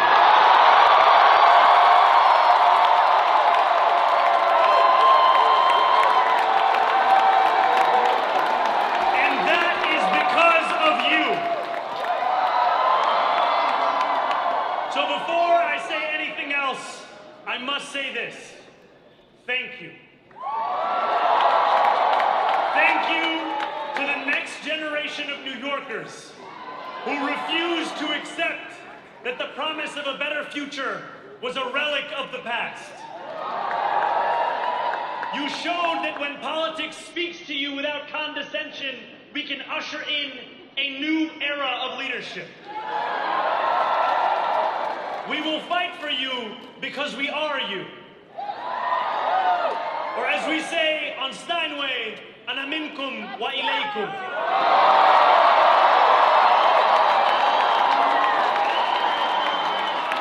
Thank you to those so often forgotten by the politics of our city who made this movement their own. I speak of Yemeni bodega owners and Mexican abuelas, Senegalese taxi drivers and Uzbek nurses, Trinidadian line cooks and Ethiopian aunties. Yes, aunties. To every New Yorker in Kensington and Midwood and Hunts Point, know this. This city is your city, and this democracy is yours too. This campaign is about people like Wesley, an $11.99 organizer I met outside of Elmhurst Hospital on Thursday night. A New Yorker who lives elsewhere, who commutes 2 hours each way from Pennsylvania because rent is too expensive in this city. It's about people like the woman I met on the BX33 years ago, who said to me, I used to love New York, but now it's just where I live. And it's about people like Richard, the taxi driver I went on a 15-day hunger strike with outside of city, who still has to drive his cab 7 days a week. My brother, we are in City Hall now.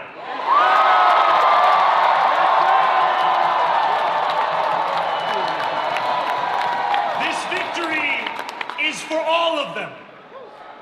And it's for all of you. The more than 100,000 volunteers who built this campaign into an unstoppable force. Because of you, we will make this city one that working people can love and live in again.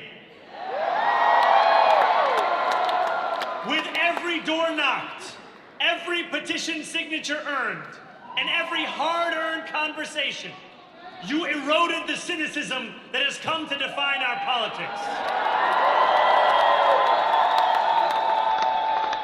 Now I know that I have asked for much from you over this last year. Time and again, you have answered my calls. But I have one final request. New York City, breathe this moment in. We have held our breath for longer than we know. We have held it in anticipation of defeat. Held it because the air has been knocked out of our lungs too many times to count. Held it because we cannot afford to exhale. Thanks to all of those who sacrificed so much, we are breathing in the air of a city that has been reborn.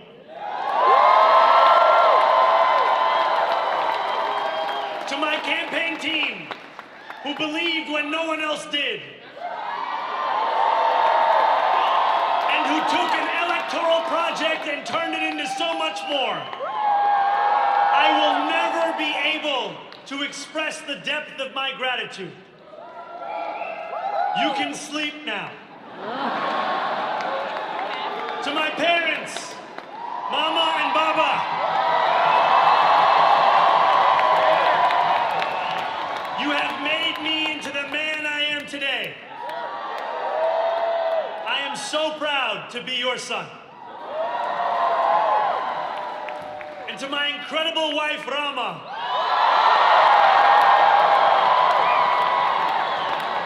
Hayati, there is no one I would rather have by my side in this moment and in every moment. To every New Yorker, whether you voted for me, for one of my opponents, or felt too disappointed by politics to vote at all, thank you for the opportunity to prove myself worthy of your trust. I will wake each morning with a singular purpose: to make this city better for you than it was the day before. There are many who thought this day would never come, who feared that we would be condemned only to a future of less, with every election consigning us simply to more of the same. And there are others who see politics today as too cruel for the flame of hope to still burn. New York, we have answered those fears. Tonight we have spoken in a clear voice. Hope is alive. Hope is a decision that tens of thousands of New Yorkers made day after day, volunteer shift after volunteer shift, despite attack ad after attack ad. More than 1 million of us stood in our churches, in gymnasiums, in community centers, as we filled in the ledger of democracy. And while we cast our ballots alone, we chose hope together. Hope over tyranny. Hope over big money and small ideas. Hope over despair. We won because New Yorkers allowed themselves to hope that the impossible could be made possible. And we won because we insisted that no longer would politics be something that is done to us. Now it is something that we do.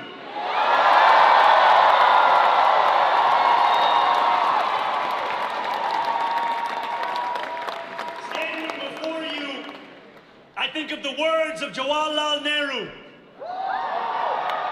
A moment comes but rarely in history when we step out from the old to the new, when an age ends and when the soul of a nation long suppressed finds utterance. Tonight we have stepped out from the old into the new.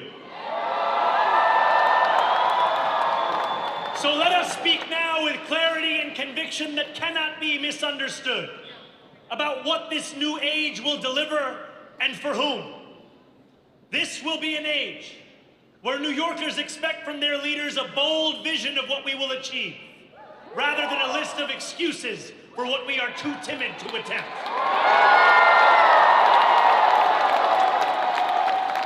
Central to that vision will be the most ambitious agenda to tackle the cost of living crisis that this city has seen since the days of Fiero LaGuardia.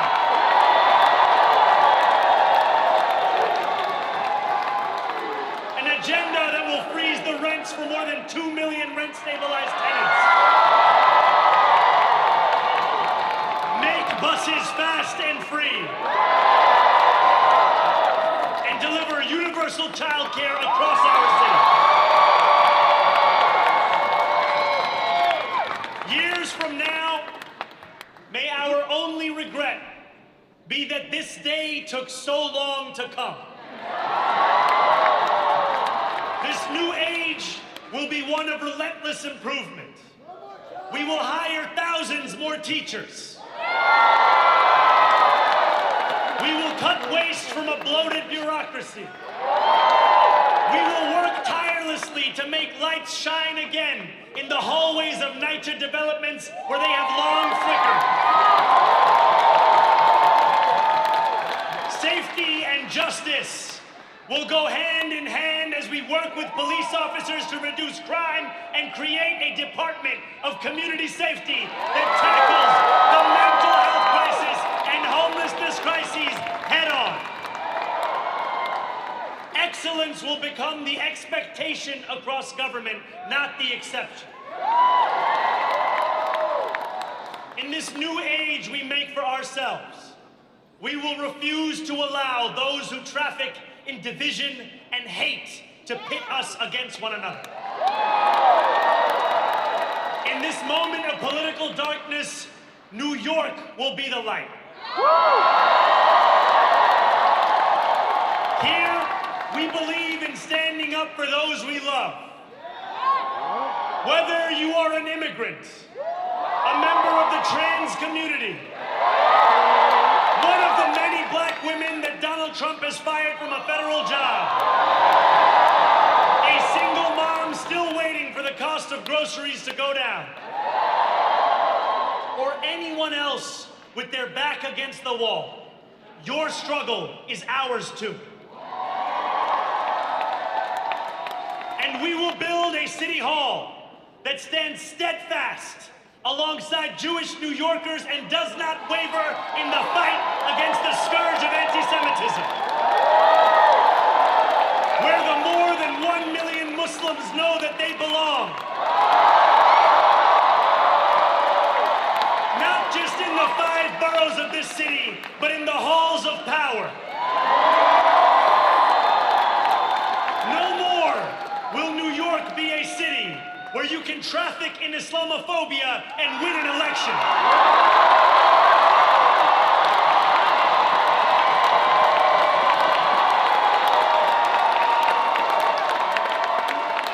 This new age will be defined by a competence and a compassion that have too long been placed at odds with one another. We will prove that there is no problem too large for government to solve and no concern too small for it to care about. For years, those in City Hall have only helped those who can help them. But on January 1st, we will usher in a city government that helps everyone. Now I know that many have heard our message only through the prism of misinformation. Tens of millions of dollars have been spent to redefine reality and to convince our neighbors that this new age is something that should frighten them. As has so often occurred, The billionaire class has sought to convince those making $30 an hour that their enemies are those earning $20 an hour. They want the people to fight amongst ourselves so that we remain distracted from the work of remaking a long broken system. We refuse to let them dictate the rules of the game anymore. They can play by the same rules as the rest of us. Together, we will usher in a generation of change. And if we embrace this brave new course, rather than fleeing from it, we can respond to oligarchy and authoritarianism with the strength it fears, not the appeasement it craves.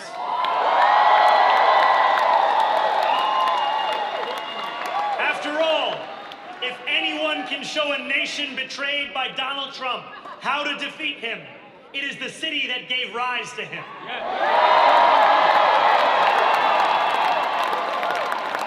And if there is any way to terrify a despot, it is by dismantling the very conditions that allowed him to accumulate power. This is not only how we stop Trump, it's how we stop the next one.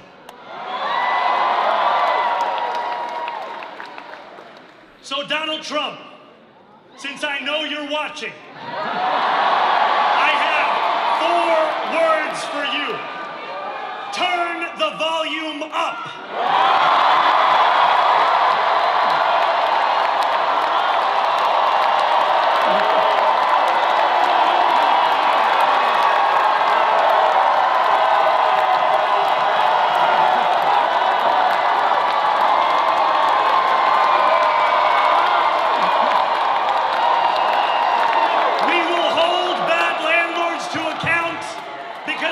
Trumps of our city have grown far too comfortable taking advantage of their tenants. We will put an end to the culture of corruption that has allowed billionaires like Trump to evade taxation and exploit tax breaks. We will stand alongside unions and expand labor protections because we know, just as Donald Trump does, that when working people have ironclad rights, the bosses who seek to extort them become very small indeed. New York will remain a city of immigrants, a city built by immigrants,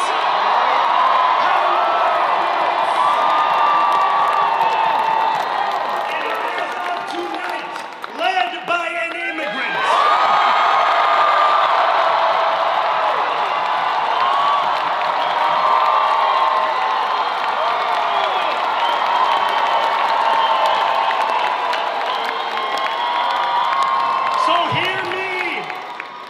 Trump, when I say this, to get to any of us, you will have to get through all of us.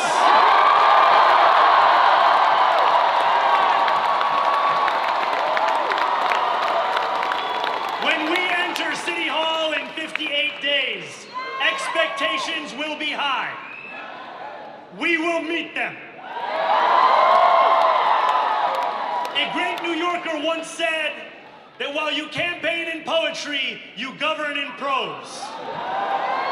If that must be true, let the prose we write still rhyme and let us build a shining city for all.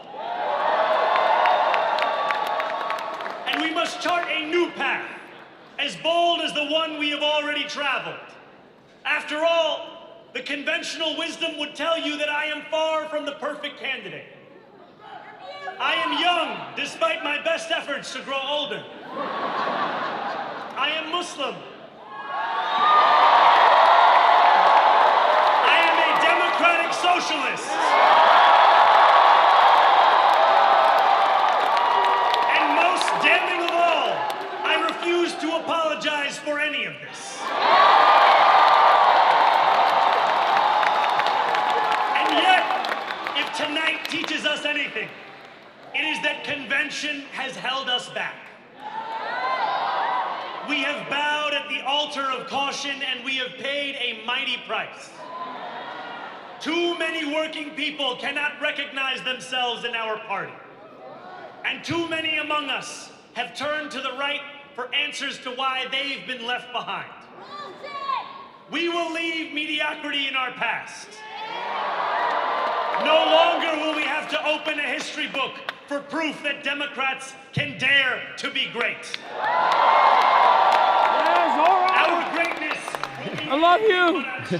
Oh my God. It will be felt by every rent-stabilized tenant who wakes up on the first of every month, knowing the amount they're going to pay hasn't soared since the month before. It will be felt by each grandparent who can afford to stay in the home they have worked for, and whose grandchildren live nearby because the cost of childcare didn't send them to Long Island. It will be felt by the single mother who is safe on her commute and whose bus runs fast enough that she doesn't have to rush school drop-off to make it to work on time. And it will be felt when New Yorkers open their newspapers in the morning and read headlines of success, not scandal. Most of all, it will be felt by each New Yorker when the city they love finally loves them back.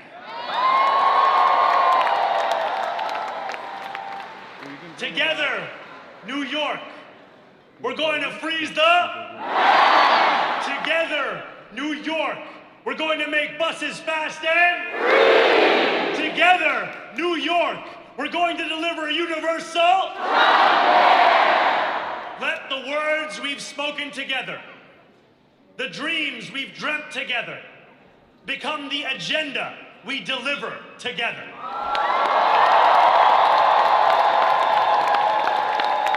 New York, this power, it's yours. This city belongs to you. Thank you.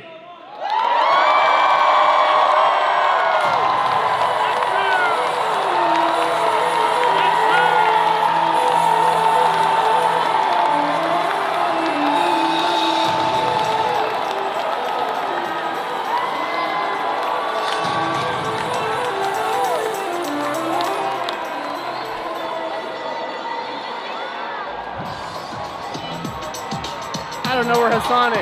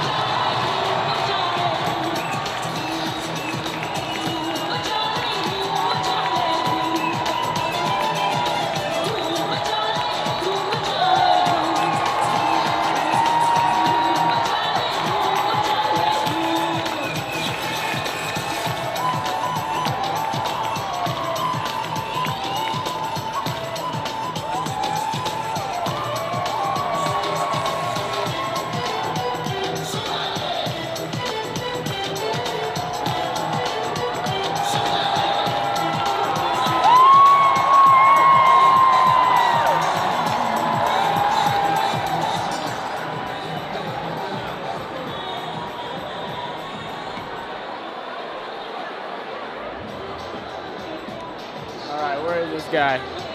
Let's find him. What'd you guys think of that chat? Bob. I feel like that was a very, very beautiful speech. I'm not gonna lie. I can't even mince words. I think that was really good. I teared up a little bit there. That was fucking wild. Maybe I'm just too lived up. Maybe it's the 2 tequila shots, but goddamn. All right, here's the sun. You guys are great. You guys are fucking great. Great. Photo. It's fun. That was not a photo, my man.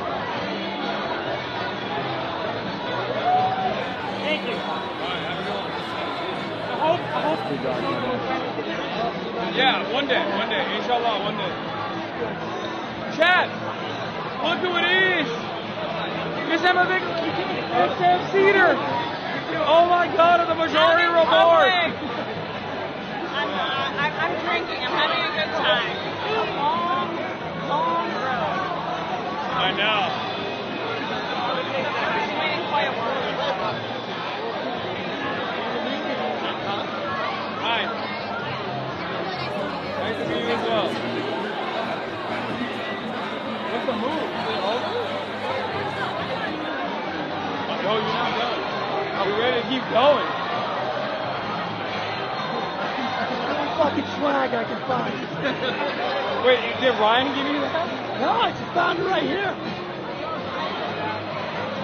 Oh, sorry.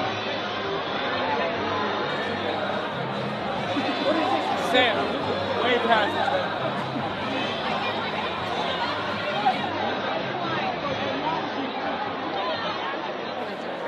I love that. I love how Guys, I want to get a picture with Sam Cedar, but I'm too shy. Dropside News, what are you saying? Are you talking shit? No, I'm down. See what I got? Yo, my man, what's the plan after this? Like, is it still going, or? You know the things that are happening. What? On stream, I'll let you know. No, I meant like, it's still going? For now, yeah. Okay. Can you get a picture of me with Sam Cedar? You want a photo? Sam. I have an embarrassing request. My producer and one of my co-owners of my podcast, we run a co-op. Hey, what's your name? He wants a photo with you. Nice to meet you. Marches. Of course. He is the worst worker.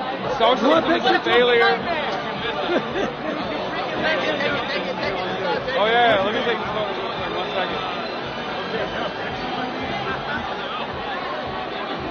We'll do a couple more. Amazing. Bro, I have to take a selfie with you because my lifelong best friend looks really like you. And I'm gonna be like, what you doing here, asshole? Keep it up, man. Appreciate you. Alright, I did it, chat. You talking to chat? I did it. Wrong camera. I like the nail. Thank you, ma'am. Happy to see you. 1 year. I know. I'm Is it good enough? I feel like the light was too. Are you happy with it? I don't see it. It's fine. It's fine. Yeah, of course. It doesn't matter. It's just for the men. Stop shocking you. Right. Oh, 617. Man, you're a big part of this. Really appreciate it. Thank you for being here. Thank you. We'll meet again. Yeah.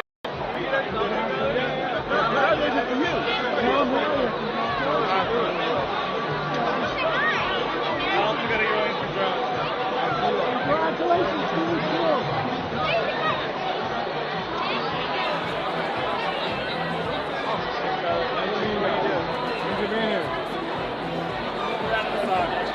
Is it good? With the lighting? I try my best.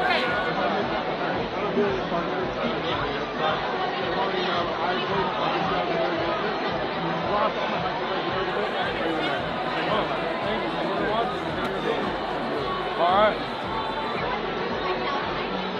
Yeah, what do you think? What do you think about Hasan's camera work? Hold on, let me make this clear. I try my best. You guys can't see it, so hold on. But hey, he's a fucking loser. Pretty good, right? Postable. It's postable. We should move. We should move around.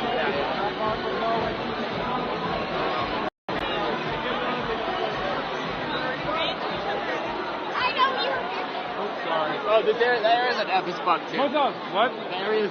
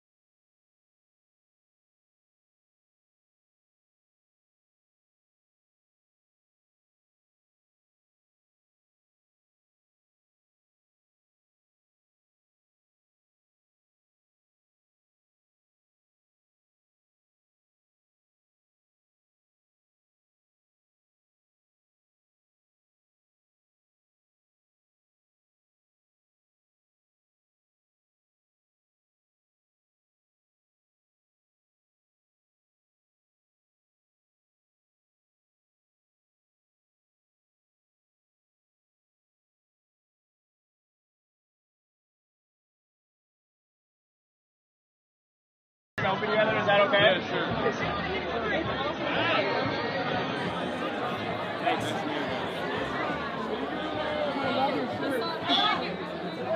Yeah, love the hat.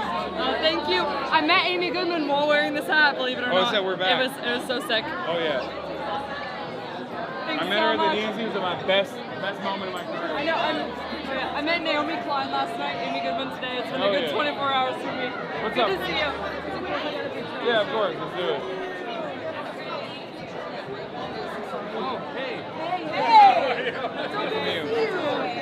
We're back.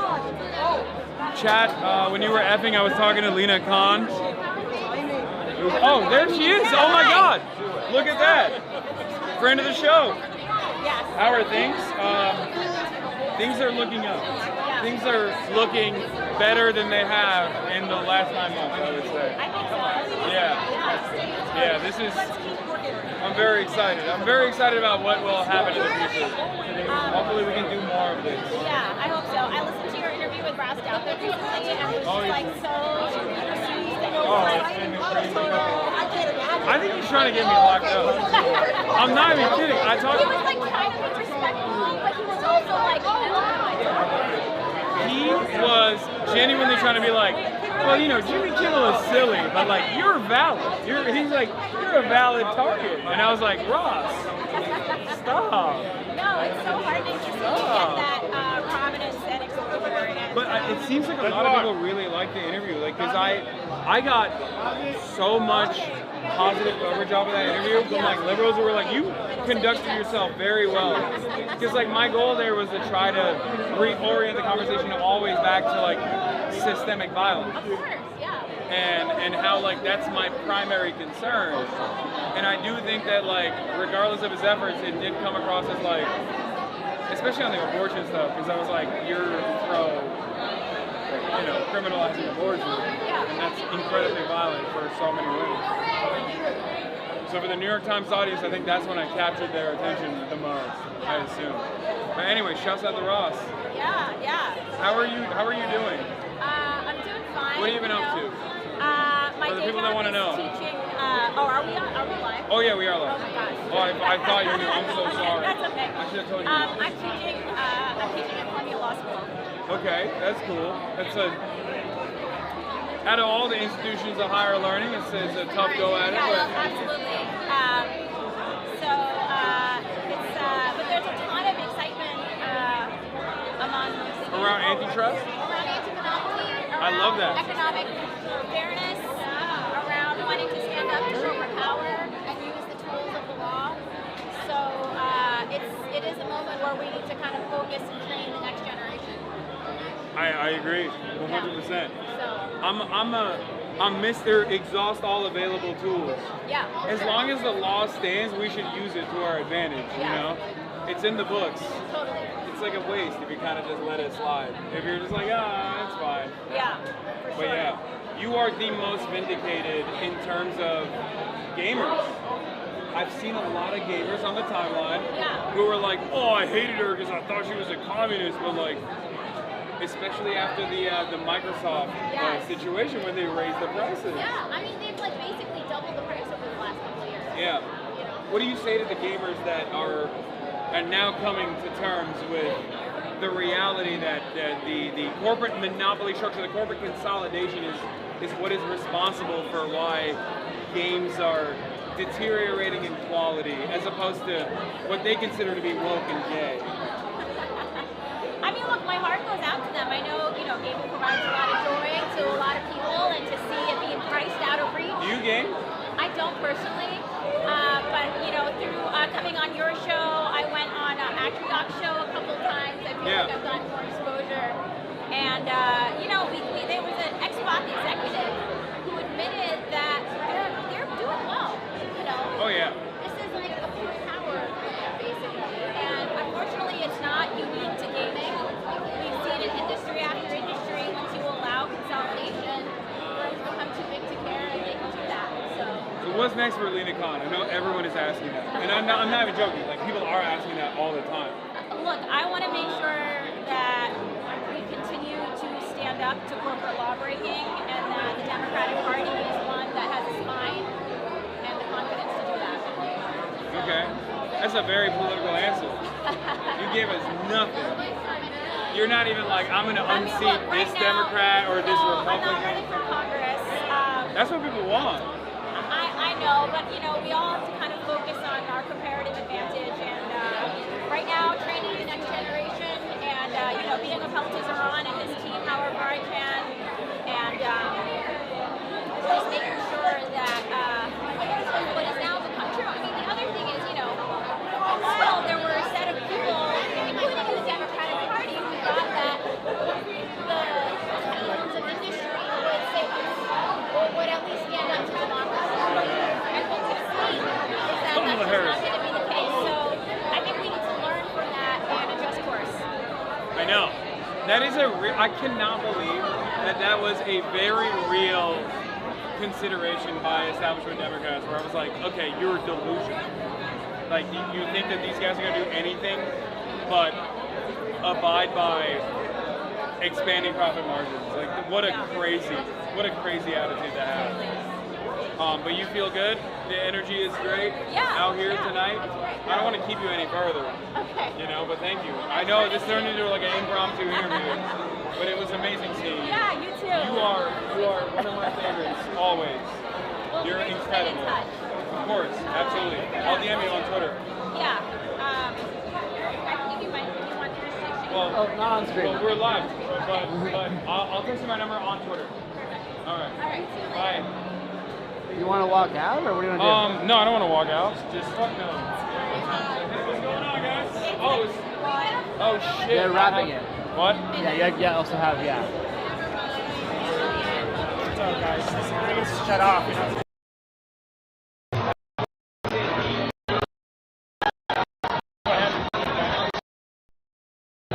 Is it still epic? It's fine now, probably. Oh no, it's saying F.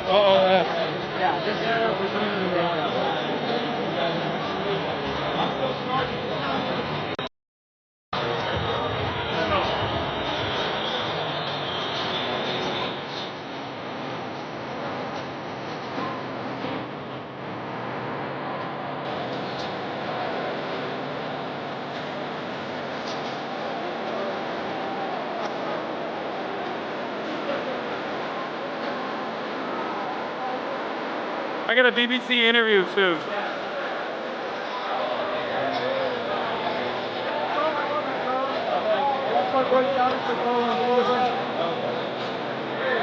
Excited. Talk to me at the rest. Thanks.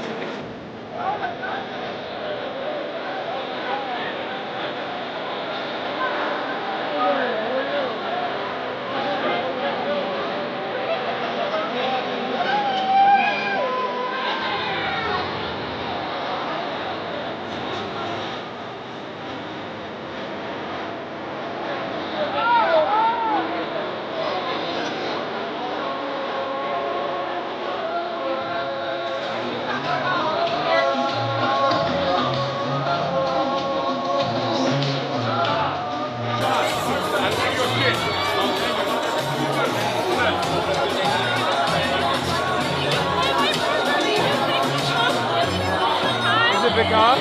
Yeah. Oh, he's a goat. This is Piker's music. I love his music.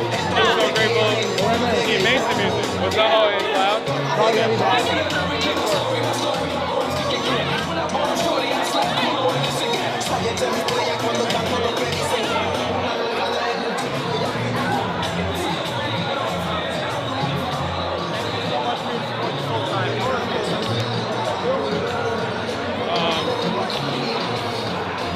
I mean, people are packing up, the media is packing up.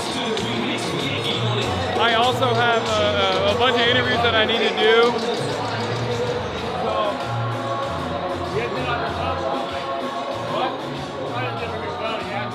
What? I can do it on my phone, yeah. We should get the charger back.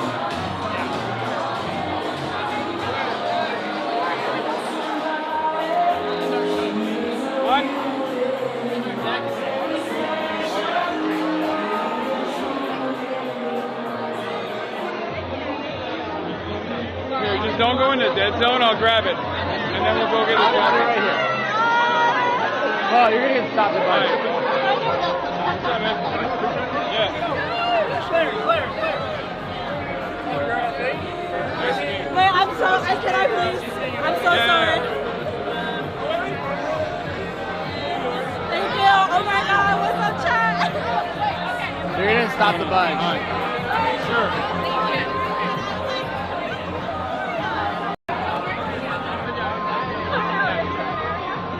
Here, you want one here? I'll do one with you too. Hey, I want to. Sure. I'm Turkish. I don't know if I told you. Nice to see you again. All right. Yeah, stay out there. I'm gonna grab this shit and Okay, I'll be right here. We're never gonna see him again, chat. It's over. We lost him.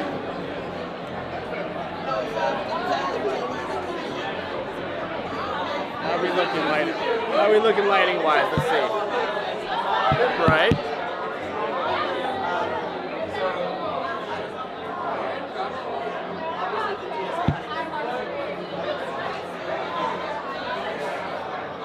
Alright, let's see what you're saying. Let's see what the chatters have to say.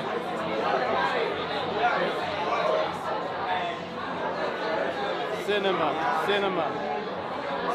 They're saying Pog. They're saying it's one of the best Hasan streams of all time. Streets are saying. Cinema. They're saying I should get one more drink before they close the bar at 4 a.m. Wow. I didn't say that. The streets are saying that. March, I love you. I love you too. Do this. I only have one free hand right now.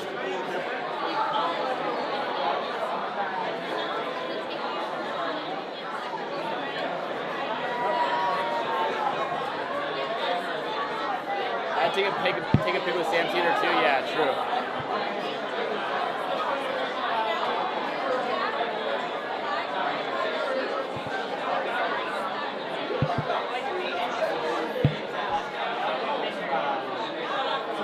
Post the Sam pic, maybe.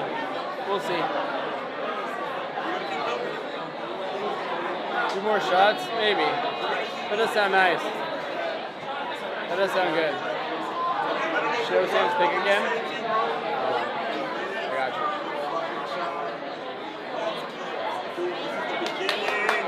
It's too bright, you guys can't see it.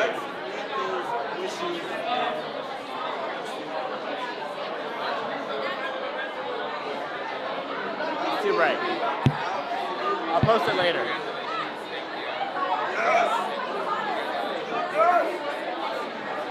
Turn your phone brightness down. Yeah, that makes sense actually.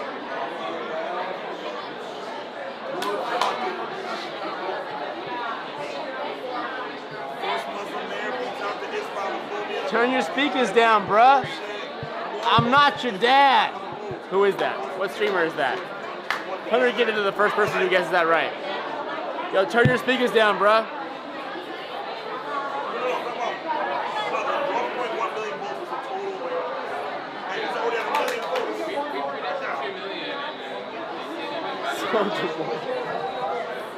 Soldier.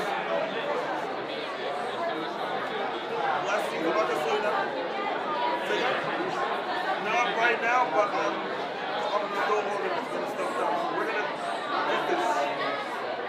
Thank you, appreciate you. Why is it out of focus?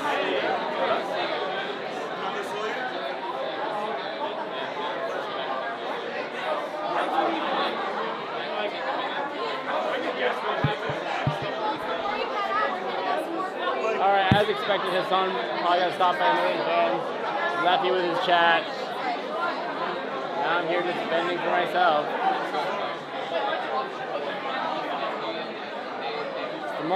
It's the Marchy show now.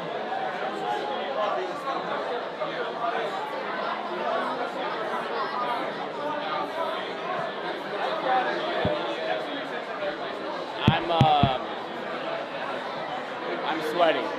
I'm gonna be honest, I'm very sweaty. Carrying this backpack for so many hours takes a toll. Oh, there it is.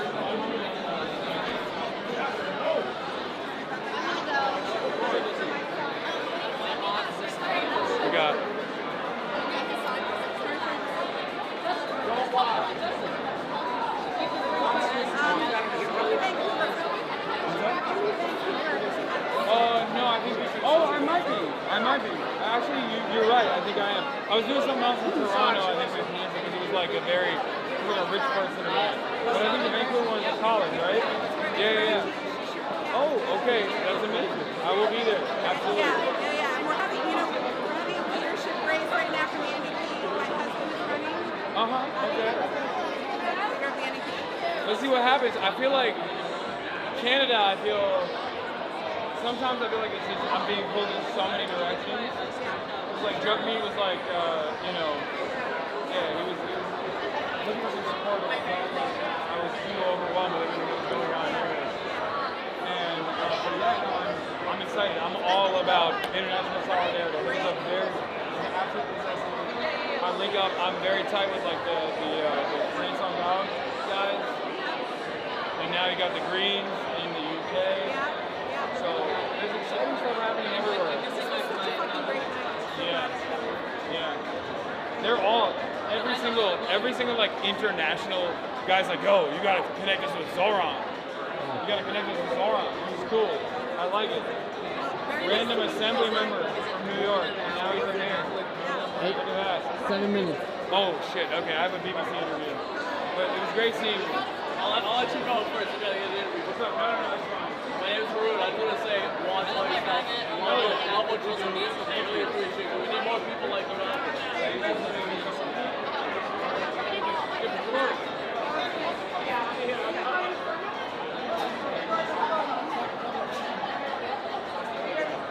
Hasan, and I started Gen Z for Change. Oh wow, okay. Just for the creators. Cool.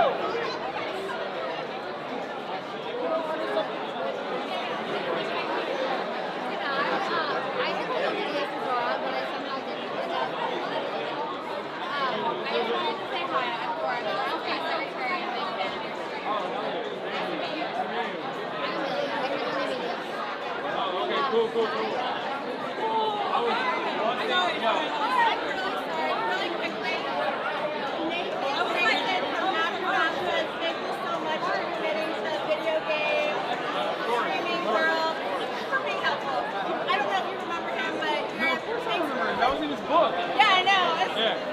I need you to understand something. I busted my fucking ass trying to find. Last second, I was like texting Zara. I was trying to find like someone to do the night shift. I know. I tried so hard. Also, like I suggest it would have been perfect. Yeah, no, Phantom would have been amazing, but he was. Like Aria Hall was great, but we had a book for another. Yeah, no, I know. I talked to Aria as well. He's like, oh, we're doing it Sunday. But yeah, I mean, you guys killed it with New Media. It was amazing. We met earlier. Every day, like 40 hours a day. I know you don't see it. You guys did the work. It was amazing. You guys did the work. So thank you. Thank you for everything you did. I want to tell you, so it was me that told her to get like Hometown Boys involved. Oh, you were there with me. There's that fucking Gibson right there. Exactly. When you said the podcast was like primary, you were like Hometown with the Cool New York. I was sitting alone, just like. Yeah, we need the boys. We need the boys involved. And you did. Played a strong role in bringing the white male vote. It's real. Oh shit, you're right. And your Hold on. stream. I don't know where to go. Still out in front in the car. God is first. I got to sing the Volvo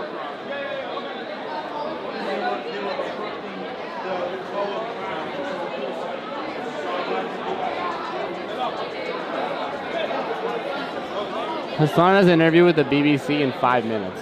Okay, I packed you up. Okay. Pause. Pack your shit up. Let's go get our coach. End the stream. Drink ticket or snack ticket, anyone? I'm good, thank you. You got it.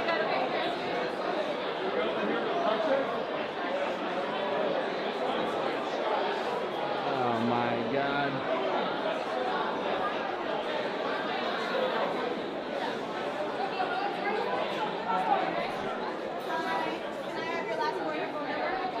Yeah. Hold on.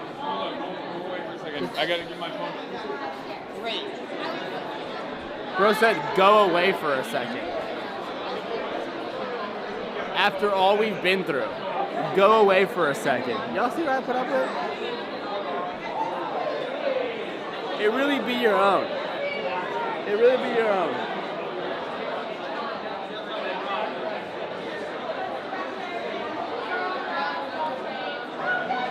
I got shot on the streets. I got flashbang with this man. He said, go away for a second. Anyway, I will be taking his fear and cut next month. Obviously. Go to a party? Oh, I'm gonna turn out after this. Y'all already know.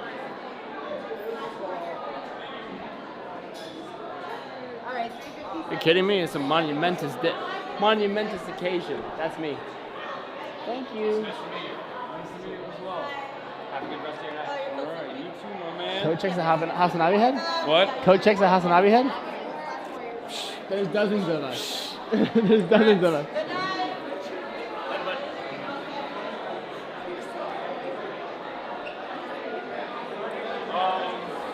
Hurry the fuck up, Hasan. You're together in 5 minutes. I think we do it here. Yeah, we do it here in the corner. Well, you have to do it on your phone. What do you mean we? Yeah, I can do it on my phone. I'll just hold it up. I don't need to end my stream to do it on my phone. You want to run it? Oh, yeah. We can use the light that you got. Yeah. You don't need to do it. You just go to a corner that's well lit. True. How's it going? I just don't think that we're going to be able to get in the car if we go outside. Well, I'm a big fan. What's I up, love man? the stream. It's Thank great you. to see you. You're on the stream. Yeah. Is that okay? Yeah. Okay, hi chat. Are we live? Yeah, we're live. Oh my god. What's your password? I'm going to call us a car. All right, do it. You don't know. You have like made his dreams come true. Yeah, I mean, thank you for everything that you do. My dreams have come true as well. I didn't ever thought that ZOHRAN would be the fucking mayor. We have a socialist mayor. Hi, sorry, I'm super gross and sweaty right now. New York on top, straight up, is out of the question. Please, where is it? Yeah. Till tomorrow, Great to meet you. Thursday morning. And I am your most random fan. Are you? I watch you as my husband. I thought yesterday. And you're a better friend than me. I'm sorry about that. I love it though. But it's You're better awesome. if you listen to me than like Andrew Tate or something. I 100% agree. You want to take a photo? Please. He's gonna cry of jealousy. And that's my life goal. Okay. Oh my god, he's gonna cry. I'm so happy. He's Thank you for letting him catch cry. him. Fight through the crowd. Brother, are you fucking serious? Cut through. Ain't no fucking way we go through that. Yeah. I think it's fine. We do the interview here. Trust me. What do you mean we? We do the interview.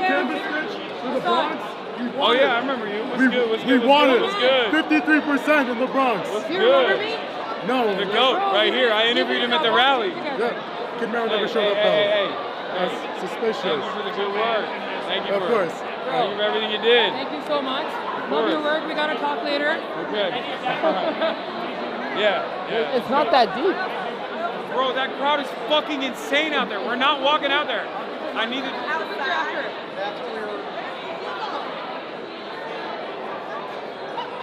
You want to do it? Let's go. Fuck it. Let's go. I'll do it. It's not that bad. Mr. Piker.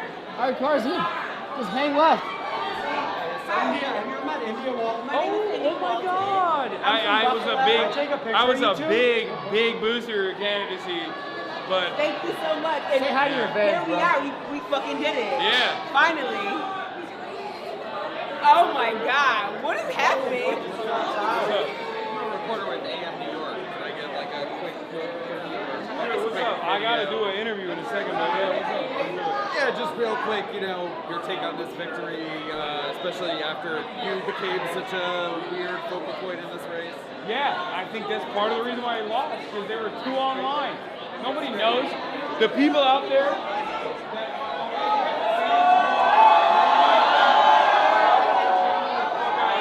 So the very fact that you try to make me a center focus on this campaign to try to tie Zoran back to 9/11 was disgusting. And that's why he lost. He was disgraced. Fuck Andrew Cuomo. That's what I have to say. Fuck Andrew Cuomo. Can I get a selfie? I've never done that before. Sure. But I'm sorry, man. You're the man. Thank you. He's right there. He's right out front. We're just gonna get through the crowd. He's really right out front. Okay, let's do it. All right, last one. You gotta power through it. All right. We can power through. We can do it. Let's see what this looks like.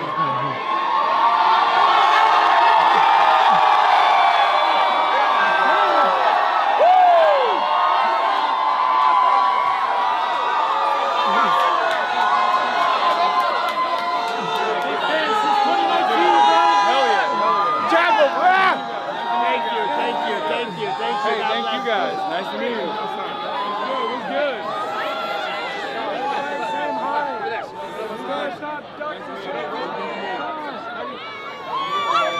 Hi.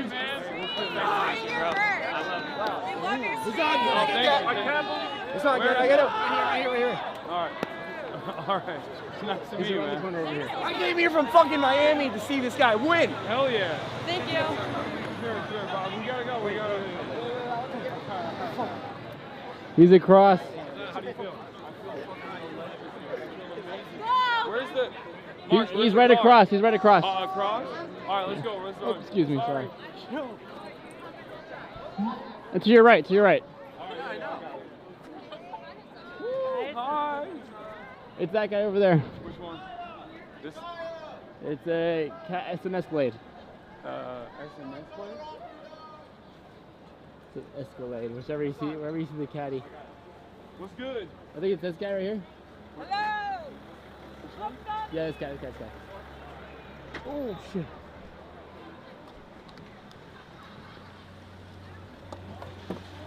Yeah. Perfect. God damn, that was crazy. That wasn't too bad. Yeah, that wasn't too bad. I mean, it was definitely. I think it was better because now we can get home. Whew. Okay. Oh God. God damn. Oh, sorry. Just texted me. Wait. Should we not have left? I just pieced out. Holy shit. Wait, can you see the background? No. Hold on. Or should we not have left? Was that bad? No, it's fine. This is just the campaign. God damn, dude. What a fucking night. We need to do your call. Sir, did you vote today? No. No? Yeah. Are you you don't live in the city? No. Oh.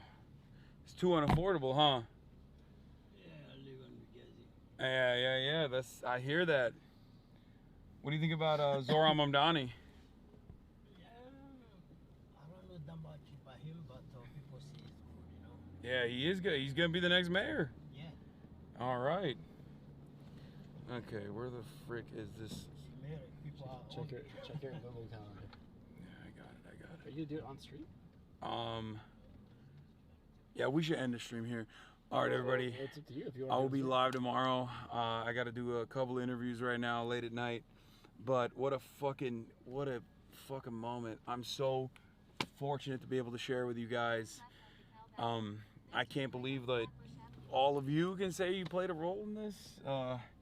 Me and Marge, we played a role in history in the making, albeit a small one, marginal, very marginal. But even then, I can't believe that the next mayor of New York is going to be a fucking socialist Muslim who's 34 years old.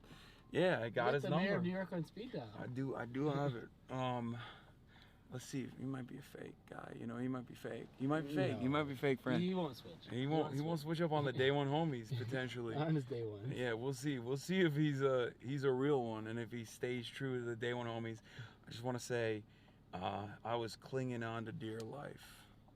Okay, things are so awful, but you gotta take any crumb of hope you can and just squeeze that rock. Hold on to it dearly and squeeze it for everything it's got, and you never know, because the reality of the matter is this could have been a dull race with boring vanilla candidates, and instead it turned into this almost universally consequential election. It feels like the entire world is focused on this New York mayoral race right now because there's more consequential positions. It's a mandate. There were more consequent the mandate. The mandate. The mandate. There were more consequential races that took place, like the governor's race in VA and New Jersey, and yet it felt like the entire world was paying attention to the New York mayoral race, and that's because of the unique stature and ideological predisposition of Zohran Mamdani and the incredible People Back campaign that he put together. And I am so fortunate that I played any role in this whatsoever. And yeah, what a time to fucking be alive, folks. It turns out, you know, fuck Andrew Cuomo, fuck Bill A. Pac-Man, Bill Smokes Crackman, smoking on that fucking pack wash, the fattest dabs of all time on that front. All these fucking billionaires and millionaires, you got no fucking motion, bitch. I shouldn't be pissing him off any further than I already have. Oh my God. I can't believe that they just did that shit. $3.5 million talking about fucking, it was on the Knicks game. It was like every other ad on the Knicks game. Talking about 9/11. It's fucking ridiculous, dude. Be for real. Be for fucking real. That's why you lost. Remember that. You lost. You lost because you fucking focused on dumb, nonsensical bullshit. You focused on Islamophobia. You had no vision. And it seems like the people in New York were ready for a change. Change that previously thought impossible. All of a sudden, now overnight, is the new norm. And that's the attitude that a lot of you have to remember and carry with every step you take. I hope people like Zohran Mamdani can get a lot of you excited to also run for office. And just know that even if the Trump administration doesn't have our best interests in mind, even if they put corporate interests and the billionaires and the millionaires first, even if they put Israel first, remember, you got you, okay? We got us. Remember that. And I think tonight is a good first step in the appropriate direction. And that is my assurance for you. In spite of all the fucking drama, in spite of all the haters, in spite of all the fucking dumb, nonsensical bullshit that we all go through as a community, at the end of the fucking day, okay, I'm a stubborn motherfucker, and I'm always going to keep pushing. And I hope that I can encourage you to do the same, because as long as you know that your moral compass is always pointing north, that you need to keep putting your best foot forward. You need to keep pushing no matter what happens. And things that seem impossible become reality almost overnight. Okay, that's the message that I want to leave you all with. And I hope that you're all feeling emboldened. I hope you're all feeling galvanized. We will see you tomorrow, as always. Same time, same place. You already know what it is. And yeah, what a night. What a fucking night. What a moment to be alive. We were a part of history. First Muslim mayor in New York, baby. 24 years post 9/11. Dick Cheney's dead. What a fucking night. What a night. The fucking annihilator of so many millions of Muslims dead in the night, and then Zohran Mamdani wins. That motherfucker did not want to see it happen. That's what it is. His heart gave out last second. He was like, I don't want to fucking be a part of this. I don't want to be a part of this world. He knew that the victory was coming. He knew that the victory was imminent, and his heart just fucking gave out at the last moment. So smoking on the pack as well for Big Dick Cheney. One final pack on that, and I'll see you tomorrow. Peace, everybody. Love you all. I got to do an interview with the BBC right now, the British Broadcasting Corporation.